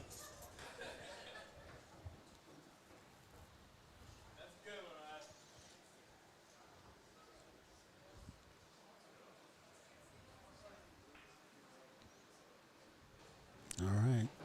Yeah. Getting back within 1. Yeah, he's doing what he's supposed to. You know, I mean, I gotta say, you know, I kind of feel for him. You know, being that he's down in the set and he's played almost perfect. Yeah. I mean, he's made very. I can't even say he's made a mistake. You Well, I know? mean, look, the other guys have to play like Superman, right, in order to beat you. You really only made, one mistake in not locking them up on that safety, you know, a few racks ago. But other than that, you know, it's been the execution and the aggressiveness from Shane that's you know, gotten this lead here. And you know, because like I said, everything else for me has been John, right? John's been, and I keep on harping on it, but the run out, the layouts, it's not been so difficult for John to get there once he's got the break, you know, and so. Well, all 3 of Mora's wins have come off breaking runs. You know, what are you going to do? That's it. I mean, he's playing next to perfect pool, Yeah. and he's down in the set. I mean, he had the only break that he had that wasn't a breaking run is just because he got the cue ball kicked a little bit and had to, you know, take a shot he didn't really want. But I can't even really say that he's made a mistake. Yeah.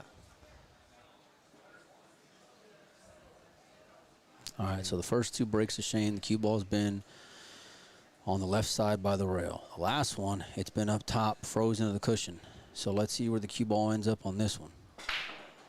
Oh, look at that. He said, you want to squat the ball? I'll show you how to squat the ball here. Look at this. But he doesn't have a shot of the two. No, it's Oh, unreal. man. But I gotta wonder because that breaks look like Mora's breaks. Yeah, that's what I'm And saying, Shane yeah, is, yeah. You know, he doesn't have, you know, it's not like he's too proud to say, you know, you're doing something right. You know, I'm gonna. Oh, no, trust me. Shane's that petty. Yeah. Where he'll be like, I'll show you how to squat the cue ball here a little bit. Yeah. Nice shot there from Shane Van Boening. Man, John's going to have a go, though, at this yeah, 2-4. It looks like it's lined up. He's gonna go take a look at it and see if it's wired to go. And if it does go, that's a unfortunate roll for Shane. Yeah, we saw Corey Deuel make a shot just like this, kicking at a combo down the rail and drilled it. So It looks like it's going a little left. yeah, it does, doesn't it? Yeah. And there's a That's why he's looking at he's got to back cut it just a little bit in order to make the 4-ball. And then in that case, that's gonna kind of stun the 2 to the 7. So you could end up with another problem, but you can't really worry about that right now. You just got to worry about continuing to stay at the table. See how he executes. Oh, he's playing touchy. Okay, I like it. Yeah. I like it. Smart shot. Yeah, I like that too. He did give him an edge, though. He did. Yeah, he's giving him an edge. But I'd rather do that than that, fish of a shot that I was saying, Yeah. with that kick. But yeah, I mean, can Shane play a better safety this time? That's what he's than looking what at. He just wants to put played the down 2 last behind the time? 7 Yep. and roll the cue ball on the other side of the 9. Yep. And then he's looking at how hard is that going to be for John Yep. to get a good hit on it. Mainly playing cue ball here.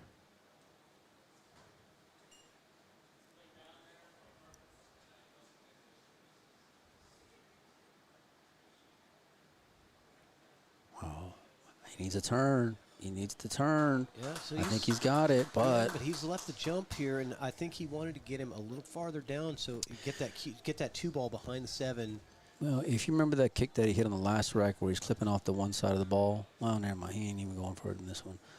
But I was saying if you can hit the left side of the 2 ball, maybe you can get some separation. But John's looking at 2 rather at this 2. Yeah, because the jump doesn't really get you much. No, There's not much value out of it, and it's hard to keep the cue ball on the table as well, because it's going to have some. You got to go over the full 9 ball. It's going to have some hops. So, yeah, I agree. I think a 2 rail is the right way to go. He'll be hitting this with speed, I believe.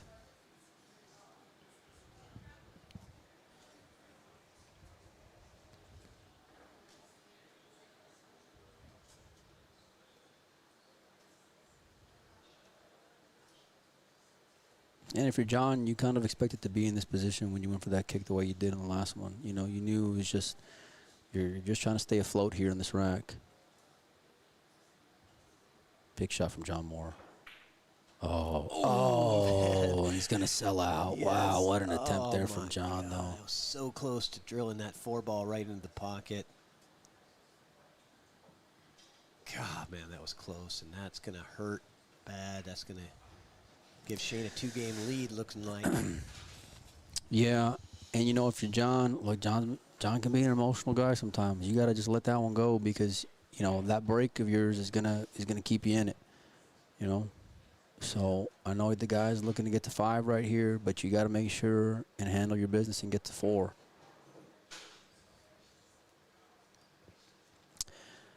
Alex Mason, I will be at the Brendan in September. Love going to that event. Oh, the Brendan Crockett? Yeah, it's a great event. I love seeing Brendan's dad every year and talking with him, going to get some dinner with him, and not invite Collins. It's one of the highlights of the year. So It's on my bucket list for sure. I want to get down there for that. I think this year it's the same weekend as Ox here is doing a Matchroom WNT event. no, I think that's in the beginning of September. I think that's like the weekend of the 8th, I think, because we're doing a Lucasi stop at Griff's, and I think that's the same time as the Ox event. Okay. Yeah. Oh, well, it's a different weekend. Maybe, what's the dates on Brendan Crockett? You have that on the top of your head? It's in September. It's after that. I think it's on the tail end. I think it's the last weekend of September. Don't quote me on it, but I know Oscar just posted it, I think, on his personal page, so.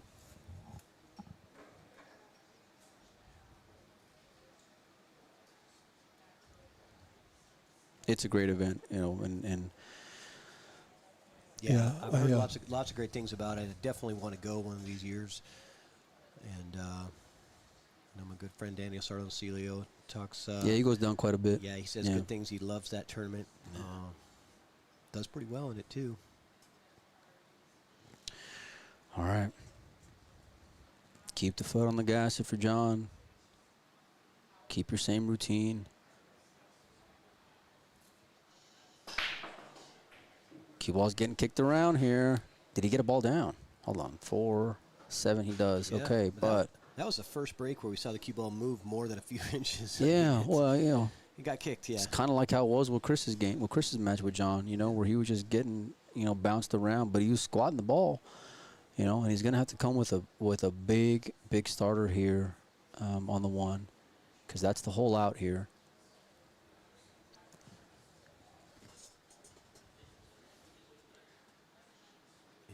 What do you think about that 6-7 situation? I think it's okay, isn't it? Yeah, I think he can navigate it just because of where the 3 ball is. You know, because it's close by there, I think he'll be okay. 6 being off the cushion enough, I think everything should be fine. Yeah, that was, for me, that was the biggest shot. You know, make sure and put that ball down. Now all John's looking at here is, okay, what kind of angle do I need to get so I'm getting just peachy on this 6 ball, you know? Because you just want to, draw back enough to where you can just play, you know, 1 rail for the 8 off the 7, but you don't want to move around too many things here. You gonna go rail first on this 2 ball? No, I don't think so. No? No, I think it's fine to hit it head on. It kind of looks like he's hitting it rail first, though, don't it? Yeah, well, just because it gets the cue ball naturally out to the pretty easy. I think you want to stay below position. the 3. Okay. Oh, Yeah, I think he overcooked it here. Yeah, he This did. is no bueno. Yeah, you don't want to be on that side of it. Now does a 6 pass the 9? On the bottom. Yeah, he came off a little hot off that ball. I'm gonna look out the window and see. I don't think it does. I don't think it does, Molina. No? No. Well. I'm looking out the. I'm looking out the Okay, well, window. this I've is got going to the be an overhead issue. view. I don't think it goes past the 9. John's got to come with a big shot here. I think it looks like he's just going to swing the cue ball around 3 rails. Oh, just drew it back. Okay, 2 rails. Beautiful. Pretty good, but now the cue ball's going away from the 7 ball here. That's not bad though. No, he's. Oh, he can draw back here. Yeah, he's good. Yeah, he's good. He can draw back and have a. And he wants to. He wants to have a little angle on the 7 because he's got to get over of the course, 8. of course. Yeah, good call. Yeah. Yeah, he's looking really good here. That was a great shot. In a must-win rack for John. Yeah, you got to feel that every rack is must-win. But Well, they're- it's we just say that because but listen, I still think, I know it's 5-3, and Shane's been coming with some superhero stuff, but I think John's going to get another look, on Shane's break, which is what you want. And so you just want to put yourself in a position where if you're going to get a look on Shane's break, you got a chance to tie the match. Yep. So. yeah, because you know what? Mora won the lag, right? So Yeah. if he can get it to Hill, he's got the break, and he's breaking so good, So, man, you could hear a pin drop in here. It's everything, I man. feel like I got to keep my voice down, yeah, I mean, because they're just right down there. I never want the players to actually hear me talking, but I don't think I've ever been in a pool hall that was this quiet. Yeah. The roar of the crowd right. from John, they can respect his game.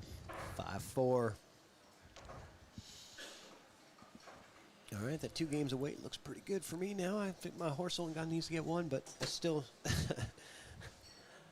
that's still work to do. Yeah. Well, you got a sweater, that's for sure. It's all you can ask for. Hey, listen, you got your guys on the hill.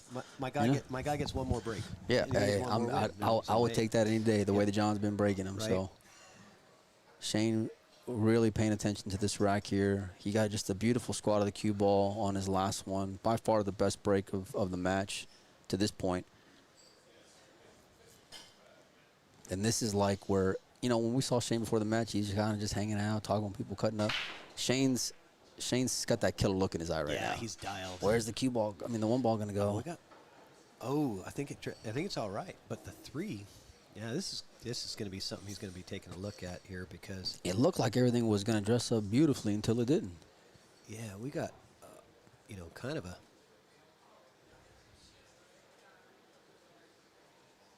Well, Shane don't seem too concerned. yeah, he doesn't, does he? No. Where's that 5-ball going to end up if he's cutting this 1? Yeah, see what I'm saying? Yeah. Oh, he got it out enough, but now that 3-ball for sure doesn't go, and even more importantly, he's hooked in the 2 now. So this is what I mean by John making sure and you handle your business on the last one because, You never know. he's been getting up on Shane's break. Like, he's been getting to the table, I mean. But you're also keeping the pressure on him too. Absolutely, yeah. And I thought that 5-ball, the way he was hitting the 1, was going to start to, maybe get in the game a little bit. But that almost is a bit of a relief for Shane because, okay, you don't get a hook on the 2-ball or you don't make the 2-ball. Well, the guy ain't out of the woods yet,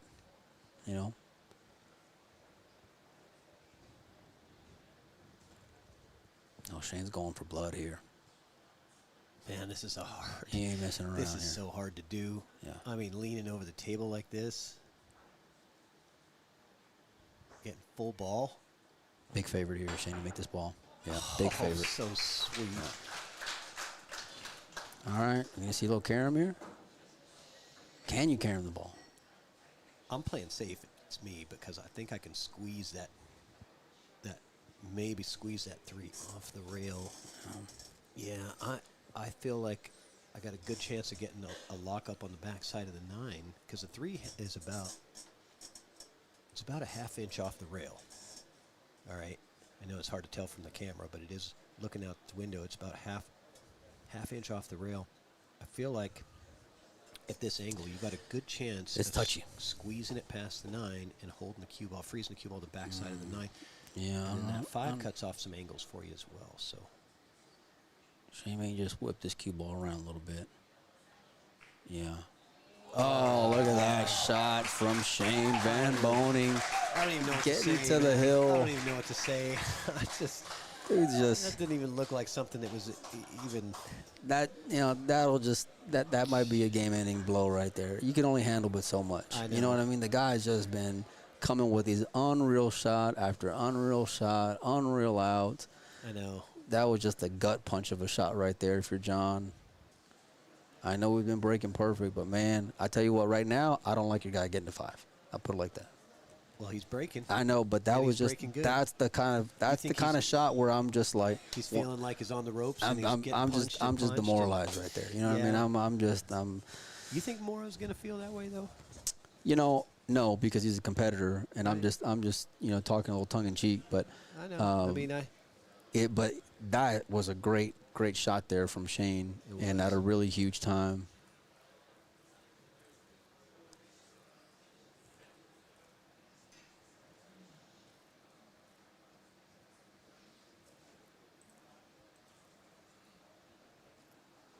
Unreal how quiet it gets in between. Yeah, rounds. oh yeah. Everyone knows. I mean, this is it. I mean, people got their phones out and Yeah. they're videoing this.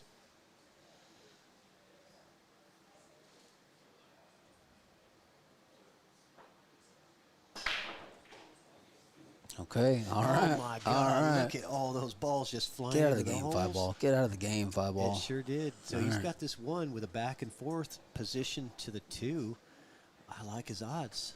I gotta say, Molina, I like his odds getting this rack. Now I'm excited to see what Shane's going to do on his break. Now I like John getting out here. I don't want to get too far ahead. I like Yeah. your confidence saying Yeah. Shane's break. Yeah. Man, I'll tell you what, the fans here are getting a treat. Even the fans at home. We got about 800 people watching on YouTube. I mean, this is nearly perfect pool. Well, this is exactly how the tournament needed to end, though, right here. Absolutely. All right, you got to find the gap here. He found the gap. Needs to go a little He farther. found the Yeah, gap. He's got it. Yeah. Man. Showing some nerve is John Mora, man. Great shot there to open up the rack. Yeah, like we were talking about, do you think he's feeling punch drunk? No, or- man, you no, can he tell. doesn't. Not with that shot, man. No. That was just super poised. especially given the circumstances. Yeah, you or me are shaking. Our hands are Oh, shaking. I'm dogging are the all one for sweaty, sure. right? For sure, I'm dogging the one. Number one, I'm scratching the side on that break. You know what I mean? Like, I'm not. Right. But Mr. Smooth is coming Mr. Clutch right now. That's experience of being in these kind of Yeah. situations Oh, over yeah. and over. Well, just his heart, man. You know what I mean? Like I said before, Shane has come the entire set with one shot after another, one out after another. And so to John to respond each and every time, not showing to give up, and just power on through and just handle his business from there, Both guys, win or lose for John, you got to hold your head up high, but it ain't over yet. John Mora breaks and runs 4 of his 5 More racks. importantly, your guy got the 5. Hey, Look at that. There it is. I know how to pick them, man. There it is. I know how to pick them. It's hard to bet against SVB, but if you're going to give me 2 games and Mora's breaking that good, I'm in. I'm I'm taking in, it, yeah. right? I'm taking that. I don't got to. I don't usually like betting against Shane, but hey. All right. The last break of this set for SVB. Maybe the last break of the tournament for SVB. What kind of drama are we going to see in this rack? Because I'll tell you what, if this It never ends with the break and run. I'll tell you what, if this thing goes hill, Mora's the heavy favorite. Oh, with that break, yeah. Yeah, the way that he's breaking, he's the heavy favorite. If it goes hill, and Shane knows it, he's got to break and run. Close out this Cue set. ball. Oh, cue ball. Yeah. Oh, John's going to be buried here. Yeah. Where are you putting the cue ball on the backside of the 4? I'm hitting that 4 ball.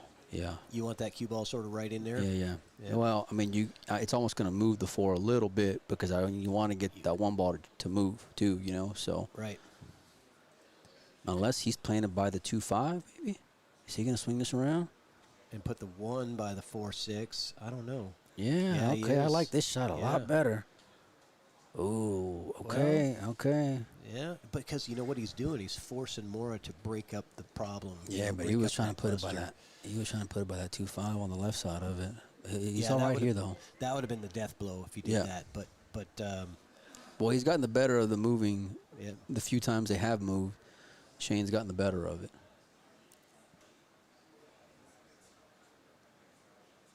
You can hear everybody in the room is, oh, I'm thinking this, I'm thinking that. You can hear a little bit of just right. Everyone. It's the sideline conversations going on here at the Golden Fleece. That's why we got the best seats, because we don't have to. We're doing our own chatter. Yeah. We just got microphones. What is he gonna do? Thin the 1. You'll take it if you're John. You got to take it if you're Absolutely. John. Yeah, you're gonna force SVB to come with another good Well, he's going to save. put you in jail again. You better believe it. Is he going to do the same shot? Put the 1 put him over on by the 4? Yeah. No, I think he's playing cue ball here on this one. You do? Yeah, I think he's playing cue ball here. Because if that cue ball leaks out in between the 4-6, could be a problem. You're right. Checked it up and right on that. So perfect. Yeah, and John knew it right away, But that's all you can do if you're John, just given, what Shane left you on that shot. You knew it wasn't going to be pretty. Yep. And sure enough, you just hope the guy didn't execute like that. He ain't got to put him that good on the 4. Right. He could have left him a little bit off. But no, not Shane. Not Shane, not in the finals. Well, this may be Mora's last shot here at the tournament. Like you said, Shane knows what he's up against. He knows how good Mora's breaking. He knows if it goes hill, he's the underdog, right? Yeah. He may not get back to the table, so every shot could be his last shot, right?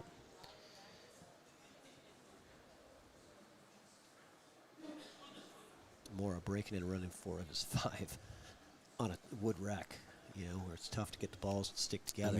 That's it's all you can ask for. Yeah. You would take it any day of the week, and it's winning you every set except for this one. Yep. Every single one. Yep. Oh, good try, nice man. attempt Good there try. from John. And that could do it here. That's going to do it here. Shane Van Boening with a... Shane just making sure he can get good on this 4 to the 5. That's his whole. That's everything that he's looking at right here.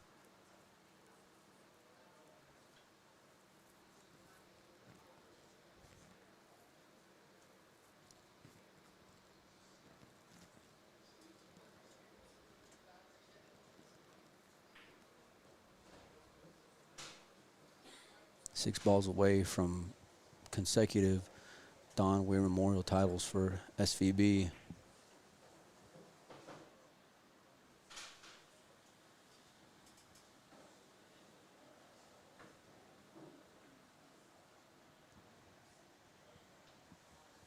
Four to the 5 is the shot. 4 to the 5 is the tournament. Yep, and nothing to do from Mora but just sit and wait and hope for the best, but he knows he's beat. Well, do we got one last twist in the story You never here? know, man. We've seen a lot of twists and turns in this tournament. It'd be crazy to see it right here. It would shock the heck out of everybody. You'd probably hear moans and groans and oohs and ahs from the crowd down the block. Oh, he's keeping it real simple. We didn't want to risk anything, did I was gonna say, Shane? yeah, Great shot there, No reason to risk the scratch in the side. No. I'm not playing for that shape because I'm not comfortable Yeah, with but that shot to get good on the 6, but this is Shane Van Boening. Take away any possibility of a scratch or something bad happening.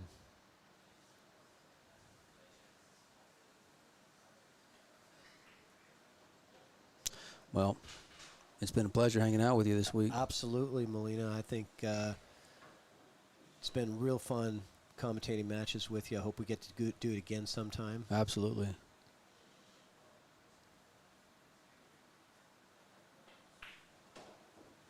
That's going to do it. Yep, and there she goes.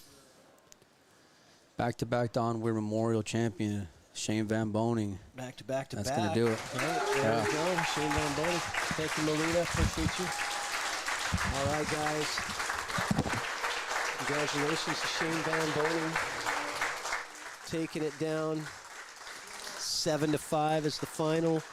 And we're going to have a little bit of maybe a little speech from our host. And I'm going to leave this live for a little while going. But thanks for everybody for hanging out with us, watching this event. Really appreciate you.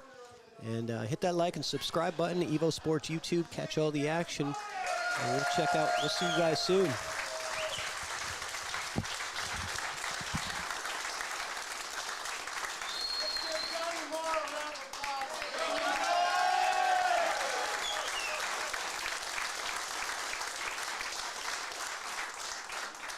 want to thank everybody for coming out, participating in the event, contestants. I want to thank Dave, especially the owner of the Golden Fleece.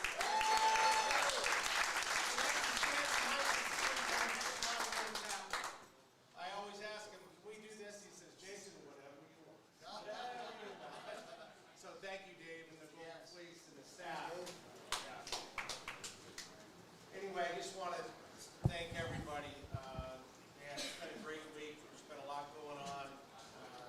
Some great pool was played here.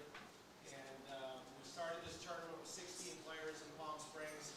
We moved it here to Everett, my hometown, my dad's hometown, my family, here last year. And I think it's the best move that we could ever do. And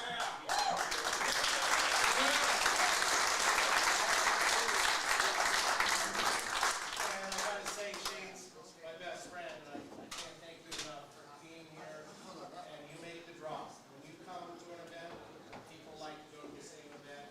And I know you knew my dad well. It means a lot to me that you're here. So thank you.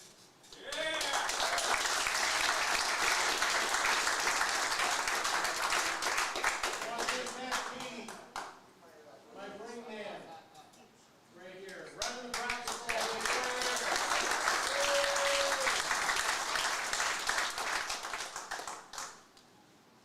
I want to thank my wife for hanging in there with me the last 6 months when I'm trying to put this thing together. And give thanks to my crew on the right, Clay Erickson, Cammy Erickson, Brian Duffy, David Duffy, Austin Duffy, and others. So we're going to make this, like I always say, we're not going to make it bigger. We're going to make it better next year for the players. And that's what my dad always wanted, to really put on a good show and take care of the best players in the world, which we have here. So thanks, everybody. We'll see you next year.